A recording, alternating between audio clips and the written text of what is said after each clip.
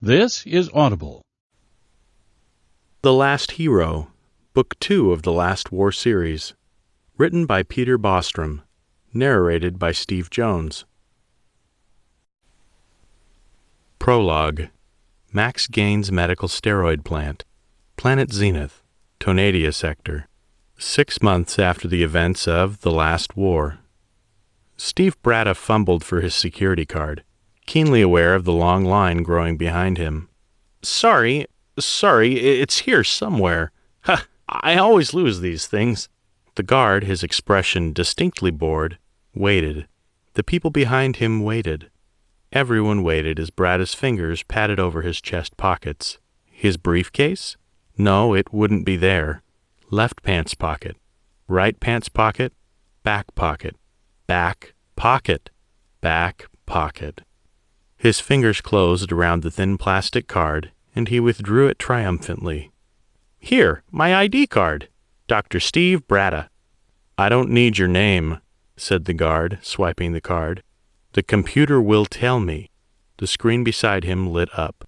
Dr. Steve X. Bratta, Ph.D., M.D., Medical Technician, Grade 1. ID XP-379-9951-532. Specialization, Genetics. Entry, Approved. Dr. Bratta? Said the guard, checking the image of Bratta on the monitor to his face. Bratta tried his best to squint just like he was in the photo. Why did he always squint during photographs? The guard looked to him, then to the screen, then back to him. This doesn't look like you. It's, definitely me. I just got some new glasses. That might be it. Nothing. Time for a joke. Bratta smiled as wide as he could. Also, he said, I have a doctorate in applied genetics, and I'm a medical doctor. So I'm more like, a doctor. A pause. Like, doctor, give me the news. Silence. It's my first day, said Bratta, instantly cringing on the inside. Why? Why did he always mess up the simplest social things? I, only transferred to Zenith yesterday. The guard blinked slowly. Well, good for you, doctor. Next. Bratta clutched his briefcase close to his chest, keeping his eyes down as he walked past the series of scanners that were probably bombarding his body with radiation. Non-ionizing, he hoped. In search for weapons. No weapons, of course, just his phone. He preferred to call it a phone rather than a communicator. Old school. He walked until he was far enough away from his embarrassment, and then Bratta looked up. The grounds of the Max Gaines complex were square and fenced in with razor wire, each corner a tall fortified tower topped with a twin-barreled gun that glinted ominously in the moonlight. Squat, prefab buildings lined the central thoroughfare, crammed in next to each other with modest crowds moving from building to building. The whole area lit up with floodlights. It looked more like a military complex than anything else, but Bratta assumed there was a good reason for the security. Some of these border worlds could be pretty rough. They'd told him that days and nights lasted 9 Earth days on this world, but the fact hadn't really sunk in yet. He'd been here 36 hours, and it was, technically, the same night. A faint throbbing in his head signaled something else he'd forgotten. Morning coffee. Caffeine withdrawal headache made his temples throb. Part psychosomatic, part chemical dependency. Black coffee had carried him through medical school, but the enduring addiction was a permanent reminder of all the sleep he'd missed. Fortunately, one of the prefabs was topped with a giant boiling coffee mug sign lit up in neon, and beside it some Chinese characters he couldn't read. But more than the monolingual signage and the steaming mug of Joe, the smell, rich and creamy and bitter, tingled his nose with the promise of relief. Oh, sweet Java, oh, merciful Gold Coast blend, deliver me from my lethargy. He drifted toward the coffee shop in a haze, eagerly anticipating that first sip. No doubt the prices would be criminal. It was a privately run enterprise with a wholly captive client base on a distant, remote world hundreds of light years from Earth. But it didn't matter. Anything for that sweet, delicious cup of life-giving caffeine. Any price for... A body landed on the roof of the coffee house. Bones breaking with a sickening crunch, it rolled off the roof, crashing down beside him. Bratta stared in bewilderment. It looked like a Chinese Marine. Poor guy had his whole lower torso crushed. Doctor mode kicked in. The patient wasn't moving and the blood was fresh, body absent rigor, with lacerations of the face and scalp, and an obvious fracture of the clavarium and skull bones. No obvious breathing, gaping lacerations of the lower left abdomen and thigh with a partial evisceration of sigmoid colon and small intestine. A shadow fell over the body. Above him, silhouetted by a floodlight, a warped, twisted creature stood on two legs, its back hunched and jagged, gnarled fingers clutching the roof's edge like it was about to leap off. Bratta slowly reached into his pocket and withdrew his phone, still connected to his combination external hard drive and battery, his own invention. With shaking hands he held it up and flicked it to record. The act seemed to disturb the creature. It glared down at the crowd. What the hell was that thing? Bratta kept his phone's camera pointed at it, every frame stored on his external hard drive. And then the screaming started. All around him the crowd, seemingly as one, began to run toward the gate. A distant burst of automatic weapons fire broke his trance. Bratta stumbled backward, turning and running, joining the crowd, his briefcase falling from his hands. Another burst of gunfire, this one much closer, targeting the creature on the roof.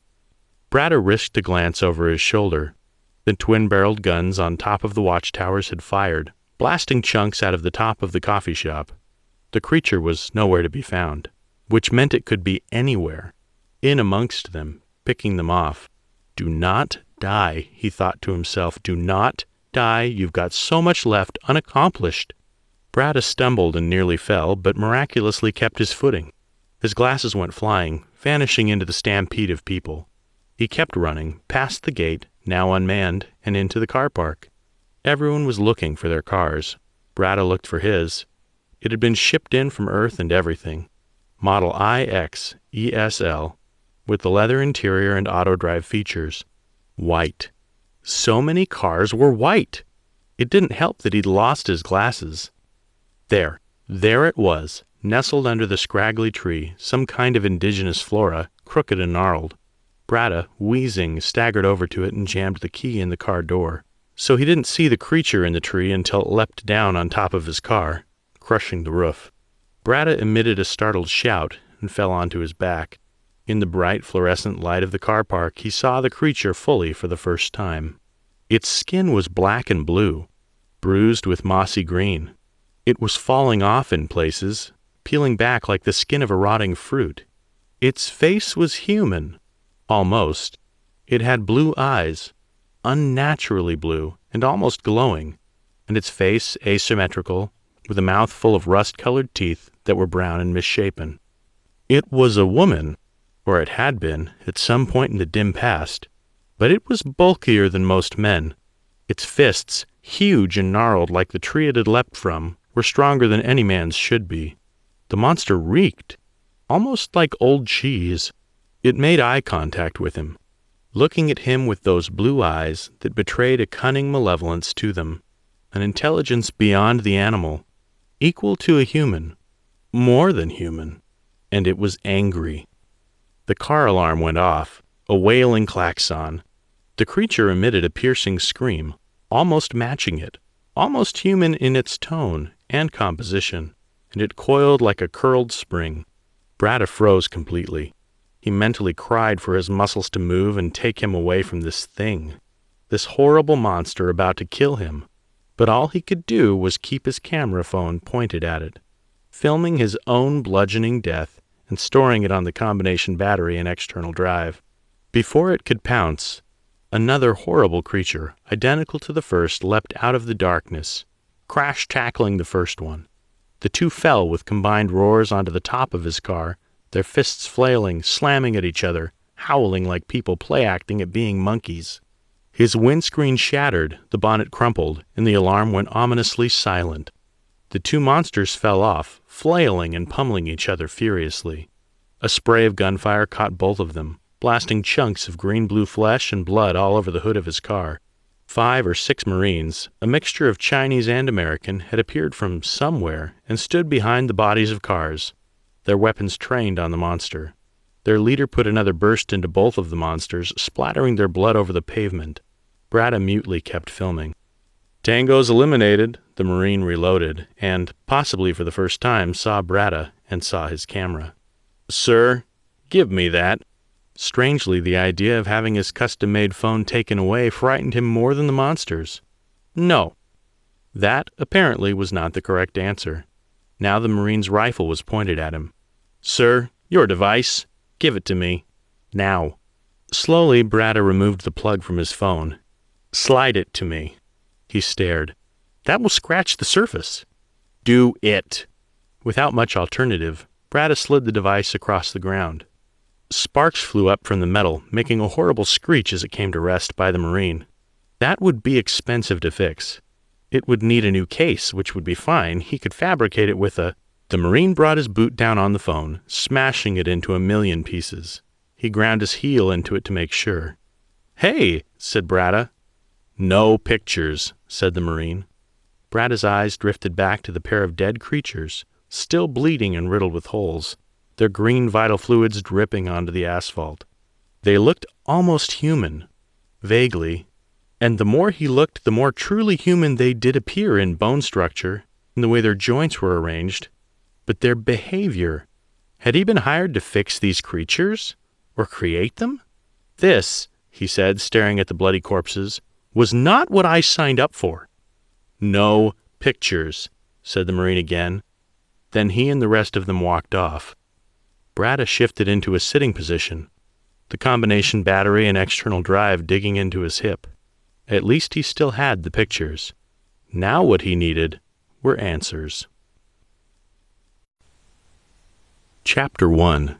USS Midway, Shuetzen System, 4 weeks later. 6 months. For 6 months, the Midway had been executing Z-space translation after Z-space translation, jumping to distant border worlds, serving as the first line of defense against further attacks by the aliens. Aliens. Admiral Jack Mattis knew they were not aliens. Knowledge he was forced to keep to himself. In truth, not even he was sure the explanation made sense. Time-traveling mutant humans from the future. Even just thinking it made him feel like an idiot. Like he'd been had. But their effectiveness was undeniable. Whatever they were, the invaders had thrust into human space, smashed Friendship Station, wrecked the Chinese ship Fuking, sailed on to Ganymede and bombed it, then made their way to Earth. The butcher's bill for that battle was enormous. They, the combined American-Chinese force, had barely made it. And some didn't. His thoughts strayed just for a moment to Commander Pitt.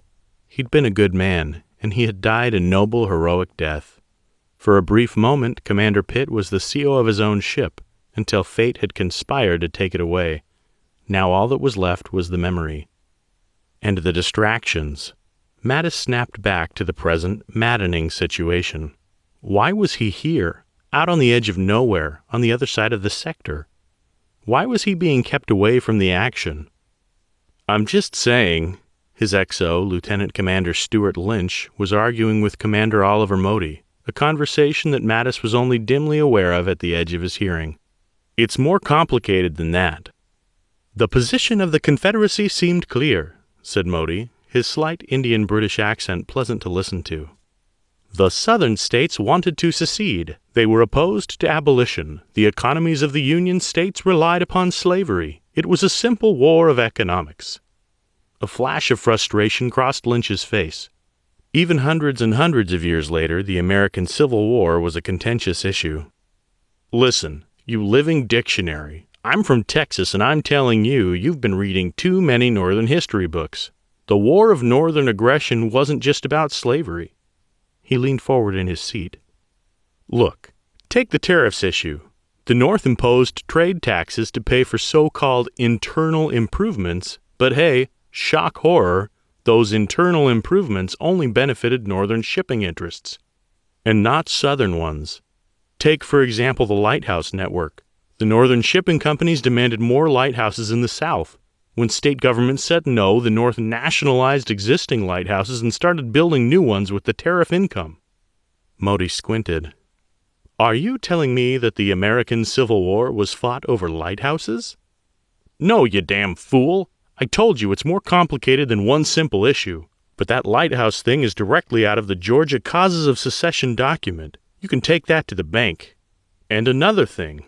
They went back to nattering on about a war fought hundreds of years ago that Mattis honestly had minimal feelings about. He was too busy thinking about their current problem and where the next attack was coming from. Fight the current war, not the last war. He sighed.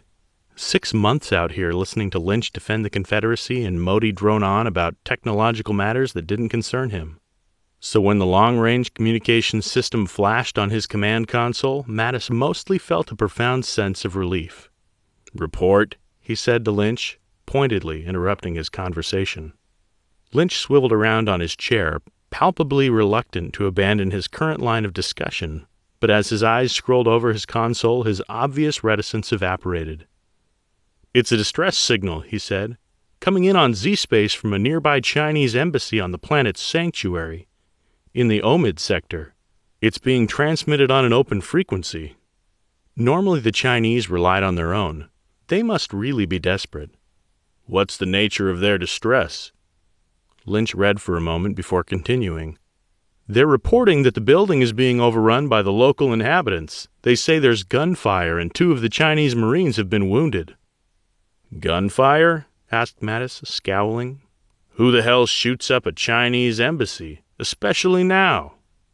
According to the report, said Lynch, a slight twinge of hesitation in his voice, the primary bulk of the rioters are U.S. veterans of the Sino-American War. Sanctuary has a disproportionate number of them living there, or so I hear. They call themselves the Forgotten. How dramatic. Mattis knew why. He'd fought in that war himself. Sanctuary was the site of one of the first open conflicts between the PRC and the U.S. The Chinese embassy was the site of some of the first bloodshed. This really isn't our jurisdiction, said Lynch, his tone sympathetic. We're a warship. We have a job to do. This is a matter for local law enforcement. And yet, whatever served as a police force on that world didn't seem like it was capable of maintaining order. Incapable or perhaps unwilling. At this point the difference was vanishingly small. Still, Lynch was right. Stay on course and relay the message for anyone else to respond, said Mattis. We can't intervene. It sucked, but it was the right call. Right calls were often like that. The long-range communications array flashed again. Another signal. Sir, said Lynch, Fleet Command is responding to the relay. They're ordering us to intervene. That was fast. Suspiciously so. Let's roll, said Mattis. Commander Modi, begin Z-space translation. Let's get to Omid and find out what the hell's going on over there. Lynch relayed some commands, then glanced up to catch Mattis's eye. That was fast, he said, echoing Mattis's own thoughts. You think there's something bigger going on here? Mattis set his jaw but shrugged. Let's hope not. Lynch mirrored the shrug. Obviously, but what do you think's going on, Jack? He considered. After the things we've seen, he turned back to the command console. Who knows? Let's just hope it's a disgruntled veteran. Deal with him, then get back to guarding civilization. Chapter 2. Parkland, Georgetown, Maryland, United States, Earth. Chuck Mattis fiddled with the lint in his pocket with one hand, his other hand pressing his communicator up to his ear so he could hear his husband better. Can you say that again? The reception here is awful. Of course it is, said Elroy Lowry Mattis. You're out in the wilderness. Wilderness. Chuck smiled faintly. You know Georgetown is just across the river from Baltimore. I'm a strong swimmer. I could dive right in, hike to Baltimore, then catch a bus to Washington. I could be at Capitol Hill in, 2 hours. Are you sure? I hear banjos in the background. Best make a shelter quick before you're eaten by wolves. Chuck laughed. Okay, I will. He forced his tone to become serious. Elroy always had a way of making him laugh, even when it wasn't appropriate. But seriously, what's this about Jack? Jack, formerly Javier, 6-month-old Jack Javier Mattis. Oh, nothing. They're just moving him to... The connection dropped out for a second, then it returned. For some kind of test. I don't know. You don't know? A spike of worry shot through him. Do they think it's serious? What? Damn the lack of stable communications connection. His tiny device could send a signal via Z-space relays to distant star systems light years away, but it couldn't get a good signal 30 kilometers from Baltimore. I asked, is it serious? The problem with Javier? No, said Elroy. Honestly, it's totally fine. It's just a heart problem, something they think... His heart? Chuck practically crushed his communicator. Okay, I'm going to fly out there. He's still an infant. If his heart gives out, there may not be anything they can do. Where did you say he was being moved to? He's fine, said Elroy. He's not fine. You said his heart had some kind of problem. Hang on. Let me read. Faint shuffling in the background. Or perhaps more static. Chuck couldn't be sure. Okay, here's what it says. It says there's a slight murmur in his heart. It's not serious, but they want to move him to a specialist for evaluation. Worst case scenario, Chuck. It says here, worst case is that he might need some minor surgery. Minor. No surgery was minor on an infant.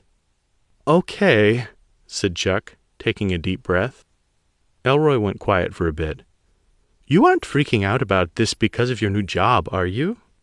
Maybe. Chuck pulled his hand out of his pocket and ran it through his hair. Being a legislative aide was something he had little experience with. How exactly he'd gotten hired was a bit of a miracle, but the work so far was agreeable, and his new boss seemed to like him. I dunno, he confessed. Maybe. It's certainly different than working as a policy analyst for Senator Pitt, but the pay is better. I like it. Sounds like you're trying to convince me, said Elroy. That's going to be difficult when you don't know yourself. Yeah, that was fair. It's not exactly where I'd envisioned myself at this age, married with a family, he confessed. But, it's genuinely nice.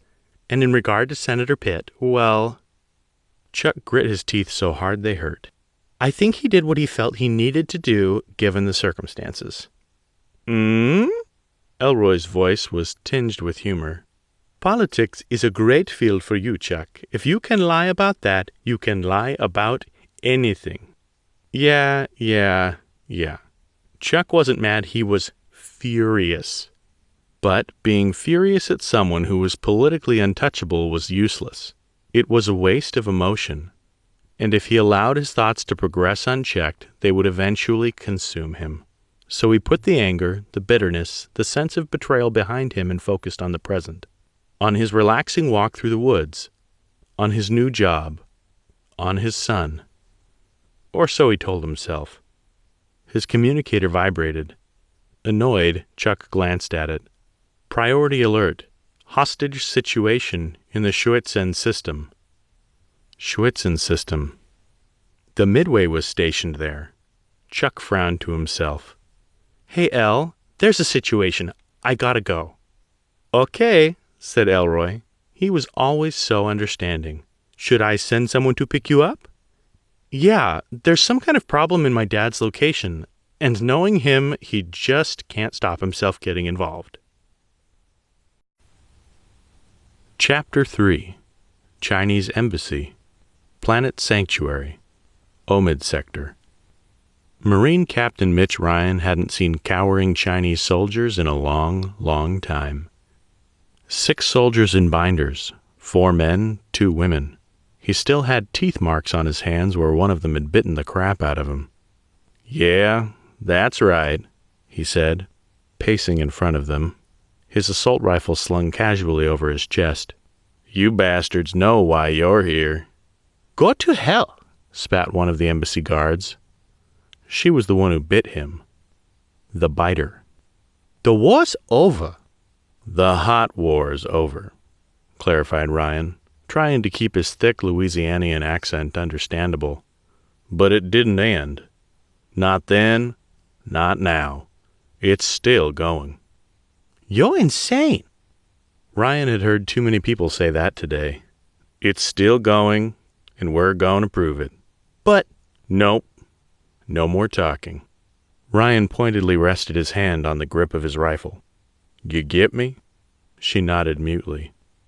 One of his men, a fellow veteran, spoke up. We're ready to stream, he said. We'll be live once we flick the switch. The video will go to GBC News, to hundreds of local news stations on settled worlds, and as far into space as our Z-Space transmitter can get us. He smiled. We're going to Deep Six the lies, sir. Good. Is the SAM ready? Asked Ryan. A surface-to-air missile would guarantee their safety from airstrikes. I don't want any surprises when we're filming. Yep, said his cameraman. Any aircraft or spacecraft entering the atmosphere anywhere over this whole city is going to get splatted. Then it was time for business. Ryan hadn't been on TV for a while. Between that and seeing the Chinese prisoners on their knees, this day had been worth all of the waiting. He moved in front of the camera and took a breath, glancing over his shoulder at the huge American flag flying above him, and the kneeling prisoners below it. They looked suitably scared, even the biter. Ready? Said his cameraman. 5, 4, 3, 2, he pointed. My fellow Americans, said Ryan, the words feeling good as they rolled off his tongue. My name is Marine Captain Mitch Ryan. I'm here to address you all on a matter of great urgency. The topic is the government. More specifically, your government, dear Americans. The office of the President of the United States is a sacred position to all of us, a beacon of freedom for all of humanity. Ryan once again rested his hand on the grip of his rifle. But that position has been disrespected by the so-called President, Edita Schuyler. Disrespected in a way you and I can no longer tolerate. Go to hell! The biter shouted, disrupting his thoughts. One of his fellow veterans thumped her in the back with the butt of a rifle. Slowly, Ryan returned his attention back toward the camera. Friendship Station, he said. Most of you know this place, saw its construction beam by beam, bulkhead by bulkhead on the news. 2 years of work, tens of thousands of tons of steel, the blood and sweat of Americans put into creating this thing. An ideological bridge between us and our enemies. We tried to make peace with our enemies, because that is the American way. And what did our enemies do? They burned that bridge from under our feet. He reached down and grabbed the biter by her hair, yanking her face up into the camera. These Chinese, they aren't like us. They don't think like us, don't want the same things we do. They don't want to live freely. They choose to exist under the iron boot of tyranny and oppression, and extend that oppression to others. That is why they attacked Friendship Station. That is why they murdered our fellow Americans in cold blood. Ryan released the biter's hair and let her fall face down on the ground. There's a narrative at work here. A narrative being written by those in power, working for their own interests and against those of the people they swore an oath to serve. Instead, they turn their efforts towards destroying that which generations of Americans have worked, fought, and died to create. He pulled back the charging handle and chambered a round in his rifle. We believe that which can be destroyed by the truth should be, and we plan on doing plenty of destroying. The veterans raised their rifles, but right as they were about to fire, the cameraman waved his hand. Sir, we're off the air. What? Ryan scowled over his shoulder. Stand down, men. We want them to see this. Then he turned to the cameraman. What's the problem, Marine? Something's blocking the signal. A jammer. A big one, too. Not a local source, something in orbit. A shout came from the other room. "Captain, a ship has pulled into orbit. It's the Midway, sir." The Midway, his old float, with the old man himself, Admiral Jack Mattis. They couldn't possibly have asked for better luck. "Oorah!" Ryan's smile became a mile wide. "Power down the SAM and let them land. Ladies and gentlemen, reinforcements have arrived." Chapter 4. Apartment 13B7, Whitley Building, Planet Zenith, Tonadia Sector. Steve Bratta looked between the calendar and his new phone and grimaced. The phone might have been an inferior model, although its incompatibility with his multifunction headphone jack and second battery port was a serious concern, but it still worked, and, thanks to the backups on his external hard drive, he still had all his contacts. A lesser man may have found his efforts to contact anyone stymied by the loss of his phone, but Bratta was better prepared than that. It had been 4 weeks since the incident, and he really needed someone to talk to. But she was the only person he could think of to call. With a significantly diminished sense of anticipation than usual, he connected the new phone to his external hard drive and dialed. The voice that came through was thick, familiar, and defiantly Scottish. "Jean Tafola speaking. Who is this?" She'd gone back to her old surname? Rude. "Steve. Steve Bratta, your ex-husband." There was a long pause. "All right, Steve. To what, may I ask, do I owe the pleasure?" "Pleasure? I thought you didn't want to talk to me after the yelling and the swearing and the—" "I don't." "Oh, right." But Jeannie was his only, hope of surviving was probably a little melodramatic. Probably. Bratta's hand started shaking. I do need to talk to someone right now, and I don't have anyone else really, so I don't suppose you'll let me talk to you anyway?" "You don't have anyone else? Really, Steve?" There was either confusion or pity in her voice. It was hard to tell over the distortion. But it wasn't his fault. The signal optimization program he was running was still in beta. It had worked just fine on his other phone. "Well, I am seeing someone, but I can't talk to her." "You? Seeing someone?" Jeannie asked. "I'm sorry, how are you both surprised that I have no one else to talk to, and that I am seeing someone? These seem to be mutually exclusive views, Jeannie." "It's Jean." "Really? Come on, you've always been Jeannie to me." "You have 5 seconds." Bratta blinked. 4. Jeannie's voice was as cold as the soup he'd forgotten about fretting over this call. 3.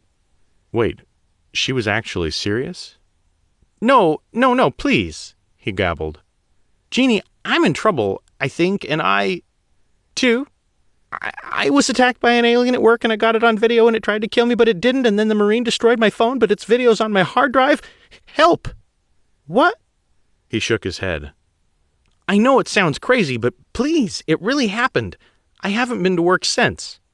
"No, Steve, I have no idea what you just said." "Oh, sorry." He wondered if there was any way to tell her that wouldn't end in her hanging up. He took a deep, steadying breath. "Do you remember the alien attacks last year?" "No, because I live entirely in my own head." "You've never—" "Like you," Jeannie interrupted pointedly. "Jeannie, that's wholly undeserved. So you remember them?" "Of course, Stephen. Who the hell forgets an alien attack? Now, why are you wasting my time?" "I think I might have been attacked by one of them, and I think I might have the only video evidence of them outside the government." He paused to let that news sink in. "You know, I might just give your local police department a ring, because you are either clearly extremely high or—" "What? Jeannie, do you have any idea how dangerous recreational ingestion of psychoactive compounds can be?" "Yes, I am a police officer." Bratta pinched the bridge of his nose. This was going far more poorly than he'd feared.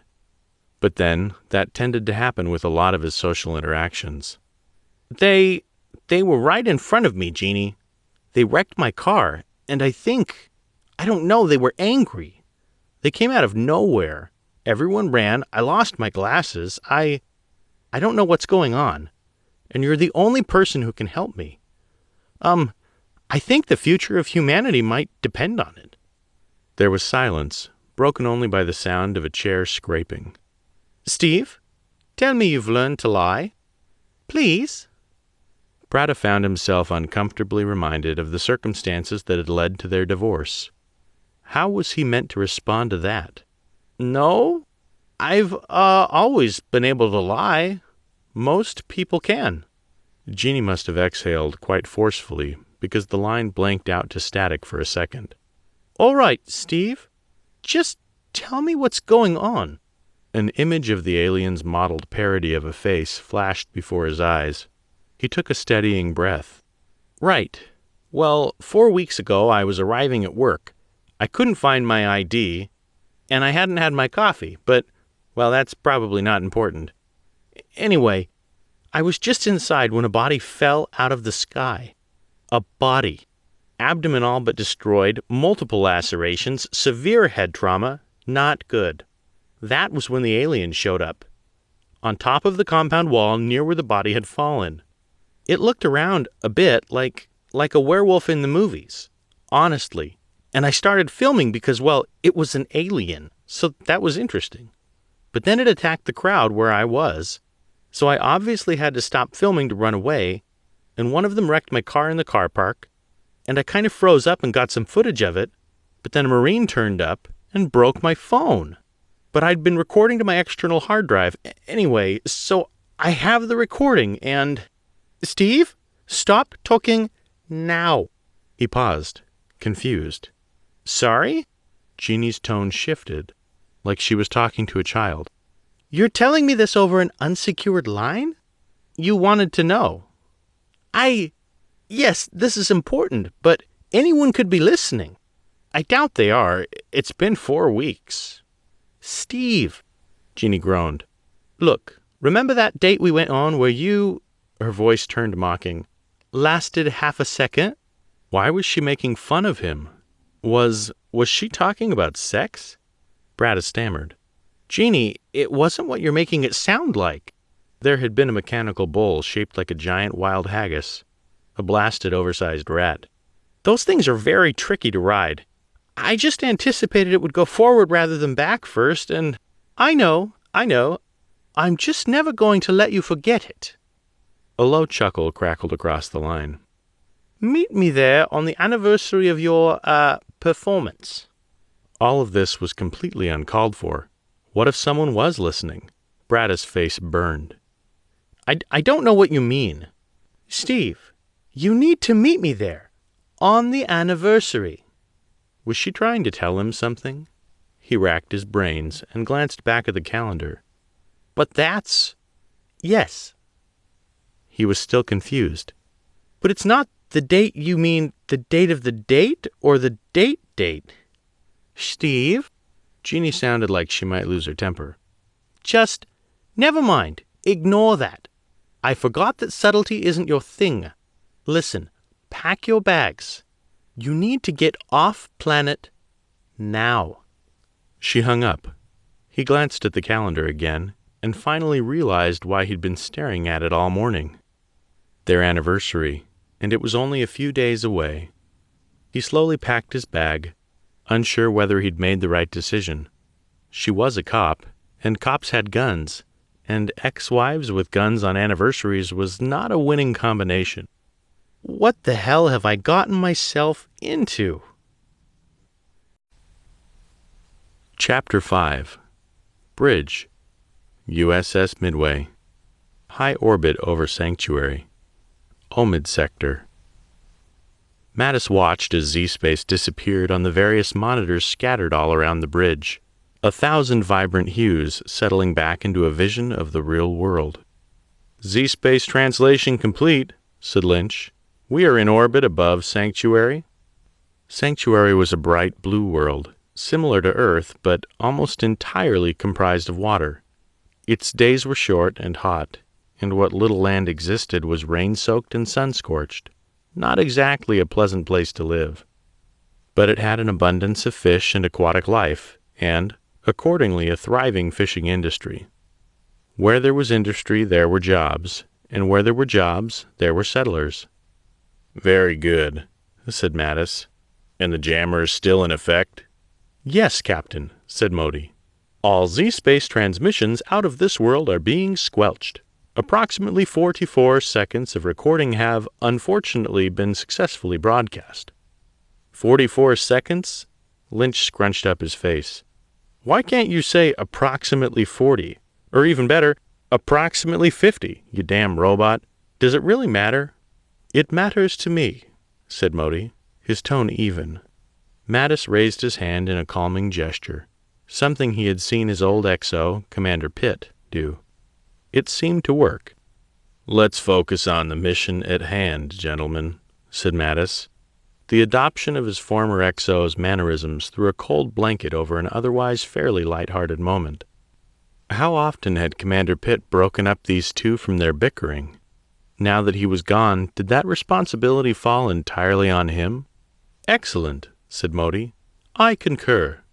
"I concur," said Lynch, his tone bathed in sarcasm. For senior Navy officers, wrangling them was sometimes like herding children. "Put a hole in the Z-space jammer," said Mattis, leaning forward in his seat, "and open a channel to the surface. This Marine Captain Mitch Ryan. I want to speak to him in person." "Aye, aye, sir," said Modi. "We're patching you in right now." It took several minutes to establish the connection. When it did come through, the video was patchy and full of static. Seemed to be routed through the exact same camera the guy had used to film his so-called manifesto. Through the digital dust, he saw a man, aged with tanned skin and a strong jaw, gray streaks running through his thinning dark hair. He carried an assault rifle slung in front of him, one of a style Mattis hadn't seen in decades. Is this how people see me? A crazy old man, a relic from a battle long past, comically out of time? No time to think about that. "Good evening," said Mattis. "Marine Captain Ryan, I presume?" "You presume correctly, Admiral," said Ryan, clicking his heels together and coming to a swift attention. "It's good to see you again." Mattis tilted his head. "We've met before?" "A lifetime ago," said Ryan. "I was stationed on the Midway during the war, U.S. Marine Corps." So many servicemen had served upon a ship as old and storied as the Midway, that claim was believable. But Mattis wanted the truth. Too many people pretended to be veterans for benefits, for social prestige, to gain the edge in hostage negotiations. "That's so. When's the Marine Corps birthday?" "November 10th, 1775. The answer came instantly. Something he could have looked up on the net, certainly. But there were other questions that those outside of the military would be hard-pressed to answer. "What was your MOS?" 2305, said Ryan, again instantly. "Explosive Ordnance Disposal, because total badass isn't a proper job title." That surprised him. "You were a minesweeper?" "Yes, sir," said Ryan. "We would pray every day to Bob Ross, the patron saint of EOD." He grinned like a jackal. "Minesweeper's motto, there are no mistakes, just happy little accidents." Mattis nodded slowly. The guy was who he said he was. "Very well, Marine. Do you know who I am?" "Yes, sir, Admiral. Knew it the moment I heard your voice. Admiral Jack Mattis, the only guy who stood up to the Chinese and won. The only one in this whole fucked-up galaxy actually believes us, who understands what we're doing." Mattis glowered. "Don't presume to know what I believe." Slowly, whatever relief, joy that was in Captain Ryan's face slowly faded away. "Sir," he said, "you are here to help us, aren't you?" "Son," said Mattis, "I was at Friendship Station when it was attacked. I fought alongside the Fu King and Captain Shao, and I was there when she died. I caught the first half of your little manifesto. Regardless of whatever you suspect about the nature of that attack, The people you're holding are not in any way responsible. I'm here to secure their release." Ryan's tone shifted. "That will prove difficult," he said. "I want the galaxy to see us and these rats on live TV." There was a long pause. "Seems like we're at opposite goals, Admiral." "Seems so." Mattis squeezed his fist so tightly the knuckles cracked. "But it doesn't have to be this way, Ryan. Talk to me. We have a shared history. We can work this out." "Sir, with respect, go piss up a rope." The connection ended. Mattis slumped back in his chair. "What an a-hole," said Lynch. "I think the good Marine is 2 sandwiches short of a picnic." "Aren't they all?" asked Modi. Anger surged within him, but he smothered it under a professional mask. "Damn that idiot." Mattis stood out of his chair. "Get a shuttle ready. I'm going down there. Lynch, Modi, you're with me." "Sir?" asked both of them together. "Modi, I need you because you're a genius. Maybe there's a way your skills can help resolve this peacefully." "Okay," said Lynch, "but shouldn't I stay with the ship?" "I need you for your tactical expertise," said Mattis, "in case this whole thing goes sideways." Lynch grimaced. "You don't want Marines for that?" "Might be a needless provocation," said Mattis. "Besides, what could go wrong?" Lynch didn't miss a beat. "Everything." But Mattis was already out the door. Chapter 6. Pilot's Ready Room. USS Midway. High orbit over Sanctuary. Omid Sector. Lieutenant Patricia Guano Corrick scratched the small piece of chalk across the large blackboard which had been set up to cover one whole wall of the pilot's ready room. A wall of shame where she wrote the same message over and over and over and over again. "I must not crash my ship. I must not crash my ship. I must not crash my ship. I must not crash my ship. I must not crash my ship." It wasn't her fault, she mused, starting another line. The first time she had taken down multiple alien attack ships, and the damage she had suffered was entirely legitimate. She had saved her gunner's life, flatline, and that was good. Sure, that ship cost something like $120 million, but it wasn't like their CAG Rhodey paid for it out of his own pocket. It was just one of those things. The second time was a little less justified. She'd been bounced by fighters from above, and they'd taken out Joker. Her gunner had tried to eject, but no joy. Oops. On reflection, she would definitely rather be here writing lines than the alternative. I must not crash my ship. I must not crash my ship. I must not crash my ship. This was literally the most boring thing she'd ever done, which is probably why Rhodey had assigned her to it with such relish. Boredom was the ultimate foe of the military serviceman. Groaning internally, she began to write again, fighting down a surge of anger. I must not... Guano? The voice almost made her jump out of her skin. She dragged the chalk across the blackboard, leaving a large white streak. The noise made the hairs on the back of her neck stand up. What? She shouted, spinning around, chalk held out in front of her like a knife. Rhodey held up his hands. Whoa, easy, he said, frowning slightly. You okay?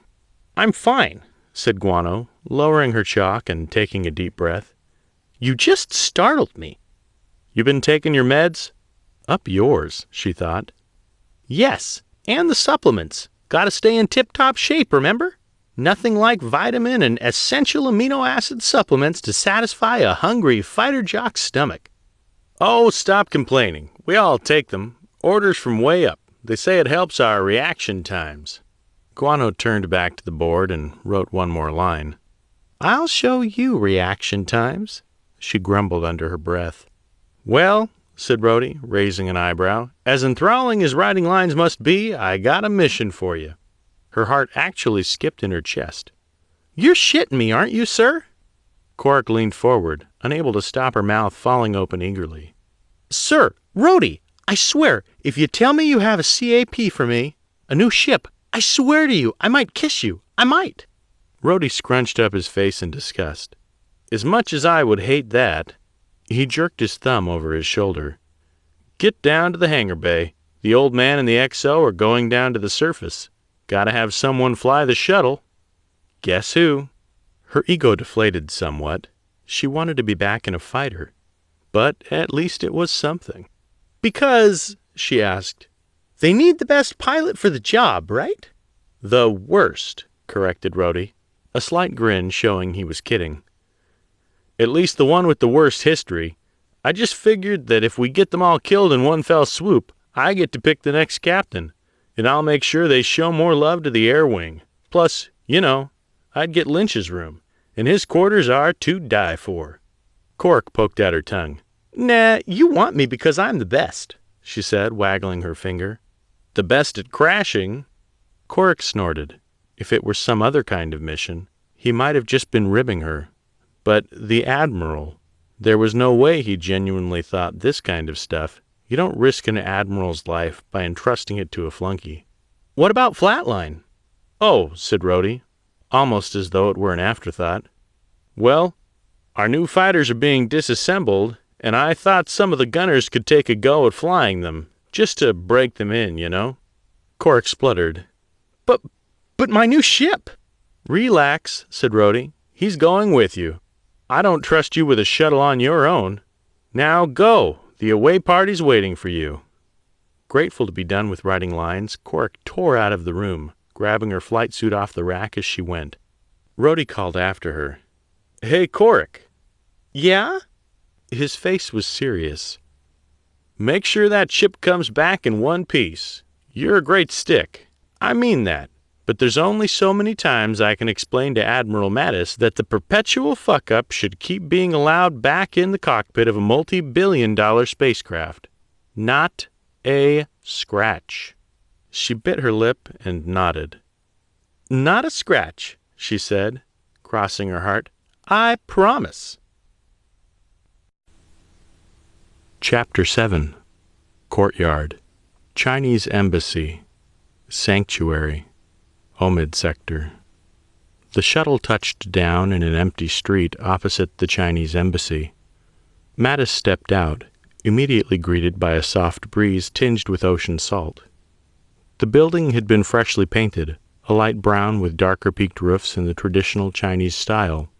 A beautiful garden sat out front with 24 flowering trees, a well-kept layer of grass, and the bright red flag of the PRC flying above. They always had an eye for style. The only thing out of place was the front gate, a fence flanked by ceramic dragons, its white metal bars twisted, forced open. Strange, because it wouldn't have been that hard to climb it. Not for a young man, anyway. But nobody who had fought in the war was young anymore. Especially not him. The streets surrounding the building had been evacuated, giving the whole area a desolate, abandoned look. The only hint it was artificial was the yellow and black striped barricades, beyond which were Chinese soldiers and American police. Mattis beckoned one of the cops over. I'm Admiral Jack Mattis, he said. Give me a sit rep. The cop, a tall, pale-skinned man, stepped over the line, gun cradled in his hands. Well, he said, eyes occasionally flicking to the floor. We got hostages on the top floor, with hostage-takers scattered around. We cut the power, but it looks like they have some kind of portable generator. They're heavily armed, and they seem to know what they're doing. They move like military. Great. Just great. Mattis waved the guy away and focused on the tall Chinese building. What to do? Okay, said Lynch, shaking his head as he stepped out of the shuttle behind Mattis. You know you're out of your depth with this one, right? This is a hostage negotiation. This isn't like Friendship Station, some dang diplomatic party where everyone will be good to you. If we mess this up, those guys in there will probably shoot us. Probably, admitted Mattis, hands on his hips. But I can't send some 19-year-old with a certificate into this. The war was hard, Lynch. It did hard things to these people. And I can help them because I understand them. These people fought with me. Yeah, said Lynch, his voice tinged in hesitation. And now they're fighting with you, if you know what I mean. He certainly did, but there was no time to think about that now. "They're sick," he said, "and I want to help them." "Sir," said Modi cautiously, "a vehicle is approaching." Mattis turned to look. Coming down the abandoned, cordoned-off street was an armored personnel carrier, black and emblazoned with the star of the People's Republic of China. The shuttle lifted off behind him, whining softly as it took to the air, and the APC pulled up in front of the embassy, blocking him with its body. The rear door opened. "What the hell are you doing?" hissed a Chinese Marine, poking her head out the back, her face partially obscured by a bulletproof visor on a black helmet. "This is a People's Republic matter. You need to come with me right now." "Nope," said Mattis. "Not until I sort this out." "An embassy is sovereign Chinese territory," said the Marine, adjusting her helmet. "You can't go in there." "But the street is U.S. soil. You can't stop me while I'm here and not there." He stepped around the APC and moved up to the bent gate, straightening his back and putting on his best commander's voice. "Ryan, it's Admiral Mattis," he shouted. "Go away," came Ryan's voice from within. He was on the upper level.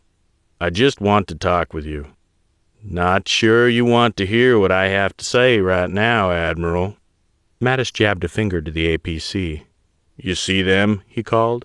"The armor on that APC is a composite matrix of laminated ceramic steel nickel alloy with underlaid reactive armor. It has an effective thickness of 1,600 millimeters. When you busted down the gate and took over the embassy, did you drag any armored piercing railguns along with you?" Ryan said nothing. "Come on," said Mattis. "We can talk about this, but I'm getting mighty sick of shouting." "Like hell, you traitor," Ryan's voice picked up. "I thought you were going to be on our side." Mattis rolled his eyes. "Sir," said Modi behind him, "you should know 5 Marines just climbed out of the APC and into the sewers." Chapter 8. Dining Room. Shuttlecraft Satine. Tonadia Sector. Brada stared out the window at the receding inner worlds of the Tonadia Sector. It was an actual window, too, not just the usual camera and screen arrangement. The Satine was an expensive shuttle, far more expensive than he could afford, but she had been the first ticket off Zenith, and even a large bite out of his wallet was worth that. A far more pressing concern than his dwindling cash reserves, however, was the view this angle gave of the rest of the passengers in the Satine's restaurant. Adorned with tailored suits, expensive-looking dresses, and noses stuck high in the air, the logical part of Brada's brain was fairly sure that the only attention he was getting from his fellow travelers, and there wasn't much of that, was thanks to his, well, less than boutique best clothes. A darker corner of his mind disagreed. Was that man in the dangerously sharp tuxedo looking at him a little bit too closely? Had that woman in the plunging red dress been glancing his way too much? Was the old man in the other corner, the one with the goatee, really just looking at the painting above his table? Was he about to die, or had he watched too many spy flicks? Brada pushed the food around on his plate, arranging it by alphabetical order according to its common name. Color, spectrum, classification, and similarity to the human genome had already been sorted, and tried not to look at any of the other passengers. He was fairly sure it wasn't the worst strategy for avoiding attention. Just a bored guy in the corner, nothing interesting to see here. No governmental secrets being smuggled off planet, no. Keep moving, it's fine, I swear. He was, of course, avoiding the problem. The problem with the aliens, or whatever they'd been. They'd been bipedal, which was, well, coincidental. Interestingly so, perhaps. Brada was fairly aware, on a conceptual level at least, of the size of even the Milky Way. The odds of such a human-like alien having evolved near enough to human civilization to reach them through Z-space were, well, certainly within the realms of possibility, quite literally astronomical. A lack of obvious breathing apparatus on either specimen suggested that their respiratory systems required an Earth-like atmosphere, which was another remarkable coincidence, although he hadn't exactly had a good enough look at either alien to confirm this situation. Then there was the actual structure of the creature. Although the size and proportions were monstrously off, especially the great long arms, all the basic shapes had been there. And yet, they had been anything but human. The rotting coloration had looked neither natural nor healthy. If not for the ruined teeth, he might have postulated some skin-shedding process. But overall, it looked like necrosis, honestly. Then there was the strength of the creatures, and their durability. Most animals didn't pull off that kind of antics and walk away. The sheer strain they seemed to be able to shake off was terrifying. The scope of it all hit Bradda, and he swallowed, throat suddenly dry. He really had no idea what he was dealing with. Except, maybe he did. Bradda shoved a chunk of buttered bread absently into his mouth as he scrolled through his phone's files. No, surely not, he thought as he flicked through years of particularly fascinating papers. Those authors were crackpots, peddling notions a step above pseudoscience. The text slowed as he reached his undergrad years, and he kept an eye out for... It would have had evolution in the title, wouldn't it? Still, it was pseudoscience that sounded like these aliens. Maybe there will be something useful in their references. Or there might have been if the paper had been on his phone. Damn. Well, that wasn't too much of a problem. He had everything on his external hard drive. He'd just have to wait until he was in his... The sound of a child yelling broke apart his train of thought, causing Bradda to jump about a foot in the air. Around him, a few of his fellow restaurant-goers were similarly startled, but most of them reacted only by shaking their heads a little and muttering, if at all. When Bradda's eyes found the source of the disturbance, he understood. Red Dress Lady was standing over a boy of about 10 years old in a suit, bow tie and everything, performing a strange duet with his steadily rising voice, as he pointed, red-faced, at his, entree, probably. They had Australian accents. Bradda looked away and noticed 3 sets of eyes on him once more. The old man with the goatee was definitely looking at him, eyebrow raised, and Tuxedo Guy had been joined by a friend 2 tables over in a turban. The old guy had a big chunk of his ear missing, like a dog had chewed it off, or even a wild haggis. Perhaps some other kind of rodent? Either way, it had left a massive lump of scar tissue right on the side of the guy's head. Bradda shuddered and stared back, trying to commit their faces to memory. Goatee looked surprisingly healthy for a man of his age. Actually, although yes, those were plastic surgery marks right there. Tuxedo Guy was plainer than his clothes, but he had a few red marks on his right eyelid. Bradda stopped. Those weren't just any marks. That was a signature rash of an irritated cybernetic eye socket interface. He'd be able to see, well, everything. Paying for tech like that, the man must have been one of the richest people on the shuttle. And then turban. For one thing, the man was Caucasian, which made for an odd combination. Ooh, and for another, his fingers were ever so slightly yellowed. Nicotine staining. He was a heavy smoker. Bradda was feeling quite Holmesian until he realized he was attracting more stares. He'd quite forgotten about that bread roll, and if he remembered correctly, it wasn't exactly good etiquette to sit around with half a bun hanging out of one's mouth. On the plus side, he hadn't met up with Jeannie yet, so this was one social faux pas she'd never be able to insult him over. Success? He wolfed down the rest of his food, then bolted with almost equal speed for his room, where 4 walls and a porthole opening only to space would shield him from the rest of humanity. On the Satine's plush carpets, Bradda never even heard the footfalls coming up behind him. He only noticed the stun stick pointed at him when its voltage was already coursing through his frame, and he definitely never felt the hand rifling through his pockets and plucking out his new phone, the Ume-chan anime girl sticker on its back filling his vision for a moment before everything went away. Chapter 9. Inside the Chinese Embassy. Sanctuary. Omid Sector. Ryan shifted away from the second-floor window, careful to keep his head down. The damn Reds would have snipers everywhere. His hand was shaking, hadn't done that since the war. Not even storming the building had gotten his fingers to tremble so, yet now they did. The last time that had happened, the Chinese had established air support over Sanctuary, and with their newfound dominance, halted the American advance and reversed it.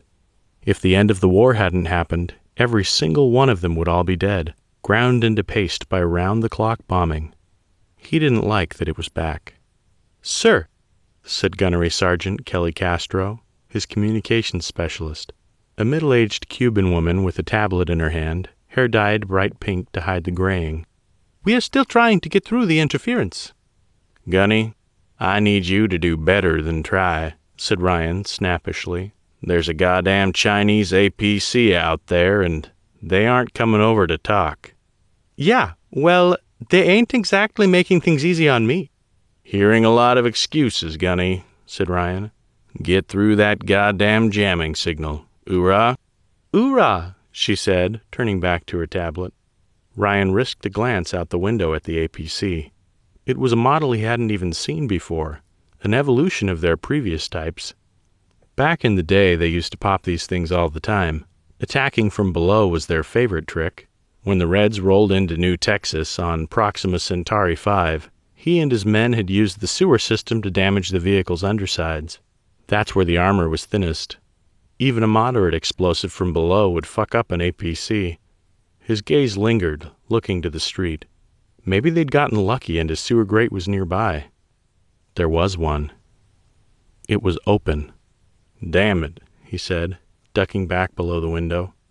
Gunny, can you put me through to Mattis again?" "Isn't he just outside?" asked Castro, not looking up from her work. He didn't want the damn Chinese to hear. Or did he? "Mattis," shouted Ryan. "We know they're in the sewers. If those soldiers come even 1 foot past the boundaries of the embassy, we're going to detonate the bombs on every single fucking one of the prisoners. I swear to God." Castro looked up. "We have actual bombs? I thought all we had were grenades and the SAM." "You're right, of course. No bombs." Ryan smiled. "But they don't know that." Chapter 10. Shuttlecraft Satine, Tonadia Sector. Bradda wondered what had woken him. He was comfortable, so that wasn't a problem. Curled up and... was that carpet tickling at his nostrils? Yes, that was definitely carpet. What the... He'd never sleepwalked before. He stretched out and ow, ow, ow, ow. No, everything hurt. What was wrong with him? He cracked an eye open and saw a corridor. Voices, not bothering to keep quiet, echoed from the other end. There was probably something wrong with that, wasn't there? He struggled to his feet and stared around. Empty. But yes, that was his room, right there, and his brain finally kicked into gear. Unconsciousness, muscular pain, particularly in 2 areas of his back. He realized serious disorientation and lack of coordination, well, more than usual. He'd probably been stunned and drugged with something, for good measure. Hopefully it would wear off soon. He didn't like not being able to think. That was why caffeine had been his friend so long. Being tired was the worst. The voices grew louder. Wait, this was weird. Weird drew attention. Attention was bad. He scrabbled through his pockets, fumbled. No, that was his work ID. His room key. He waved it under the sensor and scrambled inside. His room was a bit of a mess. Far messier than he'd left it, actually. He rifled for his phone, came up with nothing. A chill spread up Bradda's spine. Someone had robbed him, and he could think of only one reason a thief would target the most obviously poor passenger on this ship. He dove for his suitcase, clothes flying everywhere as he searched for his hard drive. There it was, the beautiful, beautiful machine. A little scratched and battered, but that was nothing new. Next target? Datapad. The hard drive could, of course, connect to a regular computer as easily as it could a phone. What would have been the point otherwise? Bradda tapped his foot impatiently as he waited for the external hard drive to load. A quick search through his video files, and yes, there it was. His seated position folded, and he collapsed back onto the cabin's plush bed. It was safe. Thank everything. Of course, this meant his life was still under threat. Assuming they figured out he'd kept a copy of the video, he shot upright and grabbed the datapad again. Mercifully, the Satine catered to just about every whim and desire a passenger could have, and that included in-flight communications over Z-space. A voice message would be too slow, but a text might work. Steve Bradda. Hi, Jeannie. On way, got mugged, but they didn't steal everything. Help, please? 15 minutes later, he got a reply. Jean Tafola. Not good. Send me vid right now. I have contact. She'll publish it. You will be safer. Steve Bratta. How? Jean Tafola. Cloud. Steve Bratta. But you were worried about security. Jean Tafola. Speed more important. You are alive, so they don't want you. Need to be public. Steve Bratta. Sent. Jean Tafola. Received. See you soon, Steve. Bratta frowned at the ceiling. He was still sore, but the wooziness was already clearing off. He should probably get some water, actually. That had been, well, anticlimactic, really. It was out of his hands now. He pulled up another search and quickly found the article he was after. He pushed his glasses up on the bridge of his nose and skimmed the title, Homo in Sequens, on the survival of the human race. Chapter 11. Outside the Chinese Embassy. Sanctuary. Omid Sector. We know they're in the sewers. If those soldiers come even 1 foot past the boundaries of the embassy, we're going to detonate the bombs on every single fucking one of the prisoners. I swear to God. Mattis swore under his breath. The Chinese were good at a lot of things, especially digital espionage, but actual stealth was not their strength. This wasn't going to end well. I would advise against that, shouted Mattis. Didn't that dumbass know that explosives going up in a building of that size would kill them too? No answer. Damn, said Lynch, moving up beside him. When do Marines get all ornery like that, sir? When they retire from the Corps, do Marines have to hand in their brains along with their base pass? Lynch blew out a low whistle. Guess that's why they call them jarheads. It was tempting to say he agreed. Inter-service rivalries were a real thing, but Mattis knew better. It was something far deeper than that, far more human. As you take the throne to act, the throne acts upon you. These guys they're not crazy. They're Marines, but that's not what's causing this. There's something else at play here, something we don't understand. Yeah, snorted Lynch. Like how these cut snakes believe that just because they storm an embassy building, they should get to negotiate from a position of strength. They have to know this won't end well for them. The old Monty Python Black Knight negotiation strategy. It didn't matter how many times someone got hit, as long as they stood tall. They just want their message to be heard, said Mattis, almost to himself, and they're willing to do anything to make that happen. I'm warning you, shouted Ryan from the embassy. The tree of liberty must be refreshed from time to time with the blood of patriots and tyrants. And we got the fucking watering cans right here. It's like that, is it, huh? Shouted Mattis in return. He put his hand on one of the lion's heads, leaning up against it. I'm telling you there's another way through this, and that's by telling me the truth. You're on their side. I'm on nobody's side, roared Mattis.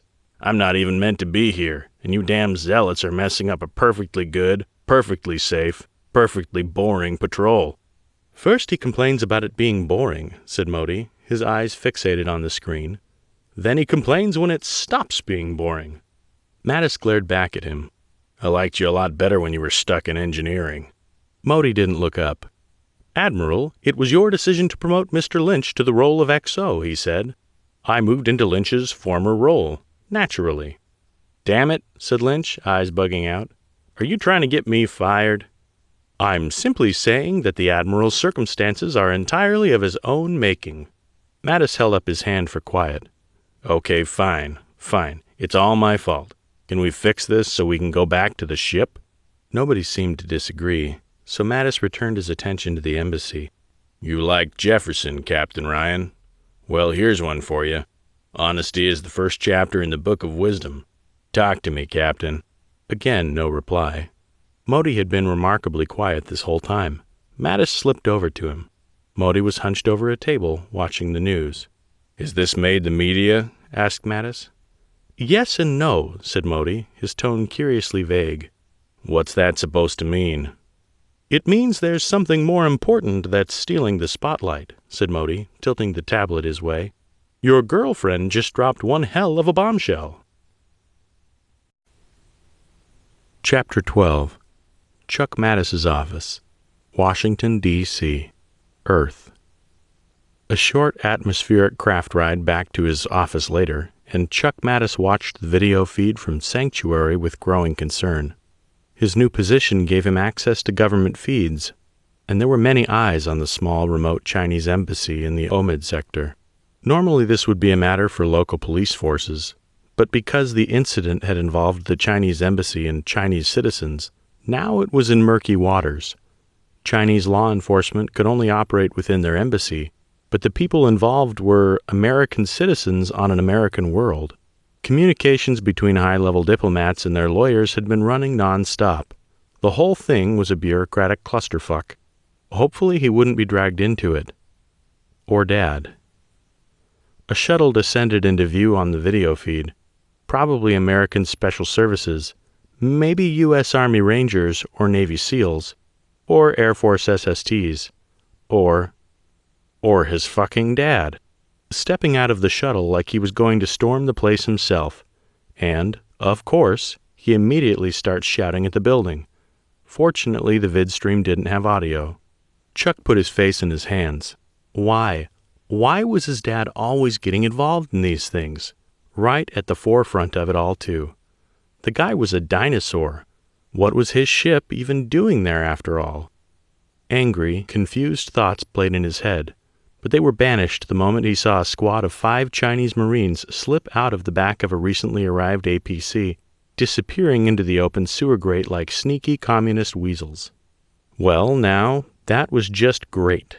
His father, the crazy grandpa, was going to get himself machine-gunned by crazier grandpas on live intergalactic TV. Chuck picked up the communicator and flicked through his numbers. He considered trying to call his father directly, but no doubt the old man wouldn't have taken his communicator with him to an embassy. Surely not. Maybe he could try the ship directly. Diplomatic channels had their perks. Maybe he could do this, or maybe... As his thumb hovered over the dial button, one of his junior staffers, Ashley Fair, her face ashen, shoved a tablet in his face. "Get that away," he said, scowling. "Look," said Fair insistently. "Martha Ramirez is on with a breaking story." Reluctantly, Chuck took his eyes away from his dad. What can be more important than the embassy siege? Chapter 13. Inside the Chinese embassy. Sanctuary. Omid sector. Ryan looked over Castro's shoulder at her tablet. "You see?" said Castro, pointing at the screen which showed a ghostly schematic of the sewer network with a handful of red dots moving through it. "The thermal sensors track the heat of those bastards pretty easily. The sewer lines are colder than the surface, so now we know they're in there. Their body heat is easy to track." She grinned at him. "Nice work, sir." He didn't return her mirth. This was a problem. A big one. They had turned their thermal cameras downward, which allowed them to see their enemies, but seeing them was only half the battle. "What kind of weapons do they have?" "Not sure," said Castro. "The resolution on these systems isn't that great. The modern ones are better." She hesitated, sensing that wasn't a good answer. "But, you know, probably rifles. Breaching charges, grenades, probably." Lots of probably. Lots of guesswork. "Can you increase the resolution?" Castro shook her head. "Not with this equipment. The fidelity isn't there." Damn. "All right. Well, any idea where they'll come up?" "I'm guessing," said Castro, "the embassy has some kind of emergency escape tunnel that leads into the sewers. Also useful if the place is stormed and needs to be recovered." Well, unfortunately for the Chinese, Ryan knew they were coming. "Keep an eye on them," he said. "When they get below the building, we'll prepare an ambush." A light bulb flashed in his mind. "Wait, they're in the sewers, right?" "Yeah," said Castro, raising an eyebrow curiously. "Will a grenade fit down a toilet?" Her whole face lit up. "You know, there's only one way to know." He nodded energetically. "Flush a little surprise for our Chinese friends. Don't blow yourself up. I'll distract Mattis." "Oorah," said Castro, standing and moving over to the bathroom, unbuttoning her grenade pouch. Ryan crouched and shuffled over to the window. "Mattis," he yelled, "you still out there?" Yes, Ryan, come on, there's no need to do this.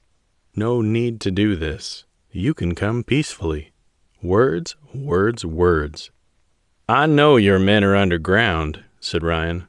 Believe me, I got no desire to see bloodshed, but our message has to get out. Call them off. They're not my men, said Mattis angrily. They came out of a Chinese vehicle. I can't call them off, even if I wanted to. A slight pause. You don't really believe that, do you? If so, I'm afraid I've gravely overestimated your mental capabilities. You have misjudged me, Admiral Mattis, but not in the way you imagine. Ryan beckoned for one of his men, Sergeant Michael Carter, then pointed to a hostage. A young kid, no older than 18, with a shock of red hair. Get that one, he said. Bring him to me. Carter grabbed the boy's hair and dragged him to Ryan. Stand up, said Ryan, pulling the kid up by his collar, up above the windowsill. Let them see you. Ryan, called Mattis, urgency in his voice. What are you doing? Showing you I mean what I say. Ryan drew his sidearm and raised it above the lip of the window, pointing at the side of the kid's head.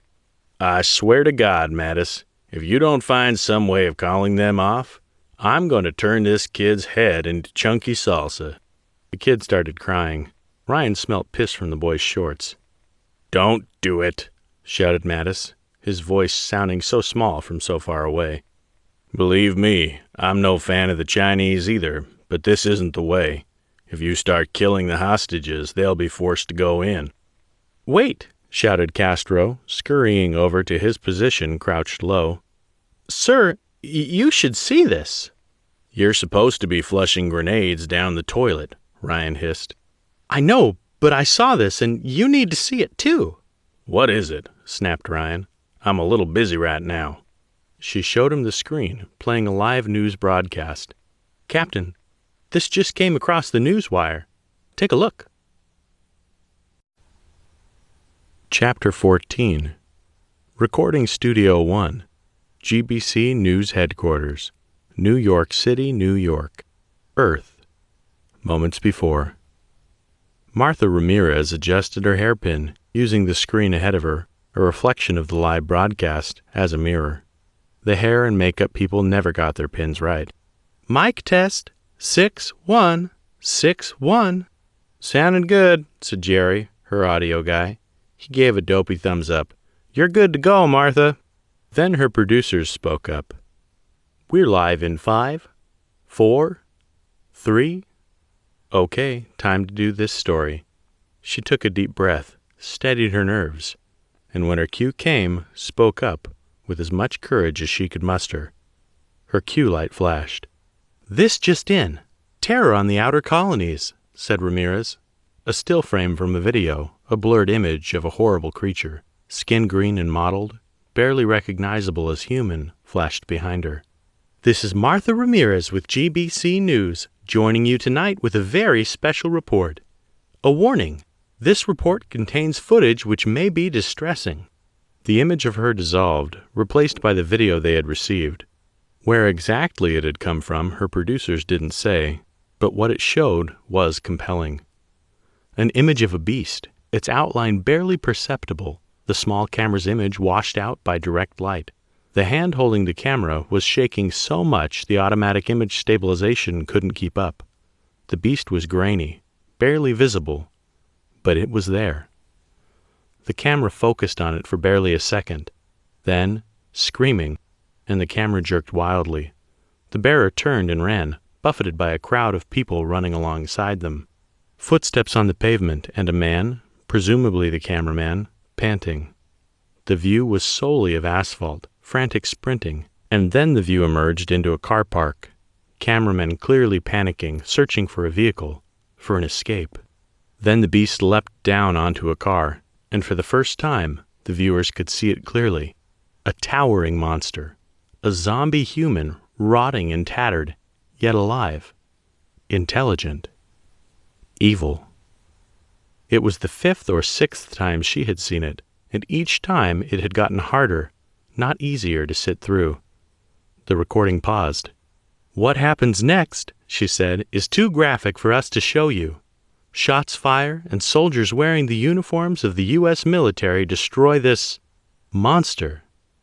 Just as they'd rehearsed, the producer resumed play, but audio only. Gunfire. Screaming. And then, "Tango's eliminated," the sound of a reloading rifle. "Sir, give me that." Ramirez took a deep breath as the live feed came back. This GBC News exclusive video was shot on a classified military base at the edge of colonized space. She paused for effect.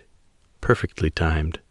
The recording shows combined American accented speakers and Chinese speakers. GBC News inquiries into the location of this video have been met with resistance, even for the most basic information.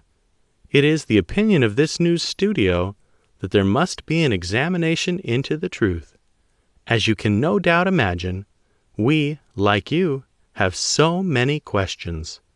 The screen rewound to the first image of the creature, silhouetted in floodlight. What is this creature? How did this creature escape? Is it related to the alien invasion from 6 months ago? She paused for a beat. Troublingly, the time date stamp on the file we received was over a month old, raising the obvious question, why haven't we heard about this before? She looked down at the blank piece of paper in front of her. It was a prop, naturally, and then back up at the camera. Obviously something devastating has happened on this world, even though our attempts to find out exactly what have been met with silence. Further investigations have revealed that the whole of the Tonadia sector is on full lockdown, with all ships appearing from Z-space being impounded and all transmissions out of that world being jammed. Is the world in question in that system, or another system altogether? It is clear our combined governments, the United States of America and the People's Republic of China, and possibly others, are keeping the truth from us. And not just in relation to this particular incident on this particular planet. GBC News is laying down the gauntlet for all the civilized, rational governments in all the colonized worlds. Tell us the truth. What is happening here? Bombshell dropped. She gave the viewers several seconds to sink in. The next thing was the true wham moment of the whole broadcast, and she knew that once she said the words on her teleprompter, she wouldn't be able to take them back. But it was time to let the galaxy start asking questions. "There is more going on with this than we can possibly imagine," said Ramirez.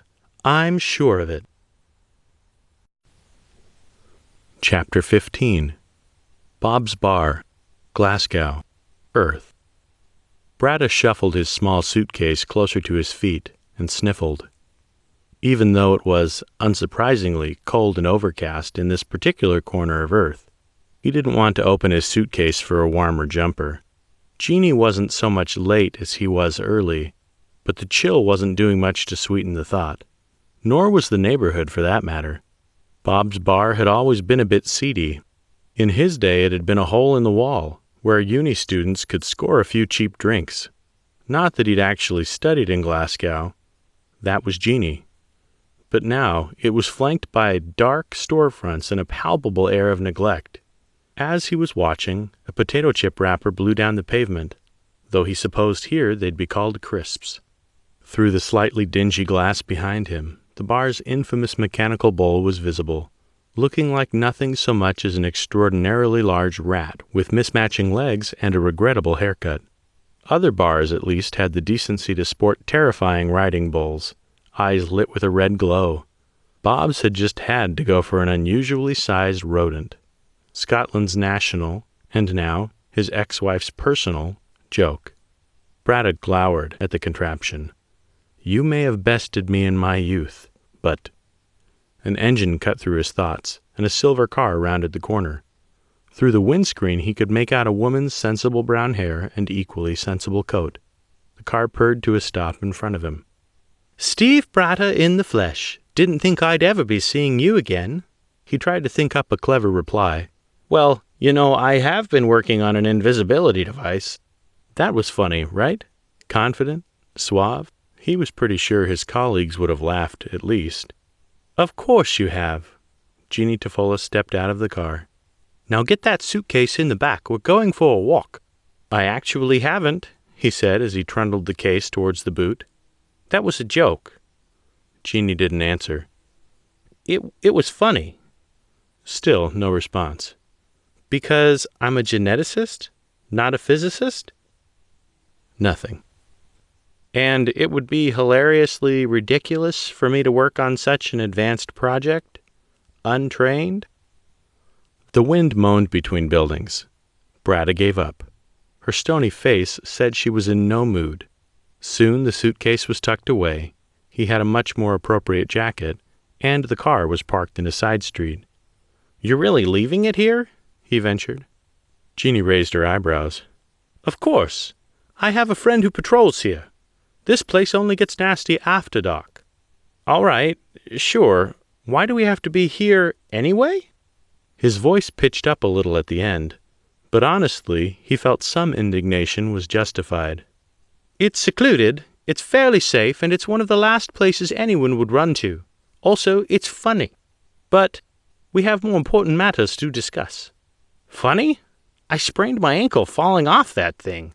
He pointed through the bar's window. "It hurt." "And I still have the picture," Jeannie muttered, just loud enough for him to hear. "Now video." He let memory be, for now. "Yes, well, I saw when it was released. The shuttle I was on had a full Z-Space communication suite." "Really?" Jeannie's eyes widened. "You're still just a poorly paid scientist, right?" "It was the first ship out of Zenith, and it wasn't cheap." She whistled. "I'll bet. Was that reporter Martha Ramirez, was she your contact?" he asked. "Yes, she's a good journalist with a lot more integrity than most of the media. Did you see how the passengers on your shuttle reacted, Steve?" He nodded. "I did at breakfast, in fact. There were a lot of unhappy rich people making calls. Honestly, I thought they were just putting on a show at first, but I looked up our route. I think it must have turned 9 o'clock in America by then, which means the news was on, which means the news was interesting." "Makes sense. No one approached you in particular?" He pulled a pen out of his jacket pocket and started fiddling with it. "I don't think so, no, and I was working on the assumption that sticking around to find out if someone would was a terrible idea. That was a surprisingly astute decision." Thanks?" Jeannie ignored him. Her gaze turned to the gray buildings as they walked by. "It's been like the start of a zombie apocalypse here on Earth. Minus the zombies. People are panicked. The planet's going to be out of canned goods, and whatever looks like it could be used as a weapon. Soon they'll all be personal stockpiles. And the governments are denying anything's going on at all." "The governments? Plural?" "Yes, none of them are speaking up. Even the U.S. and China aren't blaming each other's spies for this." "Wait, that's terrifying?" She faced him. "Yes." Brada clicked his pen. He'd never really been that interested in politics, but even he knew how big that was. The thought was taking a little while to process. "Jeannie, what's going on here?" Her expression went wry. "I was hoping you'd tell me." "Well, I do have one rudimentary hypothesis as to the alien's origin," he began hesitantly. Jeannie stopped in her tracks. "You do?" Just a paper I read when I was doing my undergrad. About genomics and the next steps of evolving the human race. Being ready to deal with disaster, etc. It was very, very sci-fi. And the journal it was published in, Genomics Yearly, got shut down about 2 years after the article was published, actually. Accused of academic misconduct, letting people pay to publish, then saying it was peer-reviewed. Not a good look. But their theories have some merit, and I know it sounds crazy, but I think it might be possible to make those things." "Make them? Unbelievable!" She shook her head. "Steve, you do realize this is possibly the best lead anyone who isn't trying to cover this up has?" "Wow, no." Jeannie spun on her heel and marched back towards her car. "Come on, I have a few choice questions for your employers, and you're going to help me ask them." He hesitated. Can you just do that?" She rolled her eyes and pulled out her police officer's badge. "Pay as shit, but at least people answer me when I ask them questions." "You mean, unless they invoke Miranda?" That only tells me that they're guilty. Makes my job easier. Get in the car, Brada. Chapter 16. Senator Pitt's Office, Washington, D.C., Earth. Senator Peter Pitt didn't feel angry. He hadn't lost his temper. He wasn't a vengeful spirit or possessing a thirst for blood. There was no rage in how he felt. His anger was cold, calculating, and entirely righteous. Admiral Jack Mattis had killed his son. Even now, months later, the very idea took time to sink into his head, to pass through his brain and lodge itself there. Any moment he expected Jeremy to call him, tell him it was all a dream, and they would discuss their days. They would enjoy a warm cup of coffee or that delightful chai that Jeremy sometimes brought home, and they'd chat. Jeremy about his ship, and he about whatever BS Blue Ribbon Commission he was spearheading. He'd fired Mattis's son with relish and gusto, but that was a hollow victory. He'd actually felt worse afterwards, not better, as though he had prematurely cashed in his chips, played his cards too early. Taking someone's job couldn't possibly compare to taking their life. No more mistakes in the future. The next time Pitt put his cards on the table, he'd be doing it to win. Until then, he drifted around his office like a ghoul. Pitt had lost weight. Exactly how much he couldn't say, but it was enough that his skin drew closer around his thin frame, erasing whatever muscle mass age hadn't already taken from him. His clothes reeked. His office was dusty. His body ached. He could barely summon the strength to turn off the TV. Some breaking news story about something he couldn't begin to think or care about. Then one word caught his attention and held it. Alien. Groaning like the living dead, Pitt slid into his chair, drawn to the broadcast with mute fascination. He watched the whole film clip, again, and again, and again. The blurry, shaky footage taken by some panicked man on a distant world. The too public reveal of their alien foe. And all of the pieces slowly slid into place. He knew what to do. Pitt took out his communicator and flicked through his contacts. P, Q, R, S, Tvarika Seaton, Chantrell Seeger, Kaylin Selman, Spectre. There she was. No first name and no last. That little word which held so much promise and so much risk. His contact in the government whose position, it seemed, was vaguely defined, but she was usually able to help him. For a cost. He tapped the contact with no hesitation. "This is Spectre," she said, with barely a ring being completed. Her voice was disguised by a voice changer, as it always was. "I've been expecting you." "I'm a patient man," said Pitt, his voice sounding almost alien to his ears. How long had it been since he spoke to someone? Too long. But it didn't matter. "I'm guessing you saw the broadcast." "Most unfortunate," said Spectre. "We'll have to take action about this." "I was hoping you were going to say that," said Pitt, his smile widening. "I know just the thing." Chapter 17. Outside the Chinese Embassy. Sanctuary. Omid Sector. Well, the cat was out of the bag now. Mattis stared in bewilderment as the news feed cut over to some kind of expert or another, some talking head who would give their stupid, uninformed opinion about what everyone had just seen. Now he didn't need to keep the alien's nature a secret anymore. It actually felt good, like a weight had been lifted from him. "What do you think, sir?" asked Modi.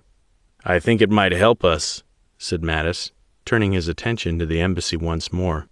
"Ryan, I hope you saw that. The galaxy is a big place. I know you have your concerns with the Chinese. You have questions about our government and the secrets it keeps. You aren't the only one interested in the answers to a lot of questions that, perhaps, I can help provide." "What do you know about the video?" shouted Ryan. "Not much," shouted Mattis in return, "but we can look into it together." A pause while he waited for an answer which didn't come. He tried something else. "You mentioned Friendship Station. I was there.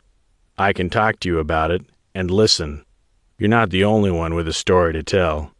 There was no answer, which could have been good or bad.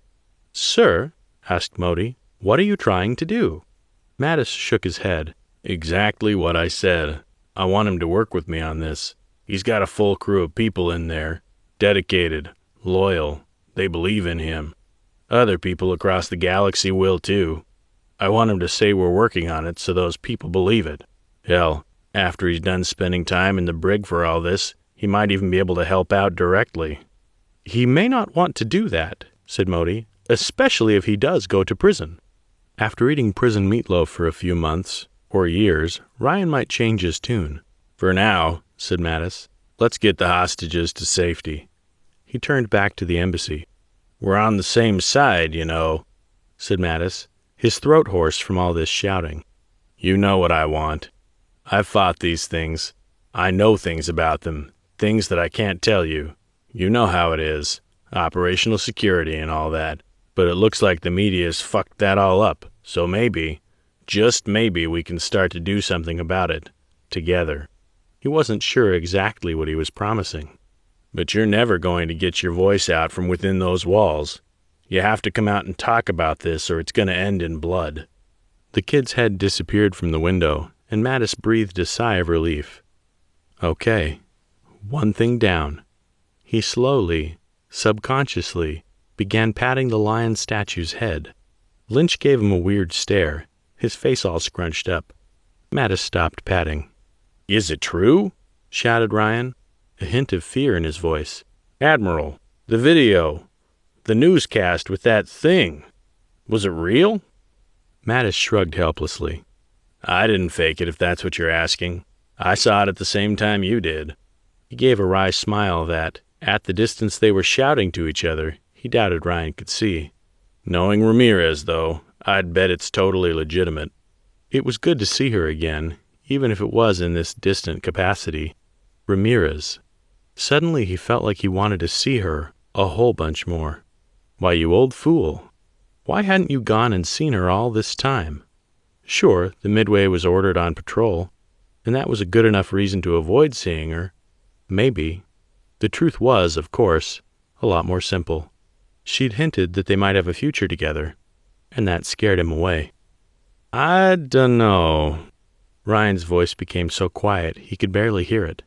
The guy swore to himself, probably loud enough for everyone inside to hear, but not those on the outside. "I don't know. That guy, that thing in the video, it looked Chinese." "Lots of people look Chinese, Ryan. You're overthinking it." Mattis let it all sink in for a little bit, trying to banish the lingering thoughts of Ramirez out of his mind. There'd be time enough for that.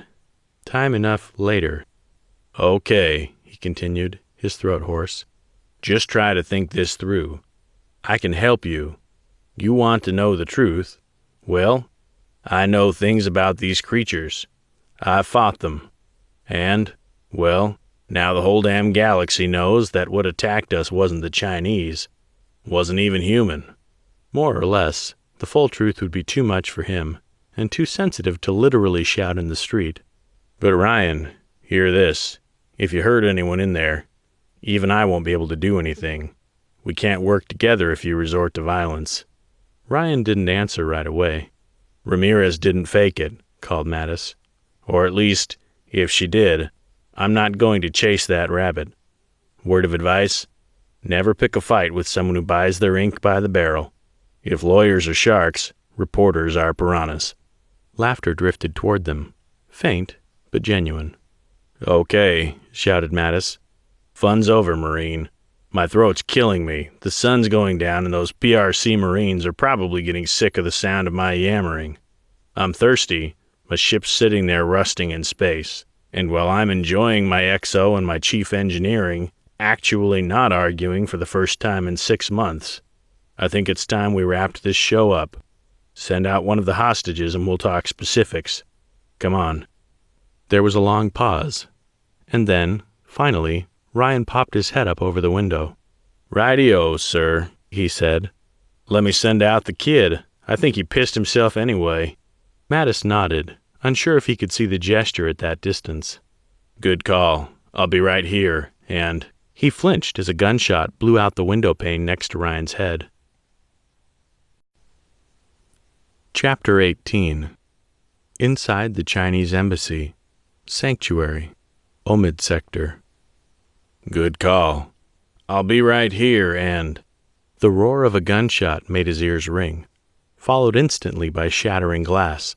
Castro's head burst like a melon, painting the window frame with her blood. Instantly his hands found his rifle, and he swung it about, eyes tracking the source of the noise. The biter had a tiny pistol in her hand, propped up on her elbows.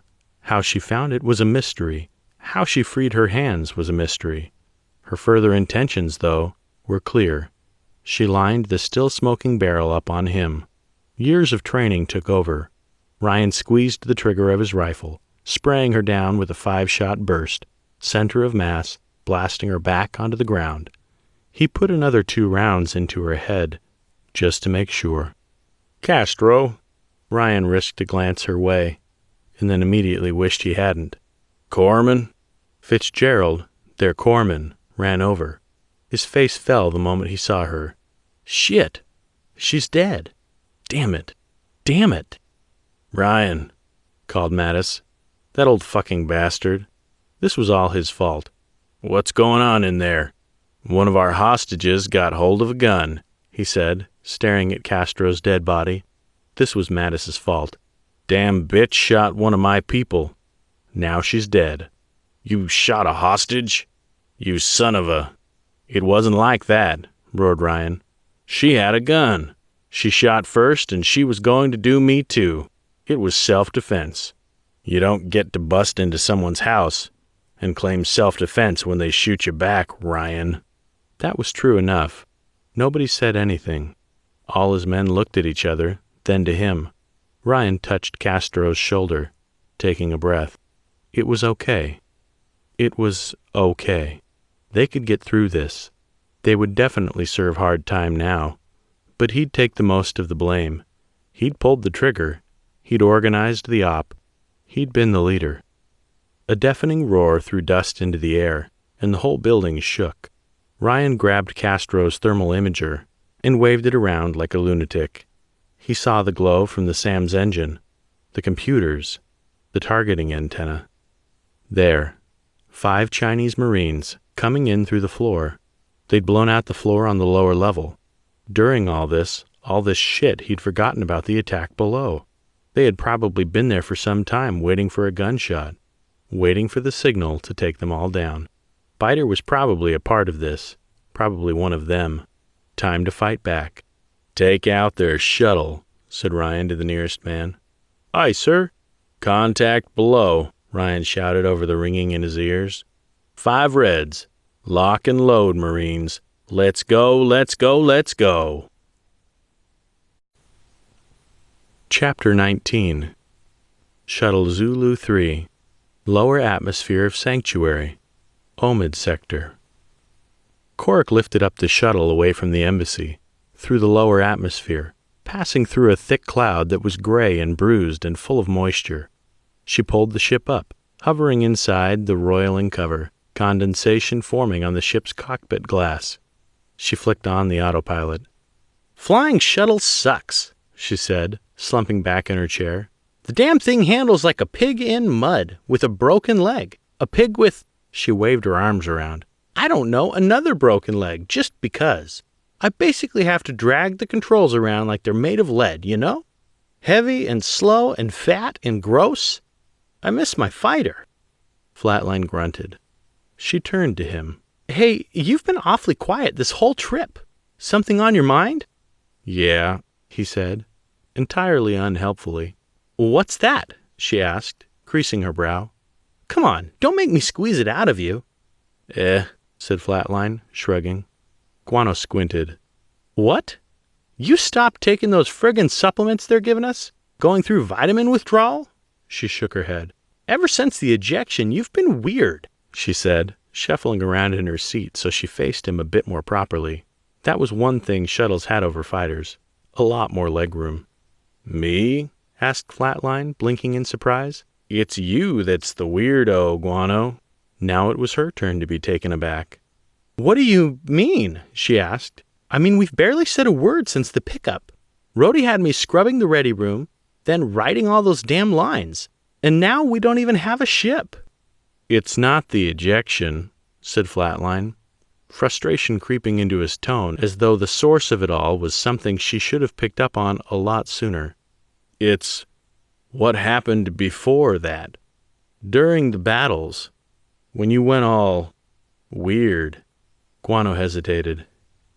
Yeah, said Flatline, staring straight ahead out of the rain-streaked cockpit. The two of them sat in silence for a bit, the only sounds the gentle sound of the wind outside and the soft beeping of their cockpit instruments. I really don't know what it is, said Guano, grinning and leaning over toward him, trying to lighten the mood. But thanks for not reporting it. A mental health issue like that could get me crossed off the flight roster for good.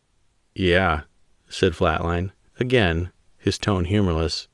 It definitely could. She sat back down in her chair again. It's not like that, she said, a tad more defensively than was necessary. It's not. She shook her head. I'm not crazy. Spoken like someone who's definitely not crazy. Guano grimaced. I know how it sounds, but it's not a bad thing. It's just... She paused, collecting her thoughts. When I get really stressed, back in the fight, it was like a whole universe of possibilities opened up to me. It was like doing the best weed you could imagine, but instead of slowing me down, it slowed down everything around me. I felt like I was moving normally, doing everything just like I normally would, but the world was going at half speed, you know? It just made it so much easier to track enemy movements, give me time to think, casually plan out exactly what I was going to do. Maybe you were having a stroke, said Flatline, plainly. You should get yourself checked out. Guano laughed defensively and shook her head. No way. If I gave Rhodey any justification at all to get me crossed off the flight roster, he'd take it. I crashed 2 ships in as many days. That kind of thing looks pretty bad on your resume. Last thing I need is a visit to the head shrinks. Mental health's come a long way, said Flatline. There's lots of different ways it could go. It might be just normal, you know. A perfectly normal, perfectly natural reaction to combat stress. A delicate way of saying combat stress reaction. But it might also be a clot in your brain that's slowly killing you. Guano took a shallow breath. Suddenly all the pieces clicked into place. You told Rhodey, she said, eyes widening. You told him, and that's why he won't let me fly. That's why he made me take you on this absolute milk run. He doesn't trust me. Guano's tone soured. And neither do you. He's worried about you, said Flatline, a tad defensively. And so am I. What happened to you, Patricia? That's not normal. Ooh, if he was calling her Patricia, shit was serious. She straightened her back. Let me show you. I'll show you it's harmless. Flatline grimaced, finally looking at her. Maybe that's not a good idea. No, she said firmly. It is. I want you to see that it's not a clot in my brain or me wigging out or anything. It's just a helpful state, like a trance. Okay. Show me. She shook her head. Doesn't work that way. You gotta activate it. How? Flatline snorted. You got an on switch or something? Kind of, she said. I don't really understand it myself, but if you stress me out enough, like put me in danger, it'll happen. Flatline obviously considered. Okay, he said. How? Guano reached behind her to the back of her seat and withdrew the medkit stationed there. She pried it open and rummaged around inside, pulling out a box of painkillers. Here, she said, handing them to Flatline. Throw this at me. He stared. Just, like, throw it? Yeah. She steeled herself, focusing on the box of pills. When I'm in danger, it'll activate and I don't know, ninja swat the thing out of the air or something? Squinting skeptically, Flatline twisted in his seat, coming to face her, and then pegged the box of pills right at her head. It got her right in the left eye. Ow, fuck! Sorry, said Flatline, eyes widening. You said to throw it. I know. Guano grabbed and rubbed her face.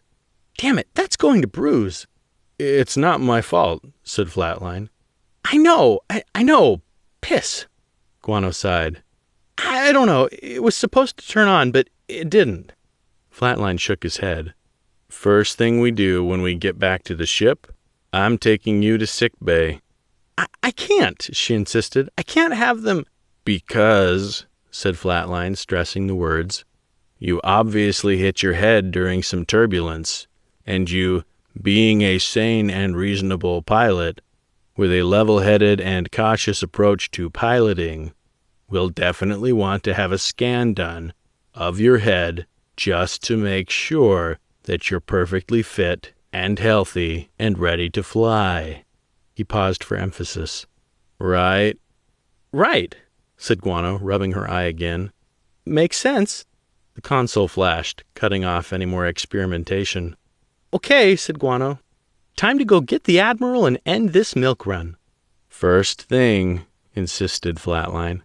First thing when we get back, you're going to go get yourself checked out.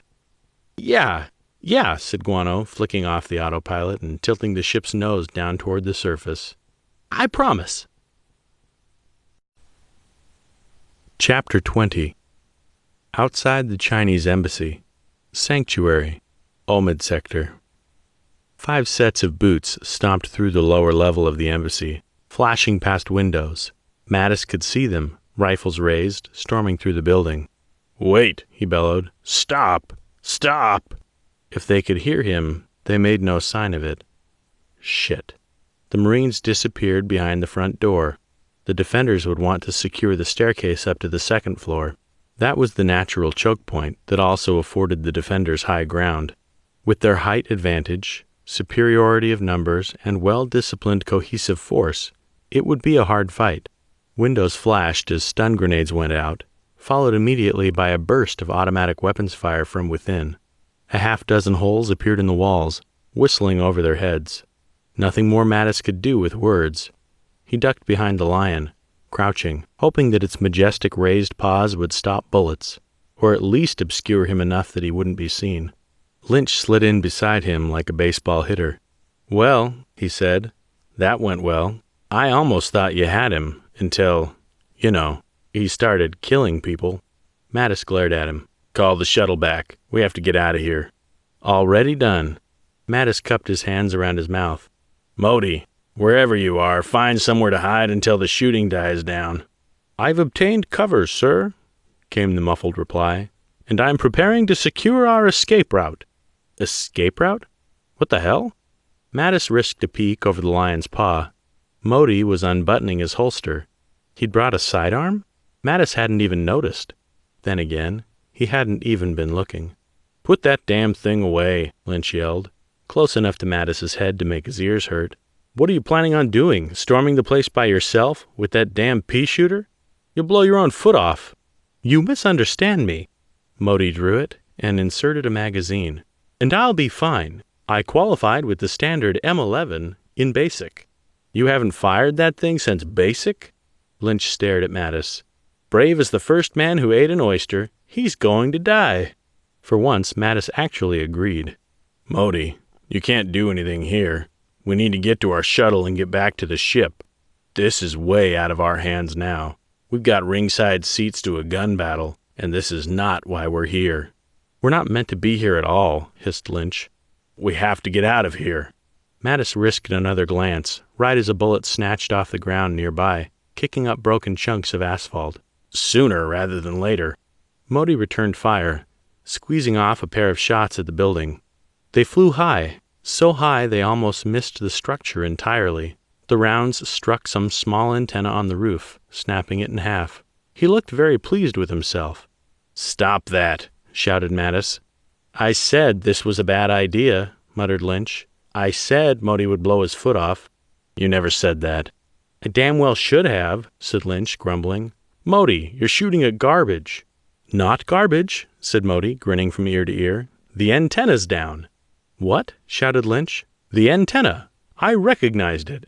It's a Type 103 surface-to-air missile guidance antenna. They brought something to blow up our shuttle. They may have let us down here before all this, but they were definitely going to shoot us on the way back up to orbit. But not now. They can't target us. Modi's brain might get them all killed one day, but today it may well have saved their lives. The gunfire inside the embassy reached a crescendo. Right on cue, the shuttle returned, breaking through a low cloud, hissing faintly as it settled down on the street. It was time. My go-to policy right now, complained Lynch, loudly, is that if we're going anywhere, Modi's not allowed to come. He's a damn deer in the wilderness. Look at him waving that thing around. He raised his voice. Modi, put that thing away. Deer or no deer, we have to move. Mattis grit his teeth. Modi, we're leaving. On 3. 1, 2, 3. The three of them broke cover, running toward the shuttle. Mattis wished he was a younger man, boots pounding on the street as bullets whizzed past them, pinging off the hull of the shuttle. The ramp lowered. From the sides of the shuttle, dozens of black-helmeted Chinese Marines, their weapons raised, came running toward them. One of them snarled as he ran by. You nearly squashed us, Wang Ba. Son of a dog. How rude. Just like old times. Mattis pushed past, struggling toward the open shuttle door, helping Lynch up the ramp. Come on, Modi, he said, holding onto the ramp's hydraulic strut, as another burst of gunfire splattered off the shuttle's hull. Blast that guy. Modi fumbled with his pistol, ejecting the magazine and replacing it with a new one. He moved forward, through the last of the Chinese soldiers, putting a foot on the ramp. Then he slumped forward, pitching face first onto the metal deck, a blood-red flower blossoming on his back. Chapter 21. Inside the Chinese Embassy. Sanctuary. Omid Sector. Ryan ejected his magazine. Loading. Hadn't hit any of them yet. None of his men had, but that was to be expected. The nature of close-quarters combat was turning a lot of ammo into a lot of noise. Got you covered, said Fitzgerald, spraying a burst from his weapon over the lip of the stairway to the upper level, the bullets ricocheting off the tiles, smashing them to pieces. Ryan reloaded, pulling the charging handle. He peeked over the edge. 5 Marines fired. Their bullets screamed past his ears, hitting the ledge and embedding in the roof and floor beneath him. Fortunately, the structure was strong enough to block whatever they were firing. They were in position. Ryan pulled out a grenade, yanking out the pin. The lever flew up. 1, 2, 3. He tossed it over the edge. Zhou, he shouted mockingly. Catch. He'd picked up enough of their language during the war. Their panicked cries below were music to his ears. Shoryudan, he heard. Grenade, grenade. Ah, music. Boom. The shrapnel whizzed all around the stairway. Maybe, just maybe, they could actually win this. Force the Chinese back into a stalemate. Pressure them until he could figure out a way around this. Maybe they could slip out through the sewers. They were open and exposed now. Ryan glanced over the edge. One Marine lay sprawled out, his helmet blown off, face shredded. The other 4 were in a defensive prone. One had a riot shield hiding behind it. The others cowered behind him, their hands over their heads, body parts peppered with shrapnel. But the shield and their armor would have absorbed most of it. They were fine. Fitzgerald, said Ryan, turning to him. Get ready to... The man's shoulder exploded, arm flying off. Fitzgerald slumped forward, his shoulder a gaping wound. Then came the crack of a sniper's round. No way to get to the sewers now. They were pinned down. Report, he said. Sound off, Marines. 6 English-speaking voices came back to him. Everyone else was either dead or unable to answer. Another explosion. The main door shook and bowed. Fortunately, it was reinforced. Out through the ground floor windows, a veritable sea of black helmets clustered. 20 at least, maybe more. He gave them a sweep with his muzzle, catching 1 or 2 with a round, sending showers of sparks into the air as the bullets were deflected. There's more out back, said one of his men, his tone suggesting the situation was dire. The door shook again, bowing further. Soon it would buckle and surrender. But they would not. Time for a blaze of glory. Ryan grinned so hard it hurt his face. Just like old times. Okay, time to wrap this dance up, ladies. Gentlemen, we're going to push through the Marines downstairs and make for the breach into the sewers. Fresh mags in. Dump your grenades before you go. Let's move. Sir, yes, sir, Came the chorus. The sound of a half-dozen pins being withdrawn rang out.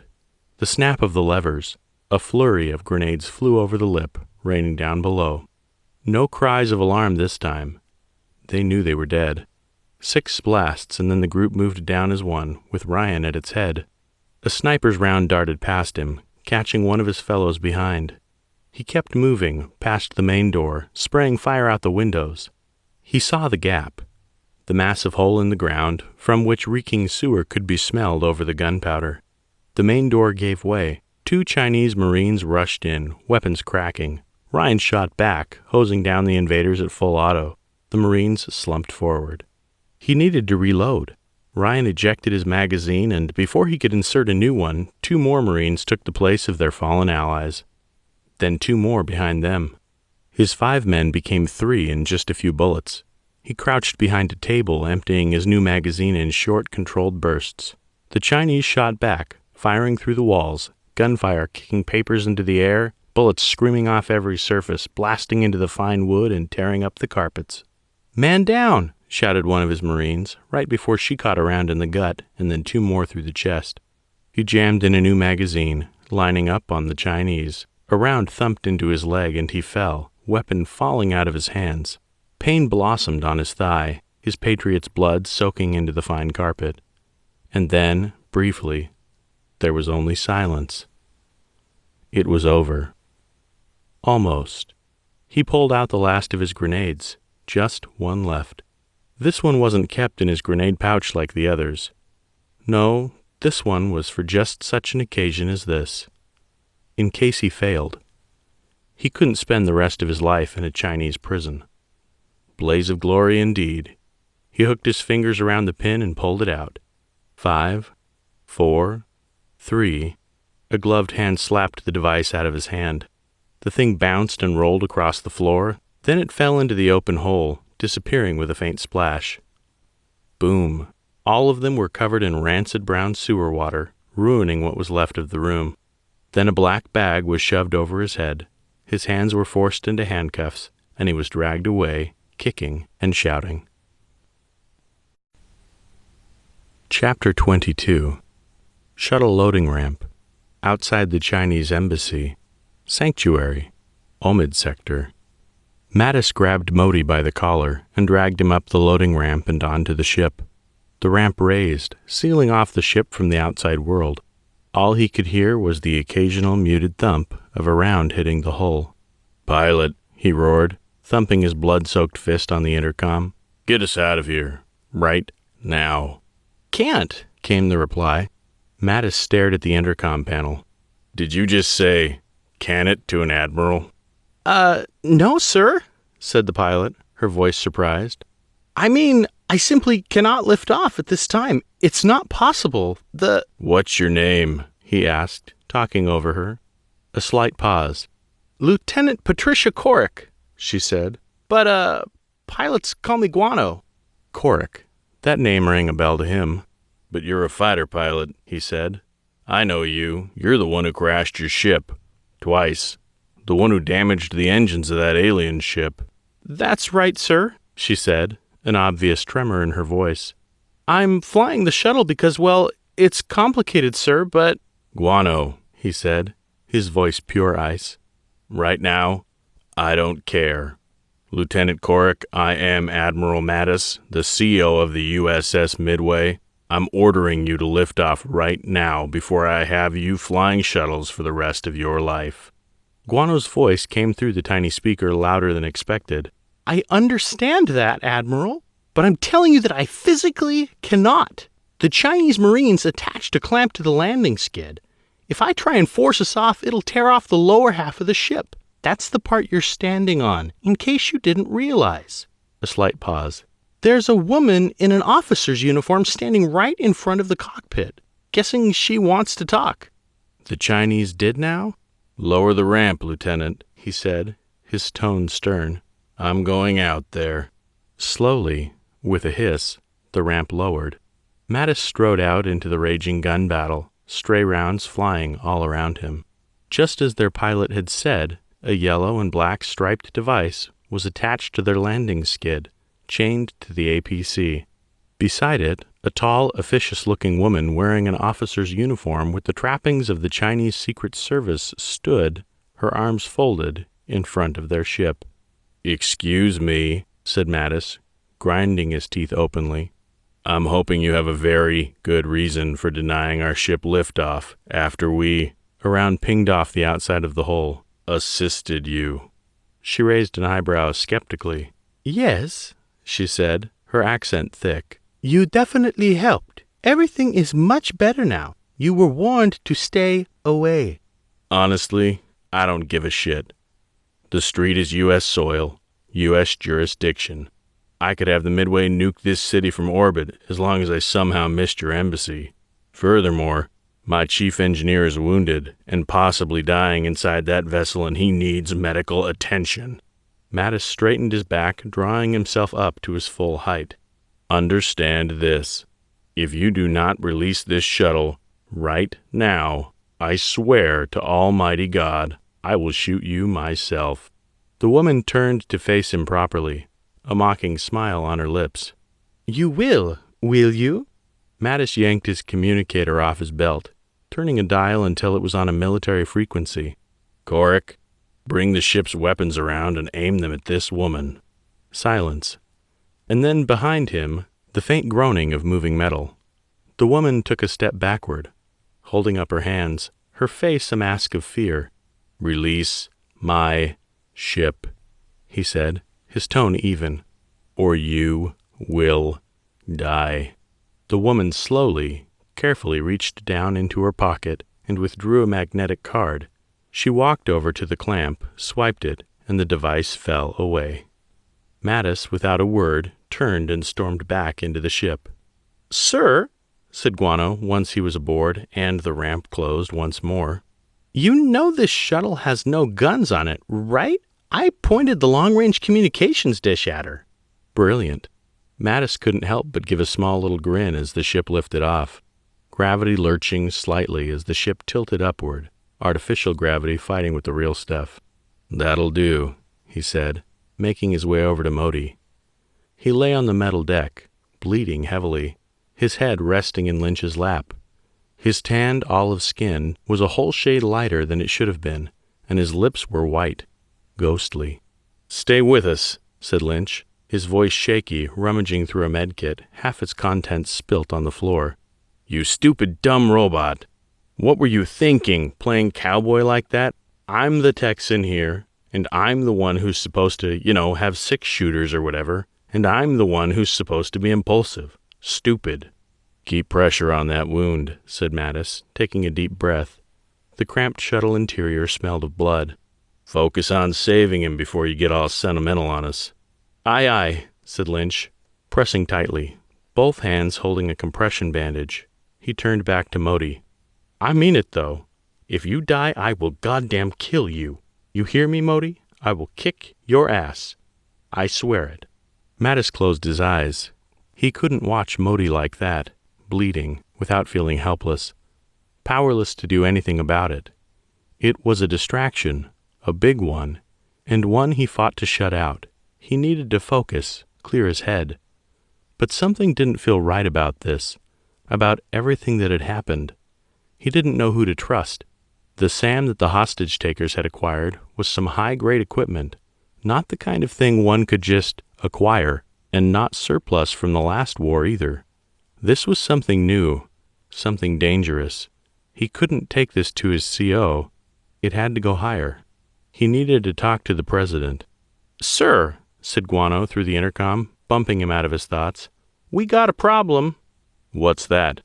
"A Chinese warship completed its Z-space translation right above us," she said, "between Sanctuary and the Midway. They're blocking our way home, sir." Chapter 23. Shuttle Zulu 3, Upper Atmosphere of Sanctuary, Omid Sector. Damn it, damn it, damn it. A Chinese warship. kissing the uppermost parts of this damn planet's atmosphere, its huge bulk staring down at them, daring them to try and pass. They were being targeted by various radars, ranging, targeting. Surely they wouldn't open fire on an American shuttle in American space, would they? Would they? An alarm rang in his ears. Her communications were being jammed. Very, very not good. If they wanted them dead, they would be dead. But they weren't exactly friendly either. Korik slammed the throttle open, giving maximum power to the engines. For a fighter, this would be heavy G's and a full burn. For a shuttle, it was a slight pushback in against her chair.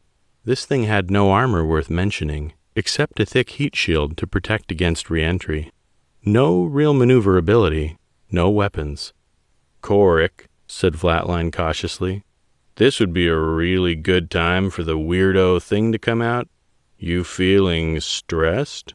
"Plenty," she said, gritting her teeth and testing the rudder pedals with her feet. The ship continued to climb, painfully, slowly, and she checked what passed for the ship's radar. It had highlighted everything in green, even the Chinese ship. "But nothing yet. Don't worry.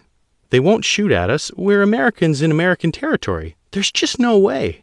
"We'll see," said Flatline, touching the ship's console panels, changing the identification of the Chinese ships to red. Hostile. Not that it mattered without any guns. "Korik, they're launching fighters." Well, that was a big problem. The Chinese were making a liar of her by the second. "Are they coming our way?" "You bet your ass." Damn. Guano touched the passenger intercom. "Admiral Mattis, this is Guano. The Chinese ship is launching fighters and they are not looking happy to see us. They might not be aware that this is a VIP shuttle. I'm going to transmit our codes and try to talk them out of destroying us. But honestly, sir, I don't like our chances." "Do what you need to do," came the terse reply from the back. He sounded distracted, probably dealing with their wounded crewmen. No sense bothering them anymore. Guano flicked channels, broadcasting out in the open. "Attention all, this is the United States Navy shuttle Zulu 3. Be advised we are clearing planetary atmosphere at this time. We are unarmed." No response. Not that she was expecting anything less with their comms out. It was worth a shot. Flatline tapped on the screens. "I'm going to divert a bit of power to the ship's engines," he said, taking it away from, well, whatever I can get. "It won't be much, but it'll help." "Gimme what you got," said Guano, gritting her teeth as 4 Chinese fighters roared past their shuttle and executed sharp hooked turns in the thin atmosphere, pulling in behind them. Perfect gun run position. "When they shoot, I'm going to hard over and see if we can turn their shots into glancing hits." "Will that help?" asked Flatline skeptically. "It'll make me feel better." She drummed her foot on the rudder pedal. She was moments away from death. Why wasn't the strange hypnosis thing activating? Where was the trance? The battle calm? Her heart pounded in her chest, racing 1,000,000 miles a minute. Any second now, the Chinese would be firing. They'd blow them to pieces, and only extremely precise flying would get them out of it. Flying she could only achieve with the help of her special talent, whatever it was. "Come on, brain, save me. Otherwise, we both die. You live in my head too, and if my head is exploded, that's bad news for you. Any time now. Really, any time." Nothing. Trying to make herself more stressed only achieved, well, making herself more stressed. Guess it was just her in the seat of her pants. Her eyes flicked to the rearview camera. The Chinese fighters were closing in on her. They were obviously struggling to fly as slow as their shuttle was, despite her flooring it. The shuttle's power-to-weight ratio, even at the edges of the world's atmosphere, was just too poor. The fighters, however, she could see the glimmer of their guns, the shine of the star off their cockpits. Any second. Any second. Any second. A bright light flashed from one. She instantly jerked the control column hard over, jamming it into her leg. The shuttle lurched violently, although not nearly as violently as she wanted. The damn ship was designed to be stable, comfortable, not like a fighter that wanted to jerk and twist around. Still, it was enough. A magnetic grappler flew past her cockpit, so close she could read the damn serial number. It wasn't deadly ordnance, but she wasn't exactly keen on getting snagged either. Expecting another shot, she flung the ship in the opposite direction, barely missing another magnetic grappler. That was good. 2 had fired and 2 had missed. They would have to wind back in the arms, and that would take time. Too much time. They'd be back at the Midway by then. Guano could see the flashing lights of the ship in low orbit, coming around to meet them. She just had to get there. Below her, the 2 fighters who had fired and missed fell away, dragged down by their long dangling cables. The other 2, perhaps not expecting both of their companions to miss, overshot, soaring up past their cockpit.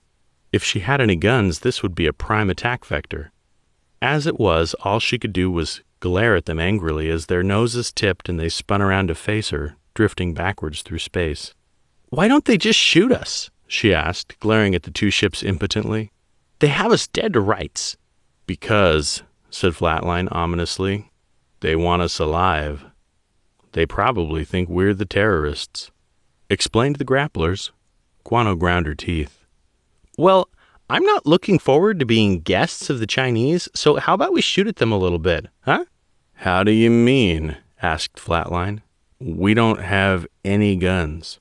"Not," Guano reached down and patted her sidearm pointedly, "strictly true." Flatline stared. "What? You think you can fight off a boarding party with that?" "Oh, no," said Guano, taking a shallow breath. "You have a helmet, right?" "Yeah, under my seat. You thinking of doing an EVA?" Guano shook her head and pressed the emergency seal button, blocking the passenger compartment off from the cockpit. "No, I just promised Rhodey I'd return this ship without a scratch, and you know me." She drew her pistol, aiming it through the cockpit canopy at the nearest Chinese fighter. "I can't keep a promise to save my life." Flatline's eyes became wide as saucers. "Wait, you can't possibly—" "Put our helmets on," shouted Guano. "This is about to get wild." Flatline pulled on his helmet, then struggled to jam one over her own head, both helmets hissing as they sealed. "You damn idiot." She squeezed the trigger. The round blew a hole in the cockpit canopy, streaking out across space and thumping into the nose cone of the Chinese fighter. Immediately, air began to howl as it was sucked out of the crack. She squeezed off 2 more shots. One missed, the other struck the fighter's wing, and the cockpit's air escaped faster. She adjusted the helmet, making sure the seal was tight as the atmosphere in the cockpit dropped. It was a risk, sure, but as she watched, the damaged Chinese fighter broke away, a thin wisp of smoke trailing from its wing. The other one, after a moment's hesitation, dove into attack, guns flashing angrily. Rounds impacted their ship and alarms blared. Guano pulled the ship up, rolling over the fighter, exposing the shuttle's thick heat shield to the incoming fire, and flew toward the Midway as quickly as her slow, lumbering ship could manage. The Chinese mothership could have fired on them, could have blown them out of space, but they didn't. Instead, one of the fighters flipped around and put another burst into her rear, striking one of her engines. She swore, kicking the rudder from side to side as the ship lurched, trying to avoid getting hit again. "We lost an engine," said Flatline, his voice pitching up. "Damn." "Is the passenger compartment hold?" she asked. A quick glance at his instruments, and Flatline shook his head. "No, but we're hit pretty good." She swung the dropship around, inertia carrying her toward the Midway, and she lined up her pistol again. She emptied her magazine. At that range, her little pistol had almost no chance of hitting. But apparently the gunfire, shot through their own windscreen, was enough to make the Chinese pilot have second thoughts. The fighter broke away, following their damaged companion back to the warship. Slowly, aware her shuttle had been badly damaged, she turned back toward the Midway. They had a clear run home. "You really are crazy. You know that?" said Flatline. But then he just laughed like a jackal as the shuttle lazily soared toward the Midway, closing in on their mothership with frustrating slowness. "Hey, they don't call me Guano for nothing," she said, as the last of the cockpit air drained out. The only air they had was in their flight suits, an emergency reserve, but more than enough to make it home. She holstered her pistol. "Shame about the windscreen, though." "They're cheap." said Flatline with something almost approximating relief. "Don't worry about it. Believe me, I'll talk to Rhodey and get everything fixed up." She grinned and tapped in the Autolander, coming up on the Midway's hangar bay. She thumbed the intercom. "Attention passengers, we're arriving at the Midway momentarily. We understand you have a choice in Crazy Arse pilots who will fly through fire to get you to and from your destination, and we're glad you've chosen us." "Jackass," muttered Flatline. "You're going to get us both fired at this rate." Guano only grinned, but deep down she was worried. What had just happened? Chapter 24. Haines Point Picnic Area, south of the Thomas Jefferson Memorial, Washington, D.C., Earth. Chuck sipped his still warm coffee, cupping his drink with both hands and letting the warmth drive away the slight chill of the morning air as he leaned forward on the bench at the edge of Haines Point. The view was always amazing. The sun rose over the Potomac River, its light shining between the trees and casting long shadows across the park, like a giant's finger reaching out to touch him, or strangle him. A slight disturbance shifted the bench. Someone had sat down on the other side directly behind him. Chuck sipped his coffee. "You're late." "No, you're early," said Kyle O'Connor, longtime friend of his. His voice sounded tense, stressed. "We shouldn't be seen speaking like this. The shorter time we spend together, the better." "We're just two gentlemen enjoying public space," said Chuck. "And don't panic. Haines Point is the only place in this area without security cameras." "Sure, that only leaves satellites, I guess, and security, and the Secret Service. Nothing to be concerned about at all. Paranoia. Not good." Chuck decided to cut to the chase. "What have you got for me, Kyle?" "Pitt still isn't happy with you, and he loathes your dad. I've never seen a man so angry and so driven. It's not a hot rage, it's a cold simmer, and it's not going away." He sipped his coffee again. "Who cares if he doesn't like me? He hates himself. Why would he like anyone else?" Kyle snorted. "Well, that may be so, but he really hates your dad." "Tell me something I don't know." Chuck considered. "Like about the video that's been doing the rounds, the one on the news." "I can't talk about that," said Kyle stiffly. "I still work for Pitt. That stuff—" He paused meaningfully. "Whoa, that's big news." "I didn't ask you here to chat about stuff I already know," said Chuck. "What about—" He searched his memory for fragments of sentences picked up while he was working for Pitt. It seemed like a lifetime ago. "What about the ARC project?" Kyle hissed faintly. "I really shouldn't be talking about that. Besides, I don't know anything about it. No more than you, I bet." That part was likely true, but there was a tremor in his voice that betrayed him. Kyle knew something about it. "Come on." "I'm serious," said Kyle. "Don't ask me about it. I can't answer." "Well," said Chuck, "what can you tell me?" Kyle hesitated, and then, as though choosing his words carefully, spoke. "You know, Chuck, from here you can see the Jefferson Memorial just through those trees." Chuck didn't have to look to know. "No, you can't. That's the golf course's clubhouse. And you know this because you've looked and seen it for yourself. But they're both white, tall, and if it wasn't for the trees, you couldn't tell the difference." "You trying to tell me something?" "I'm telling you that you're not seeing the whole picture here. And if you don't get in and look for yourself, you're going to be misled." "Funny in the context of you giving me information." A brief pause. Then Kyle spoke again. "Thomas Jefferson is pretty popular of late. The guy in the embassy siege quoted him. Funny you should choose to meet me here." "It's a nice view," said Chuck. Kyle stood up. "Whatever it is you're looking for, Chuck, let it go. Enjoy your family and your new job. There's nothing here." Chuck drank the last of his coffee as Kyle walked away. The sun crested the tree line, and the dark fingers across the park retreated. He glanced over his shoulder. The white clubhouse was there, barely visible through the trees. Just like Kyle had said. "I guess I'll have to look into this one myself." Chapter 25.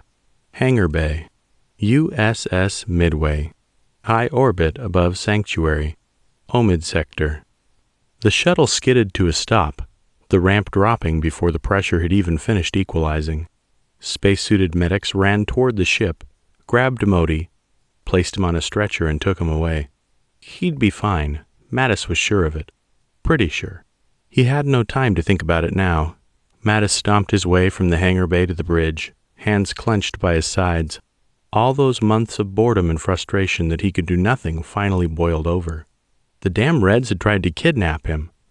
They'd been attacked. The Chinese had tried to take him alive. Kidnap him. For what purpose? It didn't matter. For now, Mattis needed answers. Had to speak with the president. He marched all the way into the ready room, Lynch in tow, and went to close the door. "Captain?" asked Lynch, his Texan accent coming out, hands still covered in Modi's blood. "You sure you're going to be okay in there?" "Yes," said Mattis. "I'll be fine. Hey, I want you to listen in on this call. Just give me a minute." He closed the door. When he was alone, finally on his ship again, Mattis took a deep breath and let it out slowly. Damn it. Everything had gone sideways. When he was ready, he opened the door and let Lynch inside. Then he sat down at his fine oaken desk, pulled out his communicator, and patched in the special number to President Schuyler. Having the president on speed dial had its perks. 2 rings, 3 rings, 4. Then it connected.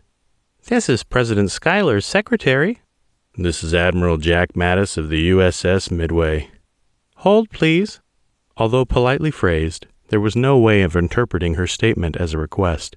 He could hear noise in the background, murmured voices. Had he interrupted a meeting?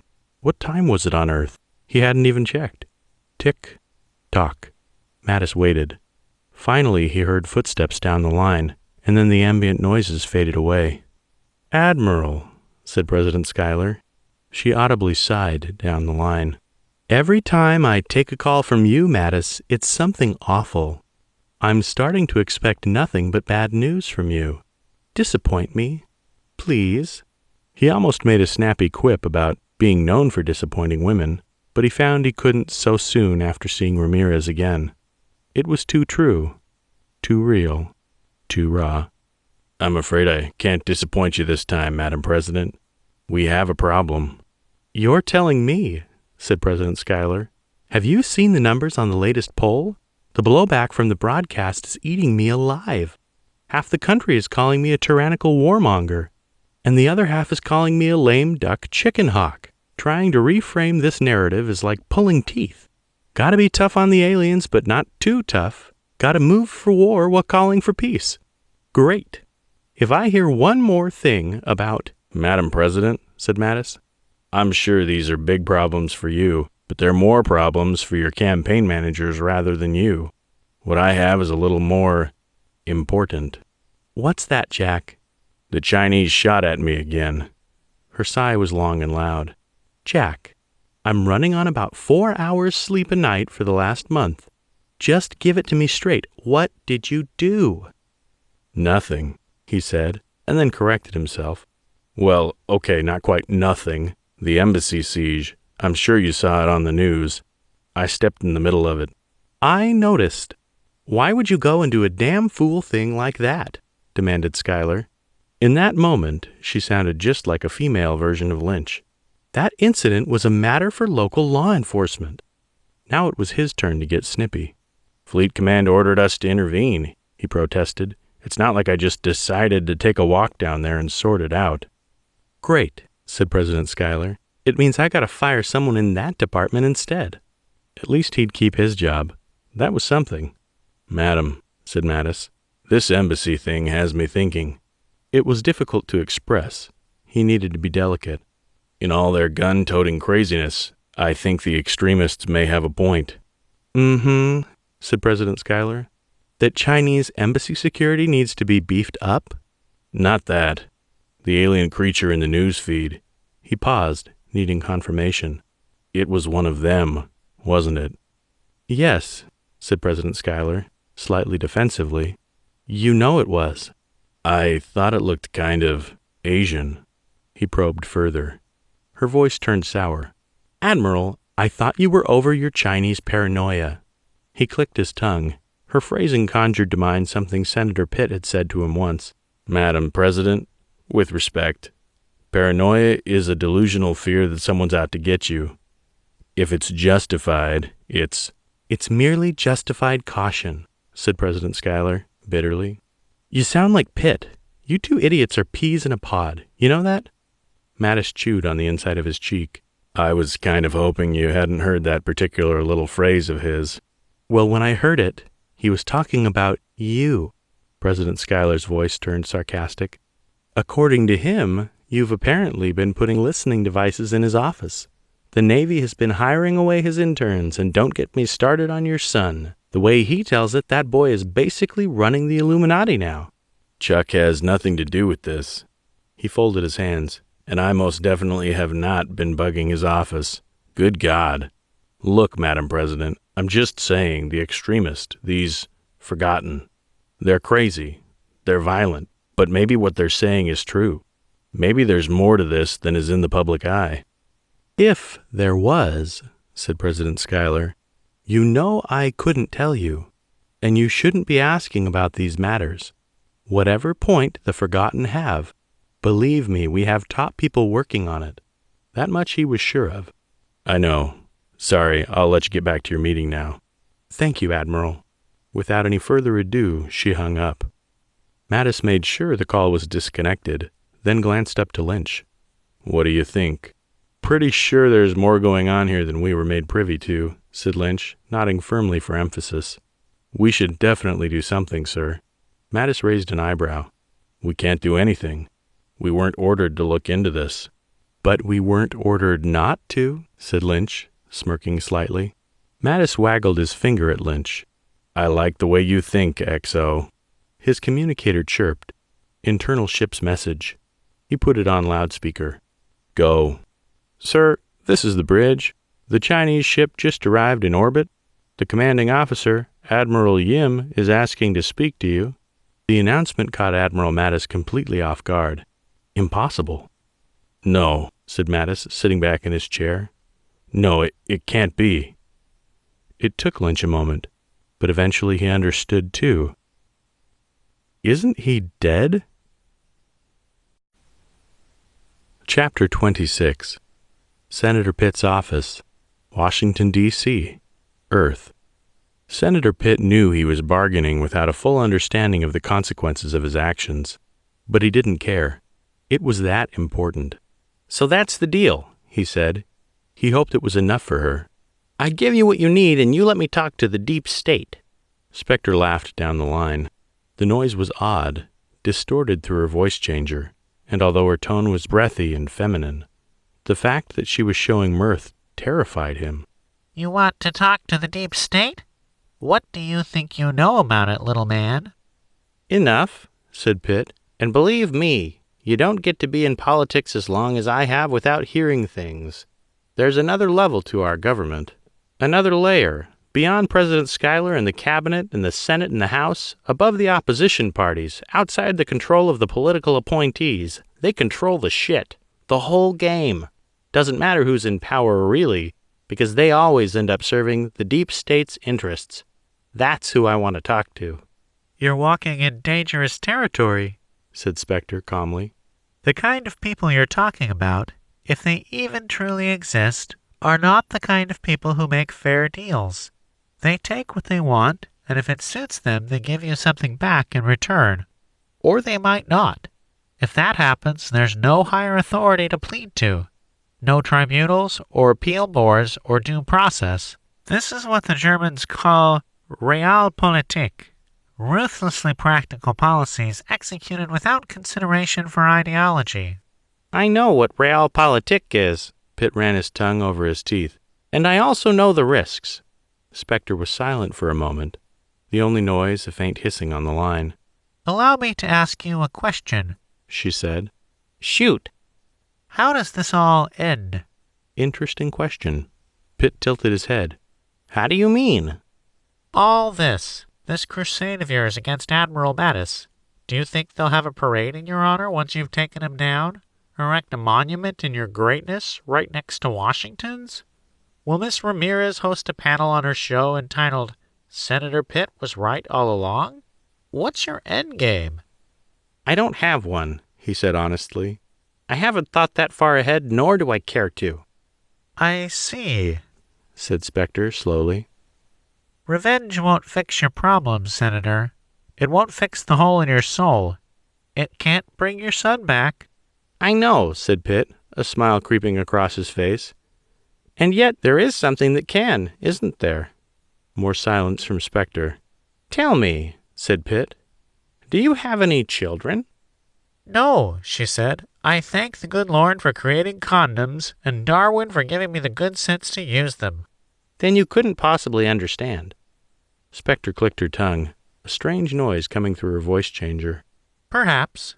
Pitt knew there was more going on with Spectre than she was prepared to let on, and knew that she was a modern-day genie, a mysterious creature able to grant wishes that some might consider impossible. It was worth asking. Here's what I'm offering, he said, leaning forward. I know you have the biotech to give me what I want, and I have the resources to give you what you want. And what is it? Asked Spectre. That you think I want? You want to creep in the shadows. You want grunts to do your dirty work. Soldiers. Not enough to be an army, but untraceable. They have to be good at their jobs, but expendable enough that if they just disappeared, nobody's going to be asking too many questions about them. No families crying in the street. No letter-writing campaigns. The earth would keep spinning and life would go on. Go on, said Spectre. I'm affiliated to a lot of causes. As a politician, I have to be. I support various blocs, and they support me. Some of these blocs are, shall we say, potentially useful to you and your causes. Why do you think I've helped you all this time? Asked Spectre acridly. Out of charity? Of course not. Pitt took in a breath. The thing on the news, that wasn't you, was it? Spectre said nothing. Right. Well, I'm guessing that after all the shooting's done, the Chinese aren't going to leave many survivors. You're going to want more people. Expendable, skilled people who are hard to come by. I can provide you with some. So here's the deal. I'll talk to some of the people at the VA. I'll get you 20 veterans. Skilled people. Experienced. Nobody'll miss them when they're gone.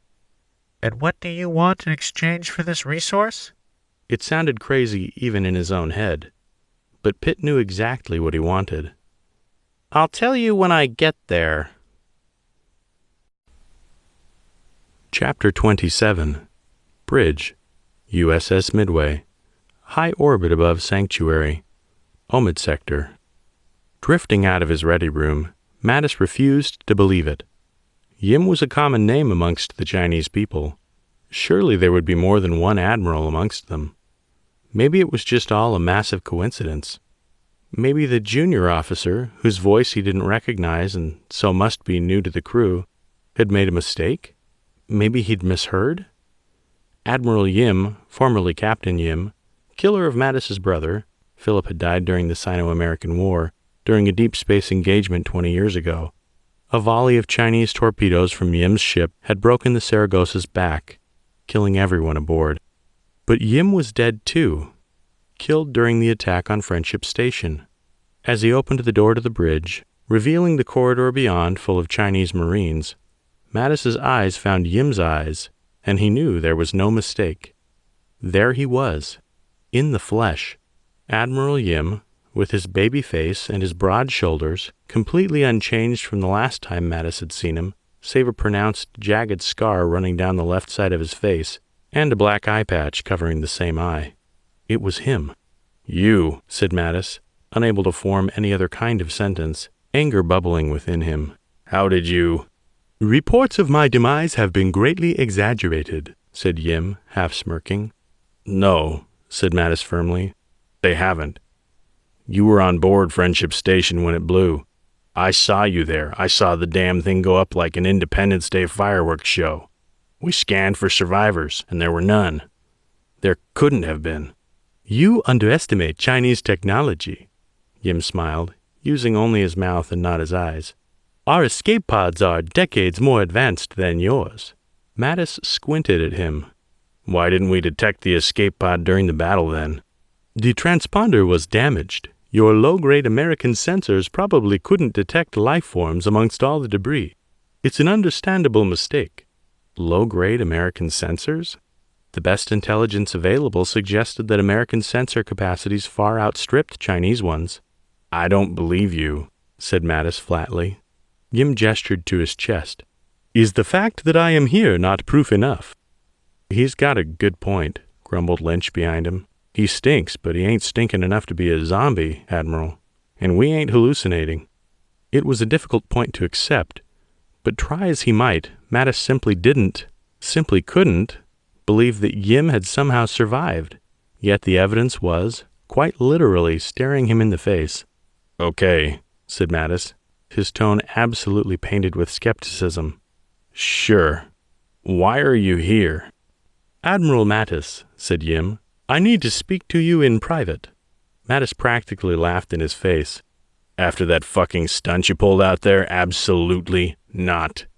You're lucky I don't have you arrested. Mattis, said Yim, his tone even, there's more going on here than a simple misunderstanding.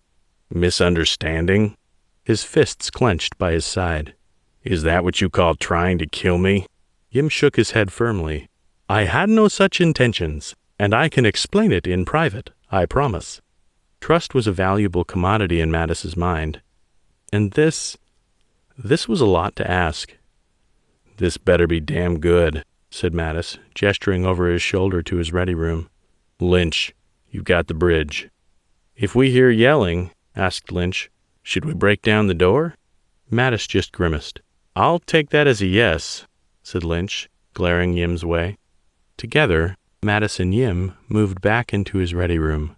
So, said Mattis, when they were alone, folding his hands in front of him, why'd you try to kill me? Make it quick. Yim narrowed his eyes. We were at war. No, not then, you idiot. I meant 10 minutes ago. Oh, Yim considered that. Sorry, I was just thinking that made no sense. We were never at arms against each other. It was your brother, Philip Mattis, XO of the Saragossa, who died at the business end of Yim's guns. Mattis scowled. I still haven't forgiven you for that. You know that, right? Of course, said Yim plainly. I don't expect you to. If our positions were the same, I doubt I could hold myself back. He pointed to Mattis's side, to his pistol. You going to do something with that? What? Mattis shook his head. What are you talking about? Your ready room, said Yim, indicating the small office. We're alone here. You could say I attacked you. Tried to grab your gun, but you were quicker. Nobody would question you. Mattis's hands twitched by his side, but he kept it still. I won't do that. My brother deserves better. Are you sure? Asked Yim, casually reaching for his own gun. Slowly. Way too slowly. This is your opportunity to get revenge for your brother. Think of Philip Mattis, Jack. Think of how he died. Think of how I killed him. Think of the medal that destroying the USS Saragossa earned me. Mattis grabbed the stock of his pistol. Don't, he hissed. What the hell are you thinking? Are you trying to get yourself shot? What are you doing? Yim met his gaze, evenly and stoically. His hand touched the hilt of his own pistol. I'm testing you. Testing him how? Mattis squeezed the grip of his gun. Don't do it, he said.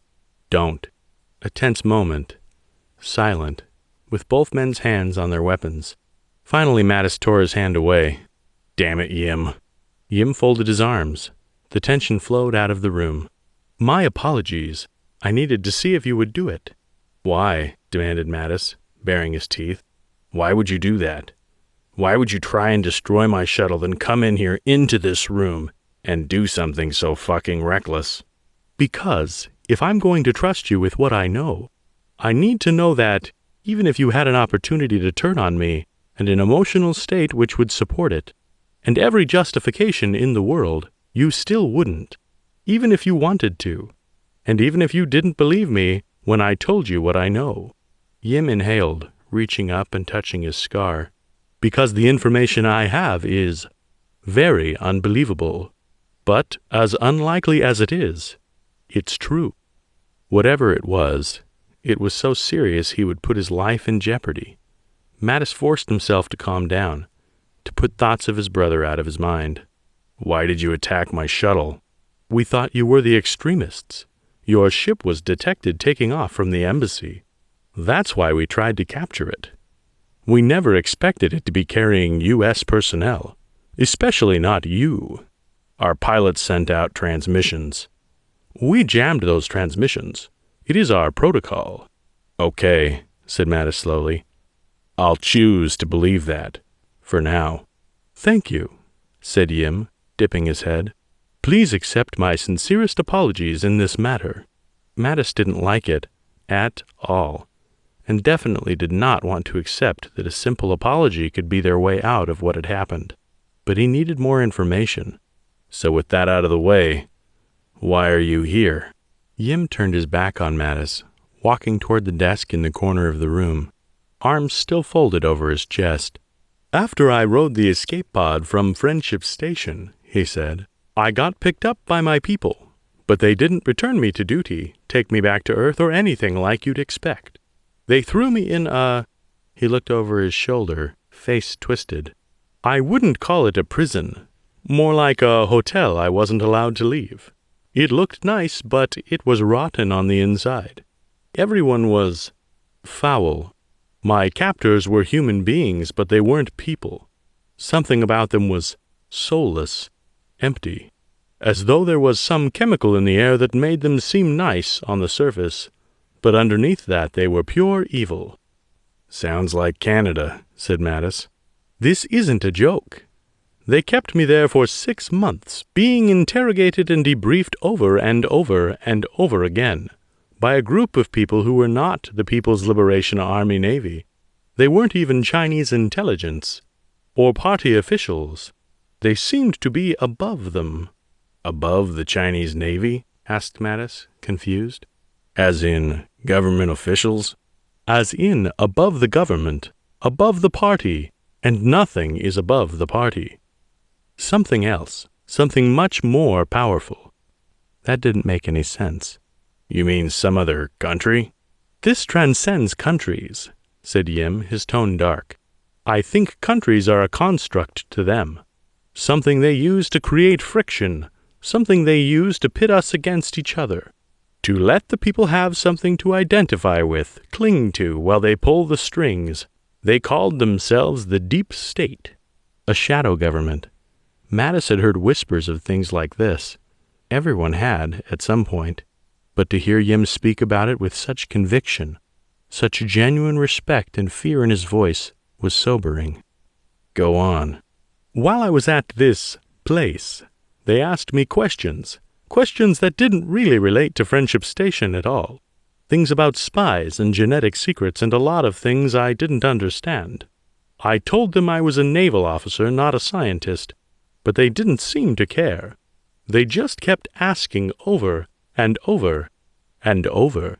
Mattis digested that, tapping his lower lip with a finger.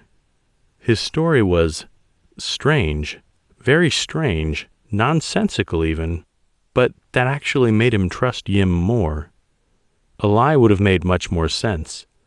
A lie would have been a carefully constructed narrative designed to make him trust it. Lies had to make sense. Reality, however, was under no such restriction. Okay, said Mattis evenly. Let's assume that I believe you. Why did they let you go? Put you back into command? Yim gave kind of a non-committal shrug. Probably a combination of things. Being a war hero was one. I still have powerful friends in the Chinese Politburo. Also, they probably realized I genuinely didn't know anything. At least, not anything they cared about. Despite this, I think they did it reluctantly. They put me on a work-heavy assignment way out on the border where I couldn't cause trouble. Sounded familiar, disturbingly so. Mattis hadn't been interrogated like Yim had been. But then again, maybe there were some legitimate differences in the way the Chinese and American authorities operated. It made sense. Sort of.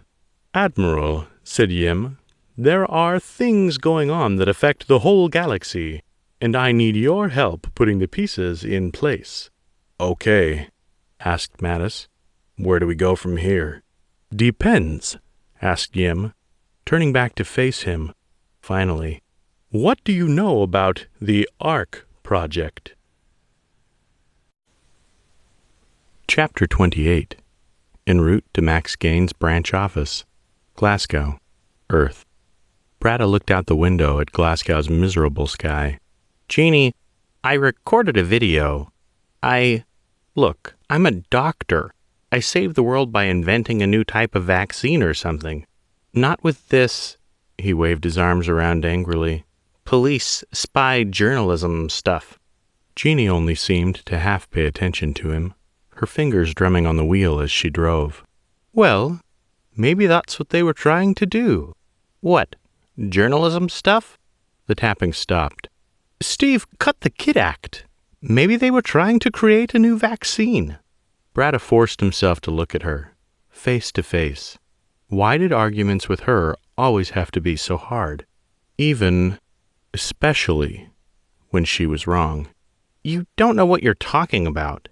You're right. And that's why we're on the way to the Max Gaines corporate office to find out. You ask the right questions, I make sure they answer them. He toyed with the zipper on his jacket. 4 weeks ago, he'd been going to work on a new planet like a normal human, with a bright future of brilliant scientific discoveries ahead of him. 3 weeks ago, he'd been hiding in his apartment on trauma leave, talking occasionally to his goldfish and the robot vacuum. The same held for 2 and 1 weeks ago. But that was fine. It had been therapeutic, especially after he'd modified the robot cleaner to sing. Well, actually, now that he thought about it, that didn't sound healthy at all, but that was in the past. Now he was driving through Glasgow with his former wife, towards an office of a company he was technically right at this moment skipping out of work for, on the extremely questionable basis of, Jeannie decided it was the best lead, so she's following it. Not to mention the fact that what she seemed to have in mind sounded rather, well, illegal. Jeannie? Yes? How are you going to make them answer anything? She took her eyes off the traffic for a second to frown at him. My work badge. But you're a police officer. Well, yes, she replied slowly. That's why it works. Isn't that sort of illegal?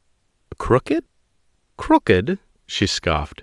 Steve, this is literally my job. I'm a police officer. We police things. Technically correct. But I mean, shouldn't you call this one into the office or something? Aren't you worried about your professional integrity? She laughed. I'm more worried about my planet.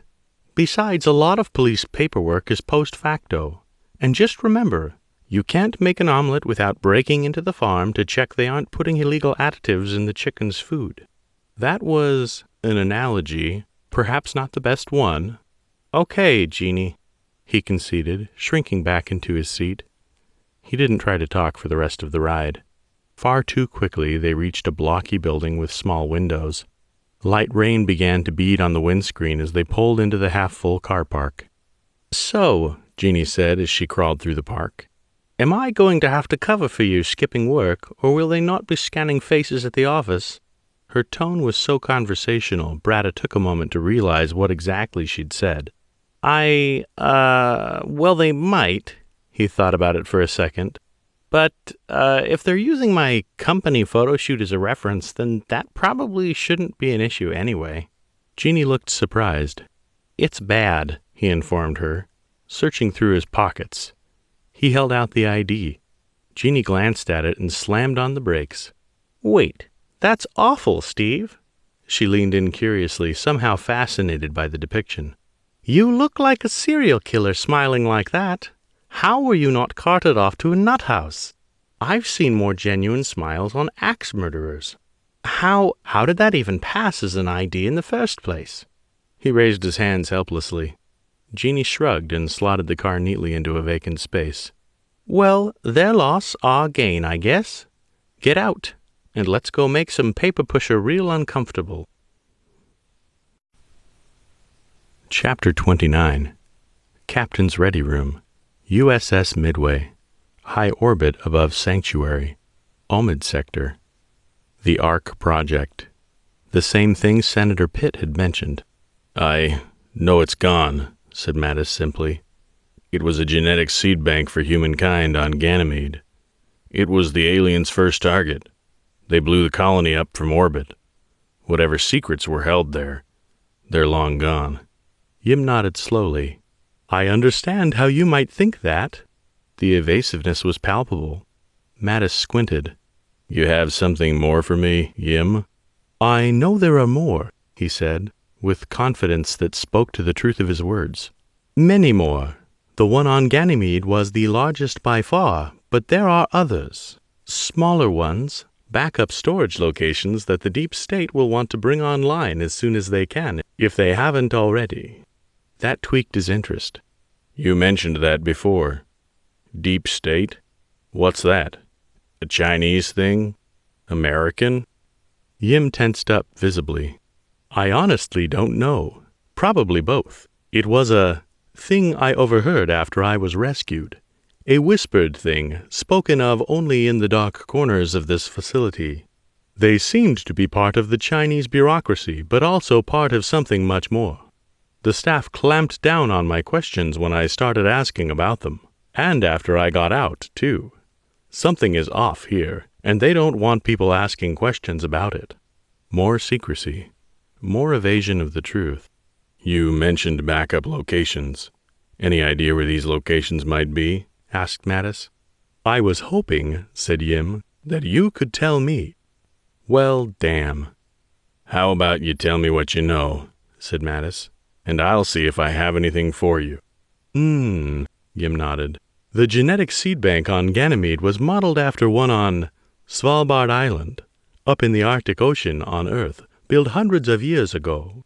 That one was designed to safeguard humanity's food supply in case of global disaster. But this one was to safeguard us, humans, our DNA. It contained a broad, diverse record of our genetic history. It was designed to enable us to survive a disaster that would wipe most of us out, so we could use it to rebuild. There is a threshold of population below which we simply would not have the genetic diversity to sustain the human race. That's what the Ganymede Seed Bank was for, to recreate humanity if our numbers ever dropped too low." "Right. Do you know why it was destroyed?" "Not a clue," said Yim. "I can only assume the attackers wanted to eliminate our species completely." His conclusion, too. There had been one question Mattis wanted to ask, but he wasn't sure exactly how proper it was. He didn't want to push too hard, but what the hell? Yim wanted his trust, right? "Actually," said Mattis, "maybe you can help with something else. Xiao's ship, the Fuking. She was damaged severely, but not critically. We went to send over repair teams and they scuttled themselves, blowing themselves to atoms rather than risk us boarding. Why would they do that?" Yim's eyes widened. "I have no idea. This is the first I've heard of it." Mattis glowered, but he couldn't press Yim about that. "Then I suppose we'll never know." He then continued, half joking, half serious. "Not unless Xiao got herself into an escape pod too, and, similarly, miraculously avoided detection until her inevitable rescue. You didn't see her while you were in that place." "No, I did not." Damn. Despite being enemies in the past, Mattis had found a quick bond with Xiao. They thought alike, and, despite their profound ideological differences, he had come to respect her as a warrior. The notion that Yim had survived where Xiao had not seemed to be an injustice in the scheme of things, but one he could do nothing to change. Sometimes bad things just happened to good people. Such was the nature of war. "Very well," said Mattis, taking in a long, slow breath. "We should focus on our work." To that, Yim seemed to agree. "Yes, the Ark Project. But if it's gone, destroyed, as you say, what more can we do?" Mattis considered. "I honestly have no idea." It was a slightly grim, defeated confession, one made slightly worse by his demand that Yim tell him everything while he himself was not able to reciprocate. "The video that Ramirez broadcast," he said. carefully keeping his knowledge that the creatures seen within were not aliens, but humans from the future far away from his mind. I can't help but feel that it's connected to this. It can't hurt to take a look, said Yim. In life, I've found the universe always gives you a signpost pointing where to go next. You just have to look for it. Interesting idea, Mattis nodded firmly. Anything in particular we should look for? We won't know, said Yim, until we find it. Circular Chinese logic. Mattis bit back his frustration. It might actually be a good idea.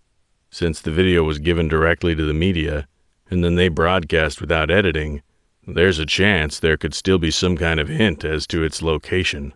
Might be a good place to start. That's what I was thinking, said Yim. There might be more we can learn, too. He snorted playfully.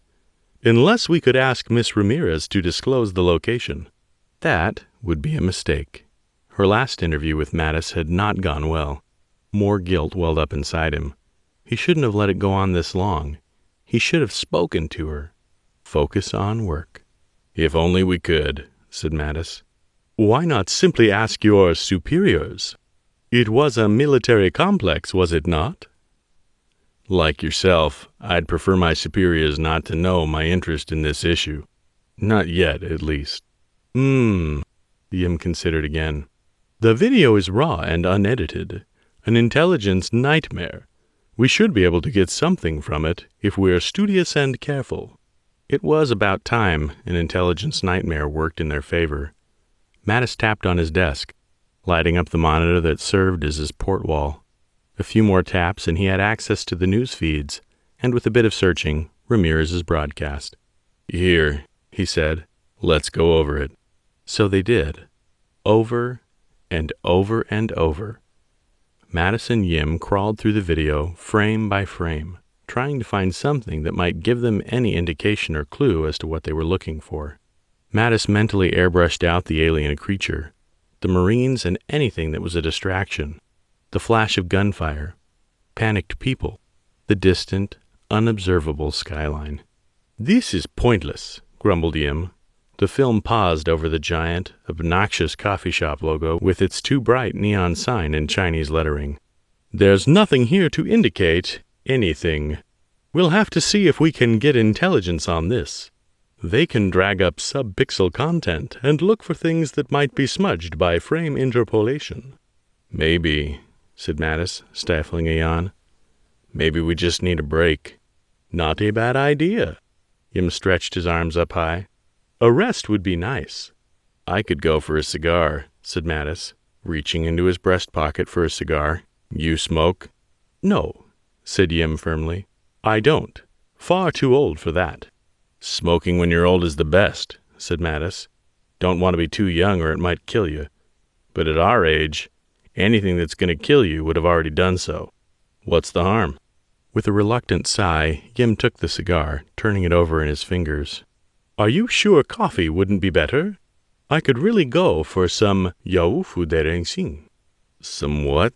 Coffee, said Yim, jabbing the cigar at the screen, at the giant logo with its Chinese writing. That thing, blessed humanity. Mattis shrugged.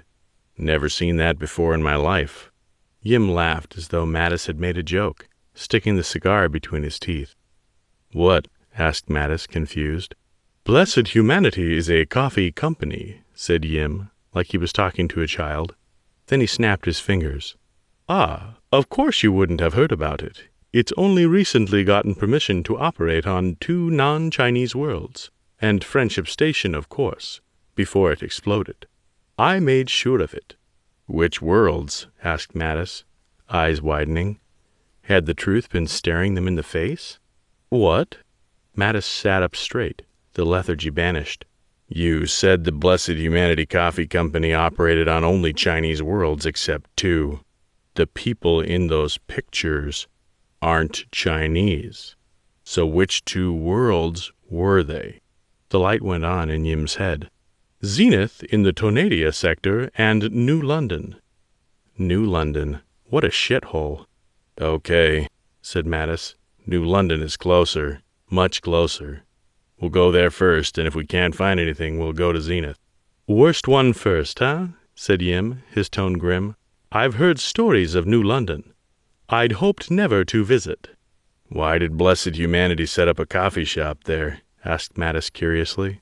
"It's the last place I'd consider something like that." Yim just smiled. "It was the only place they could get a permit for. New London's a backwater. They'll take just about any old Chinese company there." "Right," said Mattis. It was strange to be working alongside Yim after all that had happened. Memories of his brother's face once again drifted back into his mind, but they were cut out by a chirp from his communicator. "Admiral Mattis," said a voice, harried and angry. "It's Nurse Alonzo from sickbay. We need you down here now."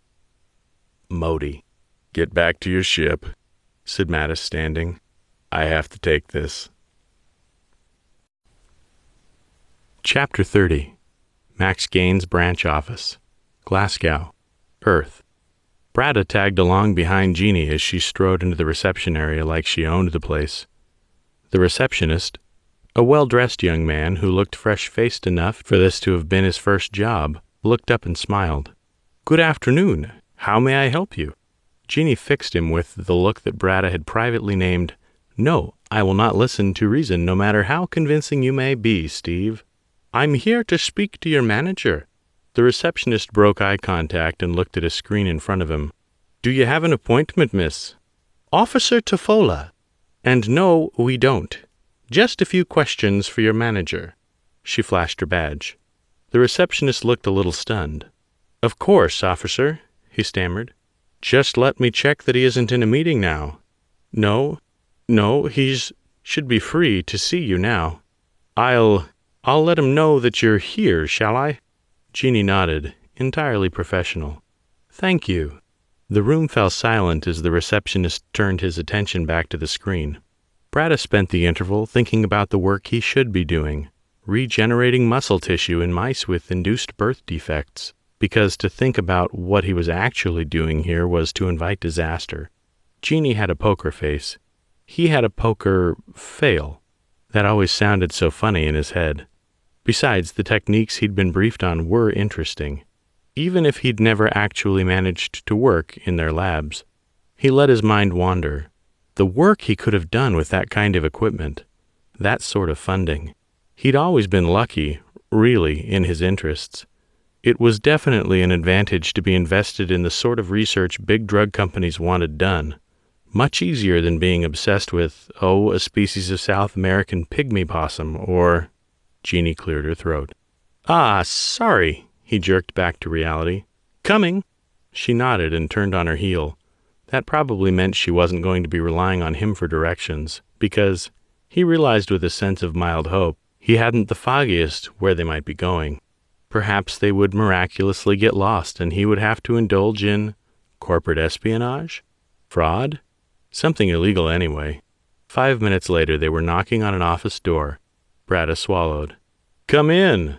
It was the first voice Brada had heard since arriving in Glasgow without some form of Scottish accent. Oddly, that was comforting. He supposed the reaction was a byproduct of working for some time in an international field. That, or Jeannie had ruined the accent for him forever. That hypothesis seemed plausible. The subject of said hypothesis fixed him with a steely eye. "Keep it together, Steve," she muttered before opening the door. They were faced with the sight of a blond man in a suit, seated behind a desk piled high with papers and several coffee mugs. Brada found the sight quite relatable, although part of him was a little disappointed at the lack of any fluffy white cats or slowly rotating chairs. As far as ominous villain lairs went, a well-kept, expensive office suite was remarkably disappointing. Jeannie nodded to the man. "May we take a seat, Mr. Stepka?" The suited man nodded. "Of course, officer. I understand you have some questions for me." "Indeed we do." Jeannie didn't so much as bat an eye at the lie. "There are a few things we'd like to ask regarding potential illegal activities undertaken by your company." Brada's eyes nearly bugged out. She'd just come right out and said it. 1,000 possibilities flew through his head, and absolutely none of them good. The only one that he could find that would justify why she would come right out and basically accuse the guy of illegal activities was that their own investigation was a little south of entirely legitimate. Maybe Jeannie's superiors hadn't authorized it, or maybe she hadn't even asked. She was still a policewoman, right? He needed something to distract him. Chicken farm with illegal additives in the food. Brada tried to focus on the greater good, despite a growing urge to squeak like a mouse. Fortunately, he remained quiet. Mr. Stepka reached for his coffee mug. All right. I don't believe I know anything that could be of help, but please ask away. Jeannie folded her hands in her lap. I assume you have seen the video. I have, the manager replied. The video. There could only be one people were talking about. The memory of those things sent a brief shiver down his spine. Keep it together, Brada. And I assume, said Jeannie, you further realize that this attack has been linked to a facility of your very own company?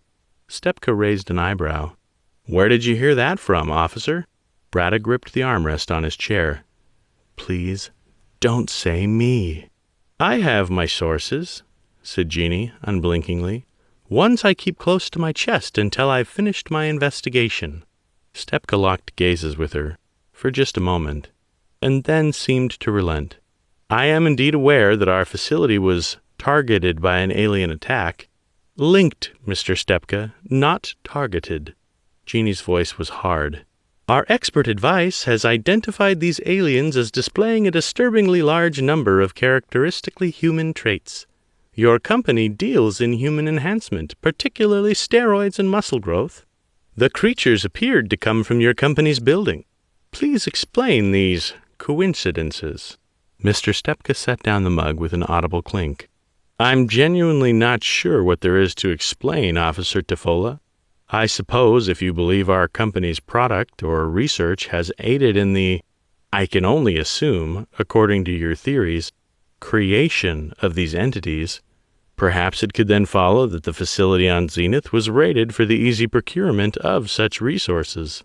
We, officer, are the victims here, not the perpetrators. No, that was a lie. What the man was saying was reasonable enough, but raiding parties didn't usually stop to try and kill one another. At least he was pretty sure that wasn't how it was supposed to work. If only he had read that one text about 16th century pirates he had been meaning to pry open for so long. Jeannie wasn't answering. His heartbeat skyrocketed. If it was down to him to save this situation, that would definitely be some form of a cosmic mistake. He couldn't do it. Still, there was one thing that might save his hide. Technobabble. Excuse me, Mr. Stepka, said Brada, but I don't think that's particularly feasible. Firstly, the observed behavior of the creatures was not consistent with the goal of a raid. If you remember, there was infighting reported at the end of the video, and the video never shows the subject carrying or otherwise transporting any sort of goods. Secondly, he paused to gather his thoughts, his breath, and his courage. This was rather a lot of talking he hadn't meant to do.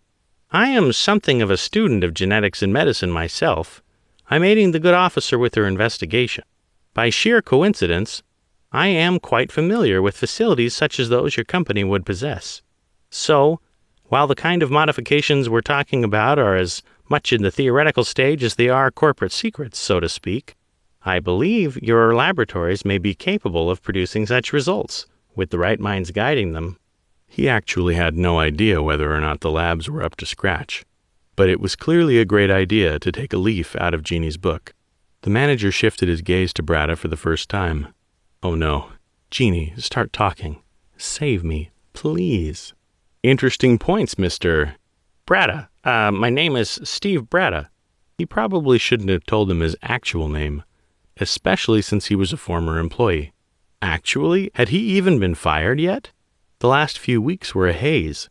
He wanted to load a saved game and repeat this whole conversation, but it was done now, so there were only consequences and probably regret. Well, Mr. Brada, you raised some valid but, as far as I can tell, unfounded concerns, wild speculation, and guesswork. Stepka gave a sharp smile. Please, if you possess evidence of a more concrete nature, tell me now, and I may actually be able to assist you. Otherwise, I would direct you to our legal department. They are far better equipped to have their time wasted with conspiracy theories than this office. Now, if there's nothing else—" Jeannie stood.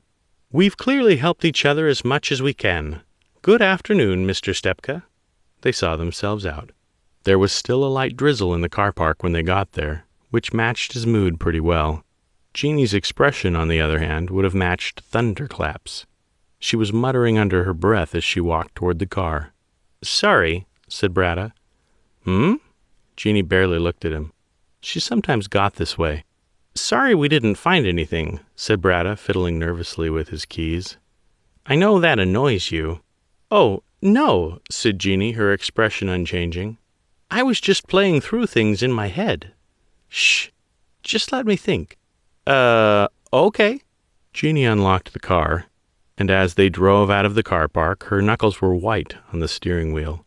In his side mirror, Steve could see a long stream of lights behind him. Refracted every which way in the rain droplets, more and more orbs were adding to it as work traffic started to filter out of buildings. The car behind them had one light noticeably dimmer than the other, like a one-eyed pirate. About 10 minutes later, the car behind them still had one light noticeably dimmer than the other. Jeannie glowered at the road. "What is it, Steve? I think we have a tail." Chapter 31.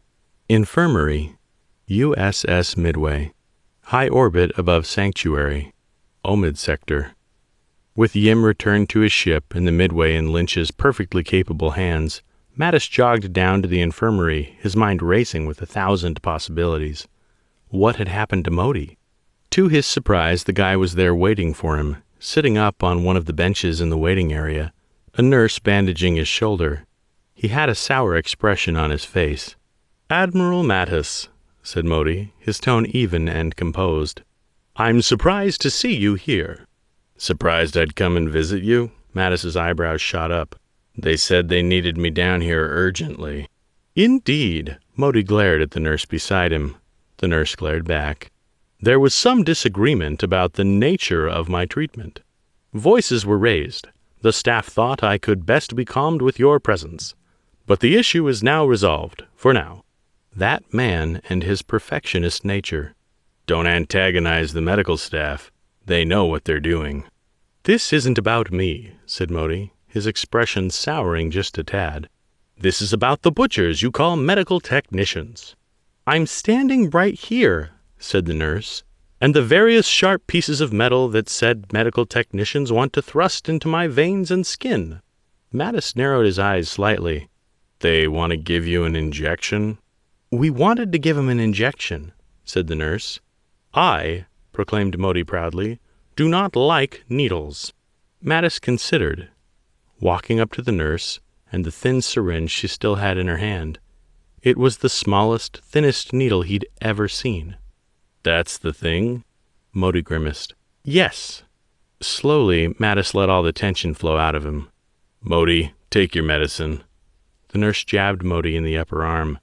"Hey!" protested Modi. Mattis rolled his eyes.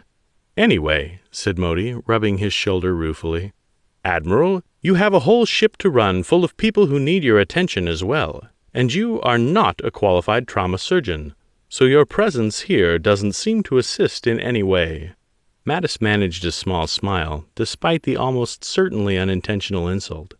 "I know what you mean, but I just had to see if you were okay with my own eyes." "Well," said Modi, his tone flat and emotionless as usual, "I do appreciate it. As it turns out, I'm much less badly injured than I initially appeared. The round went in and out, barely hit anything. Shock, however, played a significant role in my loss of consciousness." The nurse nodded mutely, as though agreeing, but also as though the act could, somehow, quicken the pace of time and get Modi out of the infirmary and out of her hair. "His arm will be in a sling for some time, but he'll be fine." She tapped his freshly bandaged shoulder. "There you go, sir. You can get going whenever you're comfortable." Modi stood. Mattis helped him up. "I'm fine, sir," said Modi. But Mattis noted how he took his arm anyway. "What happened after I, had a little nap?" "Well," said Mattis, "Yim's alive again." "Oh," said Modi, Mattis blinked. You don't seem too surprised to hear that. I assume, said Modi, that there's a perfectly good reason why he's alive when we thought he wasn't. Not that he ever stopped being alive, mind, but more that we perceived him to be dead. Mattis tried to keep up with his logic. Right. So, continued Modi without skipping a beat, I remain confident that there's a perfectly reasonable explanation for the events that have transpired, and in due time I am confident I shall learn it. In the meantime, Admiral, how can I assist you? With your brain, said Mattis. We're en route to New London. I'm going to take the lead on this one. I want you and Lynch with me. Take some painkillers, apply some bandages, and make sure you're ready to come down with us when we arrive. Modi's eyes became saucers. New London, sir? Are you sure there isn't an active war zone you'd rather visit instead? Mattis almost did a double-take. Was that sarcasm? Modi? Perhaps he wasn't the robot Lynch was making him out to be. Come on, said Mattis, smiling widely. How bad can it possibly be? Chapter 32. Cab 2094. Highway 11. New London. Omid Sector. The taxi driver swerved violently, a split second before nearly slamming into the rear of a frozen goods truck. The maneuver only exacerbated their problems. The car wobbled as it sped toward the thick steel railing that lined the edge of the road. Somehow, just before it hit, the car swung back into a lane. A cacophony of horns and angry shouts all around them. For God's sake, yelled Mattis, gripping the Jesus handle with white knuckles. Slow down. Can't slow down, said their driver, as calmly as if she were discussing the weather. This area is gang territory. She swung the vehicle back into their original lane. To Mattis, she seemed a ghostly, pale rider, with fading ginger hair and a cheap leather jacket. Strapped to her hip was a high-caliber pistol with an extra 5 magazines. Inside her jacket was another pistol. A third one lay in the open glove compartment. Underneath her clothes, the woman was wearing body armor. Body armor with 2 dents in it, and matching 10mm bullet holes in the jacket above. Their taxi sped between 2 other cars, the white dividing lines of the highway running straight down the middle of their vehicle. They ducked and weaved around the traffic, sometimes dodging cars coming the other way. Admiral Mattis, shouted Modi from the back seat. I must inquire, what is the purpose of attempting to get information if we're not alive to report it? You're an admiral? Said their driver, cracking a smile like a drug-addled jackal. Yeah, friend, you definitely don't want me to slow down. If any of the local gangs finds you, they'll definitely want that ransom. And let's just say that the going rate costs an arm and a leg, eh? Or maybe just a kidney. The taxi passed a flatbed truck full of cattle going the other way, so close that Lynch cowered away from the window, fearing a cow's head would smash through the side of the car. Lynch yelped something so quintessentially Texan, so incomprehensibly Southern, that Mattis genuinely couldn't understand it. Too right, said their drive with a laugh, seemingly fluent in terrified Lynchisms. He and Yim exchanged a look. The Chinese admiral had lost all the color in his face, becoming almost as pale as their driver. This wasn't how Mattis anticipated going out. As the car careened through the streets, he knew, deep down, that they should have come down with a Marine escort. They should have come armed with a strong military presence. He'd decided not to.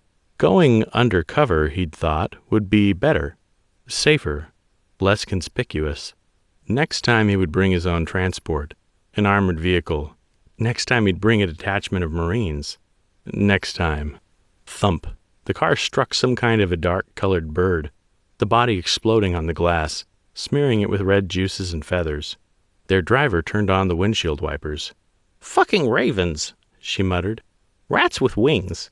The vehicle swerved and jerked, weaving in and out of the constant traffic.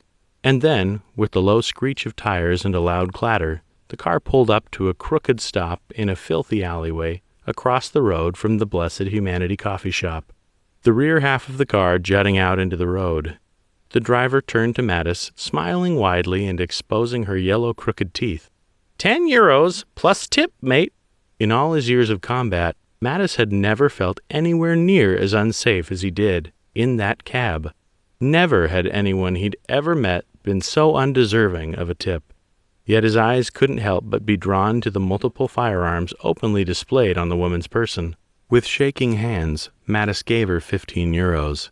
And then he, Lynch, Modi, and Yim staggered out of the cramped, stinking cab and stepped out of the alley, blinking in the half-light of the smog-covered city. Gray buildings thrust to the skyline in all directions, lit up by bright neon signs and yellow-tinged floodlights, as though the bright colors could somehow bring some semblance of life and happiness to this smog-filled, intrusively brown world. The neon sign from the Blessed Humanity flickered briefly. Tires screeched as their ride tore off, leaving them by the side of the road. All around them, quiet save for the rumble of nearby traffic, punctuated by the sound of what sounded like distant gunfire. "You okay?" asked Yim. Mattis stared daggers at him. "The taxi was your idea. Were you trying to get me killed?" "What?" Yim's eyes widened. "No, I was in there too, you know." "Well now," said Modi, even his voice displaying an uncharacteristic tremor, seemingly ignorant of the argument between the two men. "How about a celebration? A celebration of their journey coming to an end, with no deaths." "I could go for a coffee," said Mattis, straining to smile. The four of them walked across the road. Mattis felt distinctly out of place in his muted, unobtrusive civilian clothes and single, small-caliber pistol. Most people wore body armor of some description. Many carried rifles slung across their backs. Civilian models, although some were obviously heavily modified, and the style of clothing ranged from the punk to the obscene. In the short walk across the road to the coffee house, Mattis saw more flamboyant and erratic outfits than he'd ever seen in his whole life.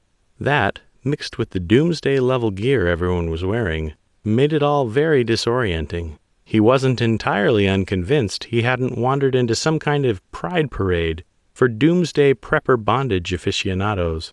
"Are all your worlds like this?" asked Yim, his voice drenched in amazement. "This is very strange." "No," said Mattis.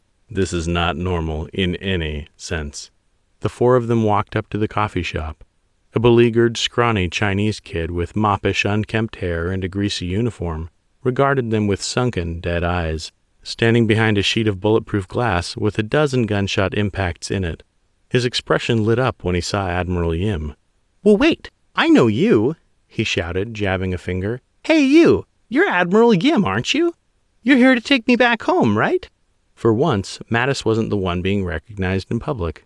"Keep your voice down," hissed Mattis. "We just want to talk to your boss." "Boss?" The kid shook his head. "That's me. Boss checked out and booked it months ago. I'm the only one left in this damn place, and I only stay because it means I get to keep all the money for myself. At least until the stock runs out. You think I'd stick around if I had a ticket off-world?" "Damn. Mind if we take a look around?"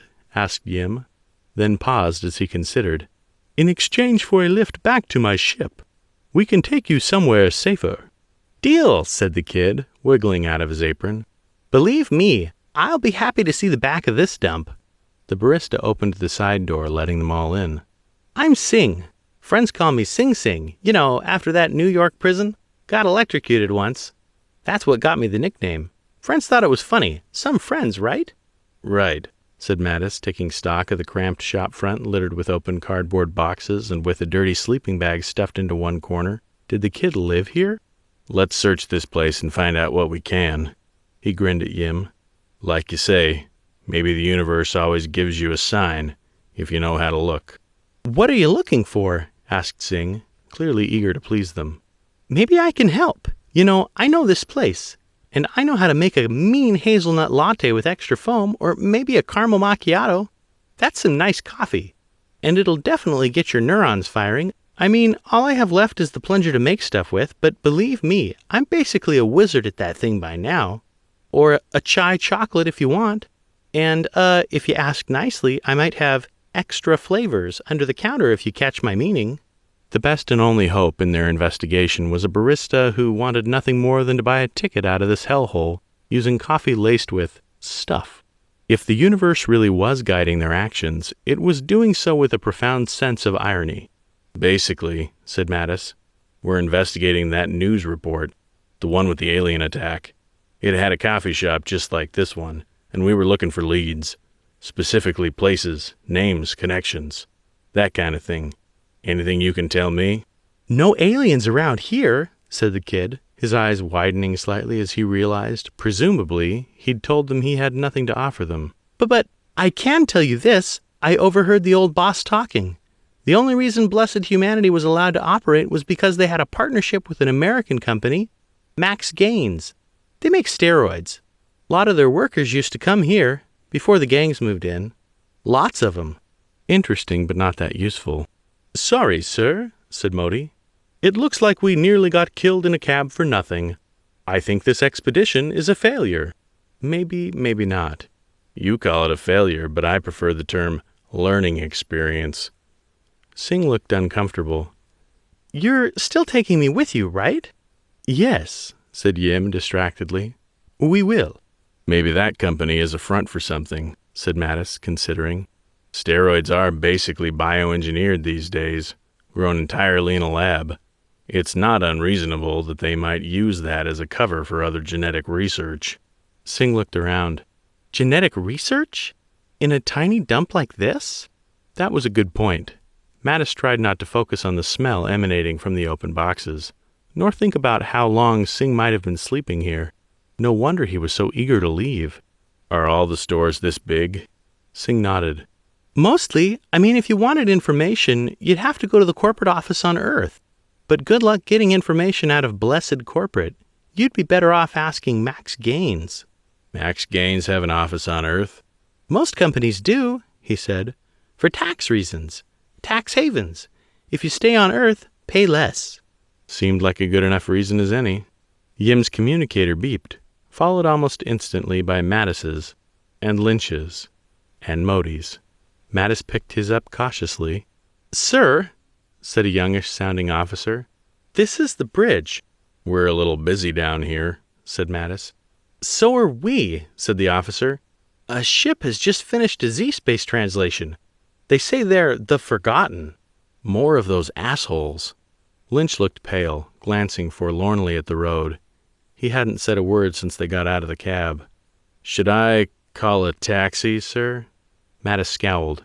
Screw taxis. If I'm going to die down here, it's not getting T-boned by some lunatic. Get the shuttle to come pick us up directly. We got to get back to the ship before another veteran with a chip in his shoulder starts a war. Chapter 33. The Streets of Glasgow. Earth. Sol System. Brada glanced at the wing mirror, the mismatched lights glistening behind them. Jeannie? She didn't take her eyes off the road. I'm doing everything I can, Steve. He looked around. Even he could tell his eyes were slightly wild. You slowed down. Yes, I did. Shush. Shush? We are being tailed. Jeannie, in the last 24 hours, I've fled off-world, been mugged, and interrogated my own boss. This is getting to be a bit much. You should try police work sometime. Have I told you about the time I got shot? Brada glowered. Yes, okay. She usually had a story to one-up his experiences, but did she have to keep bringing that up every single time they got into an argument? Technically, he said, your body armor got shot. Jeannie pulled into a different lane without indicating, and his heart leapt straight into his throat. This was why people had self-driving cars. This was why people had self-driving cars. This was why people had self-driving cars, and he was actually going to die. Horns blared around them. Are we going to have this argument again? No, said Brada. I just want you to drive like a normal person. And also, while we're at it, shake this tail. I'm not even sure we have one, said Jeannie. But we'll know soon enough if they follow us after that. Brada twisted in his seat and stared out the rear window. As the chaos began to settle, the odd pair of headlights was nowhere to be seen. He slumped back into the chair. That was... He took a deep breath. That was really illegal, Jeannie. You keep using that word. I don't think it means as much as you'd like it to mean in this situation. She was so calm it was unnerving. You're not worried? Jeannie flicked her eyes to the rear vision mirror. Not yet. If it shows up behind us again, then I'll consider being worried. There's a lot of traffic. Could be a coincidence. Rule number 1 about losing a tail. The key is to be unpredictable. Slow down, speed up, make ridiculous obvious mistakes. If they make ridiculous obvious mistakes too, you know they're following you. He turned back again. Nothing. Why are you so bloody calm about all this? No point in being bothered by what you can't be sure is there. Her voice was low, even, calm, like someone talking to a spooked cat. He found he didn't particularly appreciate the gesture. I drive better when I'm not panicking, Stephen. She slowly turned the wheel around a corner, sarcasm seeping into her voice. Funny that.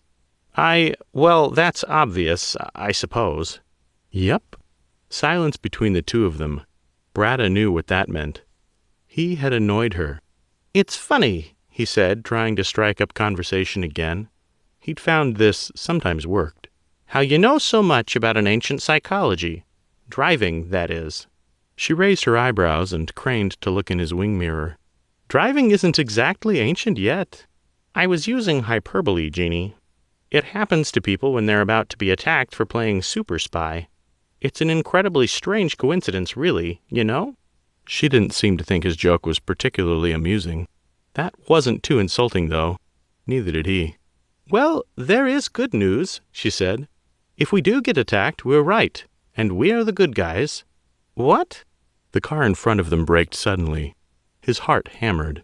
What if they were being caught in a trap? It would have taken a really good driver, but a pincher maneuver would probably be possible in these conditions. His mind raced with 1,000 possibilities. Well, Jeannie shrugged. Perversely, she seemed to have relaxed tenfold since he'd raised the possibility of them being under attack. They're expending resources to stop us. That means something we said. In fact, I'm willing to bet something you said. Hit Stepka hard. We're on the right track. As for the good guy bit, have you watched any blockbusters lately? Random conspiracy theorists harassing hard-working staff is bad. Cops following their guts over regulations and plucky scientists, that's you. Investigating corruption in their own company, and then being attacked by our corporate overlords for it? That's good. Heck, if... She broke off, eyes fixed in the rearview mirror. They're back. Damn it all. Bratta had just gotten his heart rate under control. Well, said Jeannie, I'm normally on the other side of this. But buckle up, Steve. Here goes nothing. Chapter 34. Outside the Blessed Humanity Coffee Shop, New London, Omid Sector. The shuttle roared as it hovered overhead, engines blasting up dust and filth in all directions, scattering it all in a blast radius away from the ship. It lowered itself down through the air, resting in the middle of the street, blocking both lanes of traffic. Another one descended further down the street, bearing the flag of the People's Republic of China, Yim's shuttle. Mattis, flanked by Modi and Lynch, walked toward the lowered ramp of their craft, ignoring the beeping and shouts all around him. He worried for a moment if someone was going to shoot at them, but as he stepped onto the metal of the deck, he knew why they restricted themselves to hurling verbal abuse. Next time, Marines. Armored vehicles. Definitely. Yim got aboard his shuttle with Singh in tow. Mattis was glad that Yim hadn't made his promise idly. Strangely, this little moment, more than everything they had gone through so far, comforted him. It meant he could trust Yim. Maybe. Lynch flipped the Planet the Bird as the loading ramp raised itself up and sealed closed. What a shithole, said Lynch, his tone half angry, half bitter. The shuttle lifted off, rumbling as it drifted up through the atmosphere. Hope we don't have to go back down there again. Mattis smiled grimly. Well, you know, the Midway still has 64 nuclear missiles armed and prepped. Delivery in 2 minutes or less, or your next one's free. Would definitely clean up the city. For a second, Lynch almost seemed to be considering it. Nearly got killed by a damn taxi driver, he murmured to himself. Mattis bit his lower lip as he watched his XO's face, mulling over the possibility. Lynch, you know we can't actually nuke the... I know. And you know I was joking. Yeah? I know, said Lynch, staring out the window at the retreating lights of the city down below. Ah, but a man can dream. Mattis honestly couldn't say he wasn't thinking it too, but Lynch seemed to take the joke a little too seriously. I'll pencil in nuking New London from orbit when we're done with this mess, he said. For now, we should look into what these idiotic extremist assholes want." "Aye, aye," said Lynch, somewhat reluctantly. Then with a firm nod, "Yeah, okay, let's do this." Mattis took out his earpiece from his pocket and clipped it on. "Lieutenant Corrick, was it?" "No, sir," said the pilot, a man. Lieutenant Corrick promised the CAG she wouldn't damage the last shuttle, and she damaged the last shuttle. I assume she's being roasted alive right now, Admiral." He resolved to instruct Major Yusuf to go easy on her. Shooting out their own cockpit was crazy, but it had prevented a major diplomatic incident.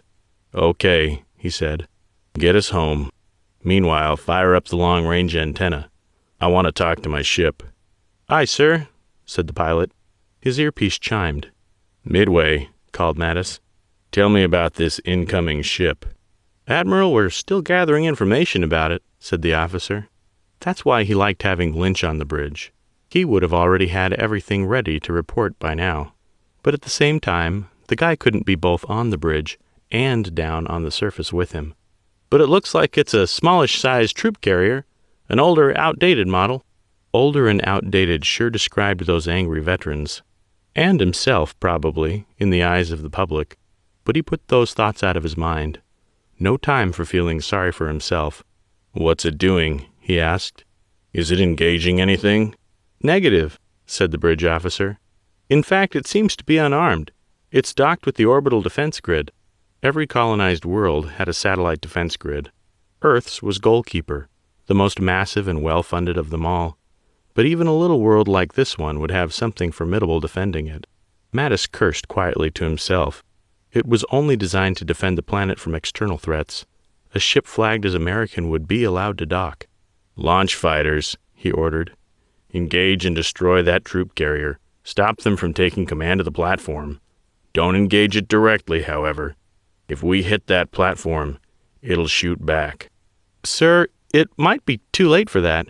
The orbital platform is launching drones to engage us." The guy on the other end of the line was shocked. "They can't have taken it that quickly. It's about as likely as winning the lottery." Damn robots. The Forgotten had worked fast. Too fast, in his opinion. Maybe they had a guy on the inside. Maybe they were exploiting a known bug in the system. Either way, it didn't matter. They had to be stopped. "Someone wins the lottery," said Mattis. "Every week. Midway, engage and destroy those drones. We'll be docking with you shortly. Prepare to receive us." "Yes, sir." The link closed. The shuttle began to duck and weave. Artificial gravity fighting with inertia. Mattis strode over to a passenger seat, folded it down, and strapped in. "I'm gonna puke," said Lynch, looking green as he fumbled with his straps. "I'd recommend not doing that," said Modi, firmly secured, his hands resting on his knees. The motion made even Mattis a little ill. "You're coping well," said Mattis to Modi. "Why are you even a little bit surprised?" asked Lynch, running his hands through his hair. "You know he's basically an android. Maybe that's more literal than I thought. Urgh." "Androids," said Modi, seemingly able to hold a perfect poker face, "can act without emotional barriers, without filters. I notice things you fleshlings miss, such as where the medkits are. They include anti-motion sickness pills." He pointed. "Between your legs, Commander." Lynch growled angrily, reaching down and grabbing the small plastic container clipped between his thighs.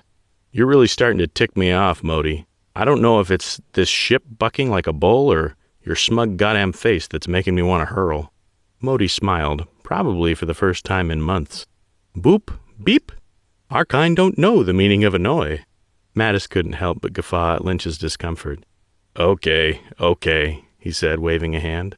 "Settle down, you two. Lynch, take your pill." He took a breath to steady himself. "When we get back to the Midway, we have to get ready to move." "Aye, aye," said Modi. From outside the tiny window on the cramped shuttle, the Midway loomed closer, hangar bay doors wide open. A ship leapt into view, an old model boarding craft, its entire front a gigantic magnetic grappler. It swung to the side, smashing into their craft. Alarms blared, the shuttle rolled over, jerking as the pilot fought to right themselves. The hangar bay, once a welcoming beacon of safety, became a terrible danger. Shit, shit, shit, shit, Shit.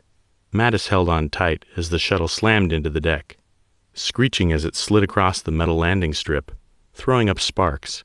Lynch was thrown from his seat, disappearing into the aisle. With a loud crash, the ship came to a stop halfway down the landing bay. For a second there was eerie silence, broken only when Modi leaned forward, groaning and clutching his wounded shoulder.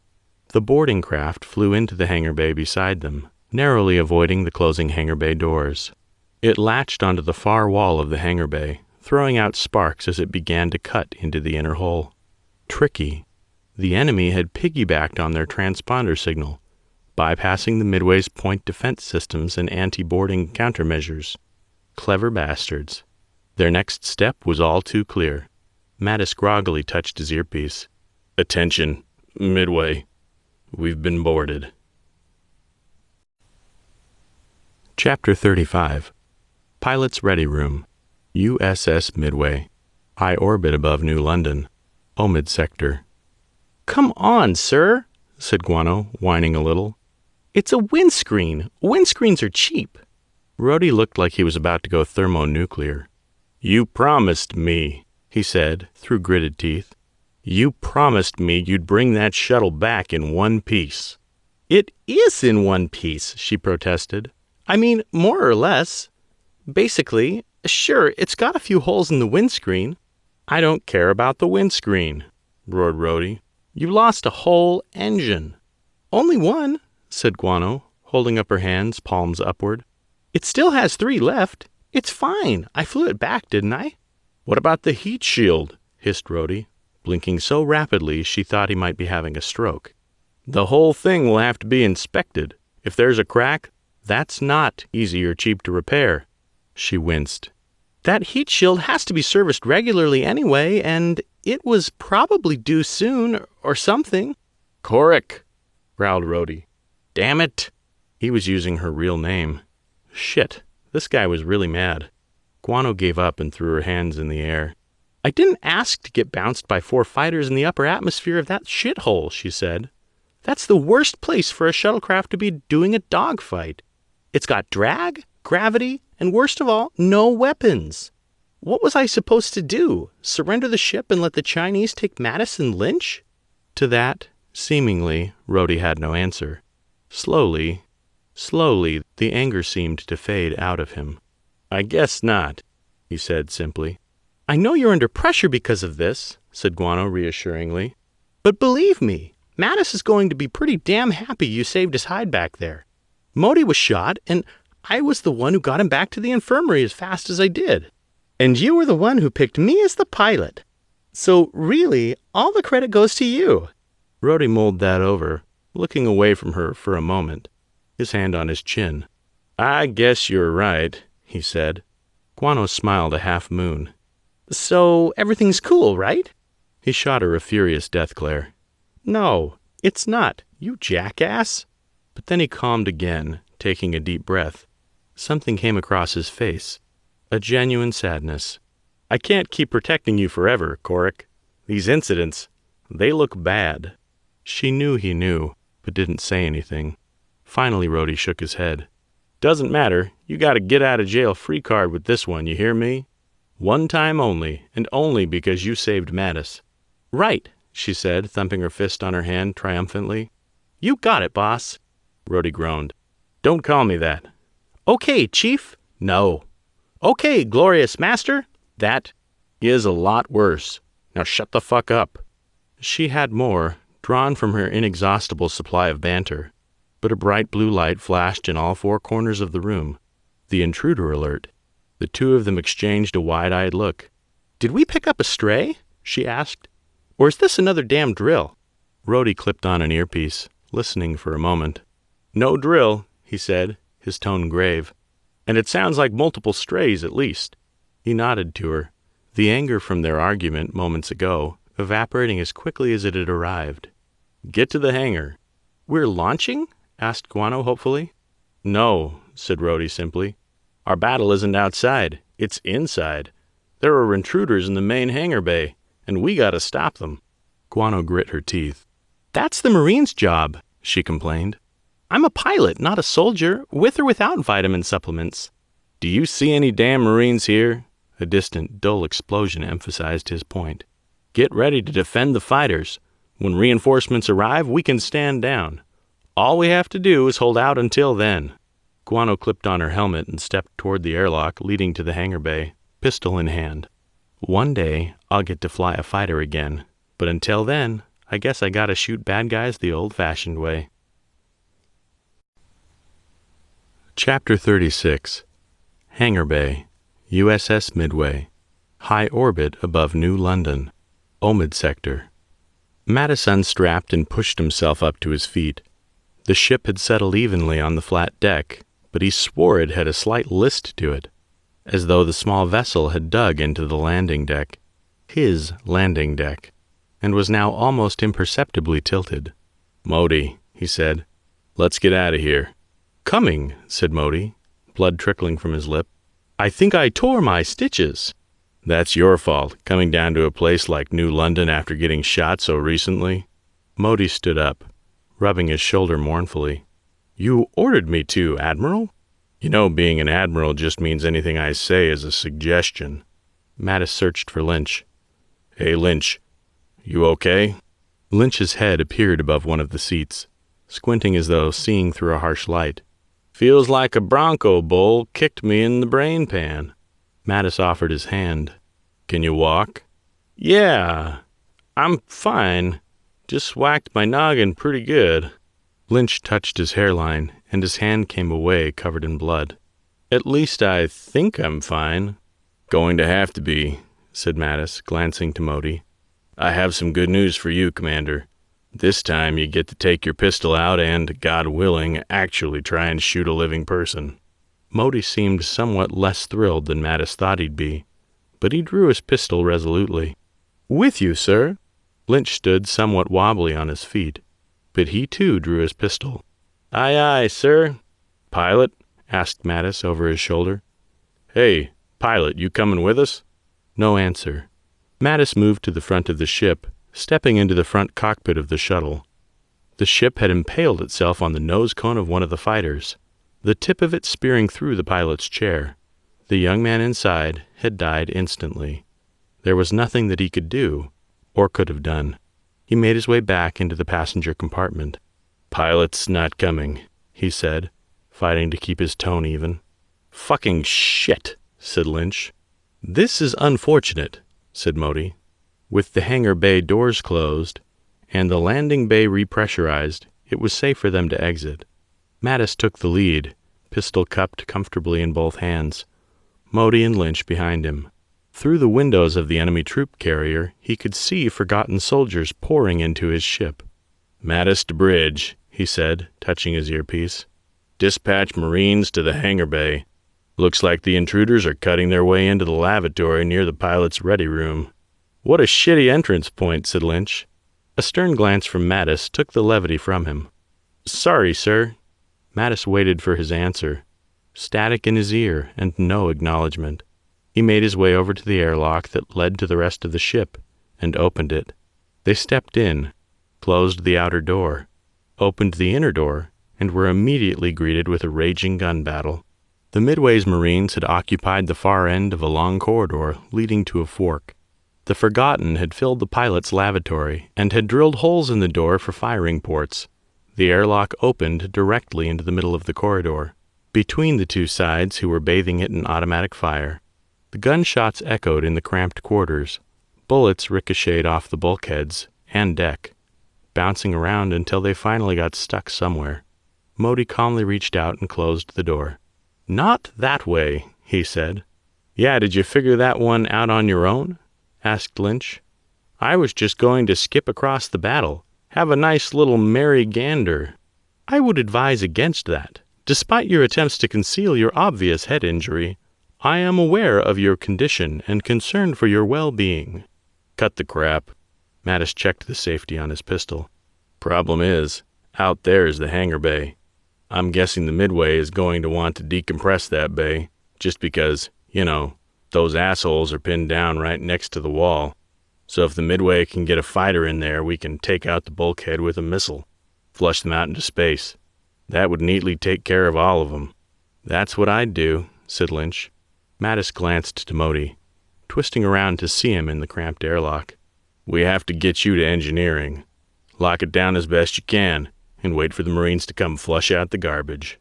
Aye, aye, said Modi, his expression flat and unreadable. Once the rain clears up, I'll get right to it. Mattis touched the open button again, and found himself face to face with a team of his Marines. Sir, said one, her face obscured by a thin slit of a heavy armored combat spacesuit. A round bounced off her shoulder plate. We need to get you out of here. Mattis nodded. No argument from me. Excellent. The Marine completely ignored the incoming fire that plinked off her armor, holding up a white-tipped grenade. We'll pop smoke, and you three make your way down the corridor.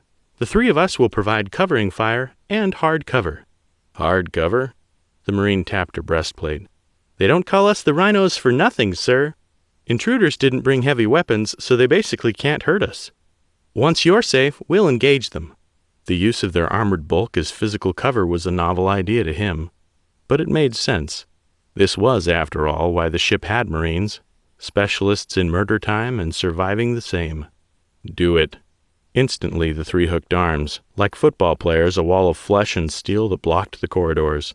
6 pins clattered to the deck and smoke poured from the grenades in their hands. The gunfire intensified, rounds bouncing off their armored suits as the corridor filled with green smoke. The Marines started a grim march toward their enemies, boots thumping on the deck in sync. Ready, said Mattis. On 3. 1, 2. Don't get shot again, said Lynch to Modi, grinning maniacally.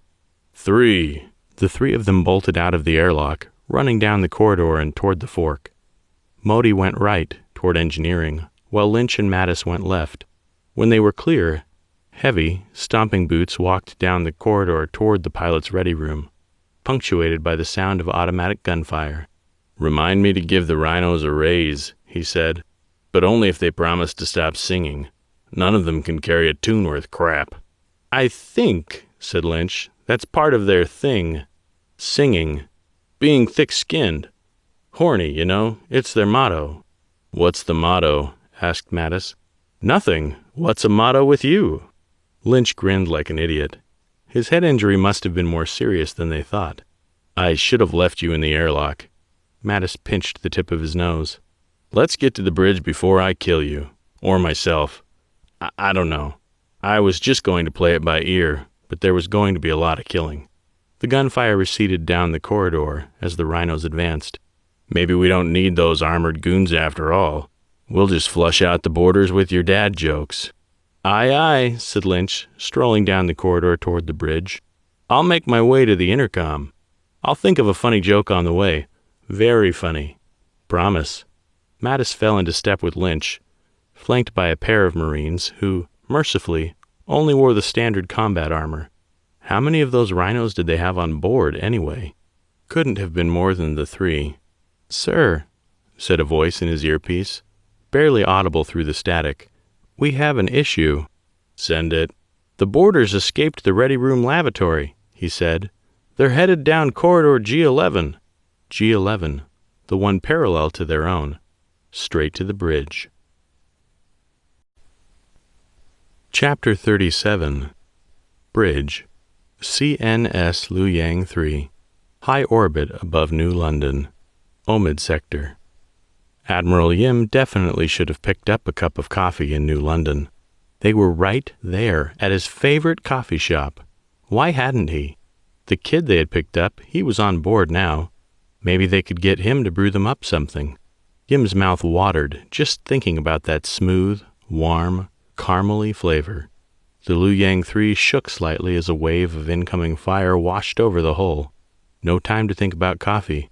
Status on the American satellites, he said. Their weapons are still powered down, said Xiao, but they appear to have launched combat drones. He snorted dismissively. Don't know why they bothered. Our J-84s have much greater acceleration. The maneuvers are a success. We're able to hit and run before their weapons can get a lock. Good, said Yim. Remember, those are drones, no pilots. No diplomatic incidents, shoot them all down. No hesitation. Xiao smiled. You got it, sir. Gun batteries are also engaging, and we're spinning up the point defense cannons. Our pilots report that they're enjoying their target practice very much. Drones were excellent at certain things, but they were predictable.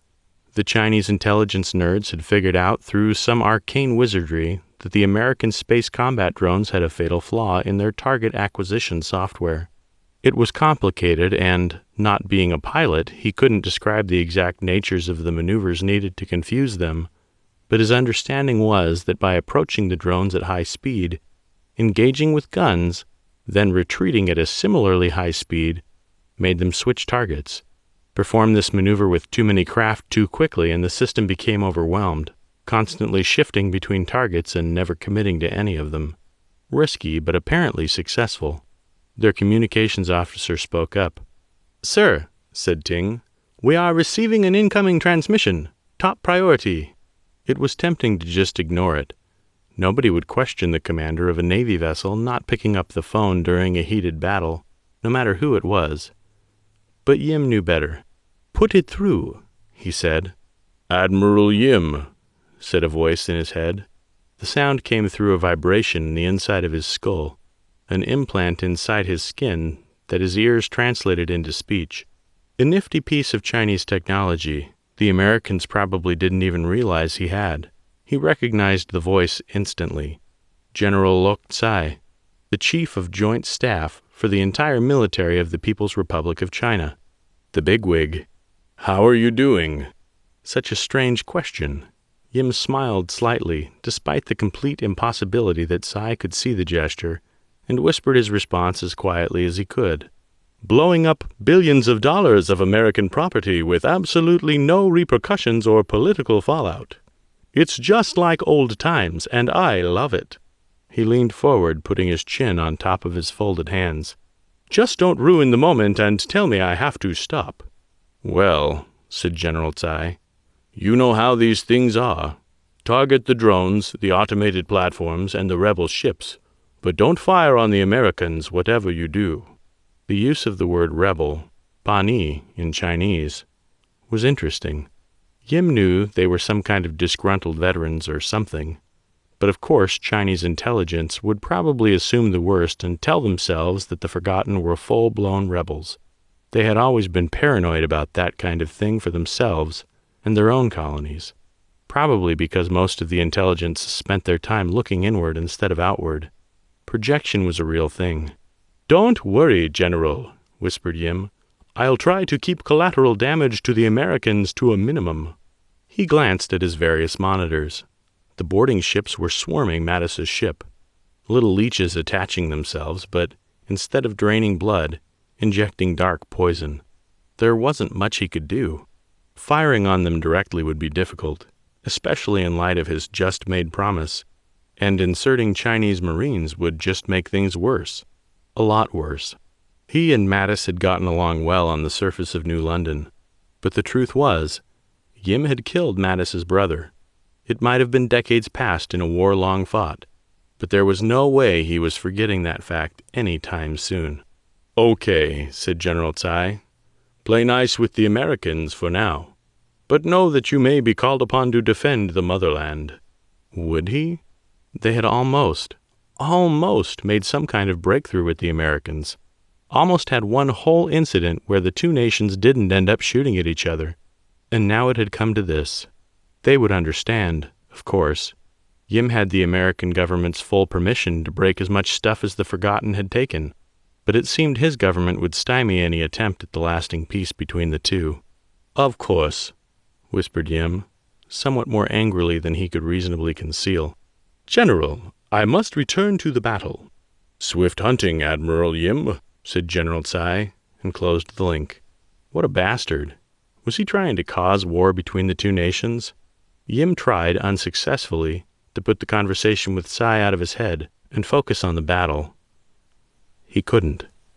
It stuck in there like glue, taunting him with how close they had come to a bit of peace, a little bit of teamwork, which, he hoped, they hadn't almost immediately squandered.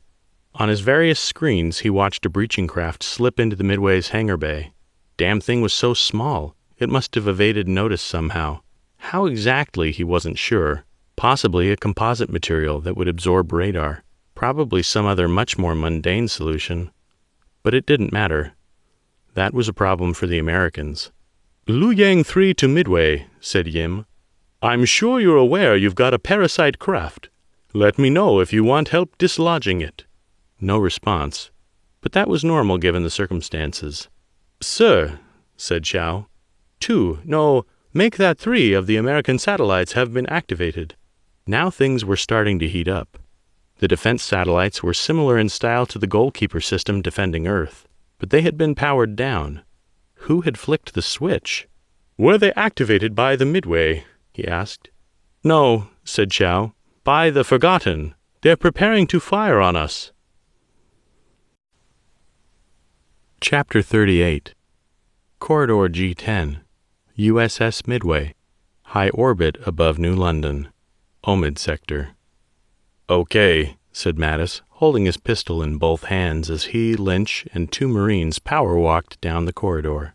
"The intruders are traveling down Corridor G11. That's parallel left of our position.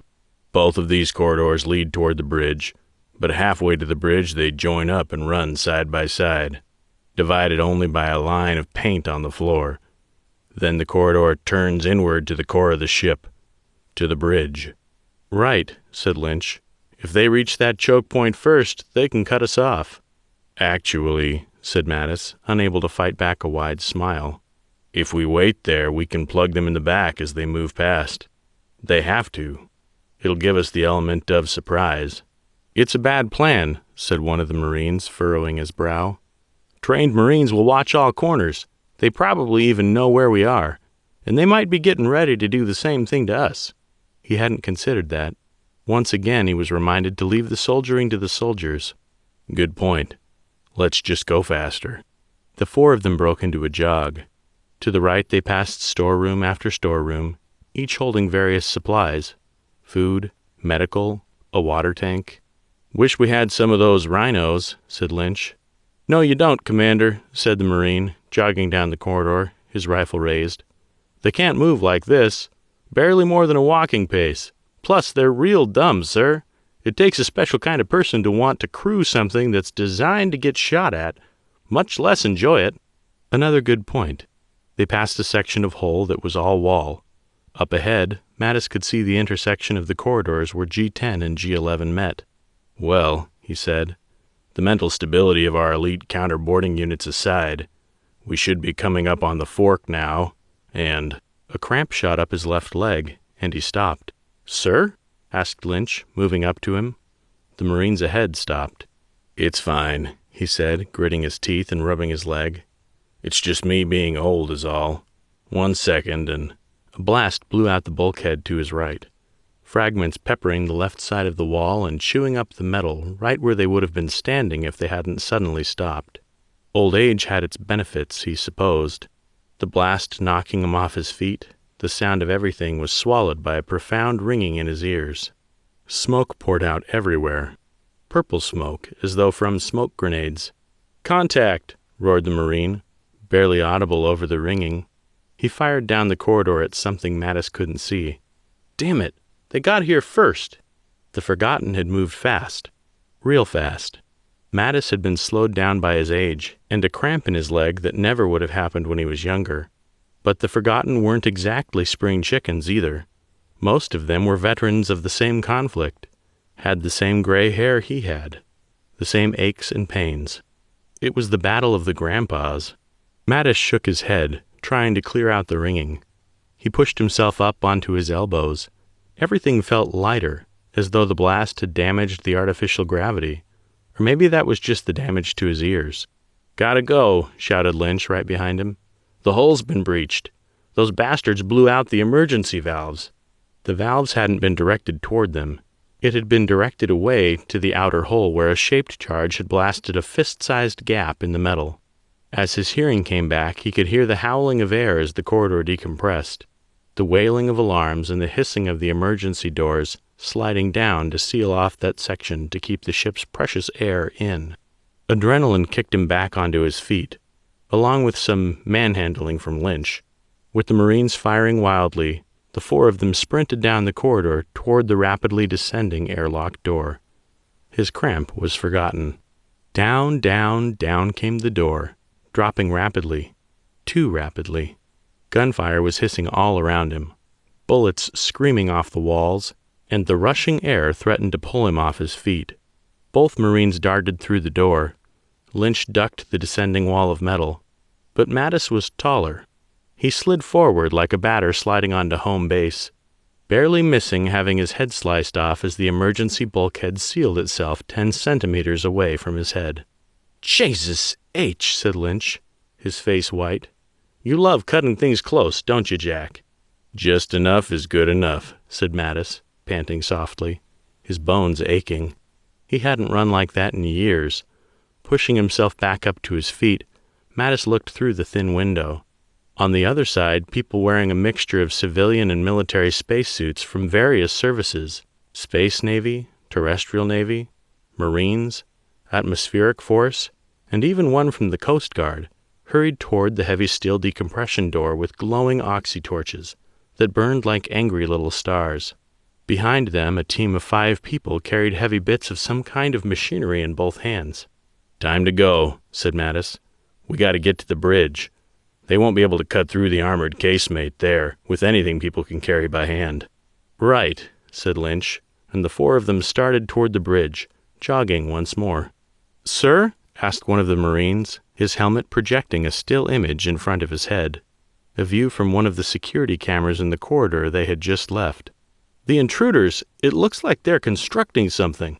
"What kind of something?" asked Mattis as the troop rounded the last bend to the bridge. The huge steel wall that was the armored casemate of the bridge was half open, ready to be sealed at a moment's notice. They were obviously expected. "A laser drill," said the Marine. "I think." "Maybe they just want to give us a light show," said Lynch. Unlikely, but how the hell did veterans get their hands on this kind of equipment? It nagged at him, just like the SAM from the Chinese embassy. That kind of hardware you couldn't just buy. It had to be supplied by a government. Yim's people, maybe? Or his own? "Can that thing crack the casemate?" asked Mattis. Now was not the time for idle speculation. "Probably," said Lynch. "We'd have to ask Modi." The 4 of them slipped past the armored door, and with the groan of stressed metal, it slowly began to seal closed. Then, beyond, a simple door just for neatness' sake. They ran through and onto the bridge. "Officer on deck," said someone. The 2 Marines standing by the door came to attention. "At ease," said Mattis. "Close the casemate. Get the rhinos in here to clean out the trash. Lynch?" "Aye, aye," said Lynch, moving over to his station, clipping on an earpiece. "On it." Mattis let him do the work, settling into the captain's chair. "Report." "Looks like the intruders are cutting through the first door," said Lynch, and then touched his ear. "Modi, you awkward bastard, I need to ask you a favor. Can you look up the specs for mining lasers?" A brief pause. "No, I don't know what damn type of laser. Hang on, I'll send you a picture." Mattis couldn't help but smile, despite the faint vibration in the deck plate that signaled some kind of powerful energy displacement. If they got through the armored shield, there would be a firefight on the bridge, something he definitely wanted to avoid. "Suits on," he said, reaching below the chair for the helmet and fragile emergency suit stowed there. "We might have company real soon." Chapter 39. Bridge, USS Midway, high orbit above New London, Omid Sector. The decompression door between Corridor G11 and the bridge didn't hold long. Mattis didn't expect it to. It was tough and reinforced, yes, but it was only designed to keep air in. In fact, to facilitate rescues, it was specifically engineered to be easily cut through. However, the armored casemate was another story. It was designed to be utterly impregnable. Under normal circumstances, if there was a hole in the casemate, then the ship had probably sustained so much damage that the whole thing was lost. It would hold for a time, minutes, definitely. Hours, maybe. Enough. "Lynch," said Mattis, shuffling and getting comfortable on his captain's chair. "What does Modi say?" "A bunch of jibber-jabber. I swear the robot's off his meds, said Lynch, grumbling softly. But mostly that the casemate is tougher than a bull's hide. The Forgotten will not get through it for at least half an hour, assuming they're using standard drilling lasers. Something tells me we don't have that kind of luck. It was always foolish to assume one's enemies would be operating at a disadvantage. Hope, yes. Expect, no. Assuming the absolute best equipment and ideal conditions, how soon could they get through if they really wanted to? Lynch relayed the question. 5 minutes, he said, although it could be closer to 11. That was a fairly large variance in potential capabilities. Mattis began clipping his suit on. Either way, no sense in not being prepared. How far away are those rhinos? They're coming, said Lynch, but they're moving slow. They should be here in 12 to 13 minutes, assuming nothing slows them down. 12 minutes, so a potential 2 or 3 minute battle. That would be difficult. They had 2 Marines assigned to guard duty, plus the 2 they had dragged along with them. The Marines had rifles, combat armor, and the works. However, he and the rest of the bridge crew only had their sidearms. It would have to do. Mattis clipped on his helmet and ensured the seal was tight. All hands, prepare to repel boarders. Everyone checked in. The Marines and the bridge crew, including Lynch, all had their suits on and sealed. Only the Marines had armor, so for everyone else a single puncture would probably be their death. But such was the nature of combat. Sir, said Lynch, his voice crackling slightly over the radio, even though he was standing right next to him. Commander Modi reports that there is a firefight outside engineering. They've sealed the doors. The doors to engineering were strong, designed to contain minor breaches from the ship's reactors, but they were nowhere near as strong as the bridge casemate. Did the attackers down at engineering also have a huge laser? Maybe they did, maybe they didn't. Mattis touched his helmet. Mattis to Modi. Modi here, came his perfectly calm Indian-accented voice. What can I do for you, Admiral? Heard you got a bunch of rowdy gatecrashers trying to force their way into your party, Commander. I don't know what kind of parties you attend, Admiral, but engineering work is serious business. Diagnostics, reports, endless repairs, and a lot of fixing broken things. Lynch cut in on the line. So you finally admit you're a space janitor. After all these years? Space janitor, Modi's voice hardened. Mr. Lynch, I assure you. Mattis cut them both off. Intruders now. Bickering later. Yes, sir, Modi's composure returned. 6 armed people are attempting to break down the door to engineering. We are suited and ready to resist any attempt to secure this ship's engines.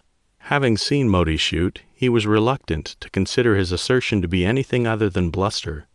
No doubt his fellow engineers couldn't shoot much better. Things were looking grim. Through the small window in the door, he could see the armored casemate starting to glow faintly in the center. A little yellow tinge as the Forgotten's laser began to burrow into the metal, heating it. Soon it would break through, creating a tiny pinhole in the shield, then began to cut. Slowly, inexorably, until a breach was formed. Until then, a stalemate. Neither side could engage each other, nothing to do but sit there, casually bouncing his gun in his hand. The radio crackled in his ears. This is Admiral Yim. Mattis grimaced slightly, checking the safety on his pistol. Talk to me, Admiral. Give me good news. I'm afraid not, said Yim. The Forgotten have occupied 3 of the orbital defense platforms. Mattis swore loudly, forgetting to mute the connection. My thoughts exactly, said Yim. The danger to your ship and to my ship is now both internal and external. This was true, but no crew could effectively fight an external foe while also battling an internal insurgency. The danger had escalated dramatically. We'll do our best, said Mattis. Got to clear the inside of the ship before we can focus on the outside. Be quick, said Yim, and closed the connection. Mattis pulled back the slide on his pistol and chambered around. Let's do this quickly so we can actually get to the real fighting. Chapter 40. Hangar Bay, USS Midway, high orbit above New London, Omid Sector. Guano crouched behind a warbird, using the magnetic skin clamp as cover. She swept the hangar bay, taking in the oxygen from her mask. She couldn't see anyone. The hangar bay was still decompressed. Outside was a vacuum. Everything was as it should be. Planes lined up, munitions neatly stacked. Everything save the crashed shuttle. It lay to one side, ramp extended, passenger compartment empty. "See that?" she said into her radio. "That was one ship I didn't crash." "That's 4 for guano, 1 for not guano," said Rhodey. "What?" Guano glared at him, his face invisible behind his reflective visor. "I only crashed 3. And one of those ships is fine, probably." "Only 3?" echoed Rhodey, his pistol up high. "You say that like it's a good thing." "3's less than 4, said Guano. A spark drifted in front of her helmet, and she pulled back, confused. Another spark drifted down, and another. With a start, she realized what was happening. Someone was shooting at her. Vacuum made the gunshot silent. "Shit!" She ducked down behind the magnetic clamp. It was thick and metal, basically bulletproof. "Someone's firing." "Where?" "Don't know." She risked a peek above the rim of the clamp, but had to duck back down almost immediately. No sign of anyone. "I see the prick," said Rhodey. "I see him, behind the crashed shuttle." Guano popped her head up again, and then she saw them. 2 figures crouched behind the wreck, only a thin sliver of their bodies visible. Their weapons flashed silently. She ducked again. "Hey, so battle-crazy calm thing. Second time. Now would be good. I kind of need you. This is not what I'm good at." Nothing. She just felt her own heart beating in her chest, accompanied by the hissing of her suit as it filtered the CO2 out of her own personal tiny atmosphere and replaced it with oxygen. "Loading," said Rhodey. "Cover me, Guano." Of course he'd been shooting. In the silence, she'd forgotten. Guano gripped her pistol tight and popped up again, aligning her sights to the thin sliver of man she could see. Her gun flashed twice, then twice again, rounds bouncing off the hull of the shuttle or impacting on the far side of the hangar bay. Her enemy shot back with a spray of automatic fire. She was forced back into cover. They were outgunned, outmanned.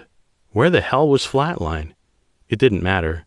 She only had the ammo left in her pistol and 1 spare mag. Rhodey had used his spare. They needed another option. "Rhodey?" "Yeah?" "We gotta get to that shuttle." Rhodey said nothing for a second. "Say again, Guano? It sounds like you said we need to get to the shuttle. You know, that place where the bad guys are." "That's right," she said. "That hull armor is strong enough to stop small arms. We can move it to block the exit from the hangar bay. Stop any reinforcements from getting aboard. Worst case scenario, we can hide there, or even maneuver the thing around to squash anyone we don't like." Rhodey growled in her ear. "The hull is strong enough, but as you so aptly demonstrated, the cockpit canopy isn't. And you guessed it, we'll need to be in the cockpit in order to pilot that thing. Plus, it's 25 meters away over a completely open landing strip. This is a bad call, Guano." No, it's a good call. I can make it." She peeked above the magnetic clamp, then ducked back down. "Look, I have—" She checked the sight of her pistol to the display readout there. 8 rounds left and 1 spare mag. If I toss you my spare mag and I shoot while I move, I can make it." "We're fighting in the void," said Rhodey. "If you get hit, you're dead. Your suit will decompress and I won't be able to get your stupid ass back to the airlock in anywhere near enough time. Assuming they don't just shoot me too." Yep, that was definitely a risk. "Rhodey, we don't have time to debate this. We'll fight this in the true American fashion, by throwing U.S. taxpayers' money at the problem. They'll take one for the team, as always. I'm going to break cover and run in 5, 4... "No, Guano, no." 3, 2, 1. She leapt up, pistol in both hands. The 2 intruders were behind cover. Guano tried to break into a sprint, but ended up moving with a swift, awkward waddle. Spacesuits were restrictive in both movement and field of view. All she could see was a steel-framed window that bounced and jostled as she ran, waving her pistol around like a lunatic. The intruders appeared. She fired wildly, not even close to hitting them. Rhodey hit one, Or maybe she did. It was hard to tell. The intruder's spacesuit erupting in a spray of white gas and red blood, then slumping on the metal deck. She expected to be shot at any moment, but then she realized the remaining intruder wasn't even looking at her. He was looking past her, to Rhodey. His rifle flashed. "Get down!" she shouted, stopping and lining up her pistol. 1 shot. 2 shot. 3. And the 3rd round went straight through the guy's helmet, blasting him back down to the deck. Silence.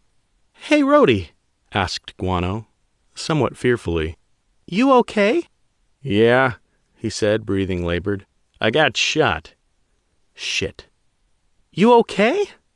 "I said I got shot. No, I'm not okay. Shit." "How bad?" she asked. There was a brief pause. "Not bad," said Rhodey. "I think it clipped my thigh. I'm leaking atmosphere, but not too bad. I think my, blood clotted when it hit vacuum and basically sealed the hole. It hurts like hell, though." "Okay," said Guano, taking a deep breath. "You just hold tight now, okay? Come over to the shuttle and I'll fire it up. We'll block the entrance into the ship, stop any more reinforcements from coming in." She saw him limping across the deck. He was wrong about the clotted blood sealing the hole. White gases were escaping from a hole in his leg. Guano waddled her way over to the shuttle, her boots clanking on the metal as she climbed up the ramp. Based on the debris strewn about the passenger compartment and the conspicuous blood trail leading down the loading ramp, the shuttle had seen better days. Fortunately, the presence of standby power indicated that it would still fly. She stepped into the cockpit. "Damn," she whispered, eyes falling upon the dead pilot, impaled in the nose cone of a warbird. "I found Stealth. He didn't make it." "Shit," said Rhodey. "Wait, they just left him in here?" Guano bit the inside of her cheek. "Not like they had much choice," she said. "He's kind of stuck." "Well, unstick him. I'm almost aboard, and hurry the hell up. I see another boarding craft coming in." Another ship with more intruders. She had to hurry. Guano couldn't possibly push a warbird by hand, nor could she move the shuttle. But she could try and cut off the nose cone holding Stealth into his chair. Shuttles had shears to cut people out of their restraints in the event of a crash. She rummaged around in the container behind the co-pilot's seat, digging out the heavy metal shears. "Sorry, Stealth," she said, ramming the tip of the shears into the metal nose cone. She started to cut around until finally the tip fell off. She pulled him forward until the sharp tip was out of the chair, then gently pushed his body into the co-pilot's seat. Korik gingerly sat down in the blood-stained pilot's seat, her back sinking into the hole in the rear of the seat. She tried not to think about the mangled seat and powered up the shuttle. Apart from a decompression alarm, everything else came up okay. Rhodey moved into the cockpit with her. "What was the Admiral thinking going down to that shithole with Lynch and Modi?" he asked, shaking his head inside his suit. "Same as with the embassy siege. That's why we have Marines. The CO shouldn't be down there." "I don't know," said Guano, trying to keep her mind off Stealth's blood congealing on the back of her suit, and the dead body just a meter away. "Captaining a warship by day, shooting people by night? Pew pew! I think it's pretty awesome." "Well, that's how I know it's a terrible idea." She laughed, appreciating the distraction, and lifted the shuttle up. "We'll have to jam the shuttle's nose in the doorway out of the hangar bay to the ship to block it fully," she said. "We'll raise up the landing ramp and seal it." "Do it," said Rhodey. Sparks began flying off the hull of the shuttle. Even without sound, she could tell they were being fired at. Guano spun the ship around, aimed the nose toward the airlock that led into the rest of the ship, and jammed the throttle open. The shuttle lurched forward, crunched against the airlock, and lodged itself in, crumpling the nose even further. A press of a button sealed the rear loading ramp. Done. The shuttle was a cork, blocking entrance into the rest of the ship. More gunshots bounced off the rear of the shuttle, but, as she predicted, the hole was simply too thick. Only then did she realize they were stuck in the shuttle with a dozen angry invaders on the other side of the hole. "Okay," she said, turning to Rhodey. "What now?" "Wait, you didn't have an exit strategy?" "I was coming up with this shit on the fly," Guano groaned. "Clearly." She looked around the cockpit, eyes darting back and forth to any piece of equipment, emergency controls, big red magic buttons, anything that would help them out. Just gotta think. Hey, Guano, asked Rhodey, glancing at his oxygen meter. How much air do you have? Hopefully enough to last before they get us out, she said grimly. Then a dark thought occurred. They do know we're in here, right? Chapter 41. The Streets of Glasgow, Earth. Bradda gripped the sides of his seat, which, logically, especially in the rush hour congestion, did nothing. But at least made him feel better. Jeannie scoffed, but she didn't spare him any further attention. Relax, Steve. This isn't going to be easy for them. What? How so? Visibility is low. The roads are difficult to drive, and there are plenty of cars around us that look like ours. They lost us for a while back there. If we'd been near a turnoff, we might have made clean away already. He hoped she had a point. Shouldn't you, be going a little faster if we're trying to get away and all? Jeannie snorted. I arrest speeders for a living. Only thing we're going to do by speeding is get pulled over, or in these conditions cause an accident. No. She paused to jerk the gear stick, which seemed to be an actual gear stick, not the usual automatic affair. How old was this car? The engine sputtered and stalled, to an outpouring of disapproval from the other drivers. The trick is to drive like a complete fool.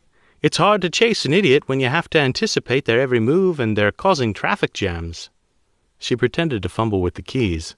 Then she turned to him, smiling like the Cheshire Cat as the car fired back to life. Want to swap seats? We'll have time. Bradda peered through the window and saw the next set of traffic lights a long way ahead. She had a point. Behind him he could see the car with the mismatched lights just sitting there. Patient. Silent. Waiting for the kill, or whatever they were planning.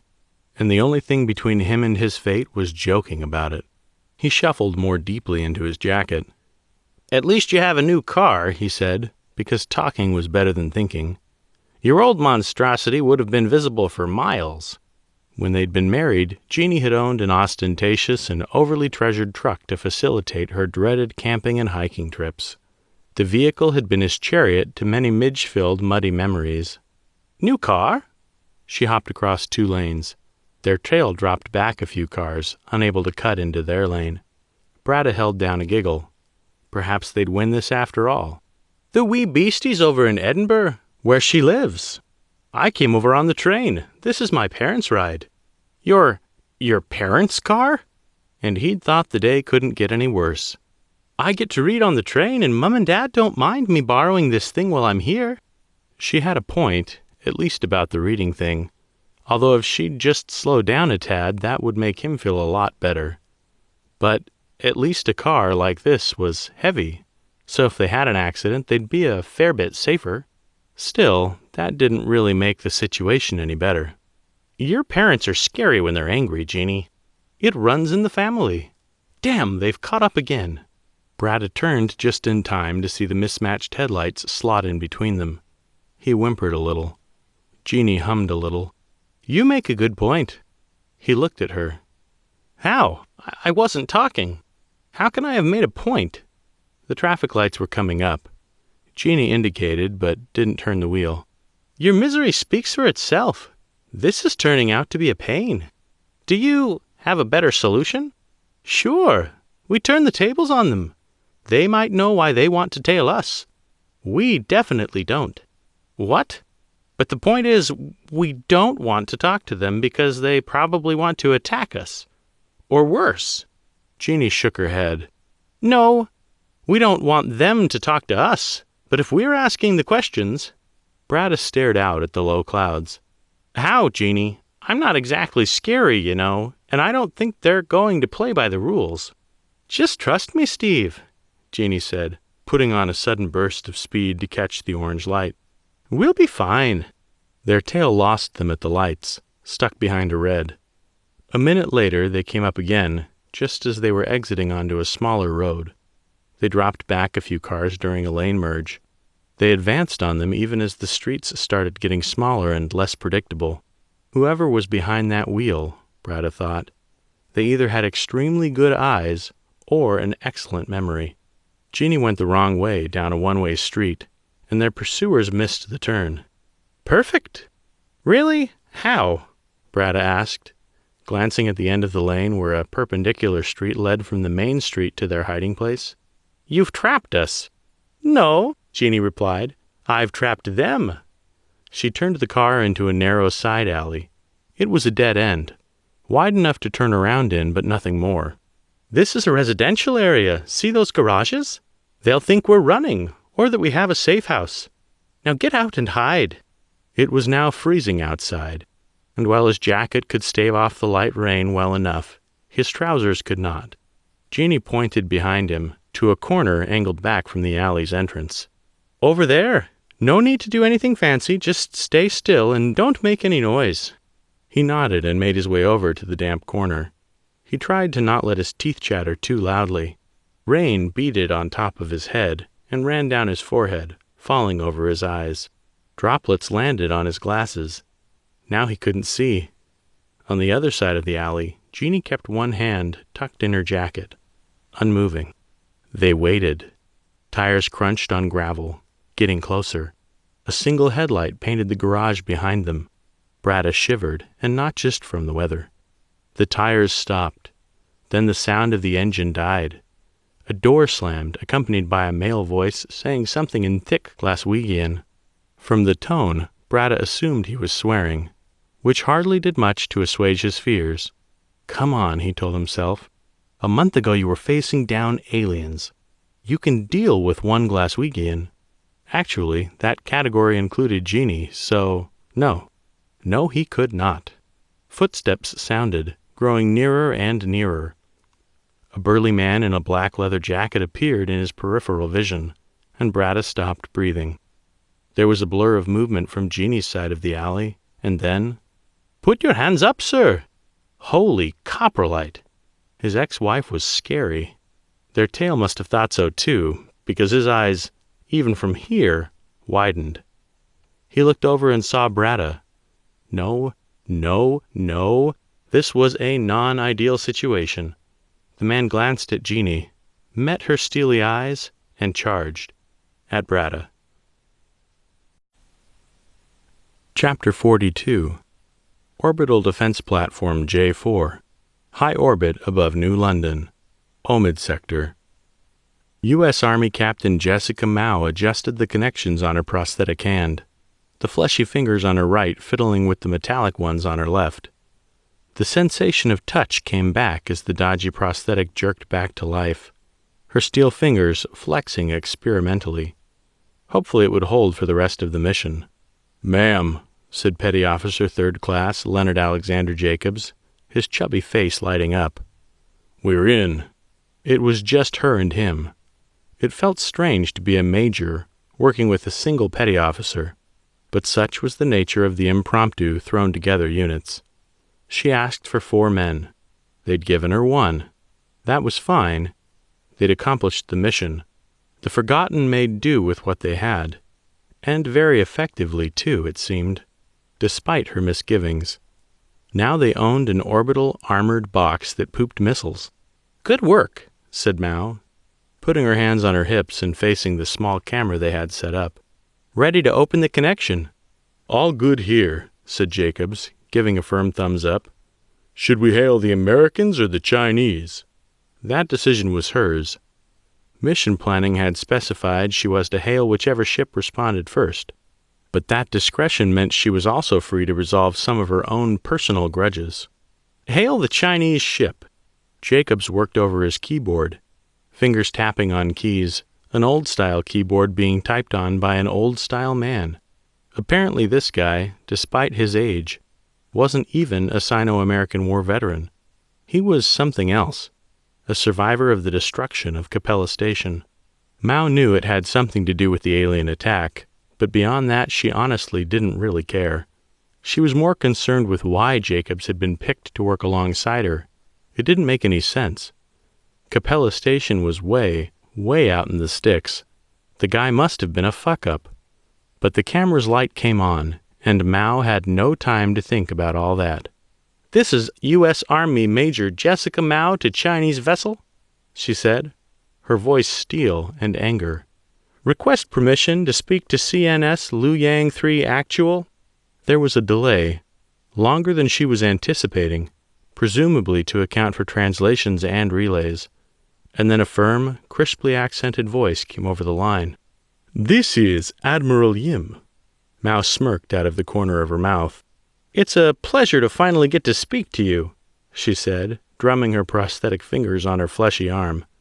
"How does it feel to work for the people who destroyed Friendship Station?" "Major Mao," said Yim, a slight tinge of sarcasm painting his voice, "I can assure you that I had no part in destroying the very station as I was standing on it when the reactors went critical. And yes, I was there. Got the scar to prove it."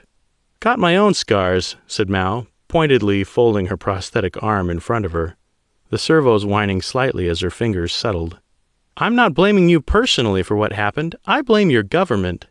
You were the ones who worked to destroy it, to blast a symbol of cooperation into atoms. You couldn't stand it, could you? The Chinese flag flying alongside the American one." Yim's voice hardened. "Do you have proof at all of what you are saying?" "Look to the world at your feet," said Mao. "Look to New London. The galaxy needs to wake up to your evil. This world was once a jewel, a hub of trade and commerce and culture. The people there were rich, prosperous, happy. I know, because I grew up there during the war. And what happened when the war ended? An influx of Chinese. Because we made peace, Chinese immigrants poured into the place like locusts, eating up the jobs, buying up the local industries, and employing only their own people, brought in off-world to work for a pittance per hour, strip mining our wealth and leaving nothing for the people who made it." "I'm sure," said Admiral Yim, evenly, "the exhaustion of the tungsten mines, leading to an end in the mining boom, and the simultaneous influx of narcotics from New London's moons had absolutely nothing to do with your world's misery. While I don't doubt that unscrupulous Chinese businessmen played a part in what happened, it's difficult to accept, either personally or as a representative of my government, that this is all our fault." "Typical Chinese," said Mao, curling her upper lip, "always trying to deflect blame. Those kind of games are in your blood." "Funny," said Yim. "If I'm not mistaken, Mao is a Chinese surname." "Oh, he didn't." "I'm a 10th-generation American," spat Mao. "I'm as fucking American as apple pie on a foggy Boston morning." "And the land upon which you were born, the nationality on your birth certificate. This changed your blood content?" Yim chuckled down the line. "Talking to you is like arguing with Swiss cheese. Your argument stinks and it's full of holes." Mao squeezed her fist so hard the motors in her prosthetic whined in protest. "I'll give you full of holes," she said through clenched teeth. "Admiral Yim, now hear this. You have 10 minutes to initiate Z-space translation out of this system and never return, or we will turn these orbital stations around, aim towards the surface, and we will glass the whole fucking planet and all its moons." Yim was quiet for a second, stunned into silence, possibly. "You would destroy your own world?" he asked, his tone befuddled. "For what end?" "Chinese overran the city," said Mao, simply. "There are so many of them that, to be perfectly honest with you, Admiral, it is no longer our world. They arrived, they bred, they outnumbered us. They voted to become independent, and then to ally with China politically, economically, and socially. Now, whatever claim we hold to that planet is essentially just a title." She sneered, scrunching up her face in anger, meaning every single word of it. "And I'll see it burn before I let the likes of you plant your flag there and turn the de facto takeover into a legitimate one." "We have no such plans." "Lies!" shouted Mao, fighting to keep her composure. "It's your own planet," said Yim. "Your homeworld. It's yours. It's under U.S. jurisdiction. I can't make it any more clear to you that—" "Lies. All lies." "You're as bad as the politicians," said Mao. "You're all the same, corrupt, arrogant, conquering. Let me tell you something. Corruption spreads like a systemic infection. Ancient humans used to use hot pokers to seal their wounds, burn out the pus and the blood, and, by inflicting pain and harm, ultimately promote healing from the ashes. Yim snorted across their connection, half dismissively, half amused. Such drama. You realize that's a myth, right? I mean, they absolutely did do that. But the process of cauterization actually increases the vector for infection by causing further tissue damage and creating a more hospitable environment for bacterial growth. You couldn't possibly have picked a worse metaphor if you tried. Mao glared at the camera. 9 minutes, 50 seconds, Admiral. I'm aware, said Yim. Out of the corner of her eye, she could see Jacobs waving his hand. Enemy fighters incoming, he hissed, quietly. Chinese. She squinted at the camera. Call off your attack or New London burns. Call me back when you make up your mind. She terminated the link.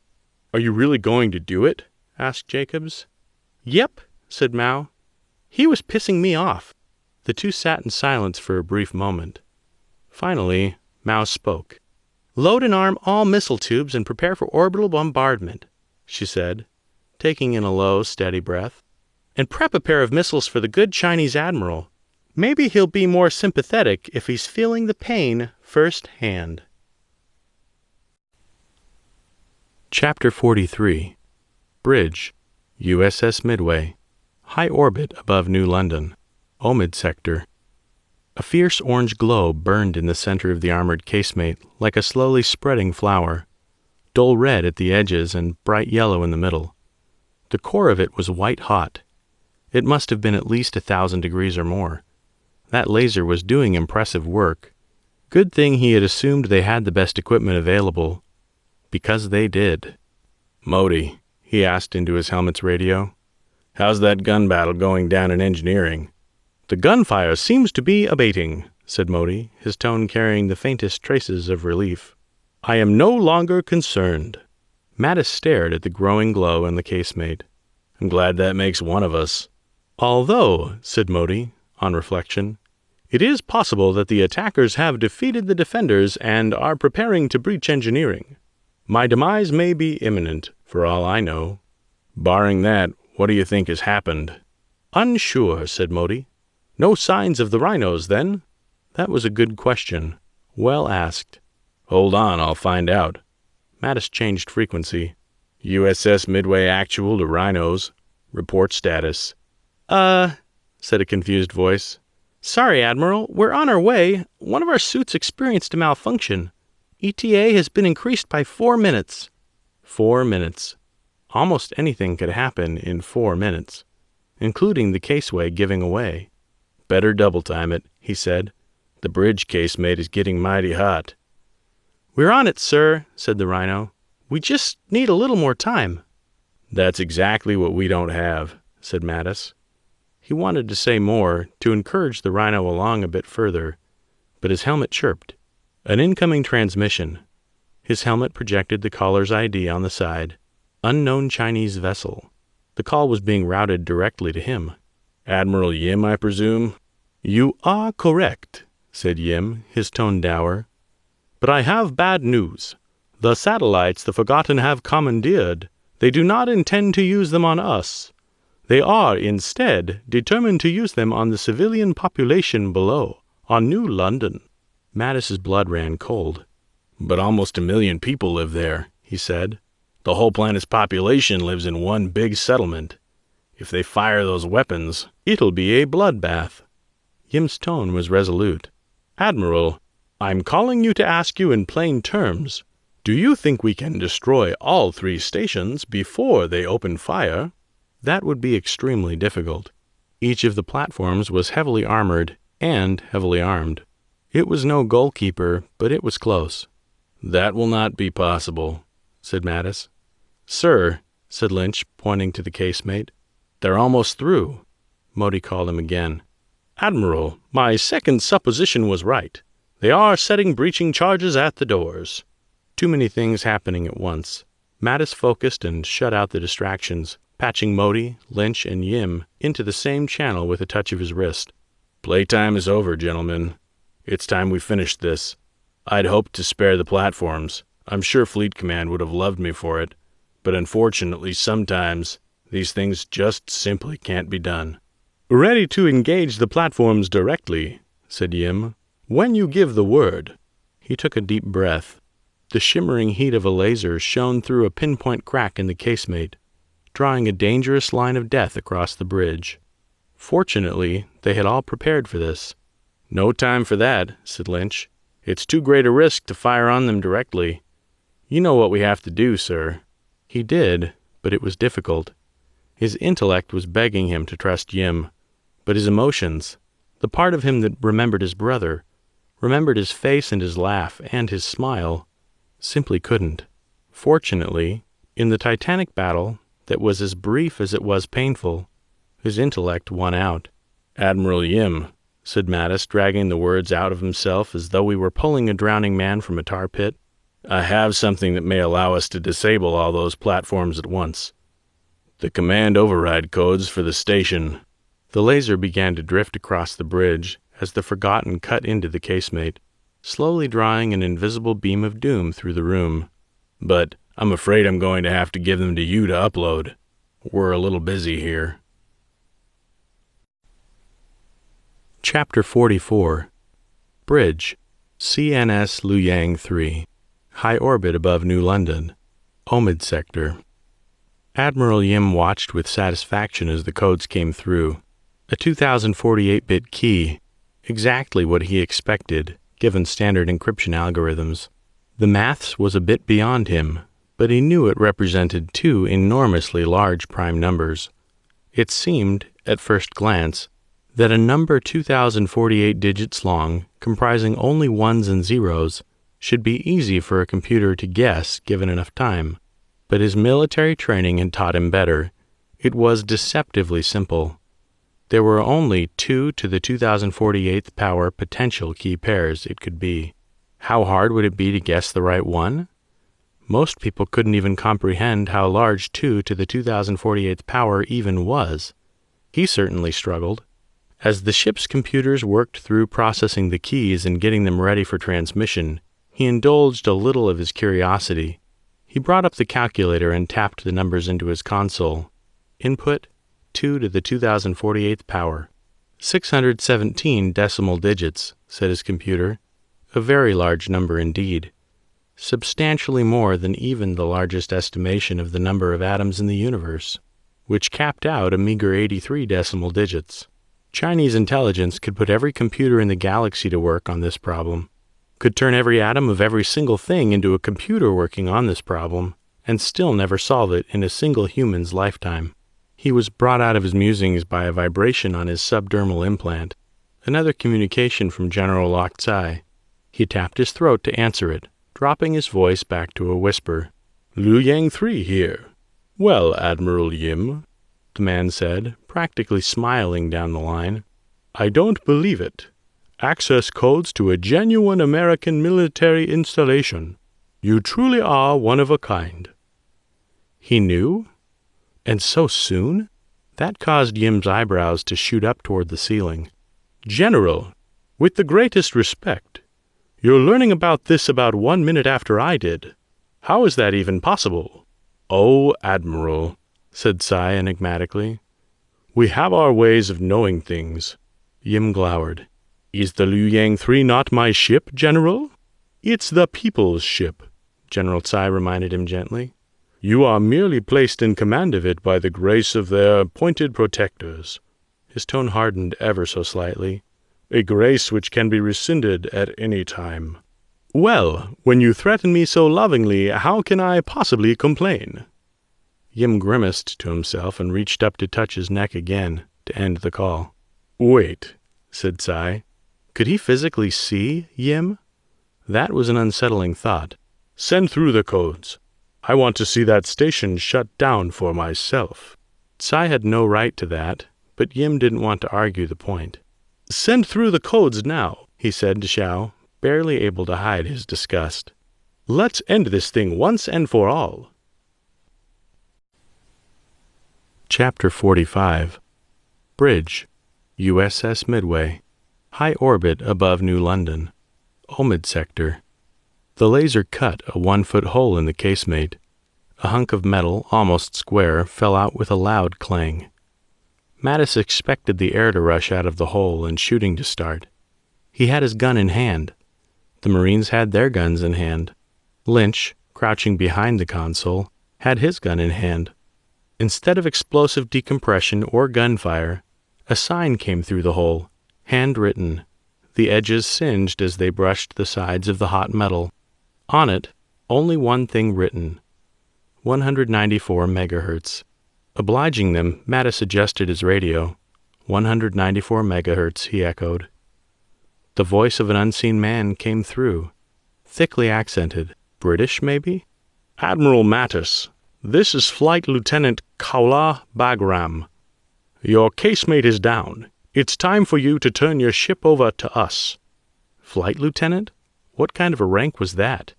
You're British? He asked. Maybe he could use the memory of Captain Salt to get some leverage. Australian, said the man. The Australians had played a role in the Sino-American War, a fact that had totally slipped his mind. Ironic, then, that Bagram's contribution had been forgotten. His group had been well named. Regretfully, said Mattis, trying to push the uncomfortable moment of truth out of his mind, I cannot and will not be surrendering the Midway to you. Your bargaining posture leaves something to be desired, said Bagram. You're trapped in there. I'll repeat, we have breached the casemate. Mattis regarded the still glowing metal with a skeptical eye. That much metal's going to take a long time to cool, and unless you can squeeze through a 1-foot gap without touching the sides, you're going to cook yourselves trying to get in. Our consoles and the inner door will protect us from grenades. Our suits protect us from gases and decompression, and if you can shoot us, we can shoot you. The only difference between us is, we have a whole ship full of crew who are working their way toward defeating you and your other boarding parties. Pretty soon you'll be fighting on 2 fronts. He smirked to himself. We're not in here because of you. You're trapped out there because of us. So full of confidence, said Bagram, and a deafening roar blasted the weakened, still yellow-hot metal of the casemate into the bridge. Fragments and globs of half-molten metal sprayed inside, splashing off almost every surface. Globs and shards struck his suit, the internal computers activating various alarms. The ringing in his ears returned, worse than before. If he didn't have some form of hearing damage before, he did now. That, however, was a matter for later. Nothing he could do about it now. With a forced casualness, Mattis brushed the semi-molten metal off his suit. Lynch had fared far better behind cover, but one of their Marines wasn't moving. Laying face down, wisps of smoke rising from the edges of his armor. He had been so much closer. The Forgotten walked in through the bent, warped ruin of the casemate, their boots hissing as they stepped on red and yellow fragments. They had automatic weapons held comfortably in their hands. One last chance, shouted the middle guy, Bagram, his face concealed behind the reflective visor he wore. Mattis, you don't have to die here today. If that massive explosion had done nothing to them, granted they were on the other side of it, but still, Mattis's pea-shooter wouldn't get past their suits. Lynch was similarly armed. They'd lost a Marine already, making it 6 versus 2, and the way the Forgotten walked, the way they carried themselves, suggested that they knew how to use their weapons. Mattis stood up from behind cover. So, he said, doing absolutely nothing more than stalling for time until the rhinos got there. Let's talk. Bagram nodded to him, his expression unreadable behind the reflective visor. A wise choice, Mattis. There's no need for more of your men to die. Well, yes, I'd prefer to avoid further bloodshed if possible, but I won't surrender my ship. So you won't surrender, said Bagram, shrugging. But you won't fight either. I think that's a de facto surrender, you know, like it or not. Definitely more not than like. Mattis tried to stall for more time. I'm suggesting a truce. There's no need for anyone more to die here on either side. He pointed to Bagram's wrist, to the glowing, lit-up communicator there. Go on, call your satellites. You'll find them shut down. Are you trying to play us, Admiral? Stringing us out while the cavalry comes? Mattis pointed again. Ask them. he insisted. Bagram touched the small device, cutting the comlink to Mattis and the others, speaking quietly to his fellows. The rest of them on both sides stood around awkwardly, guns pointed at each other. It was good. Regardless of how the communications went, every second the intruders waited was another second the rhinos got closer. Unless they'd gotten lost or something. Where the hell were they? "They're shut down," asked Mattis. "Aren't they?" Bagram said nothing, which said everything. "Look," he said, "I'm not exactly known for my love of the People's Republic. And I have questions, too. Questions about Friendship Station. Questions about a lot of things. But you gotta believe me when I tell you, attacking U.S. vessels and pissing off the Chinese at the same time. This isn't how either of us are going to find answers. And what do you suggest we do, Admiral?" They still call him that, despite everything. Military to the end. Mattis slowly sheathed his pistol. It was useless anyway. "A few things," he said. "First of all, let me talk to your leaders, officers who are in charge. I know you mean well, but I don't want to make any promises I can't keep, and I don't want you to promise me anything you can't deliver, especially something I later come to rely upon or assume is true. I'll talk to them, hear what they have to say, and see what I can do." "Really?" Bagram leaned forward slightly. "You'd listen to us about all the back pay we're owed, and the useless Veterans Affairs people who won't cover our medical costs, or even our funeral allowances when we finally kick the bucket?" For some reason, the denial of a funerary allowance struck home to him. He'd only just months prior laid Commander Pitt to rest, and the notion that his funeral might not have been covered because of some beam counters trying to wiggle their way out of their responsibilities made him more angry than he should have been at that moment. "I'd certainly listen," said Mattis. "I know the VA's office isn't exactly popular with vets, but I'm one of you. I fought in the same war. I know what you're feeling. But it should come from someone with authority, someone who speaks for all of you." That really seemed to grab him. "You'd talk to our CO, hear his grievances?" "I would." Bagram considered. "How do I know you're not just trying to get a leg up so you can kill us?" Mattis pointed over his shoulders. "Because," he said, "I could just have my highly sociopathic anti-border Marines standing behind you, kill you, and not have to worry about any of this." Bagram and the intruders all shuffled around. 2 rhinos stood at the end of the hallway, flanking the Forgotten, heavy weapons trained on the intruders. "Say the word, sir," said the lead rhino, sweeping the bridge with the gleaming barrels of her weapon. "I'm real cranky after all that walking." Mattis knew that if she fired that thing in the enclosed space of the bridge, there would likely be casualties on both sides, but there was no sense in letting Bagram know that. "Not yet," he said. "We're just having a friendly chat right now, is all. But if we could lower the amount of firearms present, that would be real neat. And all of you need to keep your hands where we can see them." The Forgotten slowly put their weapons on the deck and put their hands on their heads. "Despite the fortuitous arrival of my reinforcements, I want you to know this doesn't change my position at all. I still want to talk to your leader, whoever he is, and hear out what he has to say, without preconditions." Mattis rested his hand on his hip. "It's a good deal for you. Worst case, you get a lift back to wherever your boss is hiding out.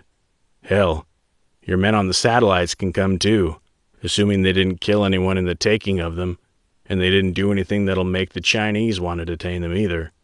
Which they shouldn't, because, legally speaking, as long as Yim can convince his superiors that this is an internal U.S. matter, that's how I'm going to treat it." With the metaphorical shoe on the other foot, Bagram was clearly more reluctant to trust him. "How do I know you aren't trying to find his location so you can kill him?" Mattis shrugged. "Honestly, you don't." "Honesty counts for a lot," said Bagram. "But something more concrete would be better."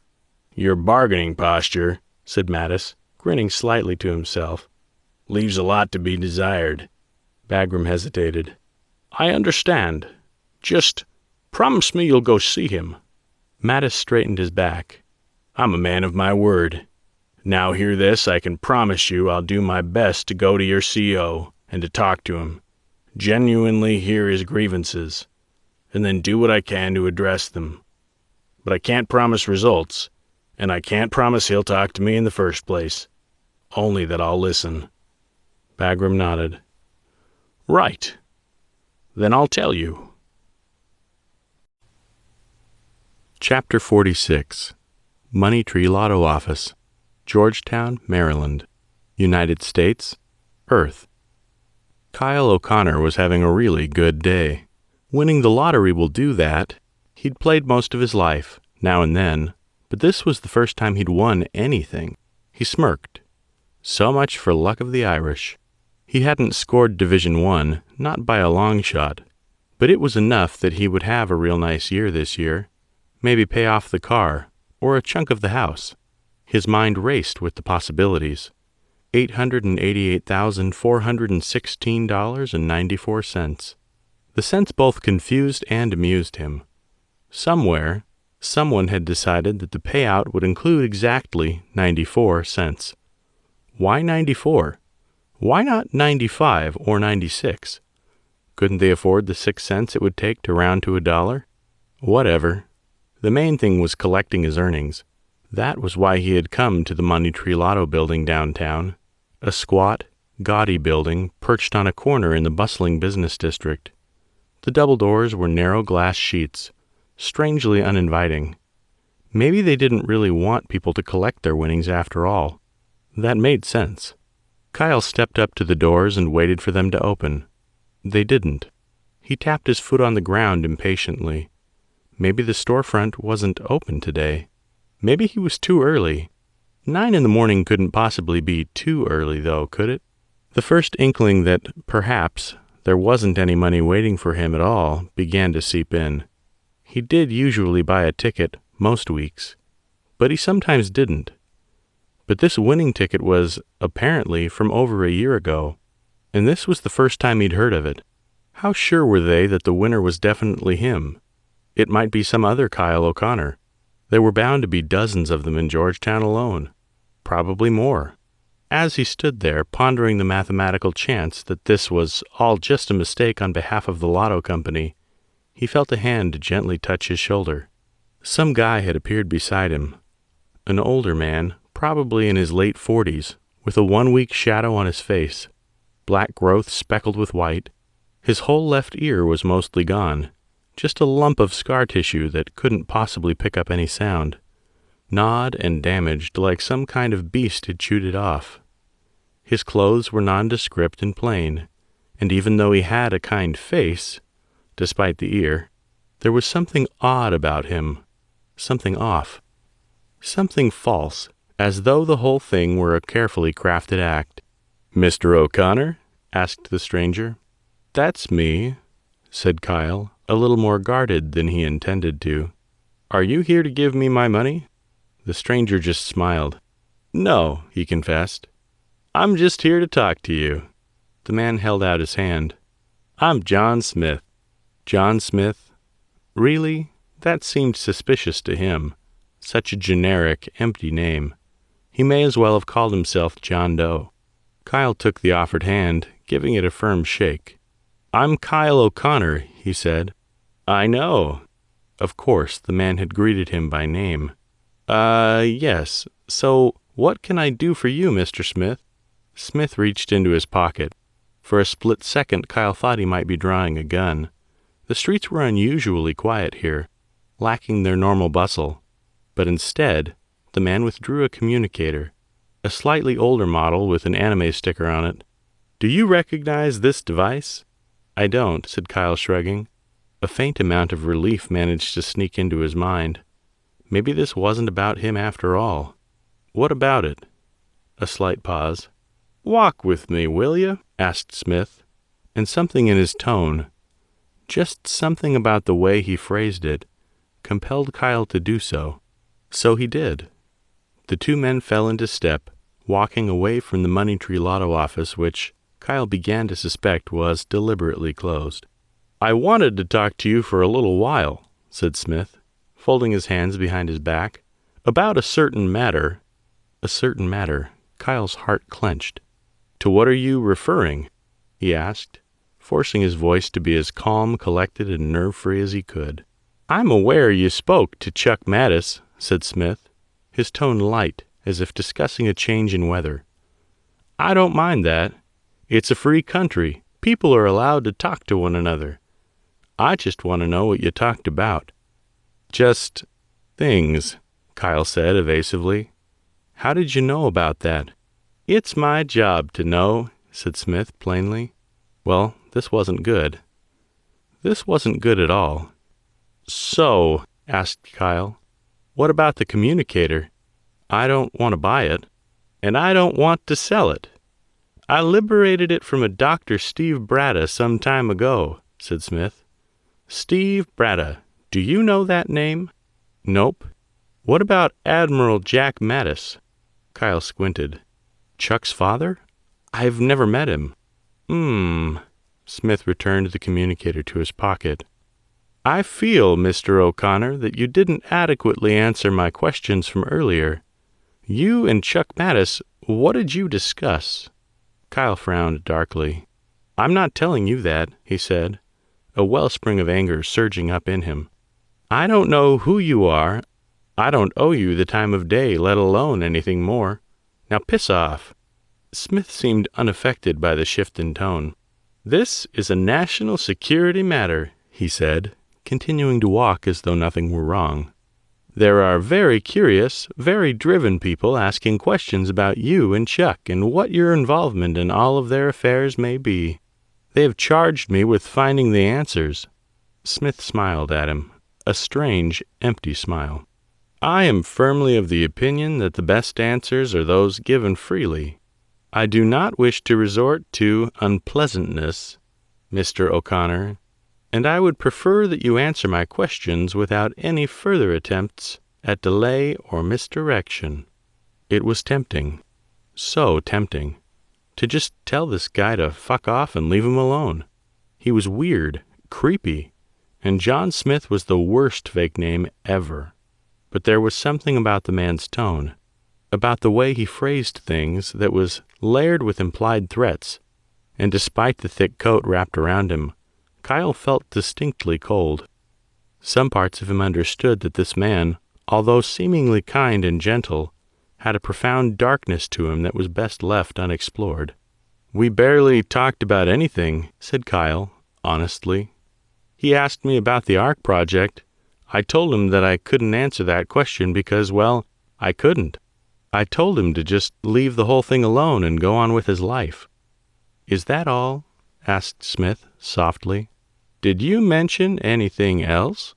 Kyle searched his memory. "I mentioned Senator Pitt still hates him and his dad. He asked about the video, the one that leaked, about the alien attack." "Oh, yes," said Smith. "Tell me about that. What did you say to him?" "Nothing," said Kyle. "Neither of us had anything to do with that." Smith said nothing for a brief moment. "Did he give you anything? Or you him? A file, perhaps? A link to something backed up on the net?" "No," said Kyle. "Nothing at all like that." Smith regarded him for a moment, and then nodded. "I believe you. I'll look elsewhere for what I seek, then." He took a shallow breath, stopped, and then turned and began walking away. "Enjoy your day." He started to turn away, before adding, "And needless to say, we never talked. Goodbye, Mr. O'Connor." It felt strange to be dismissed so readily, but Kyle just wanted the weird, unsettling conversation to be over. There was one other thing, though. "Wait," Kyle said. "So I didn't really win the lotto?" "Oh, Kyle," said Smith, smiling ever so slightly over his shoulder.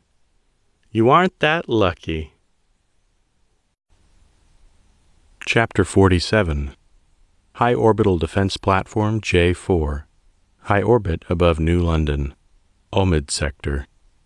Jessica Mao selected the dead center of New London. "Are you sure you want to do this?" asked Jacobs, for the third or fourth time so far. Piece of chicken shit. "Yes," she said simply. "Target these coordinates, fire all the missiles at once. No sense in waiting." The more we send as one big salvo, the less likely they are to get intercepted. Lots of people are going to die, said Jacobs, whining softly. I thought this was supposed to be a bluff. Jesus Christ, he knew what he was signing on for, didn't he? The thing about a bluff, Jacobs, is that it's meaningless if you aren't willing to follow through with it. He said nothing. He wasn't happy, obviously, but Mao didn't care. As long as he did his job, there would be no problems. Loading complete, announced Jacobs. Target coordinates locked in. No time like the present. Time to burn that miserable hellhole to ashes, just like she'd been training for. Firing, she said, tapping a key on the console. A faint hiss reverberated around the orbital defense platform as it powered up.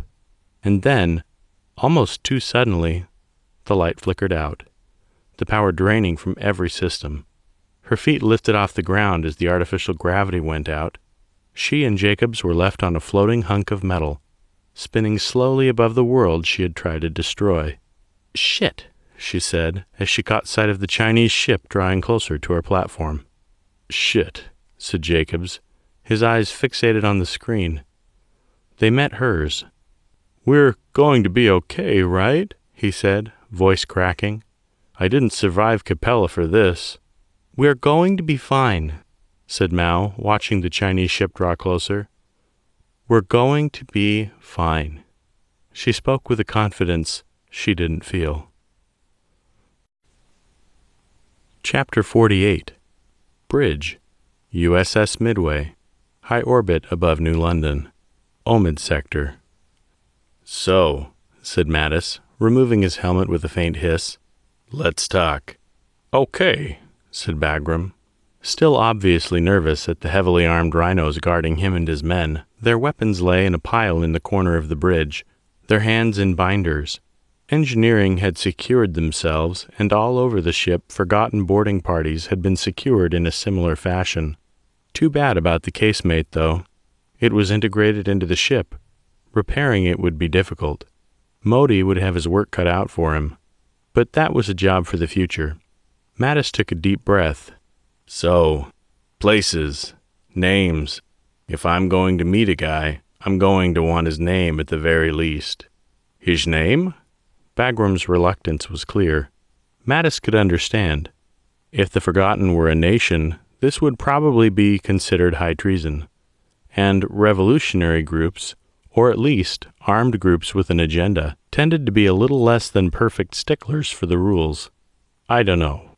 If Mattis couldn't convince the leader to lay down arms, and the U.S. government wouldn't offer him asylum and amnesty, Bagram's life would be short and painful. Look, he said, a good lawyer knows the law, but a great lawyer knows the judge. The word of a U.S. admiral, especially one with the media presence I have, counts for a lot. At least he hoped it did. If you give me what I want, I'll do my utmost to make sure you're protected. John Armitage, said Bagram at length. At least that's the name he goes by. I don't know if it's his real name. Nobody does. There's even some suggestion that there are multiple people who simply assume the name whenever it's convenient. There are more forgotten than you think. Tens of thousands of them. Bagram hesitated, shaking his head. But that doesn't matter. If you want to speak to the leader of the Forgotten, you want to speak to John Armitage. Right, John Armitage, who might or might not be one person or several. Useful intel, if incomplete. And where can I do that? He took a deep breath. It's an asteroid, way out in the belt of a distant star. Kepler 1011. A dead star without any other kind of name. It has a single planet. Kepler 1011b. Unsuitable for settlement. There's a tiny automated mining colony there. No people. But the star has an asteroid belt. And one of the roids' name is Chrysalis. Bagram was warming up now. There's basically not much there. A few small industries, a mining facility, a few smelters, a bunch of odds and ends type companies. Pegasus Security are out there too. Bunch of thugs with badges if you ask me. What else? The rest is mostly black market shit. some casinos, whorehouses, whatever you want, really. Oh, and the HQ of some genetics company is there, too. Probably one of the more legitimate operations around. Genetics company. Interesting. Okay, said Mattis. Keep talking. Bagram rubbed his brow. You should know this place ain't like most other places in the galaxy. Chrysalis is a semi-popular civilian destination. Don't know why it is when it's so far out. Don't much care to know. All I know is they employ a lot of veterans, and they pay pretty well, so our kind tend to gravitate toward there. It always rankled him that the veterans of the Sino-American War had fewer job opportunities than even regular civilians. Military personnel sometimes left the service with a trade, but for many, that skill was shooting people in the head. The civilian market for that was vanishingly small, and the perception of veterans' mental health wasn't good. But a genetics lab in the middle of absolute nowhere? Why would any company hire a former soldier when they could hire someone who didn't have years of advanced training with heavy weapons? Fortunately, Mattis hadn't ever been in that situation. He'd stayed in the service, and he'd been able to, but there were many who hadn't. No surprise, then, that they would go where the work was. Right, said Mattis. Anything else we should know about this place? Now Bagram truly hesitated, obviously torn between two loyalties. Come on, said Mattis. If there's something I gotta know about it. There are defensive mines, said Bagram finally. A small minefield in the belt. Gravity mines. High-yield little bastards. They generate an artificial gravity pulse, 1,000-gram differential over a space of just a few kilometers, lasting less than a half-second, which, if you were anywhere nearby, would turn everyone inside this tin can into goo. Such technology would not be possible for a smaller roid to manufacture. How did they get their hands on something like that? The minefield is left over from the Sino-American War. The Chinese laid it, but now the Chrysalis folk control it, and it's been good to them.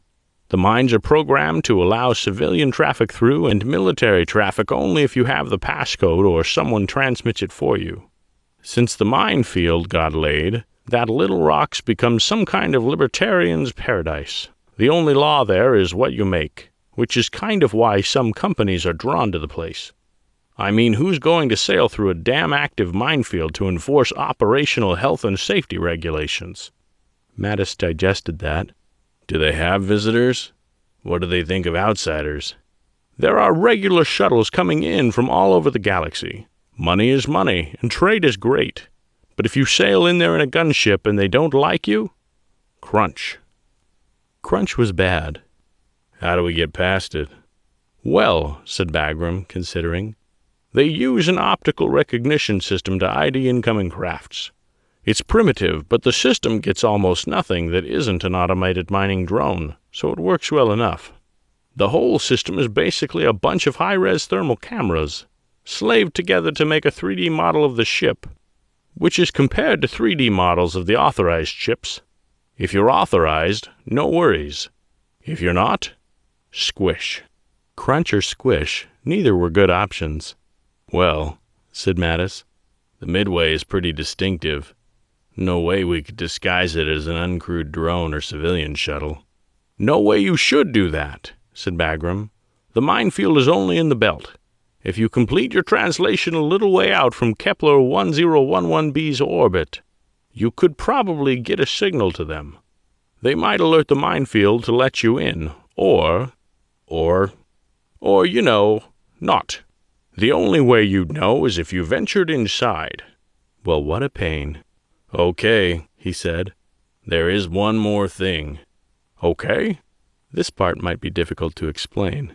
As much as I'd like to consider us square, there is the unfortunate matter of you and your men boarding and attacking our ship. You seriously damaged the ship and you caused a major international incident. Plus, you threatened to fire on an inhabited world, putting millions of lives at risk. We were just bluffing. Mattis held up his hand. You made the threat. Bluff or not, that's one for your lawyers to explain, and they will. I'm afraid I will have to turn you over to the authorities on New London. I can't say you won't be spending a very long time in prison indeed. This isn't something you can simply get away with, but I will make sure to note your cooperation in my log, and I will try to see your inevitable sentences minimized, or at least your conditions improved. No promises, but I'll see what I can do." Bagram nodded. "Prison beats unemployment. Let me discuss this with my XO," he said, "and we'll work out a plan. For now, though, thank you." He stepped away, beckoning Lynch up to him. When they were comfortably out of earshot, he clicked his tongue. "You heard that?" Lynch nodded.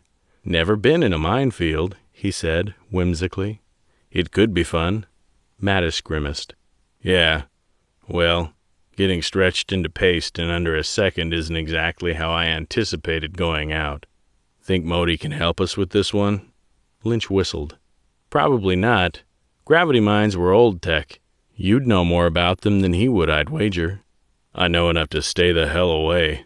Gravity mines are big and extraordinarily dense. They're easy to detect at long distances, which makes them pretty useless to use offensively. They're only really good for area denial such as this." "We could shoot at them, then, from a distance? If they're easy to detect, we should be able to pick them off one by one." "That wouldn't work." "We want this Armitage's cooperation," said Mattis. "If the first thing we do is shooting at their only defense, I doubt that would endear us to him." "We don't know it's their only defense," Lynch cautioned. That was true. "Guess we'll have to rely on their generosity and whatever insane solution Modi can come up with." "Aye, aye, sir," said Lynch. "I'll get the ship ready to commence Z-Space translation." "Very good. And ask Modi what we can do about the hole in the casemate. If it does come to a shooting match, I don't want a missile to come in through there and blast us all to dust." "Will do." Mattis left him to his duty and touched his earpiece. "Admiral Yim," he said, smiling widely. A pronounced feeling came from within, as though he had passed some kind of milestone. And for the very first time, talking with Yim didn't seem forced or unnatural. And he wasn't holding back a seething anger. "We're going for a jump. Care to join us?" Chapter 49. Hangar Bay, USS Midway, high orbit above New London, Omid Sector.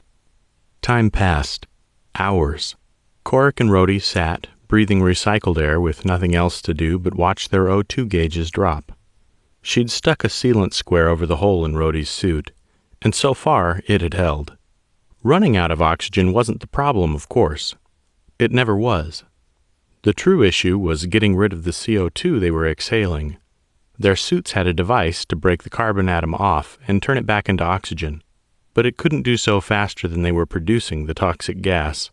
And there were always losses, tiny wisps of gas that escaped the nominally sealed suits. Suits which weren't designed for long-term habitation. But with the shuttle stuck in the airlock, ahead, inaccessible, behind only vacuum, there wasn't anything they could do until the Midway got around to rescuing them. "You doing okay there, Rhodey?" she asked. "Yeah, just like I was the last time you asked, and the time before that, and the time before that." "Just making conversation," she said. "You got shot. It seems relevant." Rhodey groaned slightly. "Well, ask me something else. Anything else. Just not about the leg. It hurts like hell." "No doubt about it." Guano tried to lighten the mood. "Oh, come on. You got a bit of a boo-boo. You'll be fine. Bet you $20 we get rescued before your tank hits a quarter empty." $20, eh? Rhodey glanced at the meter on his suit. It showed just below half, and then managed to grin. "Hey, if you hate money so much, I'll take some of it off you. Just talk about something else." "Deal," she considered. "Okay, well, tell me about your family then. You haven't really talked about them much." He snorted. "Sometimes I wish my mother had used a gun to kill herself instead of a bottle." Guano blinked. Wow, yeah, pretty personal. Thought we'd start off with stuff like where they live, hobbies, that sort of stuff." "Well, drinking was her hobby. It's true," said Rhodey. "I don't exactly keep it a secret. I just don't talk about it unless people ask. You asked, so I'm telling." He looked at her oddly. You don't like to talk about your family either. True enough, said Guano. Because, well, human beings don't see things as they are. They see them as we are. The more I talk about them, the more I'm really talking about myself. She paused to consider. Wow, that was pretty damn deep of me if I say so myself. Rhodey snorted. Wonder what that says about me. Dunno. Another period of silence. Then her radio crackled. Hey, Guano. It was Flatline. You receiving me? Finally, someone else to talk to. Guano thumbed the comm on her hand. You betcha, she said. Good to hear your voice, you dipshit. Took your time already. Hey, screw you, said Flatline. Damage control teams have all kinds of more important things to do than to save a bunch of pilots. She could practically hear him smirking down the line. You know what they say about pilots? They're just mouth breathers who couldn't hack it as gunners. You guys are mostly expendable. Priority level of, if we can get around to it. She muted the microphone, stifling a playful laugh, until her voice came back to normal. Well, you damn idiot, we could kind of use your help right about now. Rhodey got shot, and he seems okay. But if he dies in here, I'm pretty sure the smell could travel through the vacuum. So... Rhodey punched her in the shoulder. In return, Guano playfully clapped on his thigh, summoning a yelp of pain. He okay? Asked Flatline. Obviously, one of them had left their mic open. Yeah, he's just complaining because he owes me 20 big ones. You can't take money from a sick man, protested Rhodey, faking a little cough. What are you, Canadian? Guano waggled her fingers. Pay up, Chief. I said not to call me that. Reluctantly, Rhodey pushed a crumpled note toward her. She caught it, pocketed it, and opened the frequency again. Okay, Flatline, what do you need us to do? Well, he said, we can see you're wedged in there pretty tight. Damage control teams won't be able to cut you out of the wreckage, so we need you to reverse the ship out.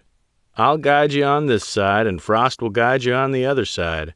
If something goes wrong, Frost will EVA and come get you. Make sure your helmets are on tight. Good morning, said Frost, Rhodey's gunner, her chipper voice beaming across the line. I'll be your server today. Can I start you off with drinks? Oh boy, said Rhodey, saved by the gunners. Guano fiddled with the switches in the cockpit, adjusting settings and diverting what little power the shuttle had left to the engines. Get ready for full reverse, she said. Hold on tight. This might get a bit rough. She pulled back on the throttle. The shrieking of scraping metal echoed all around her. The shuttle vibrated with the effort, engines straining. She diverted more power to the ship's propulsion systems. More power. More power. Then, like a cork from a bottle, the shuttle tore loose. It flew across the hangar bay backwards, careening across the vacuum, smashing into the far wall. The hull of the shuttle cracked like an egg, and the ship broke apart into several pieces, the cockpit detaching and rolling across the landing strip, finally coming to rest face down on the deck. Guano's head spun. Rhodey had fallen on top of her. They struggled in their heavy spacesuits, finally disentangling from each other. Frost's spacesuited face appeared at the torn-off lip of the cockpit. Are you guys okay? She asked.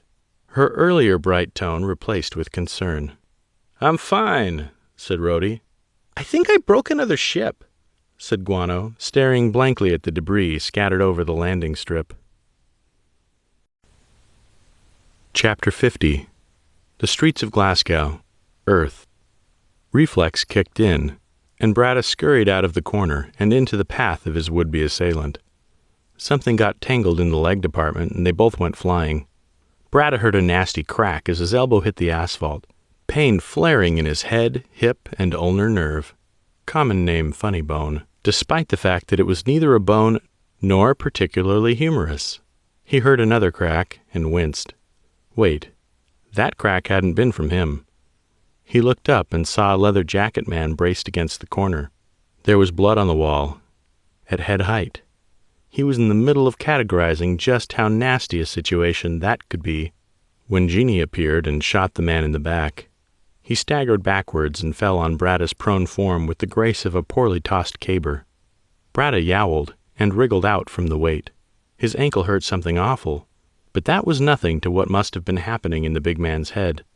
Jeannie looked down at him, eyebrow hitting her hairline. "Well done, Steve." "I am," he said, wringing a scraped hand, "the hero that we both deserved and needed. I need a theme song." "You did hit your head hard," she snorted, rifling through the downed man's pockets.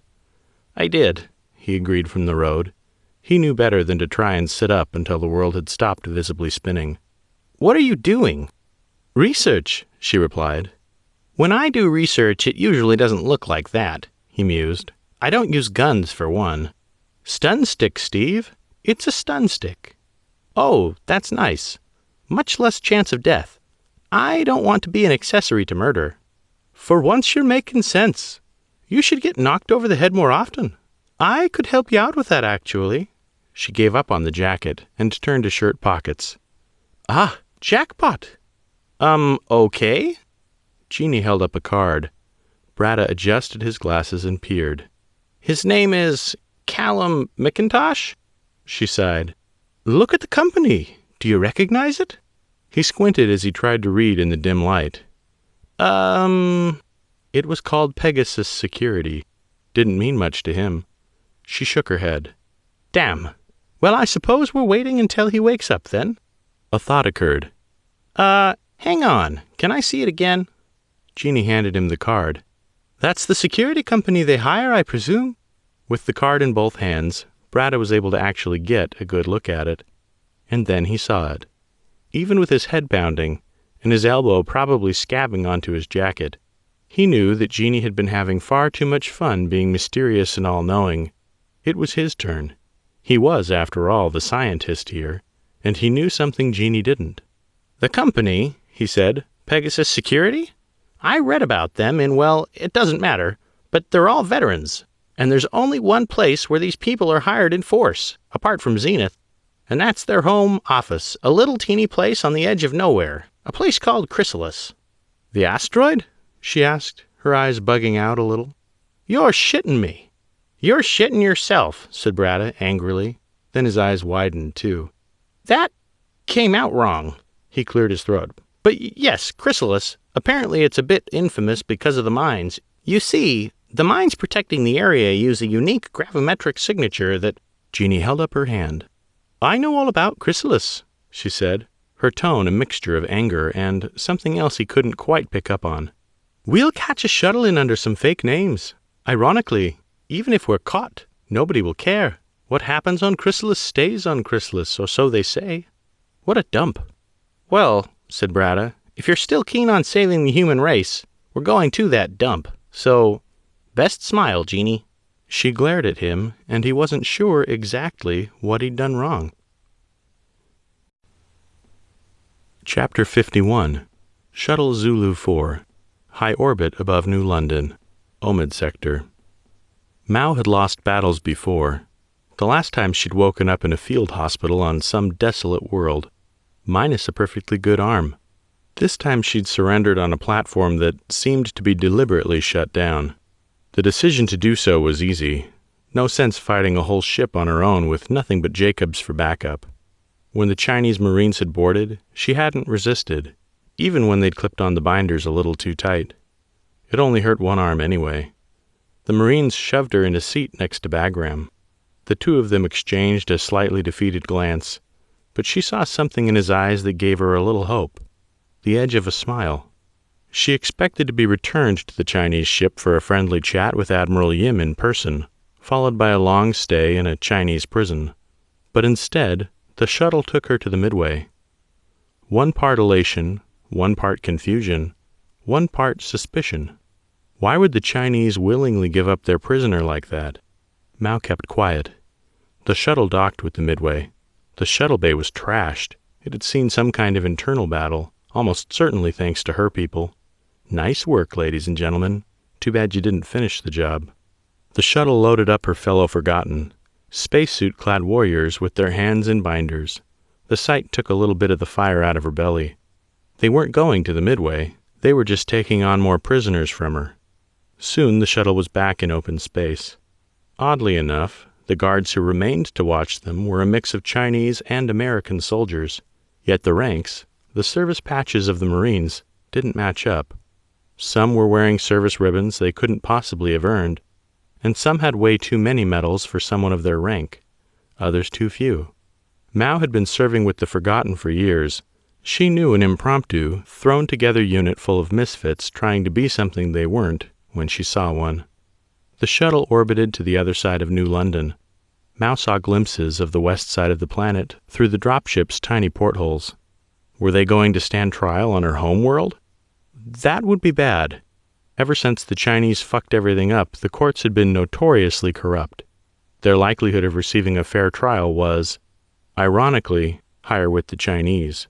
She hated the idea, but was forced to concede, intellectually, that it was true. Red bastards, as long as someone could bribe them or slip them some kind of payment, damn it.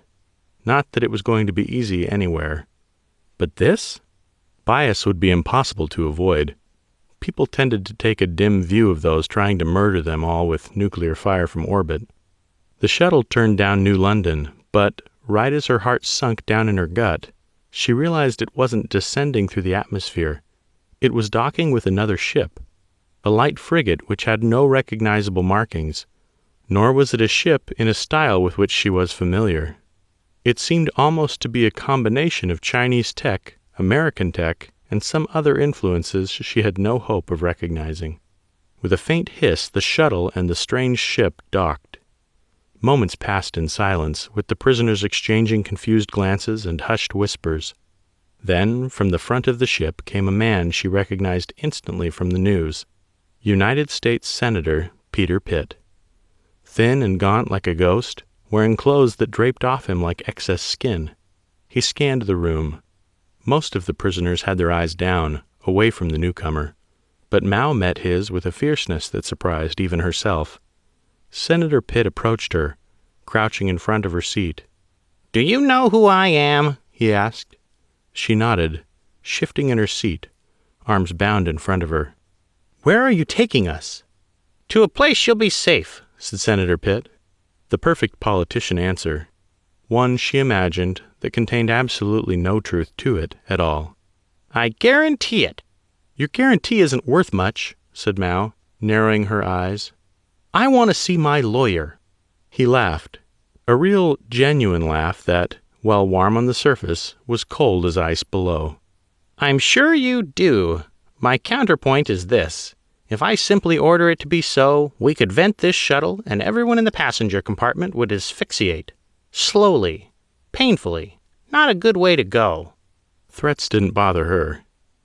"Representation is my right as an American citizen. You can't deny me access to the legal system, and you certainly can't vent us into space without as much as a trial." "Captain Mao, is it?" asked Senator Pitt. "Do you want a lesson in the American legal system?" She glowered and said nothing. "The truth is this. The system is and always has been designed to help the people up top and crush the people down low. I'm one of the people at the top, and you middle-aged, fat, broken-down soldiers with a grudge, are the people down below. You're going to get crushed by a system you do not even begin to understand. And besides, you're terrorists. Sending you out the airlock would be a mercy, and I'd be hailed as a hero for doing it." Bagram spoke up. "Senator, I want your assurance that my men will be treated well. Admiral Mattis gave me his word that we would be." Senator Pitt's expression remained cold and empty as it turned toward Bagram. "Admiral Mattis cannot help you any more, little soldier." He stood up and turned toward the cockpit, moving toward the unseen pilots of their small craft. "Captain, set a course for Chrysalis. We have tremendous plans for our guests." Mao and Bagram exchanged a confused, frightened glance, and she could no longer see that little spark of hope in his eyes. Chapter 52. 3:11 a.m. local time. Senator Pitt's office. Washington, D.C., Earth. Looking into this himself was proving a lot more difficult than Chuck Mattis had anticipated. He'd considered multiple ways to break into Senator Pitt's office, pretending he had been unfired and walking through the front door, trying to recover his old ID credentials, even creating a whole new set of identities and working his way in through an intern position. But the simple solution seemed to be the best. A brick through the window in the ground floor lobby. No alarms, no sirens. Mattis gave it a half an hour just to make sure the cops weren't going to show up. They didn't, so he went in. Seeing his old workplace, several months removed and shrouded in darkness, was a strange experience. Everything seemed at once familiar and extremely distant, as though some strange, quiet miasma had seeped through every crack and pore in the building. If anyone was there, the crash of the brick through the window would have alerted them by now. But still, he crept around as though expecting to be caught at any moment. Chuck made his way straight to the place where any information of value would be kept. Senator Pitt's office, the largest of all the rooms, but the one containing the least furniture. Just a desk, 3 filing cabinets stacked neatly up against the far wall, and a floor safe. Chuck knew about the safe.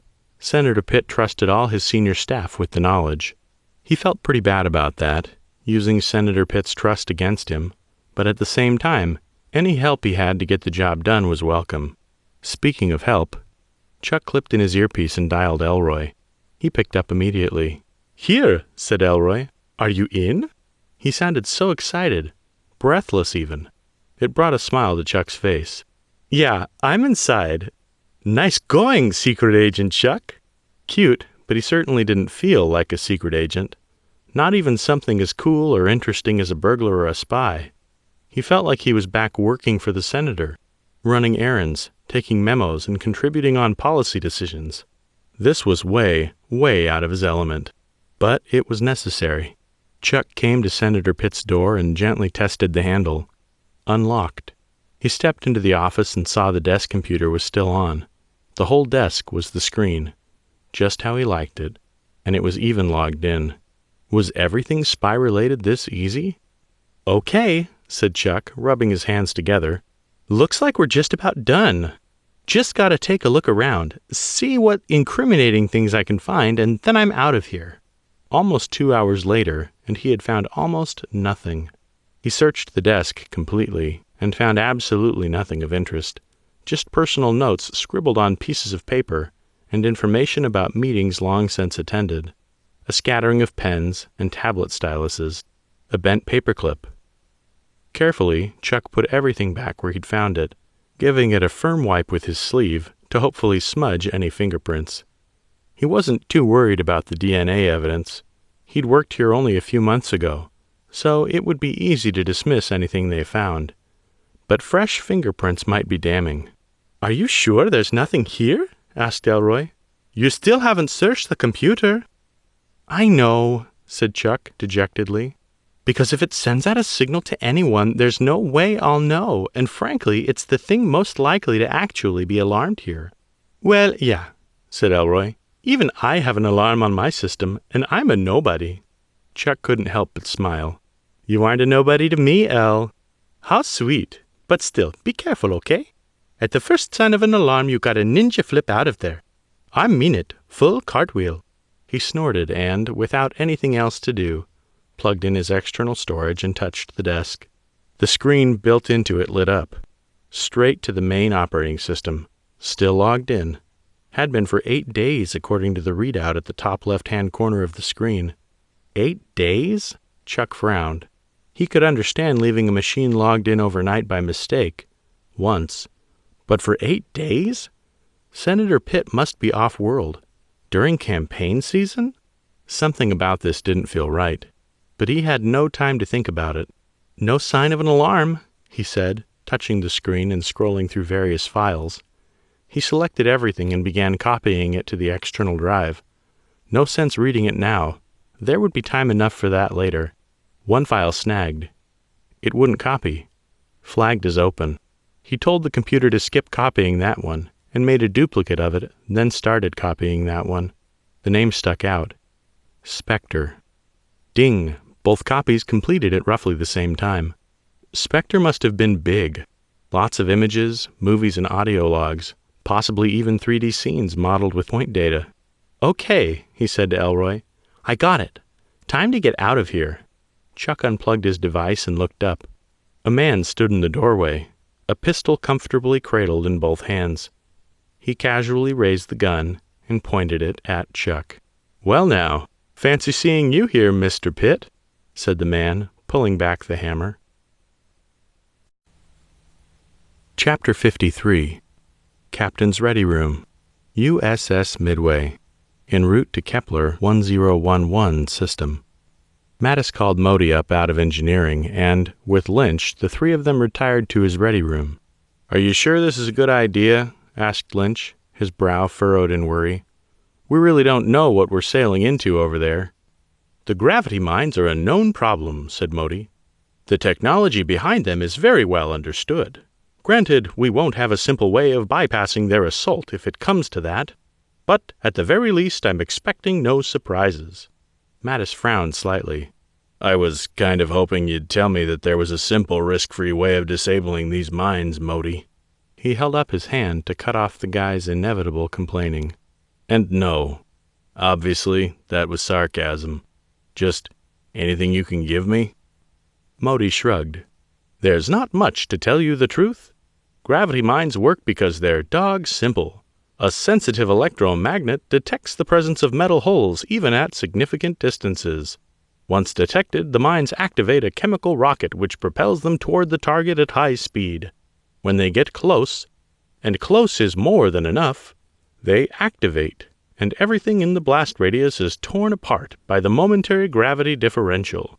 The metal of the ship's hull might survive intact, but there is simply no way for a human crew to survive that kind of stretching."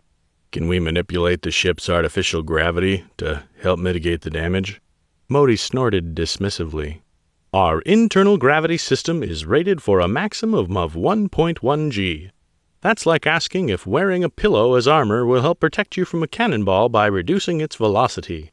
Technically, yes, but by such a statistically small margin that it would make absolutely no practical difference to the outcome." Lynch clicked his tongue. Can Admiral Yim be trusted with this information? Nagging doubt tugged at him, lingering mistrust that whispered dark thoughts into his ear. But Mattis pushed it away. Yim had shown that despite their past, for now at least, he wasn't their enemy. "He can," said Mattis, with as much strength as he could muster. "Pretty sure. He's just like me in a way. Obviously playing for a different side, but he cares about doing the right thing. He cares about his duty." Mattis thought of his brother, Philip.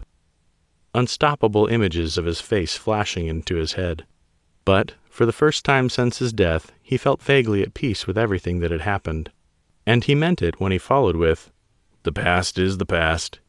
"That'll do for now," said Lynch, nodding resolutely. "We can get through this, sir." His communicator chirped. Mattis, almost on instinct, touched the answer key. It was the communications officer. "Sir, we're coming up on Chrysalis." Mattis straightened his back. Time to be a commander and worry about everything else later. The three of them moved out to the bridge. Lynch took the XO's position, and Modi hung around near the back. "Commence Z-Space translation," he said, moving up to the captain's chair and sliding into it. "Bring us back into the real world, and get ready to send out a signal to anyone who will listen." Chapter 54. Senator Pitt's Office, Washington, D.C., Earth. Chuck stared down the barrel of a gun. He really had no experience with this kind of thing. He'd never been mugged or attacked, and apart from schoolyard fights, he'd never experienced any kind of violence in his life. He just stood there, mouth agape, as the strange man pulled back the hammer and leveled the weapon at his head. "Well, wait," he stammered, thrusting his hand up above his head. "Stop! Don't shoot!" The man stepped forward into the light. He was an older guy, about 40, grizzled and clad in a finely pressed suit. He had a narrow-brimmed hat on his head, like something out of a detective movie. The gun in his hand was polished chrome. Chuck didn't know much about guns, but this one looked deadly. "I'm hoping," said the man, "that it doesn't come to that, but you're really putting me on the spot, Chuck Mattis." The use of his name startled him, and for a second, Chuck almost completely forgot Elroy was on the phone to him. "Who are you talking to?" his husband asked. "How do you know my name?" asked Chuck, ignoring Elroy for now. Who are you? Who I am is unimportant. What do you want? The man smiled uncomfortably. It's not about what I want, he said. It's about what you want. Assuming, of course, you value your continued health. You're asking the wrong people the wrong questions, and you need to just go home to your sick kid and your loving husband and give this whole thing up. The man's tone was at once kind and hard. Live a good life, Chuck Mattis. There's no need for you to end up like your father. He stared. What's wrong with my dad? Nothing, said the man. Yet. The ominous threat hung in the air. The silence grew to be unbearable. Elroy was saying things into his ear that he didn't even hear, but that probably subconsciously made his growing panic even worse. Chuck, too, just started saying things, unconscious word vomit that in no way resembled sentences or meaningful information. Just words. Words about the aliens and mutants, words about the attack on Earth, words about Admiral Jack Mattis and his seeming predilection toward getting himself into every damn situation that cropped up. None of it seemed to do any good. Enough, said the man, shaking his head. Shut up. It was time to be quiet. Chuck took a deep breath and composed himself, pointing a shaky finger to his external device. I'm guessing you want that, he said. Only, said the man, seemingly full of patience for Chuck's display, if you don't think you can send out the message yourself. What? Chuck sniffled, wiping his face with the back of his hand. What are you talking about? The man inclined his head toward the external device, sitting on the middle of Senator Pitt's desk. Had a chance to look at any of that stuff yet? No? You should.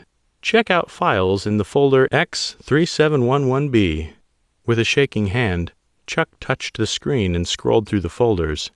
X3711B. There. He opened it. It contained a series of video files with seemingly random names, 10 in all.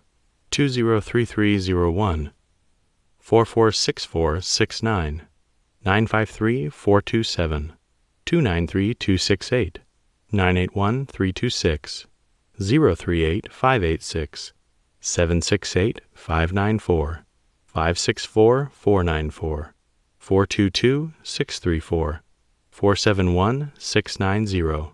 What am I looking at? Asked Chuck. Videos. Videos that should interest you. Try it and see. He tapped on one at random. 038586. It was a video shot in a starkly lit room, a heavy light casting sharp shadows across every surface.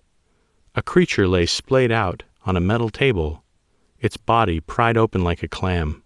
Most of its organs lay in nearby jars or on metal trays.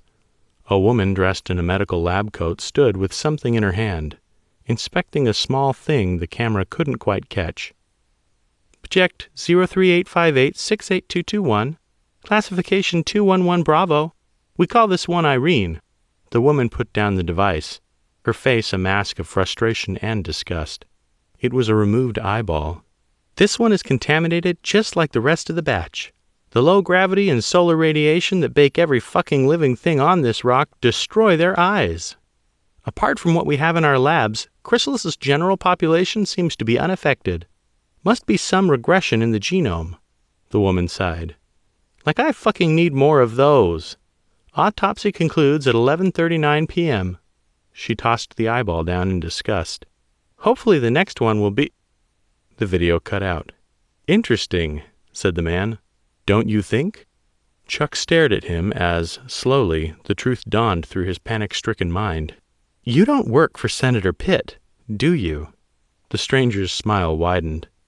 I do not. You're here for the same things I am. Naturally, said the man. It's no coincidence we're here at the same time, I imagine. I'm guessing you saw the same thing I did. Senator Pitt traveled off-world 3 days ago, and surveillance of his house show he packed enough clothes to be gone for at least a week.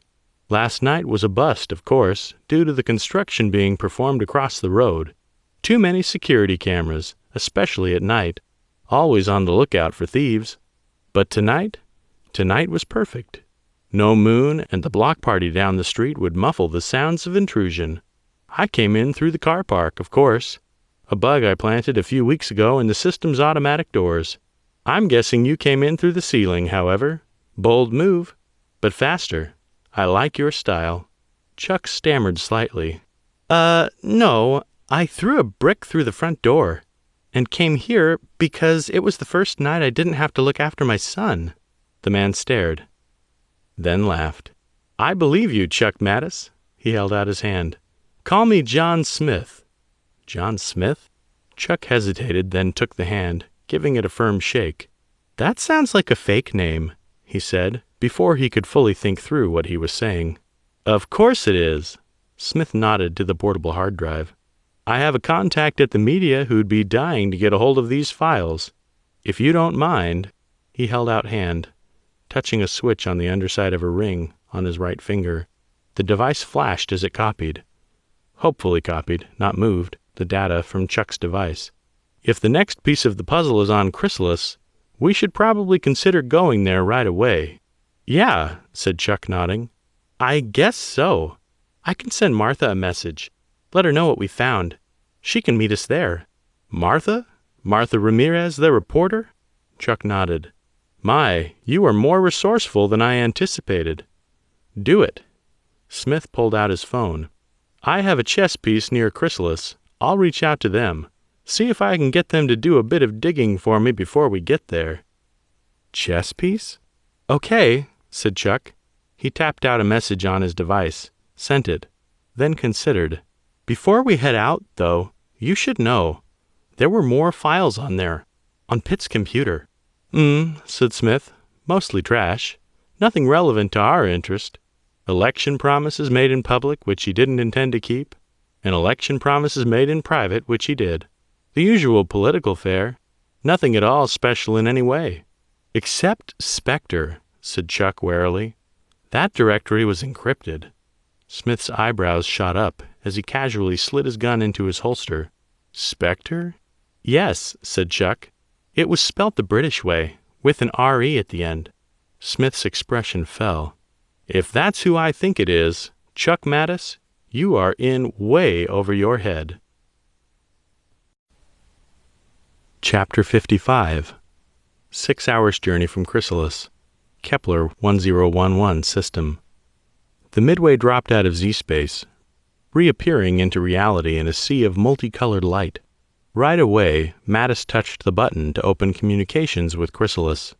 "Attention Chrysalis Station. This is Admiral Jack Mattis, commanding officer of the USS Midway of the United States Navy. I'm here with Admiral Yim of the People's Republic of China Army Navy, and although our presence must be alarming to you, I want to assure you that we're not here in force. If we were, we would have brought more ships." He paused to gather his thoughts. "We are aware of the minefield you have protecting your section of the belt. It's not our intention to harm you or your inhabitants in any way. I understand you'll be reluctant to let a United States naval vessel and a Chinese naval vessel dock at the same time. But now hear this. We're here to speak to John Armitage for the express purpose of hearing his grievances, so that they can be peacefully relayed to the governments of both our nations. It is not our intention to do anything else while at Chrysalis Station." Another pause. "Please transmit your reply when you are ready."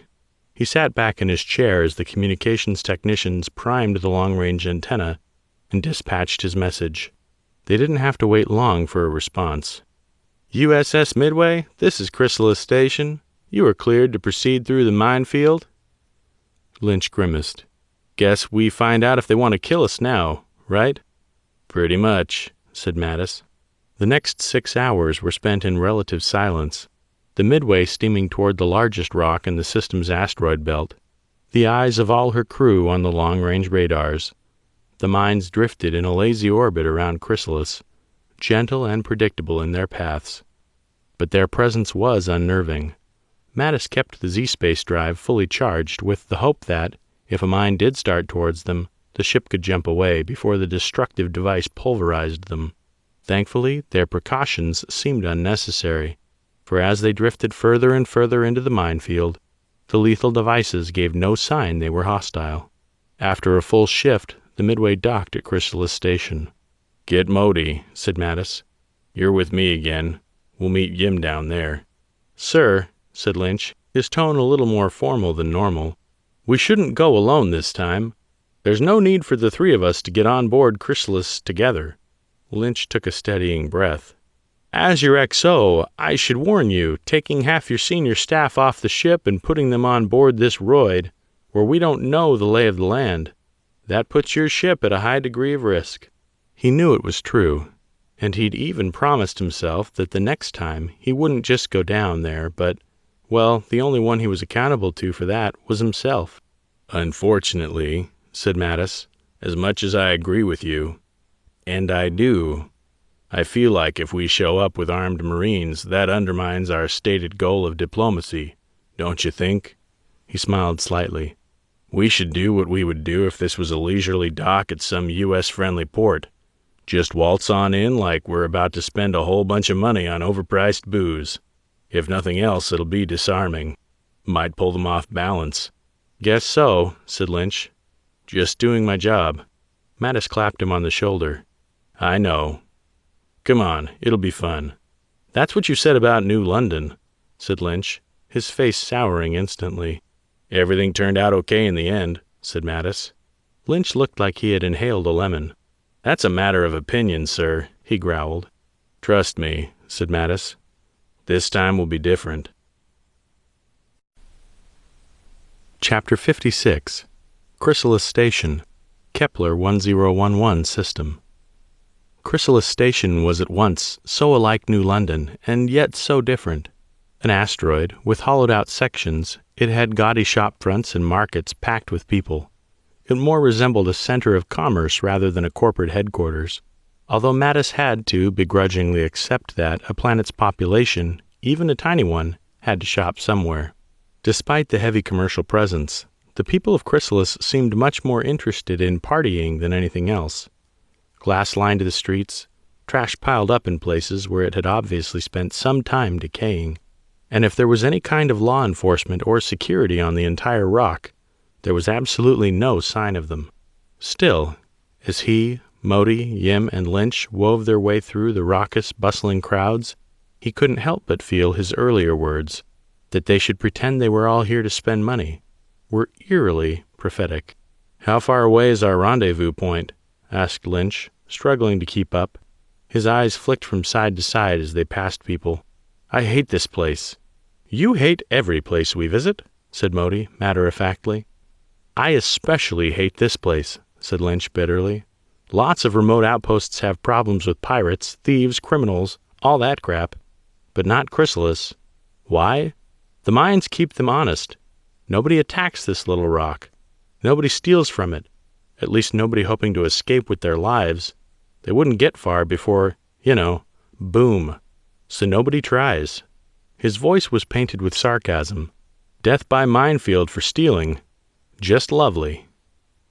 "It doesn't seem so bad," said Mattis, stepping around a person in the middle of the road. He hoped they were merely sleeping. "And I don't plan on stealing anything." Lynch's whole face contorted. "Just doesn't seem right to me." "It might seem odd," said Yim, to have businesses spring up in the area. But businesses want steady streams of customers and security to make sure they don't get robbed. What does Chrysalis have? A huge supply of veterans, and thanks to the Chinese Navy's mine-laying division, a unique security element. It's safe, it's prosperous, and we have the People's Republic to thank for it." "Great," snapped Lynch. "Feel free to pass along my congratulations. Where are we meeting this forgotten guy again?" "The communication was simple," said Modi. "At the Blessed Humanity coffee shop. Apparently Mr. Armitage has a fondness for the product." Mattis didn't like it at all. "Yim," he said, "I thought you said that the only non-Chinese worlds that Blessed Humanity has license to operate on is Zenith and New London."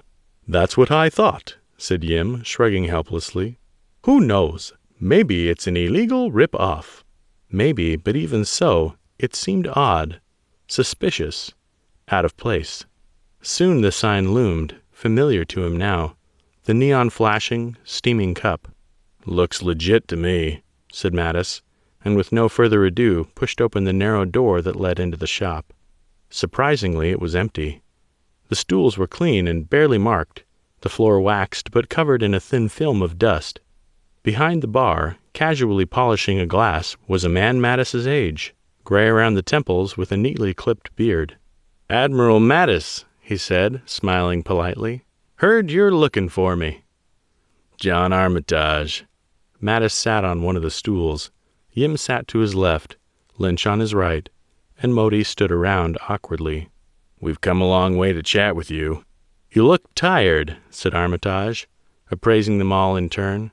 Mattis smiled half-heartedly. "It's been a long trip, and a 6-hour journey through a minefield to get here. But I'm used to it.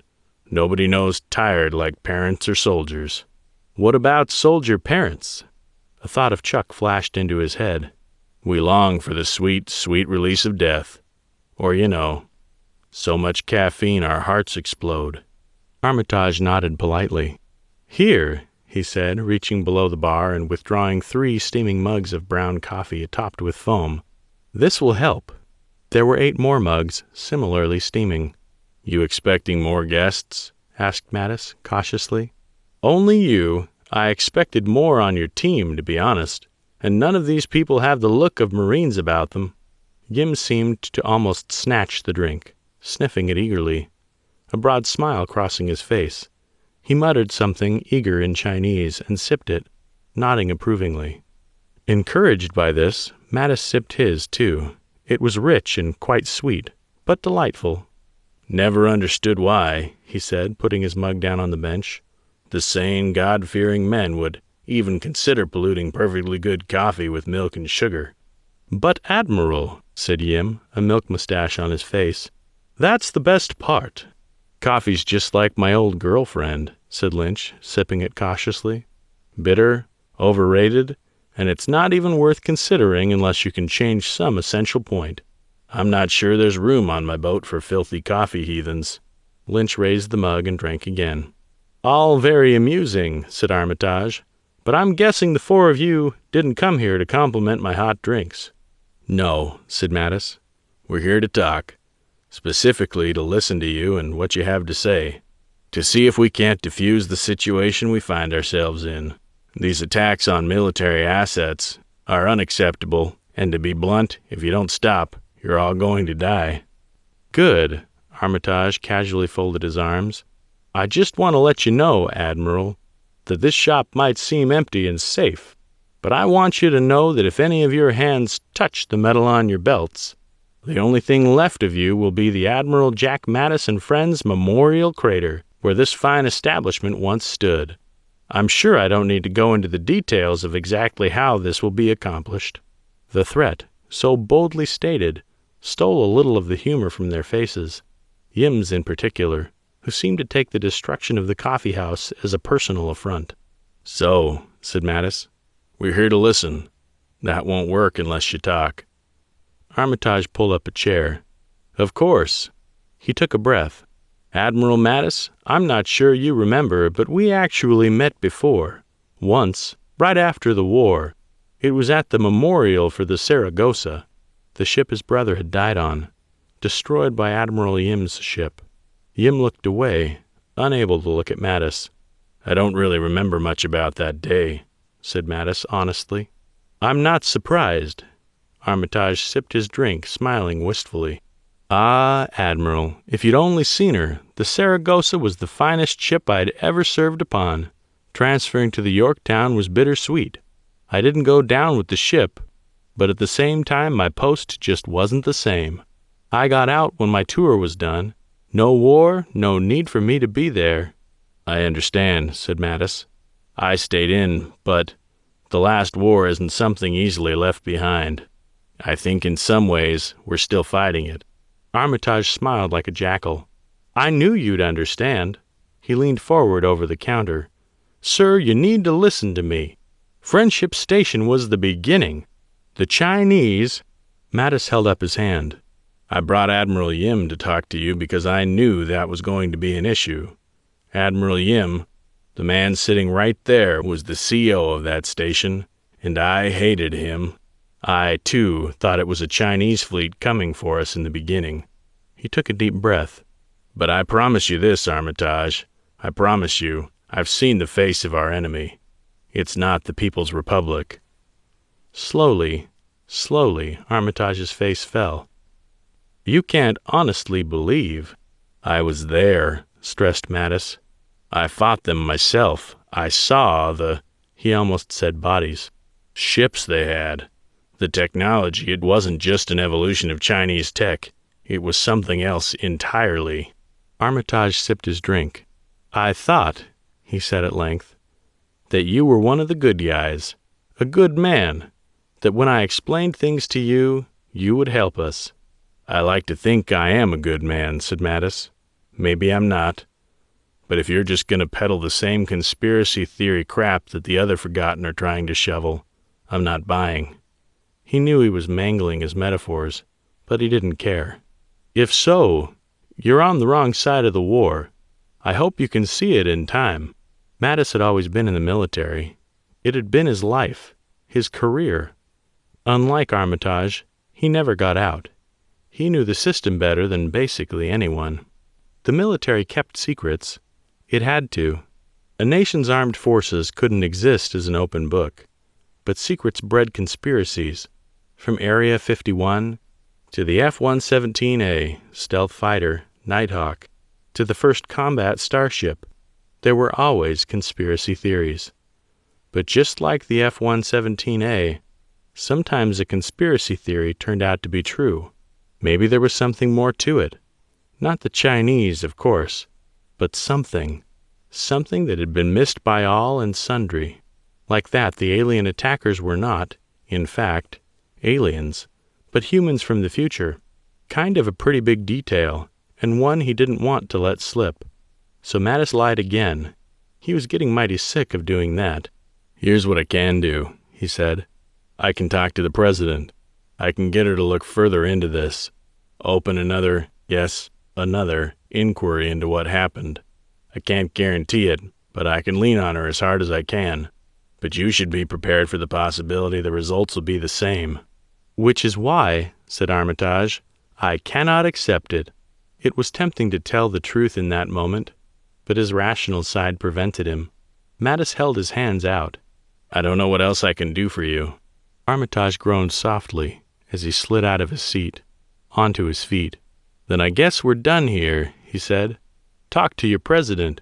Get her to look into this again, and don't take no for an answer. He considered, almost as an afterthought.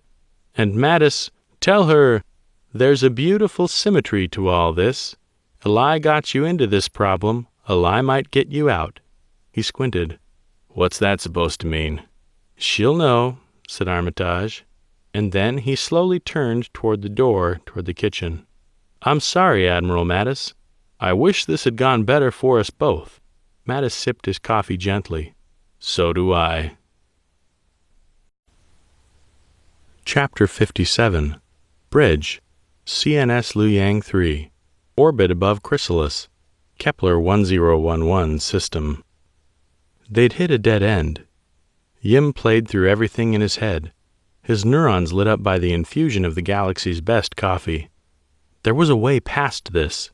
He could feel it. A video had been leaked into the galaxy's media, showing that the alien creatures who attacked Earth were out there, being kept under wraps. They had taken place on either New London or Zenith. They'd investigated, found links to a steroid company that employed veterans. The Forgotten were, almost exclusively, American veterans of the Sino-American War, so they were here, at Chrysalis, to speak to the leader of the Forgotten and hear their complaints, which they had done. They didn't want to walk. But now where? Where was the next step? The next piece in the puzzle? It didn't make sense. It felt like a dead end, but it shouldn't have been. Yim put his chin in his hands, staring at the various monitors and displays around him. What were they missing here? No answers came. Only the soft beeping of his monitors and the occasional report from his bridge crew. Was Mattis holding something back? That seemed unlikely. There was still bad blood there, it was true. He could expect no less, given the death of Mattis's brother at his hands. But they had come a long way. Mattis had trusted him, and in return, Yim knew he should show some trust back. The American wasn't betraying them. So what was it? Yim watched Chrysalis spin slowly, a rock in the middle of nowhere. He reached out his hand, closing his fingers around it as though squeezing it. No answers came out. Blood from a stone. His implant vibrated, signaling an incoming transmission. John Smith, the other American he didn't quite trust. Well now, Yim opened the connection, once more dropping his voice to a whisper. "This is Yim." "Admiral," said Smith, a voice he had hoped not to hear from again. "I need a favor from you." "Favors," whispered Yim evenly, "do not come cheap." "What kind of favor?" "Rook to E4. They had all kinds of code words for these kind of things. This one meant infiltration. You will want to head down to Chrysalis, assuming you haven't already been there, and check out the east end of the market. There's a factory there, a small one, but you'll want to go light. Bring a friend if you have to." "Why?" asked Yim, squinting slightly. "There's nothing. Go to the factory," said Smith, "and you'll find your answers." The communication ended. Yim took a deep breath. "Okay," he said to the room. "It's time for us to make our move. Prepare a shuttle." Chapter 58. Max Gaines Facility, Floor 1, Hidden Genetics Lab, Chrysalis, Kepler 1011 System. Senator Pitt stepped out of the elevator. Floor 1 was accessible only by a special key. It was an industrial level formed in a naturally occurring fissure in the asteroid. Craggy and broken, with antennas and computers jutting out of the rock walls. Row after row of large oval tanks, each big enough to hold a person, stood vertically. Hundreds of them. They shone with a green inner glow. A gantry extended above each tank, complete with a thick guardrail. The last time he came here, he had been alone. Not this time. General Lok Tsai, tall bastard he was, like a willow tree, stood beside someone he didn't recognize. A short European man in a bowling hat, with an enormous gut and a round, childlike, clean-shaven face. He carried a briefcase in his left hand. Couldn't have been more than 20. "Who's this?" he asked the general, eyeing the rotund man. "This is Spectre," said General Tsai, "one of our most powerful assets." Strange. General Tsai was not usually the kind of man who would fall for such simple deceptions. Senator Pitt immediately shook his head. "This is not Spectre. Spectre is a woman." "Appearances," said the man in a chipper, educated male English accent. He put a small device to his throat, and his voice immediately changed to female. "Can be deceiving. And have a care, General. You are as much my asset as I am yours." It seemed absurd. Senator Pitt squinted. "You don't look like the kind of spy who has access to the secrets of various world governments." Spectre, or at least the person pretending to her, smiled happily. "And what exactly should such a person look like? A black leather-clad femme fatale with a pistol in each hand? A sexy, tall-suited man, able to seduce anything with 2 legs, and sometimes not even that discriminatory? If I looked like a spy, Senator Pitt, I would not be doing my job very well at all, would I?" That was a good point. He was unable to refute. "I just didn't imagine you to be—" He paused, giving the man a critical eye. "So out of shape." "You wound me with your assumptions of my incompetence." If Spectre was in any way offended, he didn't show it. Returning to General Tsai with a smile on his face. "Now that the very good senator has brought us what we need, shall we proceed?" "Of course," said General Tsai, motioning over his shoulder. From behind and above him the prisoners Pitt had brought were being led into the gantries. Each one of them had hoods over their faces, and they shuffled forward, chains on their arms and legs. The guards led them before the tanks, 1 each. and they were made to stand over them. "You did well bringing these to us," said Spectre, finally turning back to him. "They're perfect." "As I said," said Senator Pitt, "untraceable people in exchange for my son." "Of course," said Spectre, tilting his head back slightly. "Commence Stage 1. As one, the Marines pushed the prisoners into the tanks. They fell with a splash, sinking into the green fluid, and then the top sealed over them, a mesh keeping them in. "What are you doing to them?" demanded Senator Pitt. Spectre turned to him, a confused look on his face. "What did you think?" Each of the prisoners kicked and struggled inside the tanks, trying to force their way up through the grates that sealed them in, to bend them, break them. The bars were thick metal, holding them under. The liquid churned as they kicked, frothing up bubbles that overflowed and ran down the sides of the tanks. Soon their struggles ended, and, one by one, they began floating limply in the water. "There," said Spectre. "Much better." "You killed them," said Senator Pitt, a bitter edge to his voice he was unable to disguise. "Come now," said General Sy simply. "What did you expect to happen?" He'd expected a lot of things, most notably a clean death for them, but not this. Spectre touched something inside his jacket. The tanks churned again as some force agitated them, making them vibrate as though they were experiencing some kind of seismic distress. The bodies inside began to hiss and smoke, dissolving as though suddenly exposed to some kind of intensely powerful acid. Their flesh was stripped away, followed soon by their muscles and tendons. The corpses broke apart, drifting down to the bottom of the tank, leaving only their skeletons and the occasional implant. One of them had a prosthetic arm that sank to the bottom with a faint clink. "Can't make something from nothing," replied Spectre, as though he were discussing composting techniques. "Don't worry. The biomass will be put to very good use." Senator Pitt said nothing, staring wide-eyed at the metal arm floating in the tank as it settled down toward the bottom. "Cheer up, Senator," said Spectre, watching the prosthetic arm as it, too, started to smolder. "Soon you'll have your request fulfilled." Chapter 59. Blessed Humanity Coffee Shop. Chrysalis. Kepler 1011 System. Bradda poked his signal booster with a screwdriver. The dratted thing had been working a minute ago. Why had it decided to disconnect from the external hard drive now? The device tended to be finicky, but this was outside its usual range of deviant behavior, which was a pity, because it meant he had lost signal, and he wasn't about to connect to the cafe's free Wi-Fi. He pocketed his miniature toolkit and closed down the news websites he'd had open on his third phone this month. So much for background research. Jeannie had been gone a long time. Bradda looked around, scanning for anyone who looked like a threat. Not that there would have been much he could do if he did find anyone. He was still sore from the Glasgow incident. His injuries weren't medically significant.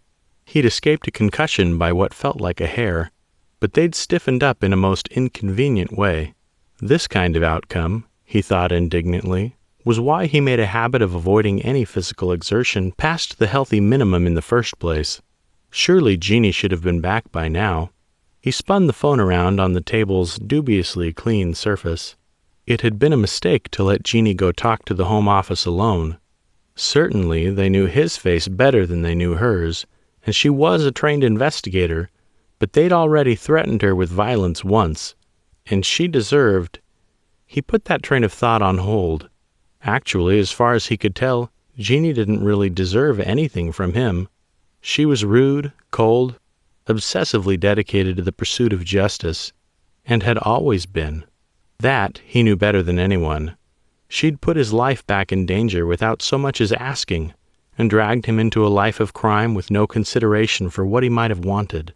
And she'd mocked him when he'd brought out his favorite toy to go through his files en route from Earth, which was deeply unfair when one considered that he could say with 98.1% certainty that the combination battery and hard drive was no longer a fire hazard. To be perfectly frank, she could go to damnation for all he cared. Not that he saw any particular benefit in adhering to a religious creed. It was the metaphor that counted, he assured his disgruntled inner atheist. Penny for your thoughts.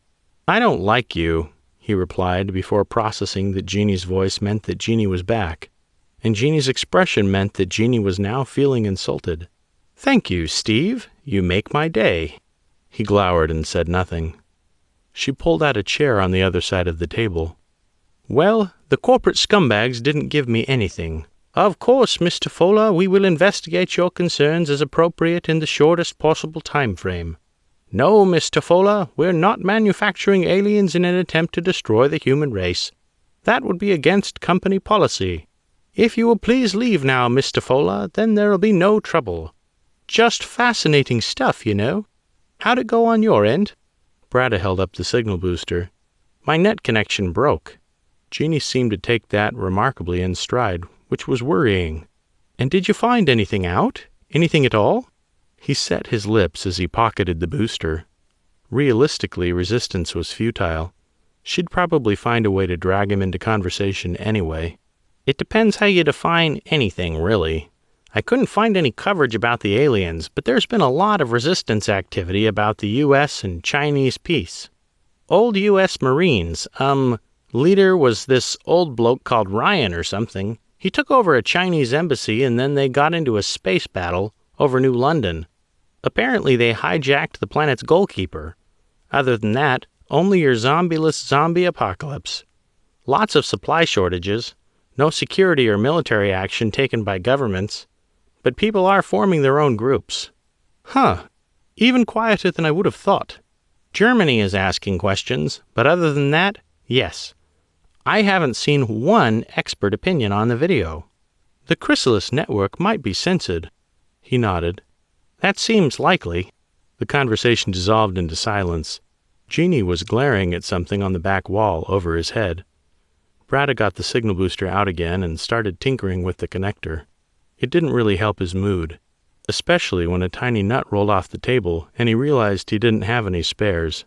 He stopped to retrieve it, looking at the coffee line on his way up, then froze.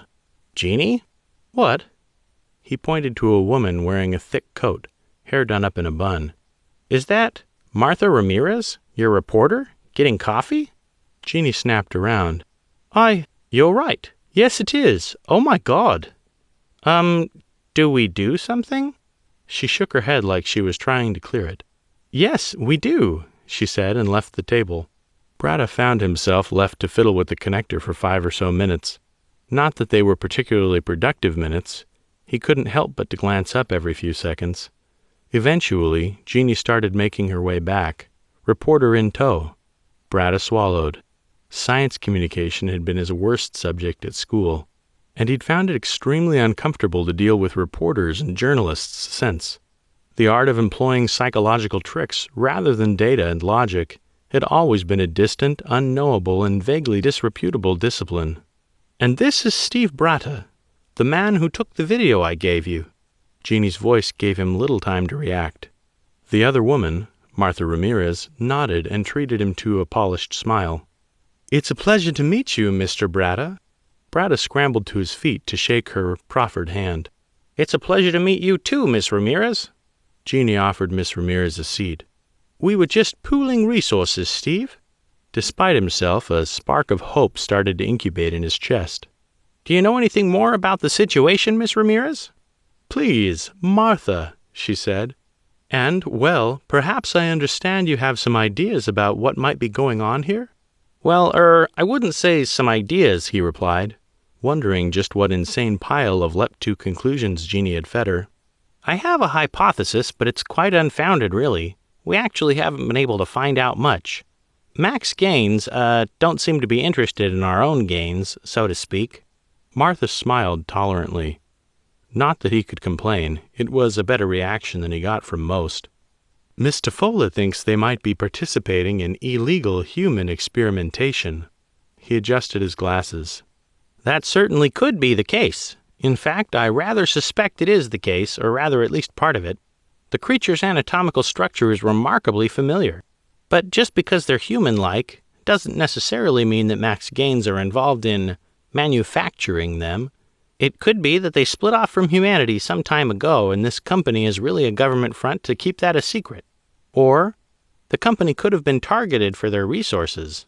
That's what they told us at any rate. I could be simply wrong. Without an open mind, one cannot expect to learn. Jeannie rolled her eyes. Thanks, Steve. Look, we know they're hiding something. They all but sent someone to assault us. The guy tailing us had a stun stick, and Steve was mugged on his way from Zenith. And we know they got uncomfortable when Steve started telling them their labs could make monsters like that. I tried to drill the home office here. Wouldn't have been safe to send Steve, they know him. And they gave me hours of red tape and some hot air. Martha, we want to help. Is there anything we can do? Martha nodded. My other sources have led me to Chrysalis too. Something's up with this place, and I can't for the life of me get a why. If even one of Mr. Bratta's hypotheses are correct, she laughed a little, I'm not surprised by the security. Still, she continued, glancing at her phone for a second, if you want to help, I have a friend who appears to still be in the system that might help us get the answers we all need. If nothing else, he's good for barging into places and getting people's attention. Who's that? Said Jeannie. Ramirez smiled uncomfortably. I hope neither of you have any issues with the U.S. Navy? Chapter 60. Bridge, USS Midway, orbit above Chrysalis, Kepler 1011 system. The shuttle back to the Midway had been a short trip that felt much longer than it really was. No ideas presented themselves as he, Modi, and Lynch made their way to the bridge. No solution to their problems. Well, said Mattis, a dejected edge to his voice as he sunk into the captain's chair, that sucked. I concur, said Modi, standing beside him. I certainly anticipated things going differently. Useless, said Lynch from his console, his face an angry, frustrated, scrunched-up ball of Texan anger. A waste of our dang time. We're back to square one. It was almost impossible to believe that they had come so far to get nothing. Great, said Mattis, more darkly than he intended. I'm sure that will be a big comfort to the poor dumb bastards who get torn in half the next time these creatures get out, and who knows what the hell else is locked away in those vaults. Whoever was behind this, whoever had managed to capture and control these creatures, it wouldn't stay contained on some faraway asteroid. Mattis didn't know why these creatures were being kept here, but, like the secrecy around developing a weapon, nobody operated that way unless there was a plan, even theoretically, to use said weapon. Where would next be hit? Earth? What would be the result then? They couldn't fail. It was too dangerous. And if they just walked away now, whoever was on that asteroid would burn everything on the ground, and they would never know the truth. And where had these creatures been captured from? One invading vessel had escaped 6 months ago and disappeared into Z-space. Had they been found by some ultra-secret deep-state government cabal? At least the old girl's space legs got a stretch, said Lynch. Beats hauling her around the same patrol route every damn day. And nobody was nearly killed in a car accident, said Modi. Or shot. And, said Lynch, obviously trying to lighten the mood, at least the coffee was good. That got a smile from him, although Modi didn't react at all, which he anticipated. It was pretty damn nice, said Mattis. Tell you what, when we get back to Earth, we should franchise that company. Start up our own little coffee shop on the edge of nowhere and make our fortunes that way. Sir, said Lynch, you sure your hamster hasn't fallen off its wheel? Just kidding, he said, grinning a tad. The shop would be aboard the ship, of course, traveling around the galaxy dispensing delicious drink bowls in all flavors and sizes. We'd sail around space, dispensing coffee and freedom, and... Mattis's communicator chirped, stealing away the joke. His personal one. Curiously, he pulled it open, his chest tightening. A text message. Martha Ramirez. Hi, Jack, it's Martha. I'm on Chrysalis. I have some people you need to talk to immediately. She's here. She's actually here. The very notion that Martha could be within metaphorical stone-throwing distance blew the air out of his lungs. You okay? Asked Lynch. He and Modi were staring. "I'm fine," said Mattis, managing a little smile. "Looks like for once it'll be me pulling information out of Martha." Chapter 61. Bridge, USS Midway. Orbit above Chrysalis. Kepler 1011 system. Mattis watched the shuttle Zulu 1 drift toward Chrysalis, then return almost an hour later. A glance at the readouts on a nearby monitor confirmed it was full of passengers. Martha Ramirez was aboard that shuttle. He hadn't seen her since the battle above Earth, because he was a piece of shit, too cowardly to confront her about their feelings, just like he'd always been, running away from her, not because she was going to hurt him, but because of what she might represent. Mattis didn't fear Ramirez saying no to him. He feared her saying yes. The closer the shuttle got, the more his fear intensified. Putting off talking to her hadn't helped at all, something he was more than old enough to know. He felt like a child again, running away from the woman like a teenager with a crush. Zulu 1 docked. For a time there was nothing, as presumably the people aboard made their way through the ship to the bridge. The more time passed, the more nervous he got. What was taking them so long? The ship was still battle-damaged. Maybe they had found some kind of hazard. Maybe the emergency bulkheads had failed and they'd been sucked out into space. Or maybe the ruined remains of the door to the bridge, patched haphazardly with welded-on panels, creaked open. "Martha," said Mattis, smiling as widely as he could. "It's a pleasure to—" A short, mousy-looking man wearing civilian clothes poked his head in the door. No, it's Bratta, Steve Bratta. Can I come in?" Awkward. Mattis gestured for him to do so. "Permission granted, Mr. Bratta." Gingerly, Bratta stepped over the cooled lumps of metal, the destroyed remnants of their casemate, and moved onto the bridge. Behind him he saw the vague outline of a woman. Definitely a woman this time. He took another deep breath. "Miss Ramirez, it's a pleasure to—" "Nope," said the woman, stepping fully into view, a hard-looking civilian with a powerful-looking stun stick strapped to her hip.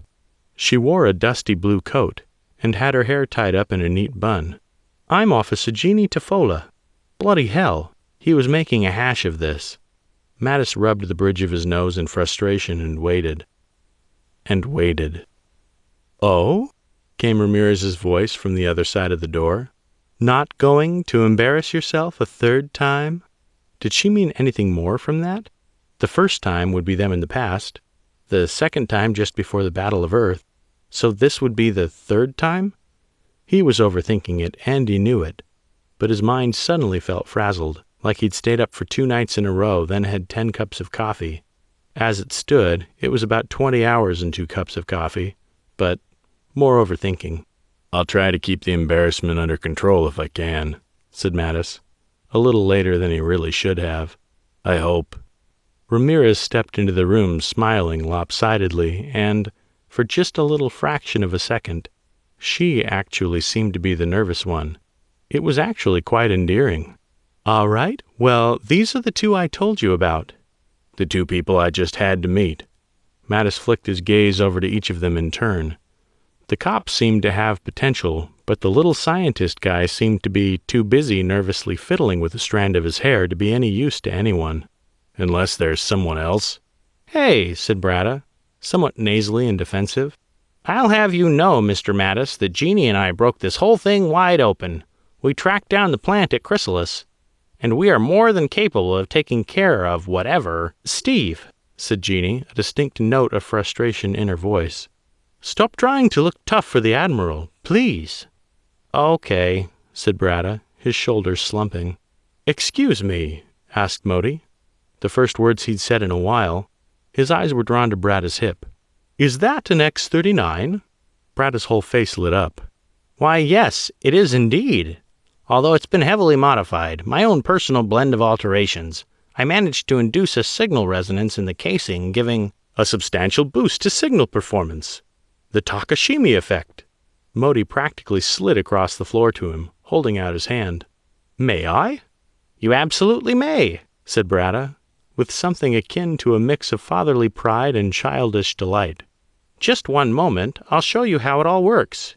You see, The two of them began talking over each other in increasingly excited tones, huddled over the seemingly normal-looking phone, chattering away in technobabble that Mattis had no hope of understanding. His eyes met Jeannie's briefly, and he saw within them a deep-seated but long-subdued frustration. Nerds and their toys. His eyes strayed next to Martha's, who met his gaze with her own. They held it, and after a moment he felt the need to distract them all before he felt something he didn't want to feel at this point.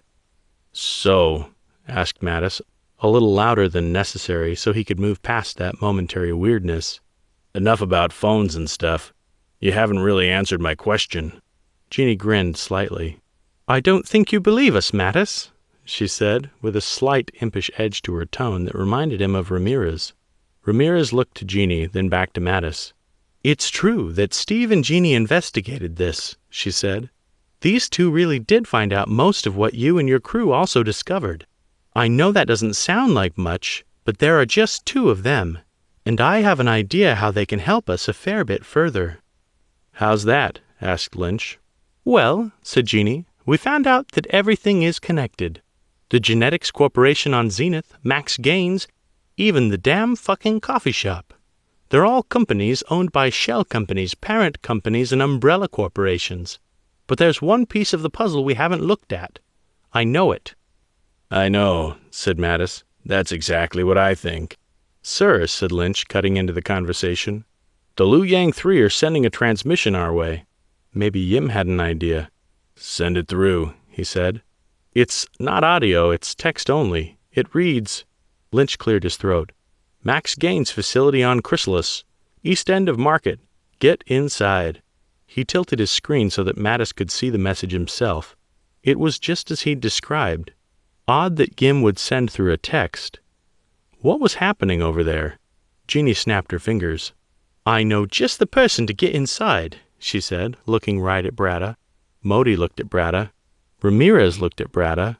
Lynch looked at Bratta. Bratta looked at Bratta. Self-conscious that everyone else was suddenly looking at him, he noticed his fly was unzipped and, eyes widening in embarrassment, struggled to close it.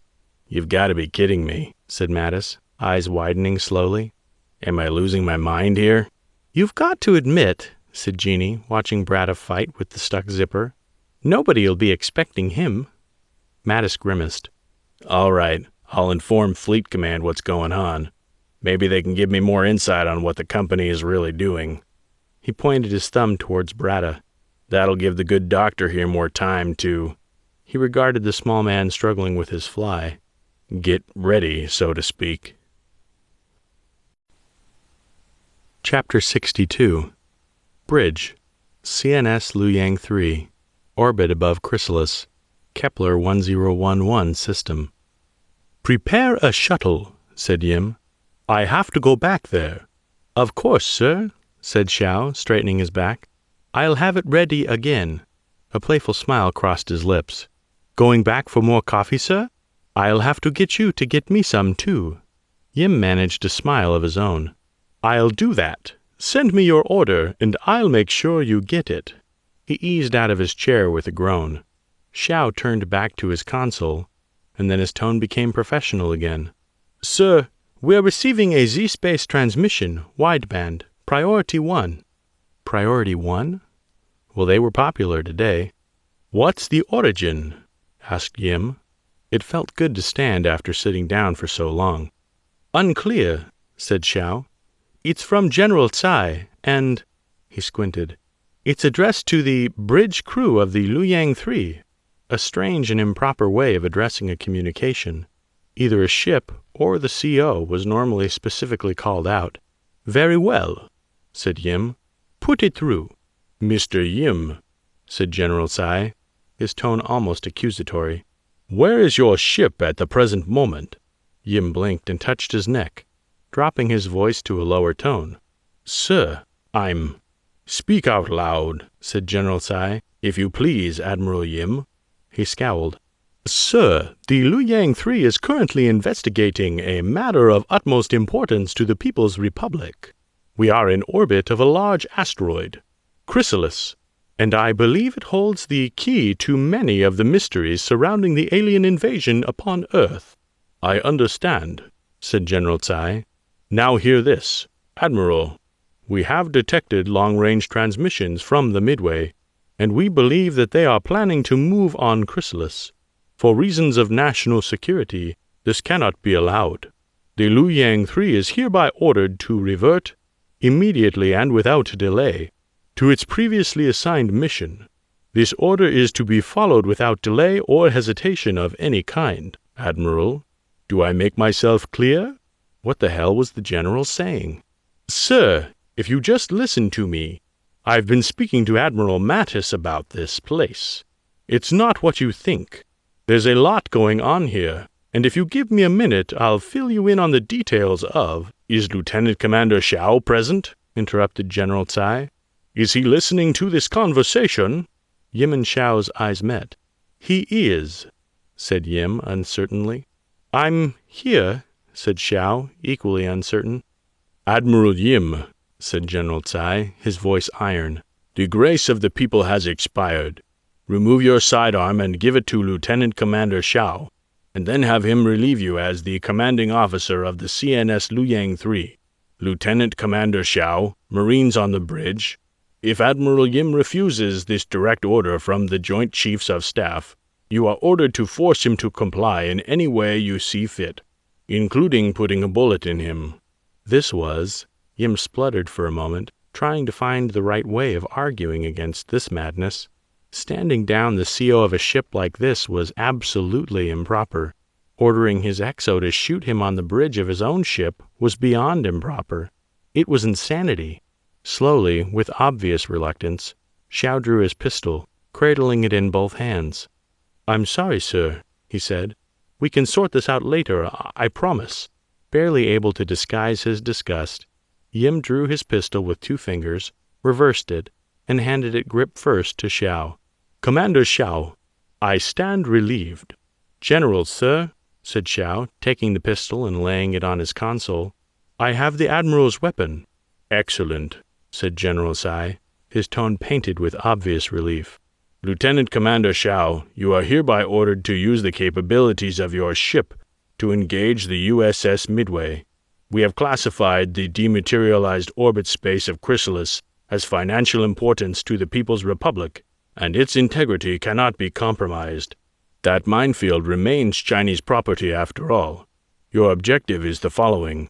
Disable that ship's engines or weapons, and once that has been accomplished, you are then to jump away from the system and head toward Earth to be properly debriefed. Do I make myself clear?" Xiao hesitated, and then nodded firmly. "Yes, sir." Launching fighters and spinning up heavy guns. He had only a few minutes to act. Mattis had to be warned. Yim sunk into his seat and, using his keyboard, typed out a brief message to the Midway. Text only.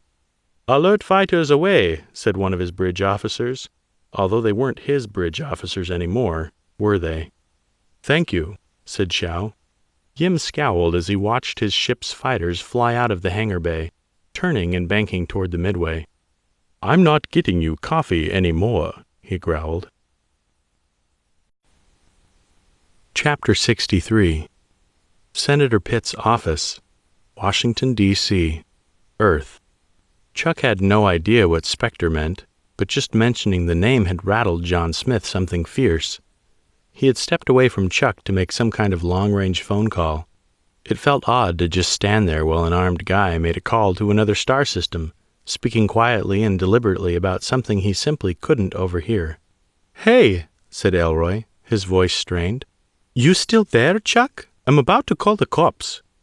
"Don't," said Chuck reflexively. "I'm okay." Smith glared at him, as though considering taking some serious action, then went back to his call. "You sure?" asked Elroy. "You were crying for a long while there, Chuck. I'm really worried." Chuck moved over to the other corner. "Look," he whispered. "Something's come up. I'm fine. I'll call you later." He hung up. It hurt, him being so callous. But things had gotten suddenly way out of hand, and Elroy was a distraction he simply couldn't afford right now. A few moments later, Smith finished his call, too. "Okay," said Smith. Change of plans. We're getting the fuck out of here and we're taking your data disk and throwing it into a furnace, and then scattering the ashes in the ocean. Then we're splitting up and we're never speaking again." That sounded crazy. "That's a little paranoid, isn't it?" asked Chuck skeptically. "We can just erase it if you're feeling like the files we recovered were dangerous." "That won't be enough," said Smith, shaking his head firmly. "You can always recover things from a file system, even if they've been securely erased. These spooks are good at what they do. We simply can't take the risk." He gave a low chuckle. "Like I said, you're in way over your head here." Chuck frowned. "Pretty sure I was in over my head when I broke into Pitt's office. What we're doing is a crime, you know." "This isn't some youthful misdemeanor," said Smith exasperatedly, "or even a felony. This is outside the law, outside the shared lie we call society. This is dangerous. And I mean bullet in the back of the head, dump your body in the swamp for the gators, dangerous. The people you're messing with, they don't play by the rules." As if breaking into the good senator's office would be safe or legal. "Hey, you're here too," said Chuck. Smith smiled. "Hardly the first time for the CIA. We're experts at this kind of thing by now." Well, that explained that. Chuck grimaced internally. What had he got into? "What the hell is Spectre, anyway, that's got you so upset, CIA tough guy?" "Not a what," said Smith, "but a who. An extremely dangerous assassin and spy, made all the more dangerous by how innocuous they look. They picked their name because of some old James Bond movie, and it's apt. If they're hunting you, you'll quietly have an accident and nobody will raise an eyebrow, because the circumstances will be entirely believable to the forensic analysts who examine it."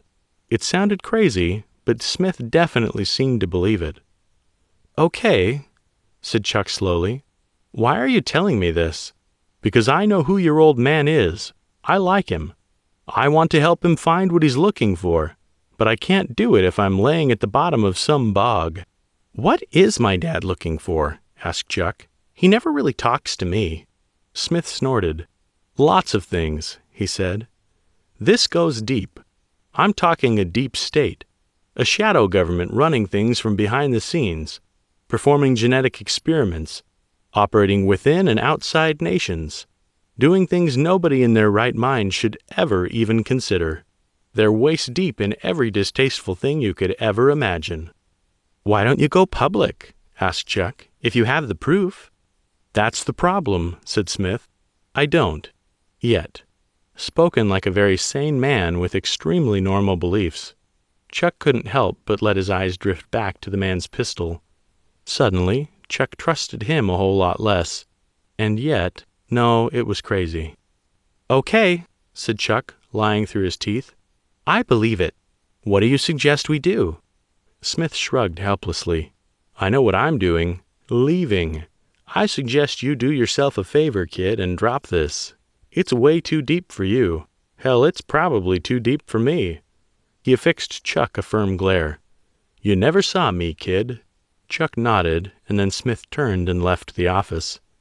So much for going to Chrysalis, thought Chuck. And then he backtracked too, looking for the hole he'd smashed in the window, and hoping there wasn't a parade of police cars outside waiting to arrest him. The moment he arrived at the broken glass, the howl of a police siren started up, and a floodlight lit up the whole area, white glare blinding him. He could barely see flashing blue lights. "Freeze!" shouted the police officer. "Don't move! You're under arrest. Hands above your head."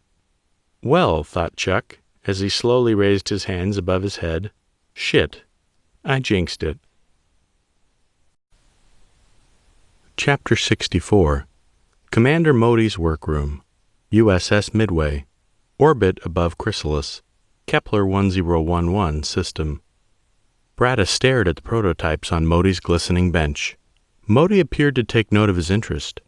"Of course, these are purely recreational projects, hardly military standard. I would never field test them under regular circumstances.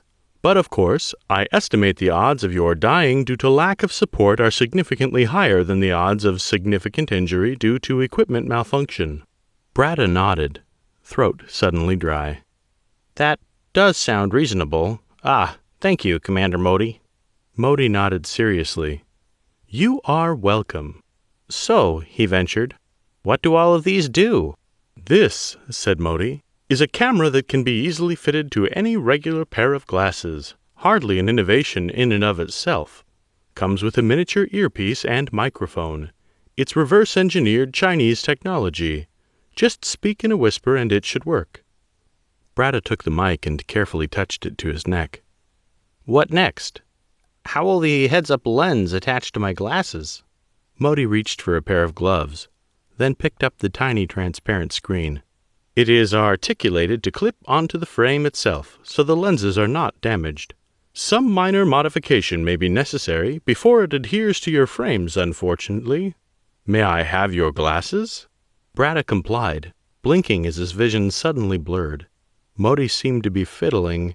It was hard to tell, and when they came back, the right-hand lens was slightly blurry. It shouldn't be a big problem. So, said Bratta, these are communication devices. No offense, but how helpful will they really be? It's not like there can be anyone else's backup if things go horribly wrong, is there? You underestimate the tactical value of a command center, Dr. Bratta, Modi said. Not only will all visual and verbal feed be instantly transmitted to the midway, but the earpiece and heads-up lens, as you put it, can be used to show maps, enemy positions, and any other relevant information that is best presented in a visual format. He tapped on a few more keys. Furthermore, the communicator will cycle through frequencies once you reach the office until I have detected their security personnel frequency. Although your microphone will be muted on that channel, I think this will be a helpful feature. There wasn't much he could say to that, really. You're right, Commander Modi. Modi blinked. Thank you. He frowned. For what? The commander's expression settled back into blankness. Usually people are insulting me at this point. Bratta snorted. Believe me, I'm familiar with the experience. Silence reigned for a moment. Modi turned to the far end of the bench. Bratta, feeling about as awkward as he usually did this far into any social encounter, picked up the earpiece and fiddled with it. It looked like it would be comfortable at least. The design was incredibly size-efficient. The engineer reappeared, a dull metal cylinder about the size of Bratta's 2 fists in his hand. This is an extremely powerful electromagnet. Place it near any hard drive you wish to wipe in order to destroy its contents, he said, handing Bratta something that looked like nothing so much as a wristwatch, and indicating a switch on the side. It is remotely activated, which is a safety feature as much as it is tactical. I would not activate this device while wearing metal within a 6-meter radius. I would prefer this device returned in working order, if possible. Bratta hefted the cylinder gingerly. I've worked with powerful magnetic equipment and its safety regulations before. I'll keep that in mind when it's in my pocket. I don't think I'll be able to forget it if I tried, to be honest. Good, said Modi. Do you think I'll have to use it? He asked. The destruction of electronic records is certainly not within your mission parameters. However, survival is. And while I am currently unable to contribute to an ideal degree, it is a goal often greatly helped by having many options available. This includes instigating crises and running in the other direction before security can converge upon the crisis position. That is a very good point. I like that plan. I have one further item that will likely be of use to you. Modi picked up a strange arm-length contraption of lengthy wires, straps, plates, and a rectangular case. Lockbreaker Mark I. Bratta's throat dried up all over. Mark I version 0. This is the first step beyond theory. A montage of Bratta's own version 0 prototypes flashed before his eyes. Several things were on fire, and many prominently featured an extremely put-out genie. Once, literally, with an extinguisher. His heart sped up, a little more than a little. What does it do? Theoretically, said Modi, it sends out electrical pulses to fool electronic locks to open or seal, depending on the setting. Although extremely preliminary testing suggests a 7% outright failure rate. Full effects unclear. It should otherwise function like a normal glove with a secondary power and processing unit. Just like he had made. A very wise design decision. Bratta beamed. How does it work? Knowing how standard military and industrial electronic locks function is part of my job description, Dr. Bratta. The interface is designed to trick a wide variety of standard designs. It had been years since Bratta had read up on this kind of technology. He resigned himself to having to blindly trust the engineer on this one. Jeannie stood on the other side. You ready, Steve? Everyone is getting antsy. Modi nodded. You now have a statistically significant higher chance of success, I believe. I will brief Captain Mattis as to the nature of the technology I have given you. Jeannie looked concerned, but didn't comment. Steve? Coming, he replied. Thank you, Commander Modi. You are welcome, Dr. Bratta. Modi inclined his head, then turned towards his computer. The door hissed shut behind Bratta with a disturbing sense of finality. Was that useful? Jeannie asked. Yes, he said. I hope. Well, at least Commander Modi thinks this will help. You'll have a direct line to a mic and earpiece at least, and I have a magnet and a lockpick. Her expression grew tighter. I should be doing this. You are not an expert.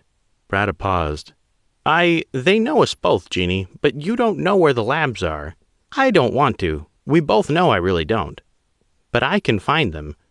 And I get to play with Commander Modi's prototypes, he said, abruptly feeling a lot more cheerful. Do you have any idea how inventive? Jeannie chuckled quietly. All right, Steve. Here, have this, she said, handing him a plastic card. It was the ID card of the man who'd tailed them in Glasgow. Or should I say, all right, Mr. McIntosh? Bratta pocketed the ID. I can do this. Her face set into hard lines. You can.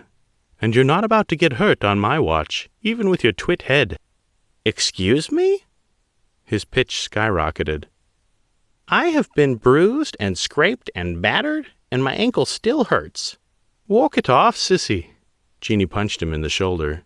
I'll be just outside the facility, so if everything turns pear-shaped, well, not sure what I can do with a facility full of moderately paid security guards. Just try not to die. Now, come on. Our shuttle is this way. Chapter 65. Bridge. USS Midway. Orbit above Chrysalis. Kepler 1011 system. Mattis watched the shuttle fly toward Chrysalis with something approaching glum despair. Bratta was smart. There was no doubt about that. And the others, once he'd calmed down a bit, had made good points.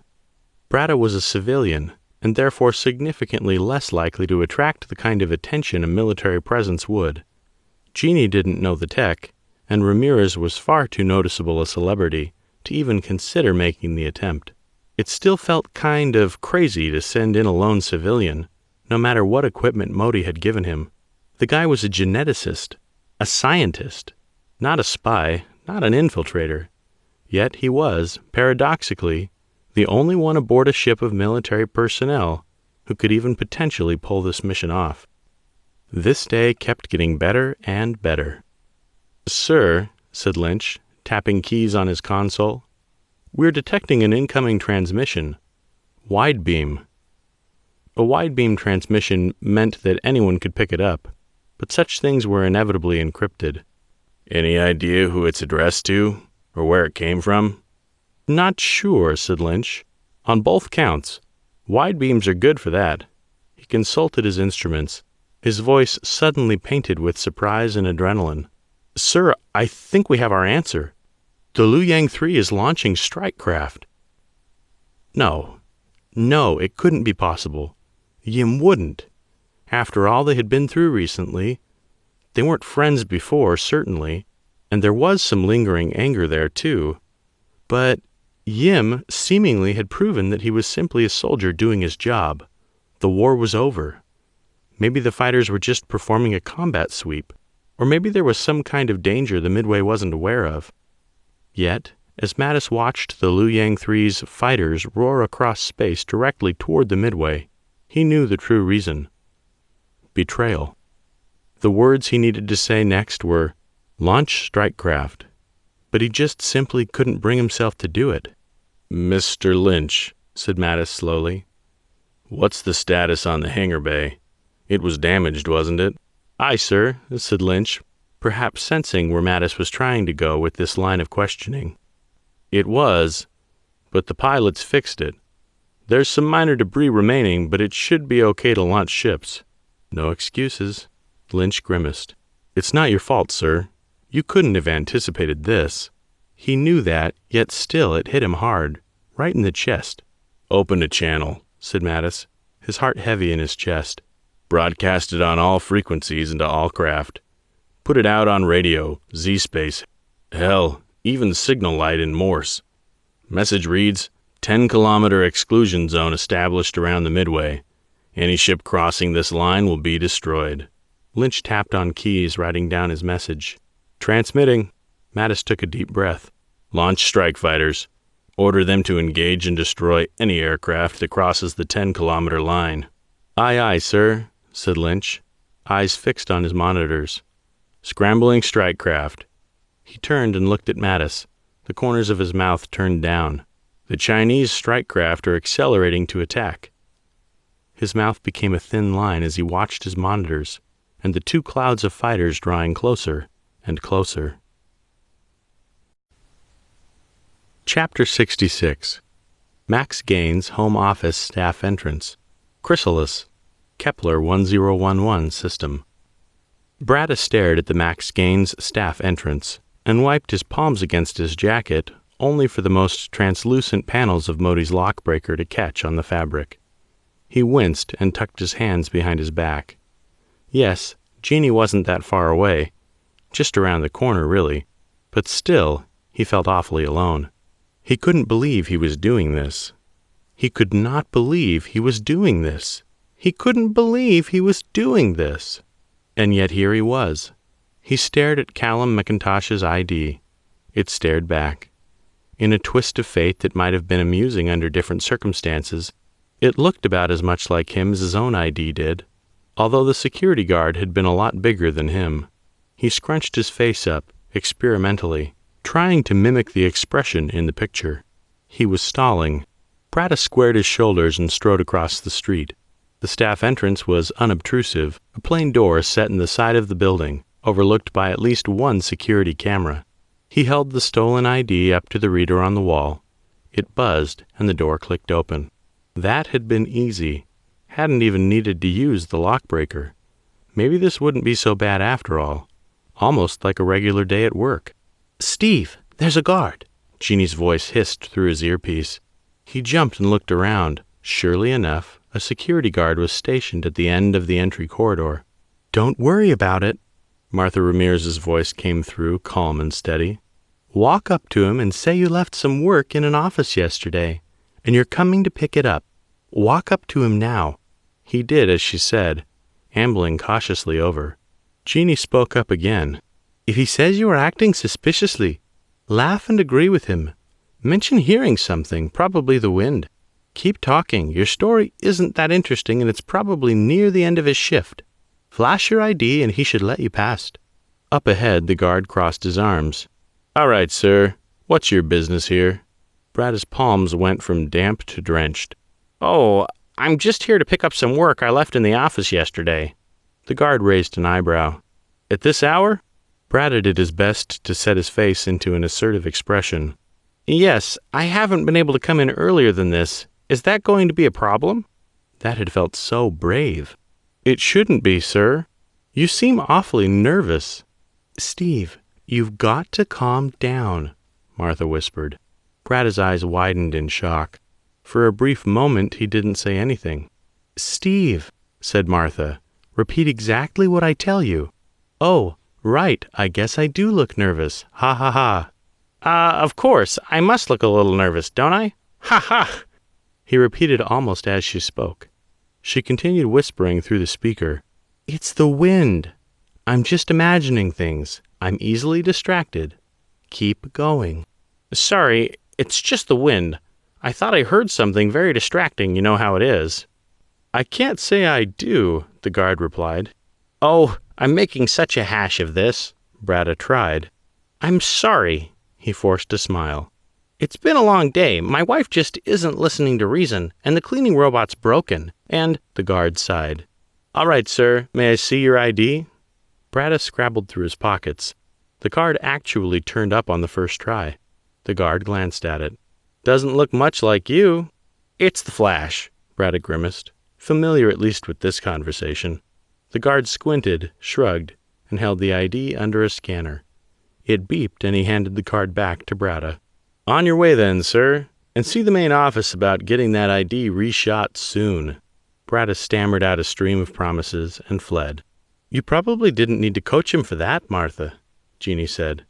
That was a fairly normal conversation for Steve. Hey, he muttered. Laughter cackled in his ear. He shook his head and looked around. Detecting security frequency now. Modi's voice came through. I will monitor for chatter for now. If it becomes relevant to you, Mr. Bradda, I will patch you in. Bradda nodded. Okay. There was a plaque that looked like it might have been a sign on the far wall.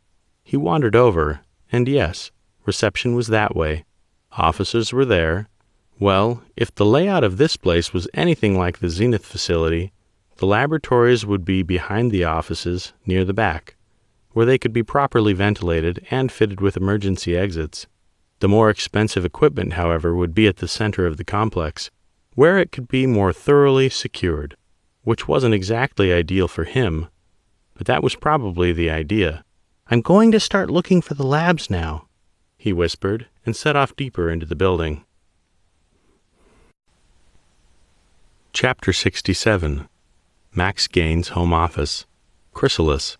Kepler 1011 System.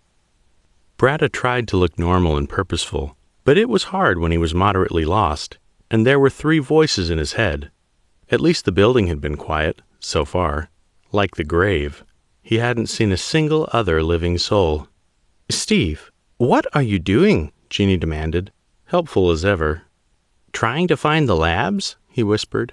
Chatter streamed back at him.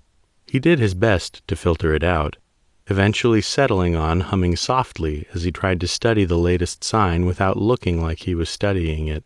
He'd already been told in no uncertain terms by both Martha and Jeannie not to do that. According to them, there was nothing worse than appearing lost. Bradda was fairly certain he could name any number of diseases, injuries, and genetic defects that would produce a more discomfiting effect than their proposed worst-case scenario. But he'd decided it wasn't worth the time or effort to list them all. Are you all right, Dr. Bradda? Modi's voice broke into his reverie. Yes, just trying to think. He responded a little more forcefully than intended. Judging from your current position within the building, and the information provided in the previous signage, I turn left, Bradda interrupted, before feeling abruptly guilty. Modi hadn't been the one causing problems. Well done. Not really knowing how to respond to that, and about as interested in being seen muttering constantly to himself, he started down the new corridor in reply. It was essentially identical to the previous one, although the increased spacing between doors at least suggested he might be getting to larger and more important offices. Although there were at least 3 floors above ground, and who knew how many might be below.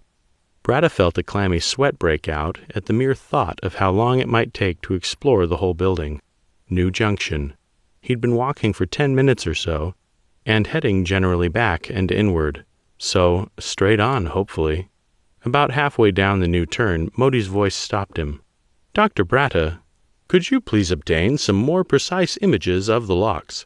I believe they may have changed. What if someone comes down the corridor? I can't really explain stopping to peer at the locks, can I? This time Jeannie came through. No, that would be a terrible idea, you're right. Stop near one of the doors and polish your glasses on your shirt, though. And that should do you fine. Your head doesn't need to be near them after all, just the camera. Modi agreed. Officer Tofola's idea is sound. Please ensure that you hold your glasses relatively steady, and if you are able to obtain coverage from all angles, that would be ideal. Bradda did as they said. His hands were shaking a little, and Lockbreaker's plates were slick with perspiration. Whatever adhesive seal Modi had used to stick it to his hand, it was performing admirably. but he managed to get a reasonable view of the electronic locks. Well, he hoped. Modi hummed and said nothing. "I'd suggest you get going," Martha told him. "I'm on the guard channel, and it sounds like there might be a patrol headed your way," Jeannie added. He set off. Another turn, right this time, he decided. "Dr. Bratta, you need to reconfigure your lockbreaker now," Modi said. "What? Why?" The head of engineering's tone turned urgent. "Those are state-of-the-art devices, and they are extremely sensitive. The ID card you possess is not compatible with their design. There are, however, certain weaknesses in the design that may be exploited, provided the lockbreaker is adjusted precisely as I tell you. If you fail to do so, or if you attempt to use the ID, the system will detect inconsistency and set off an alarm. I expect this would be disastrous." Bratta swallowed. "What do I have to do?" "First, find a bathroom. Unfortunately, you will need to perform some small amount of rewiring to the power source." Sure," he whispered, backtracking. He entered a bathroom he had passed earlier. "What now?" "Do you have access to the battery?" How long do I have?" "Only as long as you can manage without drawing suspicion." "Whatever you're doing, make it quick, Steve," Jeannie added. "Please." As long as he could manage without drawing suspicion? Well, that was negative a few hours on a normal day. He wouldn't have time to doff and don his shirt, and lockbreaker would have taken 5 minutes to arrange in the first place. He winced at the inevitable solution. He was wearing his best shirt again. Not for long. Bratta scrabbled around in his bag for his tiny pocket knife, trying to keep his hand steady. He pulled the shirt away from oh-so-tender armpit flesh and proceeded to slice the fabric until lockbreaker's power and processing unit were easy to access. Then he switched his phone to its front-facing camera and popped it up on the back of the toilet so he could see the unit on screen, which, as long as his glasses were pointed at it, Modi would be able to see. Ready. "All right, Dr. Bratta. Firstly, you will be working on a live device, because the off button is temperamental and tends to shock the user." "Come again?" "Do not be concerned. The rest of the device, barring the functional surface of the plates, is well insulated. The odds of electrical mishap are significantly less if you simply leave the off switch alone." Good." "Now, if you simply follow my instructions." Teeth clenched, Bratta carried out Modi's commands as they came, only shocked himself a little once. "Congratulations, Dr. Bratta. Lockbreakers should have been successfully reconfigured." "How am I for guards?" he asked. "No suspicion yet," Jeannie replied, "but the sooner you get going, the better." He rested his hand on the stall's latch. Now that it came to it, he didn't want to leave. It felt safe, hidden here. No one was looking for him. How sad is that? The thought came to him unbidden. No, he couldn't spend the rest of his life shivering in a toilet stall. Bratta squared his shoulders and headed back out into the corridors. Not much further down the hall, the doors changed. Square windows looked into dark labs, and glowing panels beside them monitored for temperature, gas leaks, and other hazardous contents within. Even better, the laboratories were clearly labeled, although none of them seemed particularly interesting. The same black locks protected each door. He passed by, sequencing, Computer Lab 3, Mus musculus trials, and Mukaka mulatta trials. The muted sounds of macaques cooing and grunting at each other, coming out from the latter, and stopped by incubators. He held up Lockbreaker and did everything he could, which wasn't much, honestly, to prepare himself for the moment of truth. Silently, the door swung open. Hoping against hope that no one would happen past, Bratta turned on the lights and headed to the incubators. They were definitely the kind that could be used for, say, human fetuses rather than developing bacterial cultures. There were viewing screens next to the machines. He recognized the technology, not from his years of research, but from his time in medical practices, so it didn't take him too long to switch one on. Jeannie cursed in his ear, Martha not far behind her. "Are those humans?" Jeannie asked. "They don't look right, do they?" "That's because they're monkeys," Brad sighed. We use them for near-human testing. Nothing wrong here. Well, I mean, besides the ethical implications of using monkeys as... All right, Martha said. Keep going, then. I'm sure you'll... Steve, they're talking about you, Jeannie broke in. On the radio. Indeed they are, Modi confirmed. Although they currently appear to be merely gossiping. We need to patch him in. Now, said Jeannie. I am currently occupied with video analysis, Officer Tafola. But if you simply click there, make sure he's muted first. Don't want to hear him breathing over the line. A whole new channel assaulted Brad's ears. The guards, he discovered, were indeed talking about him.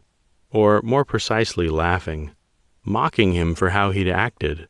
Knowing he was muted, he indulged himself in an indignant sniff. It wasn't his fault awkwardness had been the plan. Get going, Steve. That had been Jeannie again. So he switched everything off and left. Next corridor over, he came to a door marked, Restricted Access Only. Lockbreaker should be sufficient, Dr. Bratta, said Modi. He followed the engineer's advice and found himself in a much darker, plainer space. About 10 meters away was a steel door with no windows, labeled Production. There weren't any other openings, and there were no signs anywhere to be seen. Good work, Martha chimed in. This looks like the jackpot. Bratta walked up to the door. Its mechanisms looked entirely different to everything he'd seen before.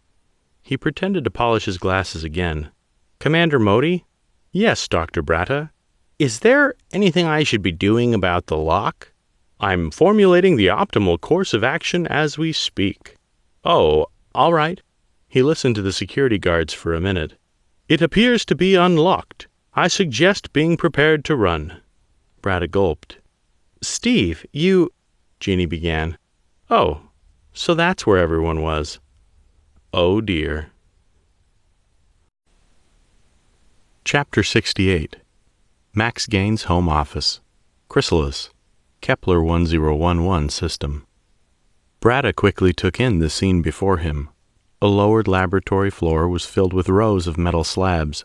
On each slab, a body. Most were covered by white sheets, like corpses at a crime scene. But a few bodies, a mix of Asian and others, all physically robust, mostly male, lay exposed. Judging by the color in their skin and the ease with which a host of spidery-limbed robotic surgeons moved their limbs, they were heavily sedated, but alive, or at the very least only recently dead. Scattered throughout the room were white-coated figures, he assumed doctors, scientists, and technicians, as well as a number of well-dressed Chinese people who were guarded by 20 or so armed Marines, just like the ones who had smashed his phone on Zenith. In the stunned silence, his gaze landed at the back of the room, where a Caucasian man in a suit stood by a table separated from the rest. On it lay the untended body of what appeared to be a young man. Distance made it difficult to tell. Less physically impressive than the rest, and so pale he was nearly blue. Jack needs to see this, Martha whispered unsteadily. The world needs to see this. The room exploded into action. Guns swung up, and the unarmed personnel ran for the back of the chamber, the well-dressed ones shouting into phones and mouthpieces. Bratta shook, but his muscles had completely frozen. Unmute him! Unmute him! Jeannie's voice screeched through the line. Quick, while they're all still receiving him! Why? Modi retorted. Here, I'll do it! Bratta found his voice and screamed. Around the room, armed guards clutched at their heads and ripped out their earpieces. That was good, right? Run, Steve! Jeannie yelled. He ran.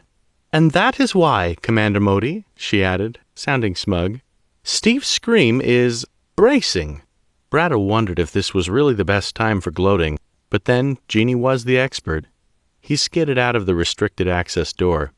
Dr. Bratta, I'm sending through a map of what you have seen of the facility so far to your heads-up display. It will direct you to the most likely route of escape.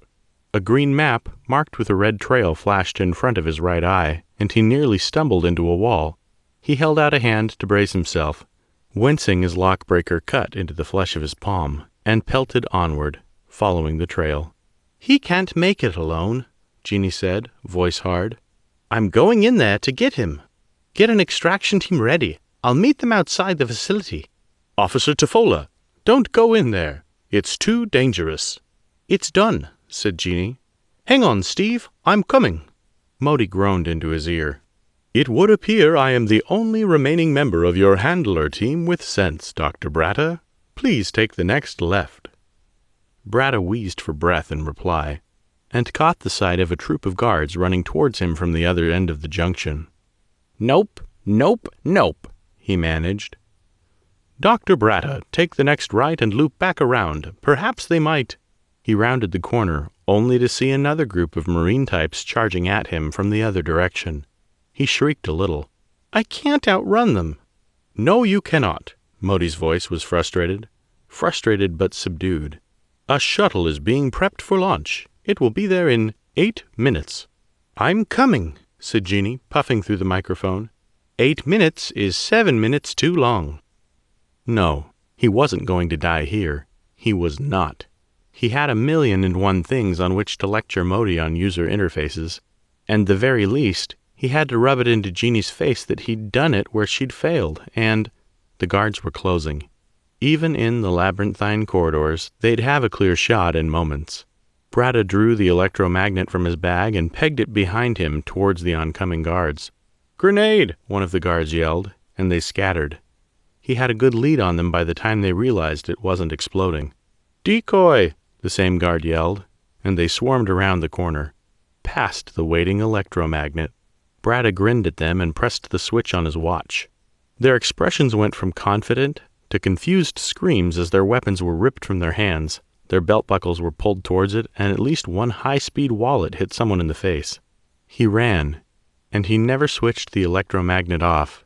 Well done. I'm recalibrating your path. I identified a side entrance you passed on your way here. It should be extremely close. The red line flickered and reappeared. Bratta gasped for air, heavy bag bumping against his leg painfully. But he kept running. Before him, a door. Your card. Lockbreaker is misconfigured for this one. He rifled through his pockets madly. Ah, there it was. He hit the sensor. A little light turned green, and he stumbled into a narrow alley. Safe. Or close to, anyway. The streets of Chrysalis shouldn't be too hard to lose pursuers on, surely. He slumped against the wall to catch his breath. Dr. Bratta. What? A giant hand closed around Bratta's throat.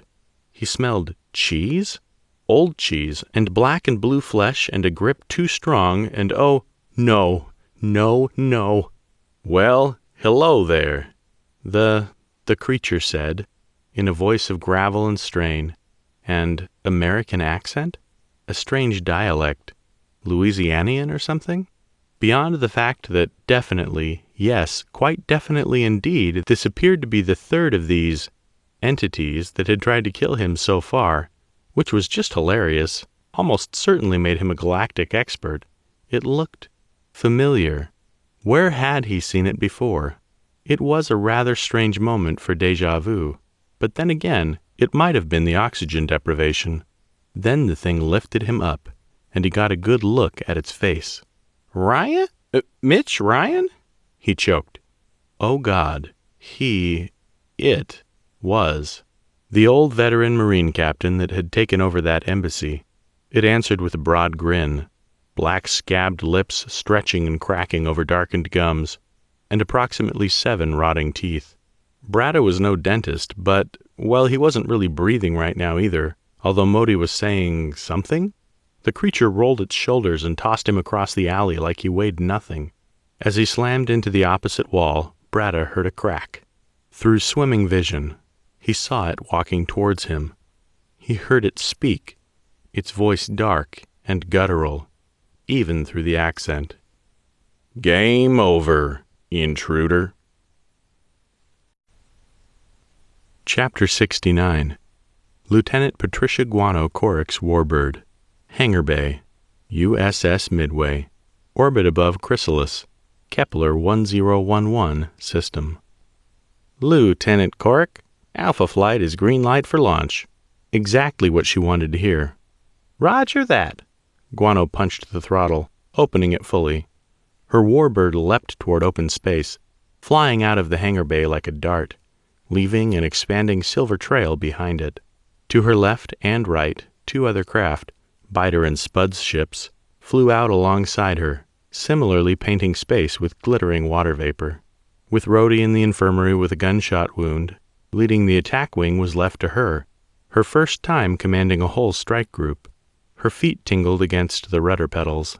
"So, hey," said Flatline behind her. "How are you doing over there? How's things going? You feeling stressed yet?" "Actually feeling pretty good," said Guano, turning toward the swarm of Chinese fighters. "Guess we get to see how good these J-84s really are." Flatline didn't seem impressed. "You know how good they are," he said. "Better than us. And we're the first wave going up against them." "Cut to the point," said Guano, fiddling with the dials on her console. Her HUD was full of green contacts. Chinese fighters. They hadn't been cleared to engage yet, only when they crossed the line. "What are you trying to ask?" "I'm asking," said Flatline, "if your weird combat meditation bullshit is working, because now would be a very excellent time for it to be working, if you know what I mean." She took a deep breath of the oxygen mixture in her suit and let it out slowly. She knew the feeling the strange thing gave her. She felt nervousness, flying into battle against overwhelming odds. She felt excitement, doing what she loved. She felt fear, knowing she might be killed. She should have felt nothing at all. It's not working," she said. But there was no time to dwell on it. "Doesn't matter. We'll make do." She had to lead her wing. Guano flicked on the shared channel with Biter and Spud. "You boys ready to take down some Reds?" "Roger that," said Biter, his voice charged. "I'm primed and weapons are hot." "Maintain weapons safe," said Guano, shaking her head even though the guy on the other end of the radio couldn't see it.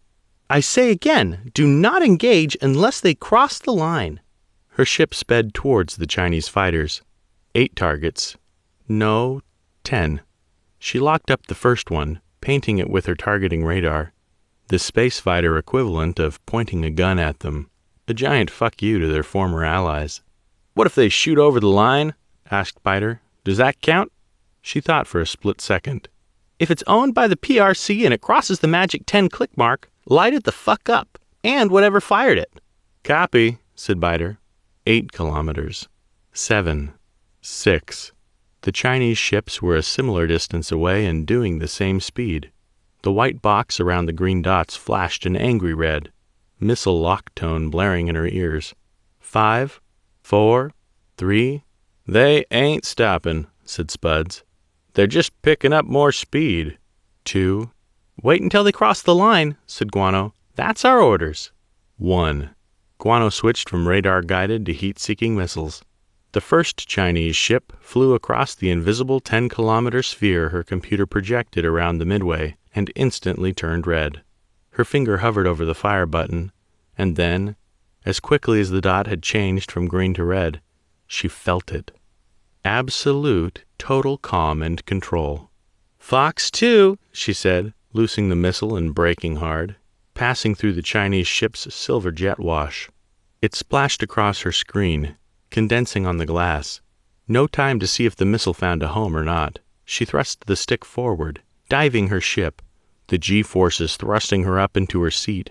She spun the ship around, flying backwards, her own silver engine exhaust washing over her cockpit.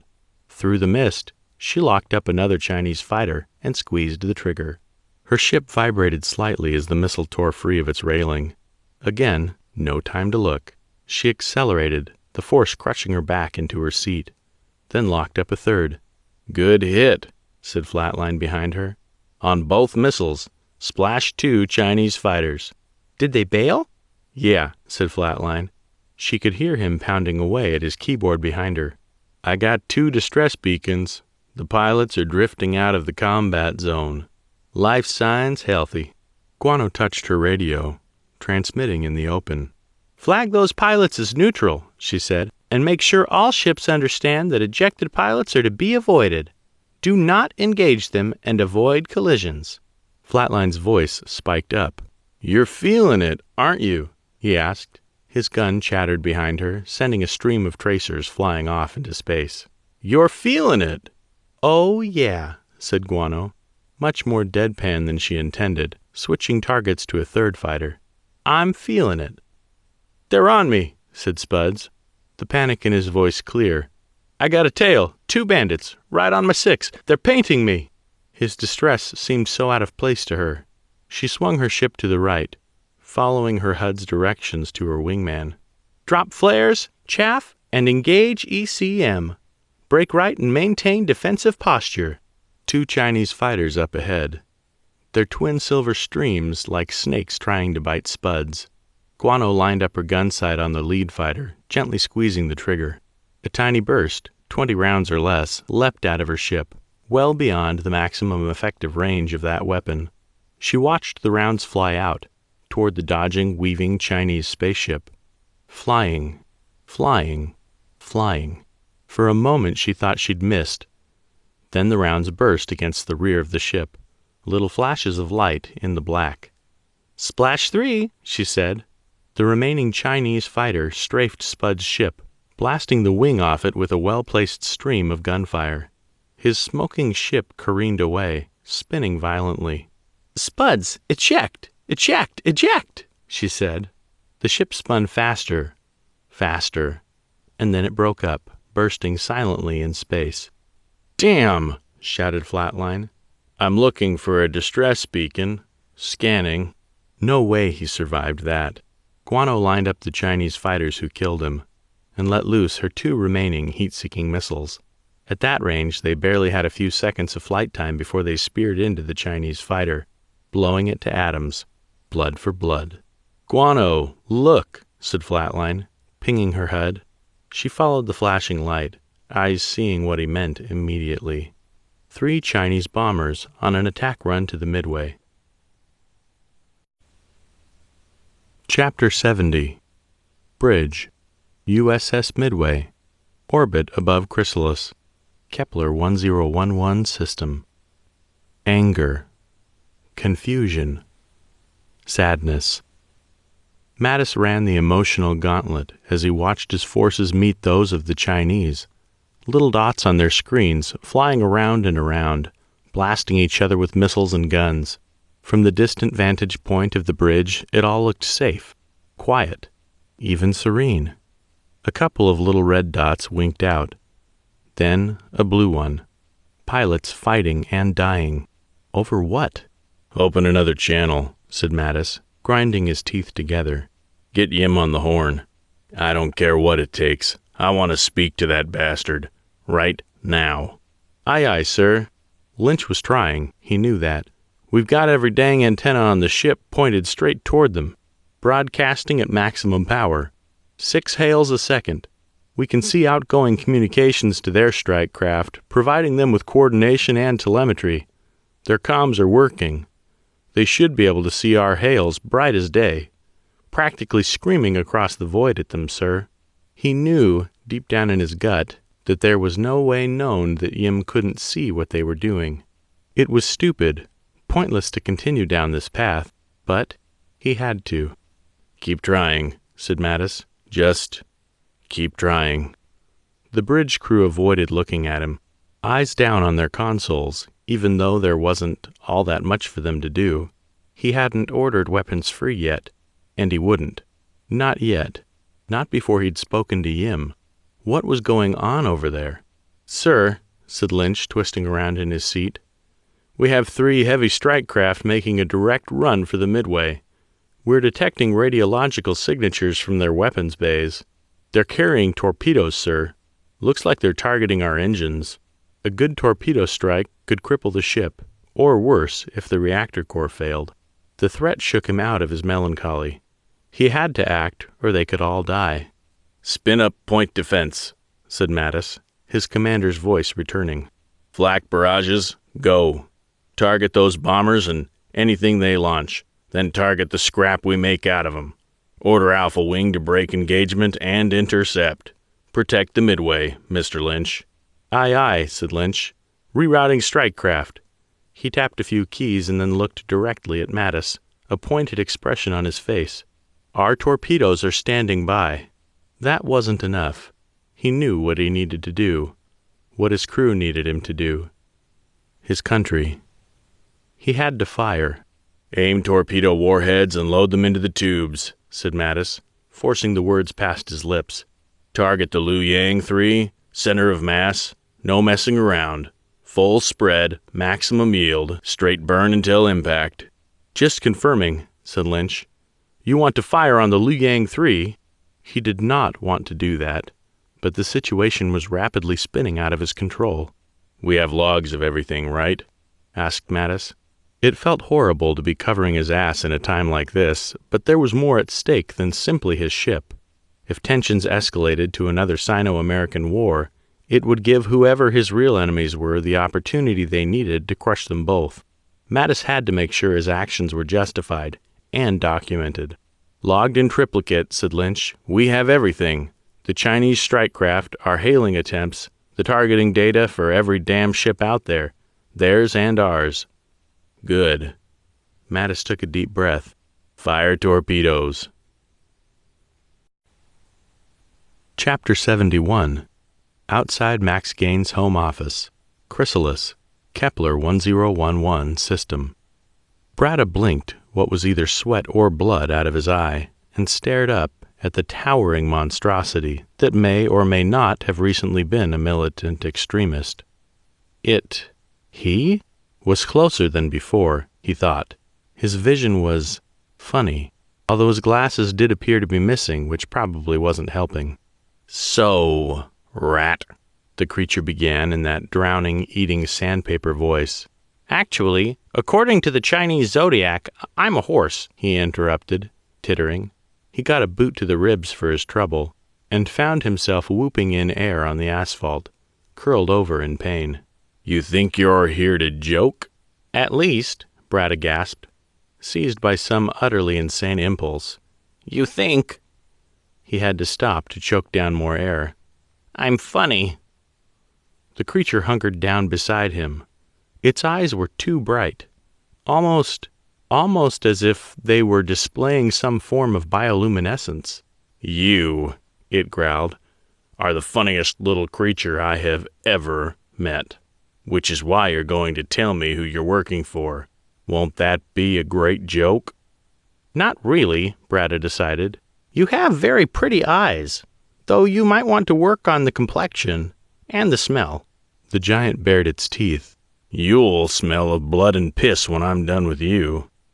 "That is likely accurate," he agreed. "Bladder voiding is a typical reaction to danger and stress." The creature grabbed him by the throat again. At this rate, he was going to be as black and blue as it was. "So, answer me before you die." Bratta pointed pointedly at his extremely constricted windpipe. The creature released it a little. He blinked back a spate of tears. "Nope." Its pretty eyes narrowed. "You have no idea who you're dealing with here. No one can stop what's been set in motion." Bratta propped himself up on an elbow, which hurt. Would you like to," he hacked a cough, "tell me the rest of your evil plan while you're at it?" The Ryan-like thing drew back a fist, snarling. "Don't mind if I don't." And then someone shot it in the head. Someone with sensible brown hair and a sensible blue-gray coat. Someone who was now running towards him. They seemed worried. "Hi, Jeannie," he managed. "Steve, you're okay." She knelt down beside him. Or not. That's a lot of blood." Bratta nodded. "Unfortunately, it's all mine." That's all right, Steve. There's a shuttle nearby. We'll get you back to the Midway just fine, provided there still is a Midway to get back to." "I expect you will," he said. "I don't think my injuries are life-threatening." Jeannie let out a choked laugh. "You are the doctor?" "I am. Can you get my glasses? I seem to have lost them." "Oh, sure," she said. "I see them over there. Give me a second." She walked over to the other side of the alley and bent over to pick up some indistinct blur, and the rotting giant's prone body leapt up off the asphalt and slammed into her. Jeannie ducked and twisted, and they both ended up on their feet, circling each other in the narrow street. Even without his glasses, Bradda noticed a deep line along the side of the thing's head, seeping surprisingly regular-looking red blood.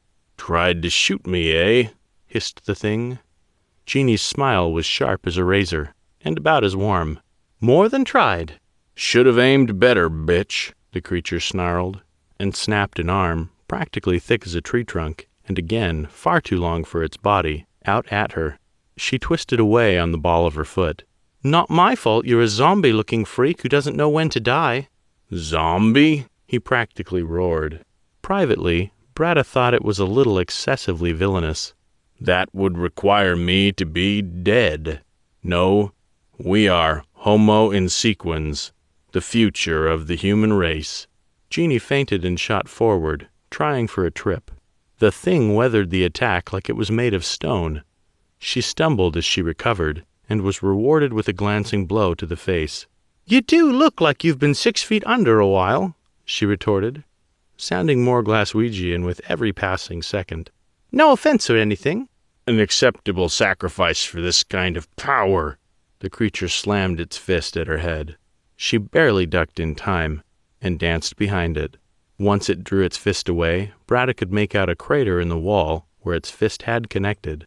It occurred to him that Genie was not going to win this fight. The thought was like a bucket of cold water to the face. Genie was in too close with it to draw the gun, and against that much force, which should have shattered the thing's fist, he noted, her luck and reflexes would only hold out so long, and she didn't have the hitting capacity herself to damage it in the slightest. But he realized he might. He grabbed his bag and began searching desperately for his phone's charging cable. "If you never want a date, I guess," Genie taunted him from the other side of the alley. The creature only chuckled and swept a leg under Genie's feet. She turned the resulting fall into a shoulder roll and came back up out of range of its swiping fist. Barely. Bradda jammed the charger under his armpit. Come on, come on, come on. He'd seen a charging port on Lockbreaker's processing unit. All he had to do was find it and trust that Modi was the sort of man who used standardized ports. "There's no point, you know," Genie panted. "The information's already out there. Killing us does nothing." It replied by flashing its handful of rusty teeth. "Killing you is a good way of not having to care if you're lying." The device was ready. Bradda clawed his way upright, using the brick wall behind him. Genie saw him, and her eyes flew wide. The creature saw that and paused. Apparently it shared the human instinct of the look-behind-you trick. And in that moment, Bradda charged, and for the first time hoped against hope that his device would break. And as he flew at the behemoth of a pseudo-man, he pressed Lockbreaker's off switch. Bradda yelped as a painful current shot through his finger.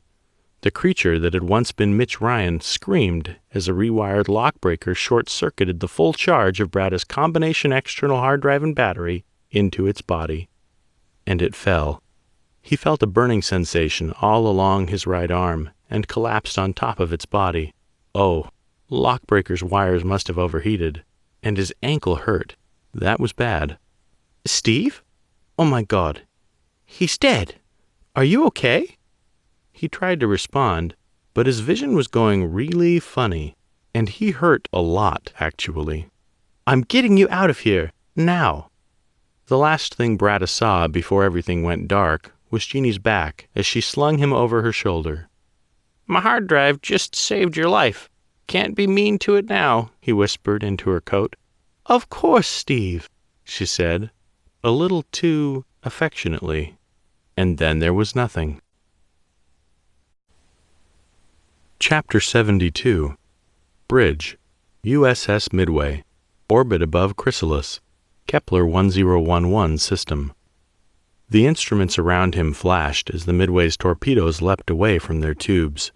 Engines flaring as they streaked toward their target, each leaving a thin silver stream behind them to mark their trail. Right as they fired, the Luyang 3 fired as well, an identical volley of missiles. "Torpedoes away," said Lynch, followed immediately by, "Incoming torpedoes. Gun batteries are maintaining rate of fire and scoring good hits on the targets." "Thanks for telling me what I already know." Mattis took a deep breath and pushed the anger out of his mind. Feeling angry at Lynch or at Yim's apparent betrayal solved nothing. There was no sense in being annoyed at things he could not change. All he could do now was work towards solving it. "Adjust flak batteries to fire on those torpedoes. Bring them down. I don't want to ruin the Midway's paint job." That was standard procedure. But, of course, torpedoes were armored against such things. As he watched, the Luyang 3 fired up its own gun batteries, blasting the Midway's torpedoes with salvo after salvo of fire. Twin lines of torpedoes sailed out, crossing paths in the void of space where, for a brief second, both sets of ordnance were exposed to gunfire from both ships. "Ready a second volley," said Mattis, "and fire when ready." "Still loading," said Lynch, tapping furiously at his console. Suddenly, all around them, shouts of alarm sprung up. "Captain," called the comms officer, "the Luyang has fired another barrage of torpedoes headed our way." "Again? So soon?" Mattis scowled. Intel on Chinese torpedo capacity had been underplaying their capabilities significantly. "Have their advantage recorded in the ship's computer," he said, bitterness painting his words. "Intelligence is going to have a lot to answer for." The Midway shook as a wave of Chinese fire splashed across her bow, mostly deflected by her armor. The Chinese guns weren't the problem. Lynch finished typing, standing up and straightening his back. "Well, sir, you know military intelligence, the oxymoron division." He grimaced at a monitor, showing the torpedoes streaking across space towards them. Fire from the Midway's guns streaking past, or bouncing off the armored hull. "We should get ready for those things to join the party." "Aye," said Mattis, nodding firmly. "Turn our bow into them, Mr. Lynch. The armor at the front of the ship will absorb the impact." "So much for not ruining the ship's paint job," said Lynch. "Executing the turn. Bearing 084, Mark 279. The view began to change, rotating around as the ship turned, presenting its most heavily armored section to the incoming nukes.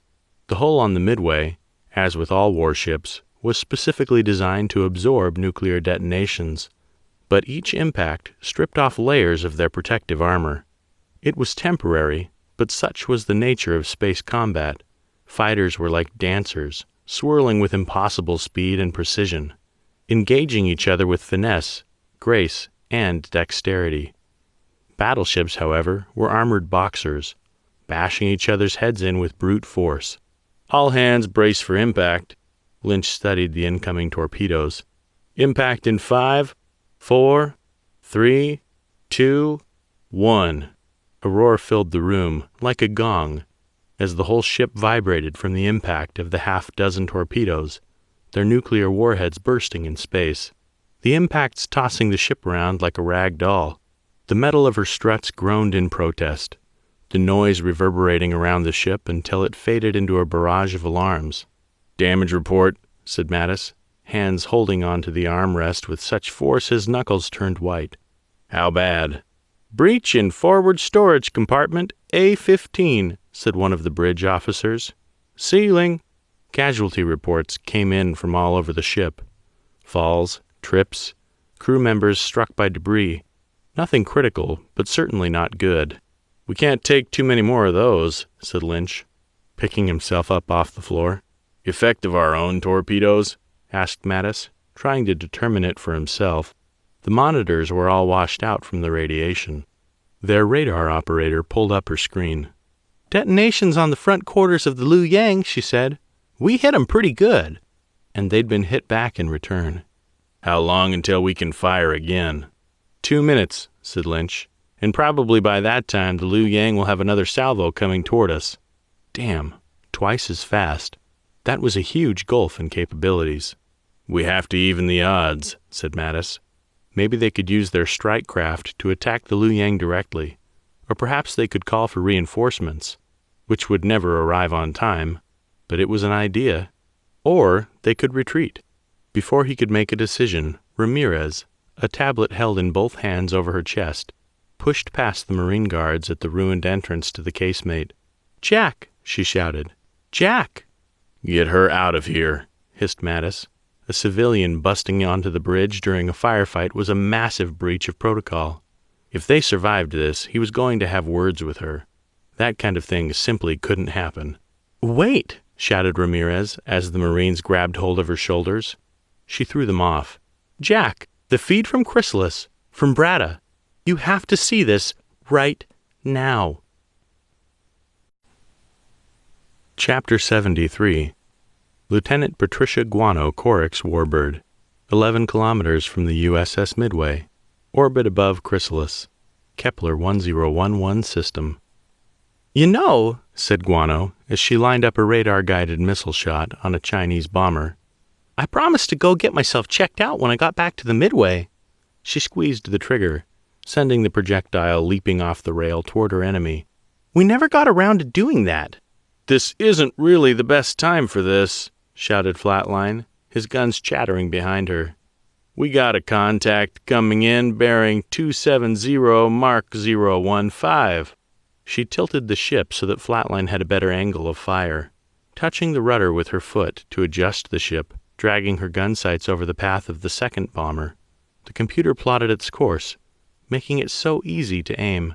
I also promised Rhodey that I wouldn't break his shuttle. Brrr. Spent shells flew out from the underside of her ship as she sent a stream of death toward the ship trying to destroy her mothership. Yes, spat Flatline. You're a terrible person, and I will have Rhodey spank you later. But for now, please focus on the dogfight we're right fucking in the middle of.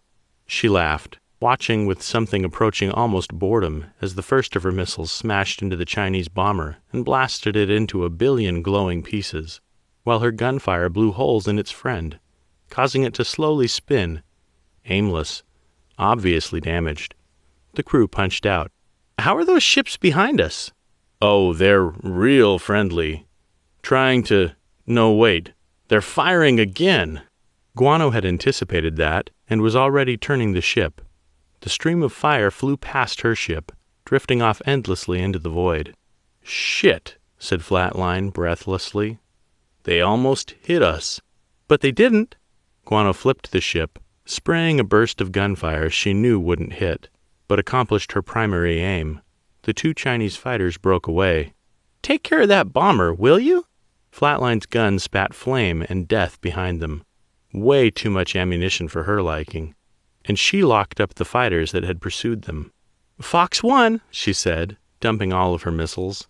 We are Winchester on missiles. Almost out of gun ammo, too, said Flatline. I got that bomber good. Look at him burn. A glance in her rearview mirror confirmed it. The Chinese bomber, belching quickly dissipating smoke, began spinning aimlessly toward the Midway, engulfed by the flak barrage. For a moment, all she saw were bursting shells in space. And then the Chinese fighter's torpedoes exploded, vaporizing the ship. The nuclear tips wouldn't detonate like that, of course. It was the conventional explosives inside the warheads that blew. But still, a radiological mess scattered all over space. Yes, but not a nuclear blast. Otherwise, they would all be dead. All right, said Guano, flipping the ship again and aligning her nose to the Midway. Time to rearm. Let's burn for home. Alpha 1 to Midway, we are RTB, intent to rearm and re-engage. Prepare hangar bay for combat landings. Confirmed, said a welcome voice, Rhodey, in her ear. Come right in. We got plenty of missiles. Call the ball. She grinned, steering for the open mouth of the landing bay. That's what I like to hear. My CAG. ILS engaged. Alpha 1 has the ball. Skids down in 40 seconds. Hey, you didn't wreck your ship this time, said Rhodey, stifling a wet cough in her ear. And I'm not your... Well, I am your CAG, but don't say it like that, he sighed. You aren't Tango uniform. That's what I like to see. Good job. Maybe you can get through this one without costing the U.S. taxpayer a fortune.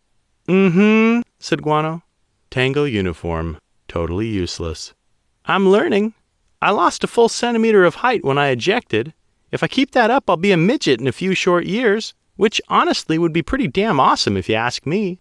You'd make a cool midget, said Flatline, somewhat unhelpfully. I like little people. They're awesome.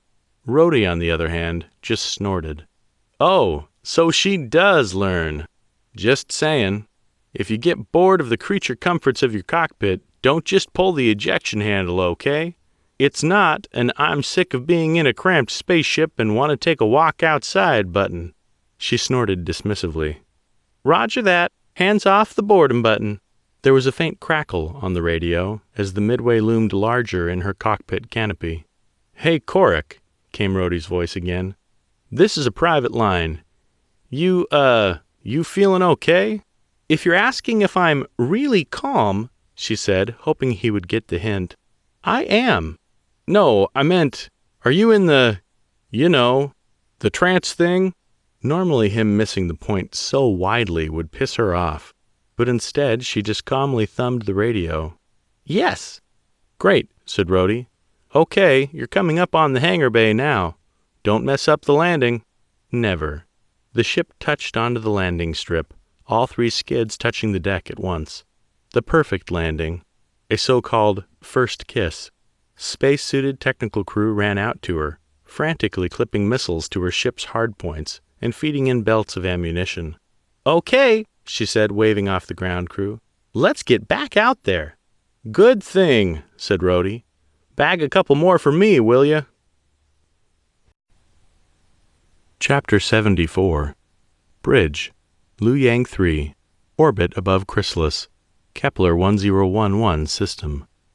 Yim could do nothing but watch, helplessly, as his ship fired salvo after salvo of gunfire, flak, and torpedoes at the Midway and their strike craft. It wasn't supposed to be this way. His own ship stolen from under him.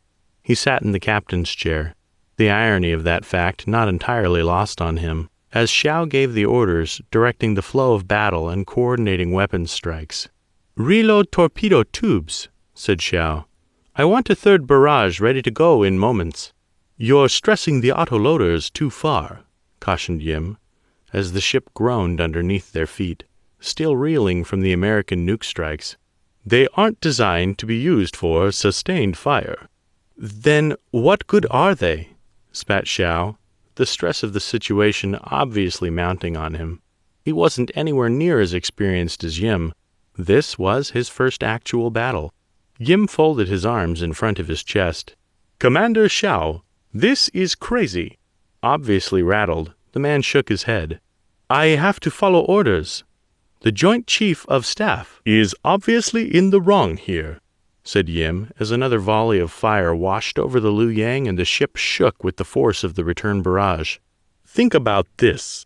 There's a reason he wouldn't let me talk to him. Because he knew I was on to something.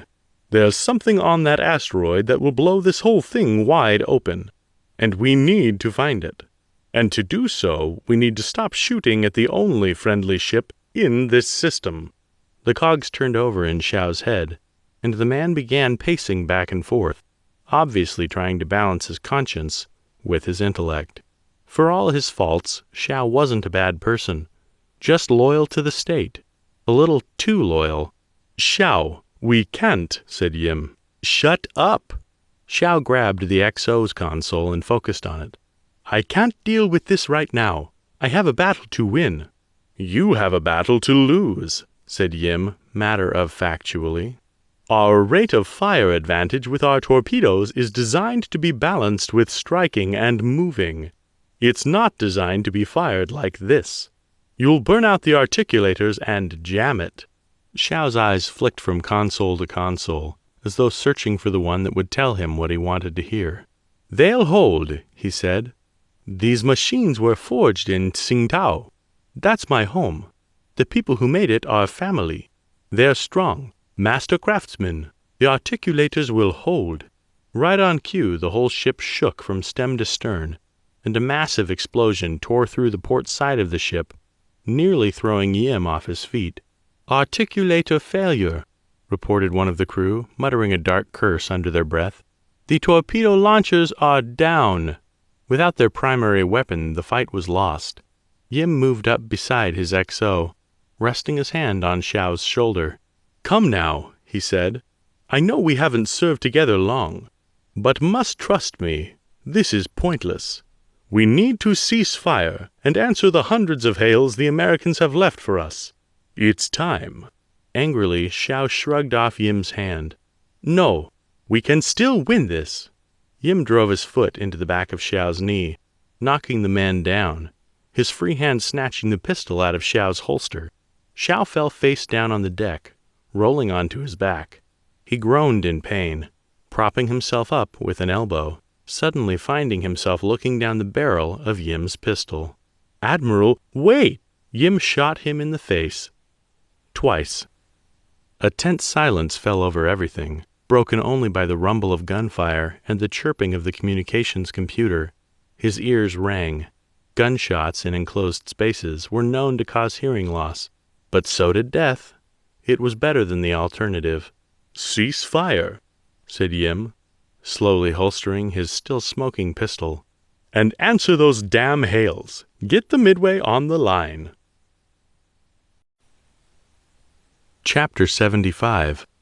Bridge, USS Midway, orbit above Chrysalis, Kepler 1011 system. The incoming torpedoes shut off their engines, drifting for a split second before detonating silently in the vacuum of space. Sir? Said their communications officer, her tone almost disbelieving. The Liu Yang! They've answered our hails! Oldest salesman technique in the book. Keep ringing till someone picks up. Put them through, said Mattis. And call off our birds. All ships. Return to base, weapons safe. While I'm talking to Yim and trying to sort this mess out, get damage control teams to inspect the bow of the ship, and anywhere else that needs it. Aye, sir, said Lynch, opening the channel. The connection that came through was full of static. Admiral Mattis, said Yim, somewhat breathlessly, I apologize for the outburst.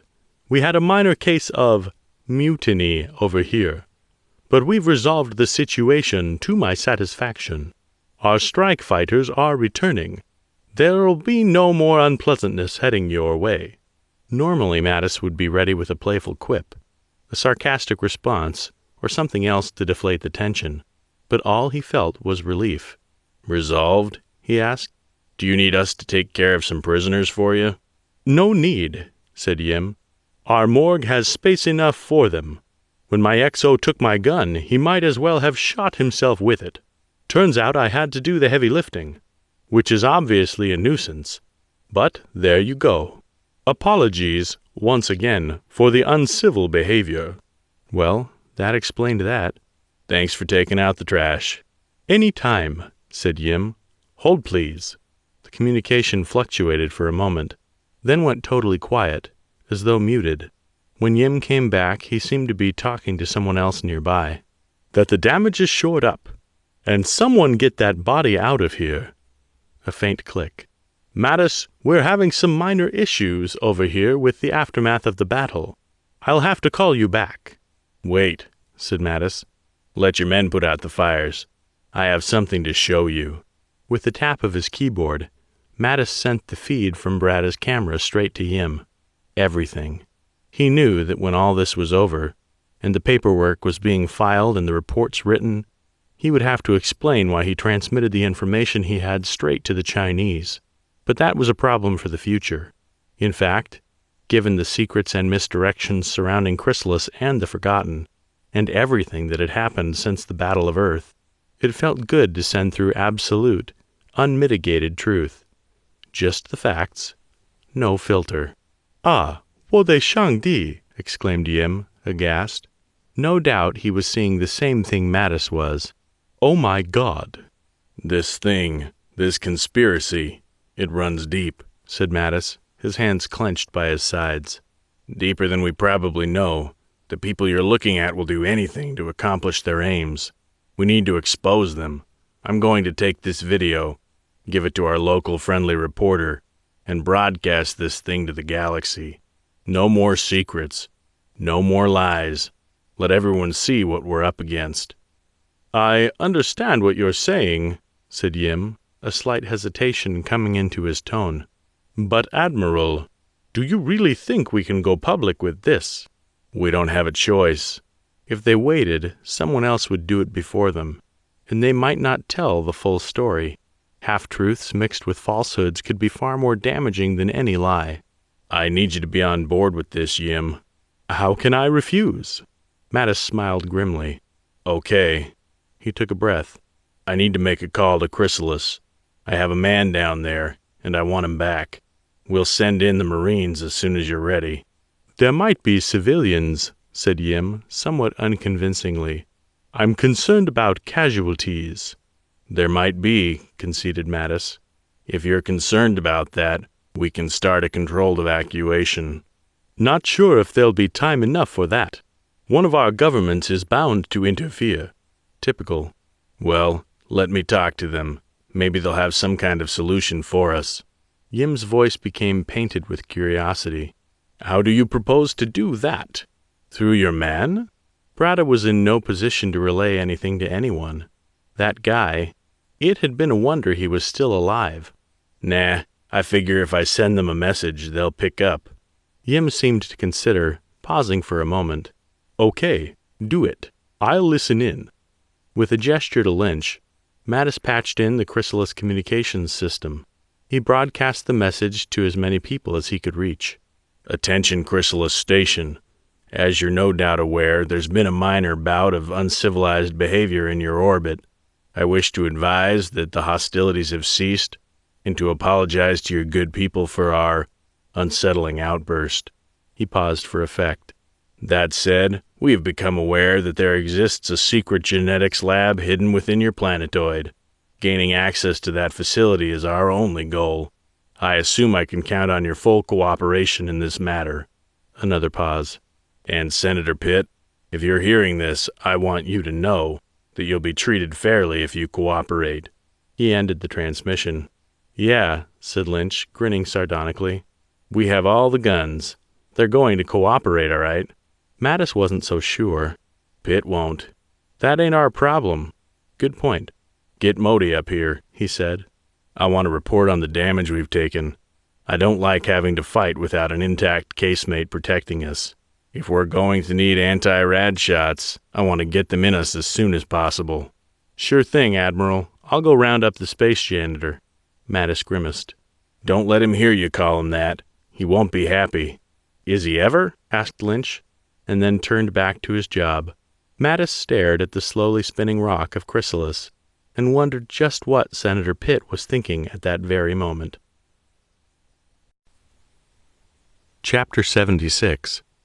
Max Gaines Facility, Floor 1, Hidden Genetics Lab, Chrysalis, Kepler 1011 System.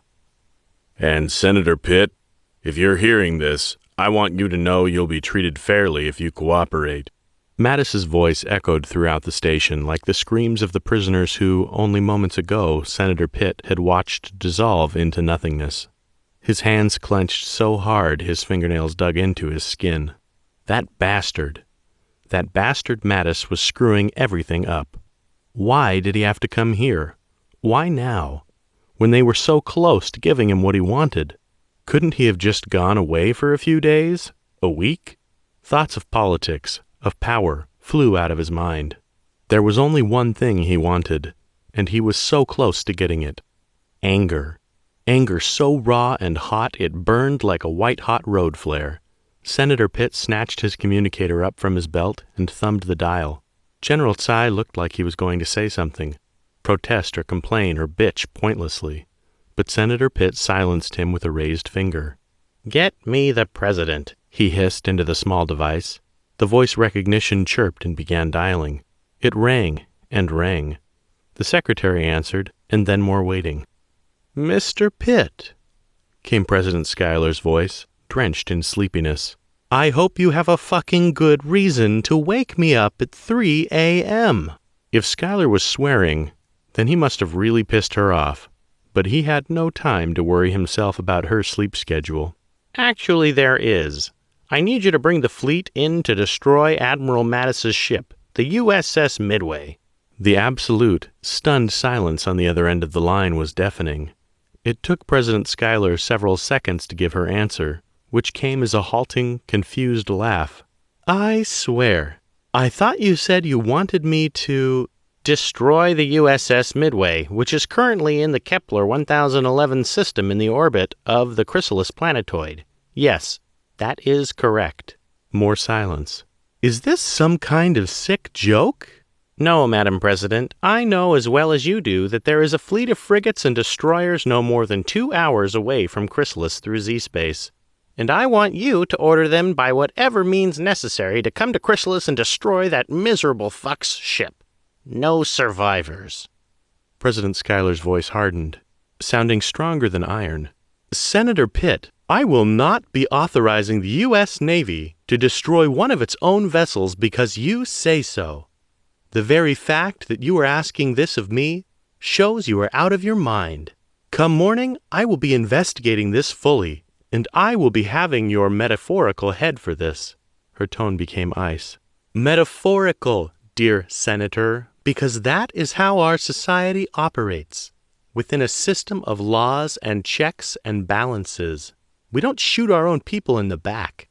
Good night, and never, ever call me again. Before you hang up, said Senator Pitt, his tone even and controlled, since you're throwing me to the wolves, and I'm forced to burn my credit, I know about Matthew Schuyler. Silence so sharp it could have cut glass. And what, said President Schuyler, her voice suddenly quiet, do you know about him? I'm not going to insult you by claiming to know everything, said Senator Pitt, his voice slipping subconsciously into a malevolent purr. But I know enough. Enough to bury you. I know how he died, and why that information terrifies you, both personally and politically. The media are sharks, as well you know, Madam President, and this story has plenty of blood in it. He heard the sound of rustling sheets, as though President Schuyler was sitting up in bed. Are you blackmailing me, Senator Pitt? No sense in sugarcoating it at all.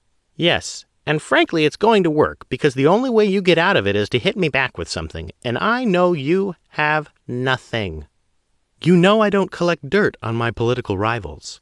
Her tone developed a desperate edge, a faint crack in her verbal armor, so rare in a woman of her caliber. I prefer to play fair. This isn't a game, it's war, and a fair fight is a sign of poor tactics. Senator Pitt smiled to himself. Now, Admiral Mattis isn't the only one with reporters in their contacts list, Madam President. If you like, I can call them up now, patch you into the call so you're on the line when I'm giving them the scoop of the century on you and your dirty little secret. He clicked his tongue. Unless you think it won't be necessary. She didn't answer, which told him more than enough. Now he had her. I'm a busy man, Madam President. Let me just pull up their contact information. He selected a number from his contact list. Miss Ramirez's boss, chief editor at GBC News. That should be fine. He hit dial. Here we go, he said as the phone dialed. You can see the number on your caller ID. Wait, said President Schuyler. Stop. Okay. The call connected. A sleepy-sounding man picked up. Who is this? Do you know what time it is? Sorry, said Senator Pitt. I accidentally pressed your number by mistake. Real sorry. Go back to sleep, Christian. Say hi to Jennifer for me in the morning. The guy didn't need to be told twice. He grunted and hung up immediately. So I think you'll agree, said Senator Pitt, that it is imperative that the nearby fleet get word that Admiral Jack Mattis's ship has been taken over by the Forgotten. Or, in fact, that he's decided to join them. Such a story will be easy to sell. The good admiral is a veteran of the same war as all of them, isn't he? And he's a known malcontent, at least when it comes to the Chinese. Everyone will readily believe he's joined up with those bastards. I'm sure you'll see as well as I do how easily the pieces fall into place. It practically writes itself. Beautiful. He could practically sense President Schuyler's glaring down the line at him. You'll pay for this, she warned him. You think you can get away with blackmailing the president like this? Destroying a U.S. Navy asset? The dead soldiers? Senator Pitt thought for a moment. Yes, that's why I'm doing this. She sighed angrily. I'm sending the fleet, but mark my words, you'll pay. Warmth flowed through him, a mixture of emotions being released like a cork from a bottle. Anger, the sucker of revenge, and some other pleasurable emotion he couldn't quite quantify. Relief? I don't care, he said. Just remember, no survivors. Chapter 77. Bridge, USS Midway, orbit above Chrysalis, Kepler 1011 system. Nothing to do but wait. Mattis let the minutes tick away, monitoring Chrysalis with every single system he had on hand. No sign of a civilian evacuation, but neither did the mines activate and blow them all to smithereens. Probably because the Liu Yang and the Midway were far too close to the planetoid for the gravity mines to hurt them without catastrophically damaging their own systems. Maybe that's what the delay was. The leadership on Chrysalis was slowly working this out for themselves. Overall, a good thing. It was about time cooler heads prevailed. When he was reasonably certain there was no more he could do at his post, Mattis visited his ready room and splashed some water on his face. When he came back, everyone seemed to be waiting for him with anxious eyes. "Report," he said, slipping into his CO's seat. "Sir?" asked Lynch, frowning at his console in mild confusion. "Did you request reinforcements from the fleet while you were taking a leak?" Mattis blinked. "There's a ship incoming?" he asked.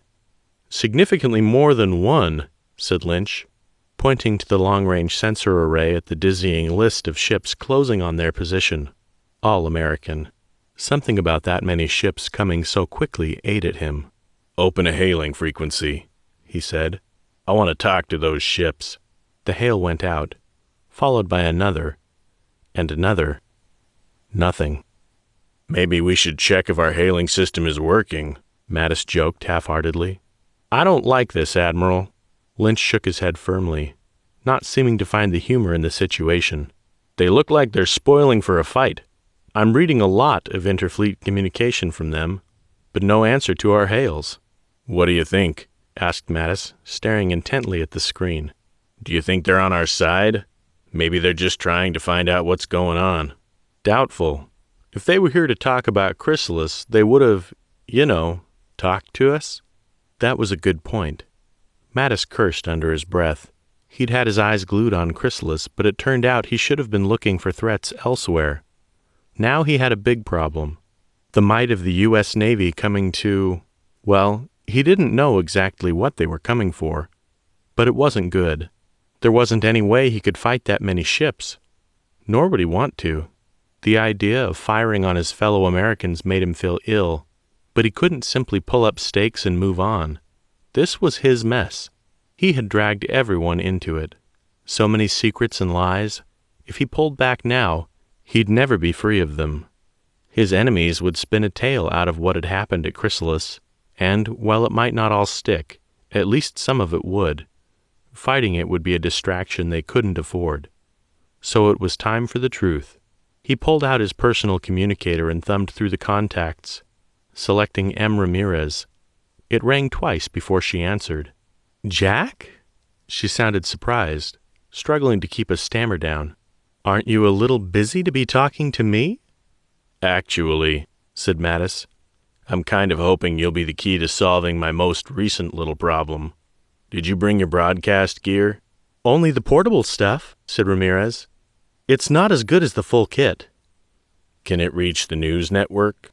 "Of course," said Ramirez, confused. "It wouldn't be much good if it couldn't." That was good enough. "Bring it up to the bridge," he said. "To my ready room. I want to make another broadcast, like the one we made before." An acidic edge crept into her tone. "Like the one where you gave me nothing and made me look like an absolute idiot in front of the whole galaxy?" Mattis chewed on the inside of his cheek. "It won't be like that this time. This time, I got something big for you. I promise." Her hesitation was plain, but finally she relented. "Okay, I'll be up in a bit." She blew out a low, long sigh. "You better be right about this, Jack," she said. Minutes later she arrived, skeptical but with an edge of hope on her face. Together they went in to Mattis's ready room. Ramirez set up her camera. It was a dinky little thing, about the size of a fist, balanced precariously on a too-thin tripod. Into it, Mattis told the galaxy the truth. He told them that the aliens who attacked Earth were not extraterrestrial beings, but humans. Humans that they had thought were from the future, but now believed were created by a secret government project. He told them that the world governments had created a system called the Ark Project. He told them that Senator Pitt was deep into the conspiracy. He told them that President Schuyler knew all of this and had done nothing. He mentioned the deep state, that it was behind these human experiments, through a front company, Max Gaines. He told them everything. The whole thing was cathartic, searing, hurting, but like ripping off a scab, strangely pleasurable. It felt good to come out from behind the wall of half-truths and barely kept secrets. And when it was done, Ramirez stood up, slowly, as though in shock, and turned the camera off. "That'll be beaming out to the whole galaxy in a minute or so," she said, a slight tremor in her voice. "Once it's finished compressing, you have about 20 seconds to change your mind." Mattis smiled confidently. "No changing my mind. We've told all of humanity everything there is. Named names, shown them where the bodies are buried. Should have done it a long time ago." "Well, I hope you know what you're doing," said Ramirez. "There's going to be consequences for this, you know." He knew that. One simply couldn't do what he'd done and expect that things would just be okay. But, right at that moment, it felt good. Mattis's communicator chirped and, with a cautious hand, he pulled it open. "Yes?" "Sir," said Lynch. "The fleet's turned away." He laughed, and in the background, Mattis could hear the bridge crew celebrating. "They're leaving." Ramirez smiled, and Mattis smiled back. "Nice work," she said, casually folding up the camera. "You did the right thing, Jack." "You're right," said Mattis, standing up out of his chair. "Now I gotta go make sure my ship is okay." "This isn't over," cautioned Ramirez, as she slid her camera into her bag. "It's just beginning." A problem for another day. Mattis managed a little half-smile. It really was good to see her again. "So," he asked, "what have you been up to?" Chapter 78. Private Office, Genetics Lab, Chrysalis, Kepler 1011 System. "What do you mean," hissed Senator Pitt, his hands clenched by his sides, "that the fleet has turned back?" President Schuyler's voice was, on the surface, apologetic, but he could tell, could sense below the level of her politician's lies, that she was secretly glad. "I had no choice," she said. "The U.S. chairman of the Joint Chiefs telephoned me personally and asked me to explain why I was giving direct orders to a Navy battle group. I couldn't do anything but tell him that I was acting on a personal tip I'd received, one of an urgent nature, one I couldn't share with him or it would compromise national security. He didn't buy it." "You realize," said Senator Pitt, "that I do not care if he bought it or not, right? I expected results, and I will not be getting them," said President Schuyler flatly. "Mattis's broadcast implicated you in all of this. Hell, he did more than implicate you. He flat out said you were partially responsible. When you finally make your way back to Earth, Senator, you will find yourself embroiled in a shitstorm the likes of which you cannot possibly imagine." She chuckled. "I dare say your political career is over, Peter." He knew it was likely true, but he almost didn't care. "Fine. You know as well as I do. You have to protect me. If I burn, you burn, Madam President." "If you burn," said President Schuyler, "I might get singed on my finger. I'll weather this storm, Senator. You, on the other hand, will not." "Do something," growled Pitt angrily. "Do something." "Now is not the time for haste," said President Schuyler, her politician's voice in full force. "Mattis is seen as a hero. I have my own reputation to protect. Even if you run crying to the media with what you know, they'll be too distracted by this, a far more newsworthy issue. And frankly, I will be too. To cover my ass with this, I'm going to have to appoint a blue ribbon commission, have the Attorney General call up a special prosecutor, sign executive actions, and all manner of unsightly business. I'm going to be very busy." She paused. "You might think I need you, Senator Pitt, but the reality is, you need me instead." She hung up. Slowly, Pitt returned his communicator to his pocket, simmering with fury. Madison Schuyler would pay for what they'd done, for taking it all away. Everything that he had done, his entire political career, gone in an instant. Every scrap of political credit, every favor, everything. Lost. All he had left was, he smiled, it would all be worth it, everything. Chapter 79. Hangar Bay, USS Midway, orbit above Chrysalis, Kepler 1011 system. Guano guided her warbird back to the Midway, and, just as the ship touched down, the strange feeling drained out of her. She powered down the ship, and as the energy left her warbird, she too felt exhausted, like she couldn't keep her eyes open. She stifled a rippling yawn. "What?" said Flatline, playfully patting her on the back of the helmet. "Was that boring to you, Guano?" She snorted and shook his hand off. Nah, I don't know, I just feel really sleepy. It's nap time for the bat. The playfulness drained out of Flatline's voice. "Is it the thing?" No, she said firmly, although in truth she couldn't know. Maybe. "Well, I'm convinced," Flatline coughed. "Hey, we're back. Time to go see the medical staff." She knew it was true. Okay, she said. Fine. She pushed the cockpit canopy open button, the hinge unsealing itself with a hiss. Then she hooked a leg over the edge of the starfighter.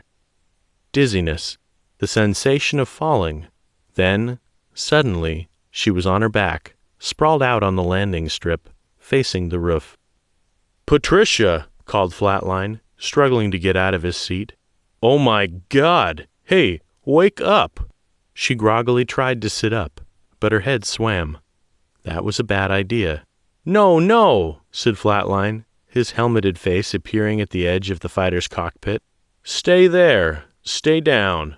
I'm calling the corpsman." "I'm fine," she insisted, her voice groggy. "I just fell." "You freaking passed out." Flatline scrambled down the side of the fighter, jumping the last meter or so onto the deck, his metal boots hitting with a thump. "You didn't just fall." Guano searched for a good lie, but none of them came. "You," said Flatline, hooking his arms around Guano's shoulders and pulling her up, "are going to get yourself checked out. Right now." Try as she might, Guano was simply too tired, too dizzy, to resist. She went limp in the arms of the medical technicians who arrived to carry her away. Chapter 80. Captain's Ready Room, USS Midway, orbit above Chrysalis, Kepler 1011 system. Mattis felt free. He'd been keeping other people's secrets for too long, and to have them all out in the open was liberating. The consequences for his actions would be serious, even dire, but at least his conscience was unburdened. He sat on the couch in his ready room, tablet in one hand, mug of black coffee in the other. The ratings started to come in. His interview was the third most popular broadcast that day, after reruns of the initial video of the aliens and some really cute video showing a cat eating spaghetti. "How's my star doing?" asked Ramirez, smiling as she returned with a warm cup of coffee, tired but seeming, as he was, to be glad that they had let everything out of the bag. "Much better now that I have some coffee and a little breathing room," he smiled back. "Feeling good." Ramirez slid into the couch beside him. "Good." She sipped her drink. "Thank you again." "No," said Mattis. For a moment, he almost put his arm around her shoulders. A sudden impulse he suppressed just in time.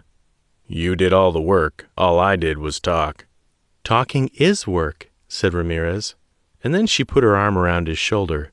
"At least it is in my world, and it was brave, too." A funny comment, given that he'd considered, and chickened out, of doing exactly what she'd just done. Mattis found words hard to come to his throat. "I suppose so." "Don't worry," she said, grinning playfully at him. "I think we have a lot more chances for you to tell the galaxy about important stuff. You'll be in front of my cameras again." "Great," said Mattis, groaning teasingly. "Just what I always wanted." There was a bit of silence as the two of them sat, their sides touching, pretending like it wasn't a big deal when it was. "I really do think you were brave," said Ramirez finally. Brave? He didn't feel brave. Like I said, all I did is talk. "Important talk," said Ramirez, A firmness in her tone that surprised him. "and not just because you told the galaxy a whole bunch of stuff that frankly it didn't want to hear, but needed to, but because of what it meant to you." She squirmed around on the couch, facing him squarely. "You went for transparency, and that's what's so good about it. You went out of your comfort zone. I could see you squirming as you spoke, trying to find some other way of delivering the news that would make it hurt less, even though such a thing wasn't possible. So you just did it anyway. Bravery means overcoming a challenge. That's what makes you a hero." "I suppose so," said Mattis, unable to refute what she was saying, but also unable to accept such flattery from her. "Maybe if I'd done a better job, it'd be the number 2 video instead of number 3. That damn cat is tough to beat, though." Ramirez stifled a giggle. "As much as this was important, even I'm forced to concede that the cat was really cute, the way that noodle dangled out of its mouth." "Very cute," said Mattis, and he leaned in and kissed her. She sat there. For a moment, he thought, feared, that she was going to do nothing, but then she leaned back, settling in on the couch with him once more. "Jack," she said, "sometimes I feel like you're the last hero in the whole damn galaxy, even if you are number 2 to a cat." He gently squeezed her. "For now," he said, smile widening. "Humans live longer than cats. If nothing else, I'll outlive that bastard." She laughed and squirmed around. "You're insufferable." Maybe, maybe not. Going public like he had could not be good for his career, but it had been necessary. "So," asked Mattis, "why the hell were you even on Chrysalis in the first place?" "Anonymous tip." He frowned, rolling his eyes. "Cut the crap." Ramirez hesitated before she answered. "It was your son, Jack. Chuck sent me this message out of the blue. I think he's conducting his own investigation or something. Anyway, something about it spoke to me. And then, what do you know? I found what I was looking for." "Resourceful kid," said Mattis. "Hope it doesn't get him killed, or worse, arrested." "I hope you don't get yourself killed." Ramirez looked up at him. "I won't," he said. "Promise." Another moment of silence passed. Then Ramirez, sounding almost sleeping, spoke up again. "Do you think these experimented on humans, these future people, do you think they'll come back?" Mattis sipped his coffee. "They're not from the future. I think that's clear now. I never thought that time travel explanation was very believable. Whatever this deep state is up to, they not only created these things, but they supplied them, in complete secrecy, with a fleet. A fleet that took out Friendship Station, and nearly took us out with it." Mattis wanted to talk more with her, but he had work to do. With palpable reluctance, Mattis pulled out his communicator. "Mattis to the infirmary." The on-call nurse, the same one who had struggled to inject Modi with a simple inoculation, picked up. "Good evening, Admiral. What can I do for you?" Mattis gave Ramirez another gentle squeeze. "Just checking in on Dr. Bratta." "He's resting," said the nurse. "He's pretty beat up, but he has company and plenty of painkillers. He'll be fine. We gave him a video of some cat eating spaghetti, and that seemed to make him happy. We're mostly focused on Guano. She was recently admitted."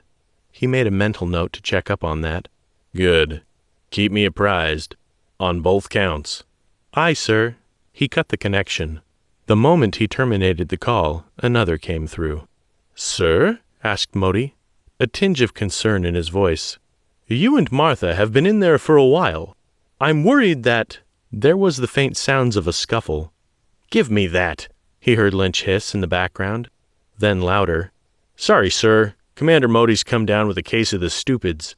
Sorry to disturb you both. Sorry." And then he hung up too. The two of them shared a laugh which took a long time to fade. It was partially Lynch and Modi's stumblings, but also relief. Relief they were alive. Relief the truth was out. Relief that they were sharing that exact moment together. Happy. Or at least something like it. "They'll be back," said Mattis, unable to keep the levity in his voice despite it all. "Sooner rather than later." "I know," said Ramirez, her eyes drooping closed, snuggled up to Mattis, her slowly cooling cup of coffee almost forgotten. "This isn't over. Not by a long shot." He wanted to reassure her, to convince her that everything was going to be okay, but the words didn't find their way to his lips, and so he just sat there, waiting, until she was asleep, their drinks were cold, and the ship's lighting changed to signify a shift change. Mattis was alone in the silence with his own thoughts, and his own words echoing in his ears, twisting and reforming until they shaped a new, realized thought. The war was just getting started. Epilogue. Private Office. Genetics Lab. Chrysalis. Kepler 1011 System. With the Midway and the Liu Yang in orbit of Chrysalis, and nothing else left to do but wait until they came down to arrest him, Senator Pitt was reduced to watching the news coverage of the events. "Breaking news on the Chrysalis Station incident. We are now receiving reports that the President herself is scheduled to make a speech on the developing situation within the hour." He flicked to another station, seeing a familiar face. Chuck Mattis. "I don't know anything about this," said Chuck, his lying face obviously withholding something. As far as I'm aware, there is no quote-unquote deep state within the United States or the People's Republic of China at this time." Lying son of a liar. Pitt angrily changed the channel again. "Orts indicate that neither the Midway or the Liu Yang have launched Marines or ordnances into Chrysalis at this time. But we remain vigilant and remind our viewers that this remains a developing situation." Liars. Probably. If the American or Chinese ships were going to attack, they wouldn't broadcast it onto the news. Another channel. This time, Mattis's face himself. "The Max Gaines Genetics Corp. is a front for illegal research, and we will see to it that—" Not in time. Whatever that idiot was planning on doing, it wouldn't be done anywhere near fast enough. Senator Pitt would get what he needed and get out. Right on cue, the private communicator chimed. A message from General Tsai. "We're ready. Come to productions." Barely able to keep his nerves in check, Senator Pitt leapt up from the table and darted out of the small office. All around him, alarms blared and sirens wailed, although he wasn't sure, or didn't care, if they were in relation to the technical wizardry being performed, the presence of the two warships in orbit, or something else entirely. Rounding a corner, Senator Pitt came upon a simple steel door labeled Productions. He swiped his card at the reader. Strange. It had never been locked before. He practically fell down the stairs leading to the laboratory floor. Within the wide-open lab space lay row after row of surgical slabs. Each contained a body draped in a white sheet, multi-armed surgical robots tending to them beneath the covering, stitching and sewing, and injecting pulses of the glowing green fluid, some of which dripped onto the floor, pooling beneath each of the bodies. As he watched, one of the bodies jerked as it received an electrical current. Then, slowly, as though waking from a deep sleep, the body sat up and pulled the sheet away from his head. Senator Pitt's face split into a wide smile. "Hello, son," he said. Commander Peter Pitt looked at him and blinked in surprise. "Hello, Dad," he replied. And it was all worth it. This has been The Last Hero, Book 2 of the Last War series. Written by Peter Bostrom. Narrated by Steve Jones. Copyright 2017 by Hyperspace Media, LLC. Production copyright 2017 by Hyperspace Media, LLC. Audible hopes you have enjoyed this program.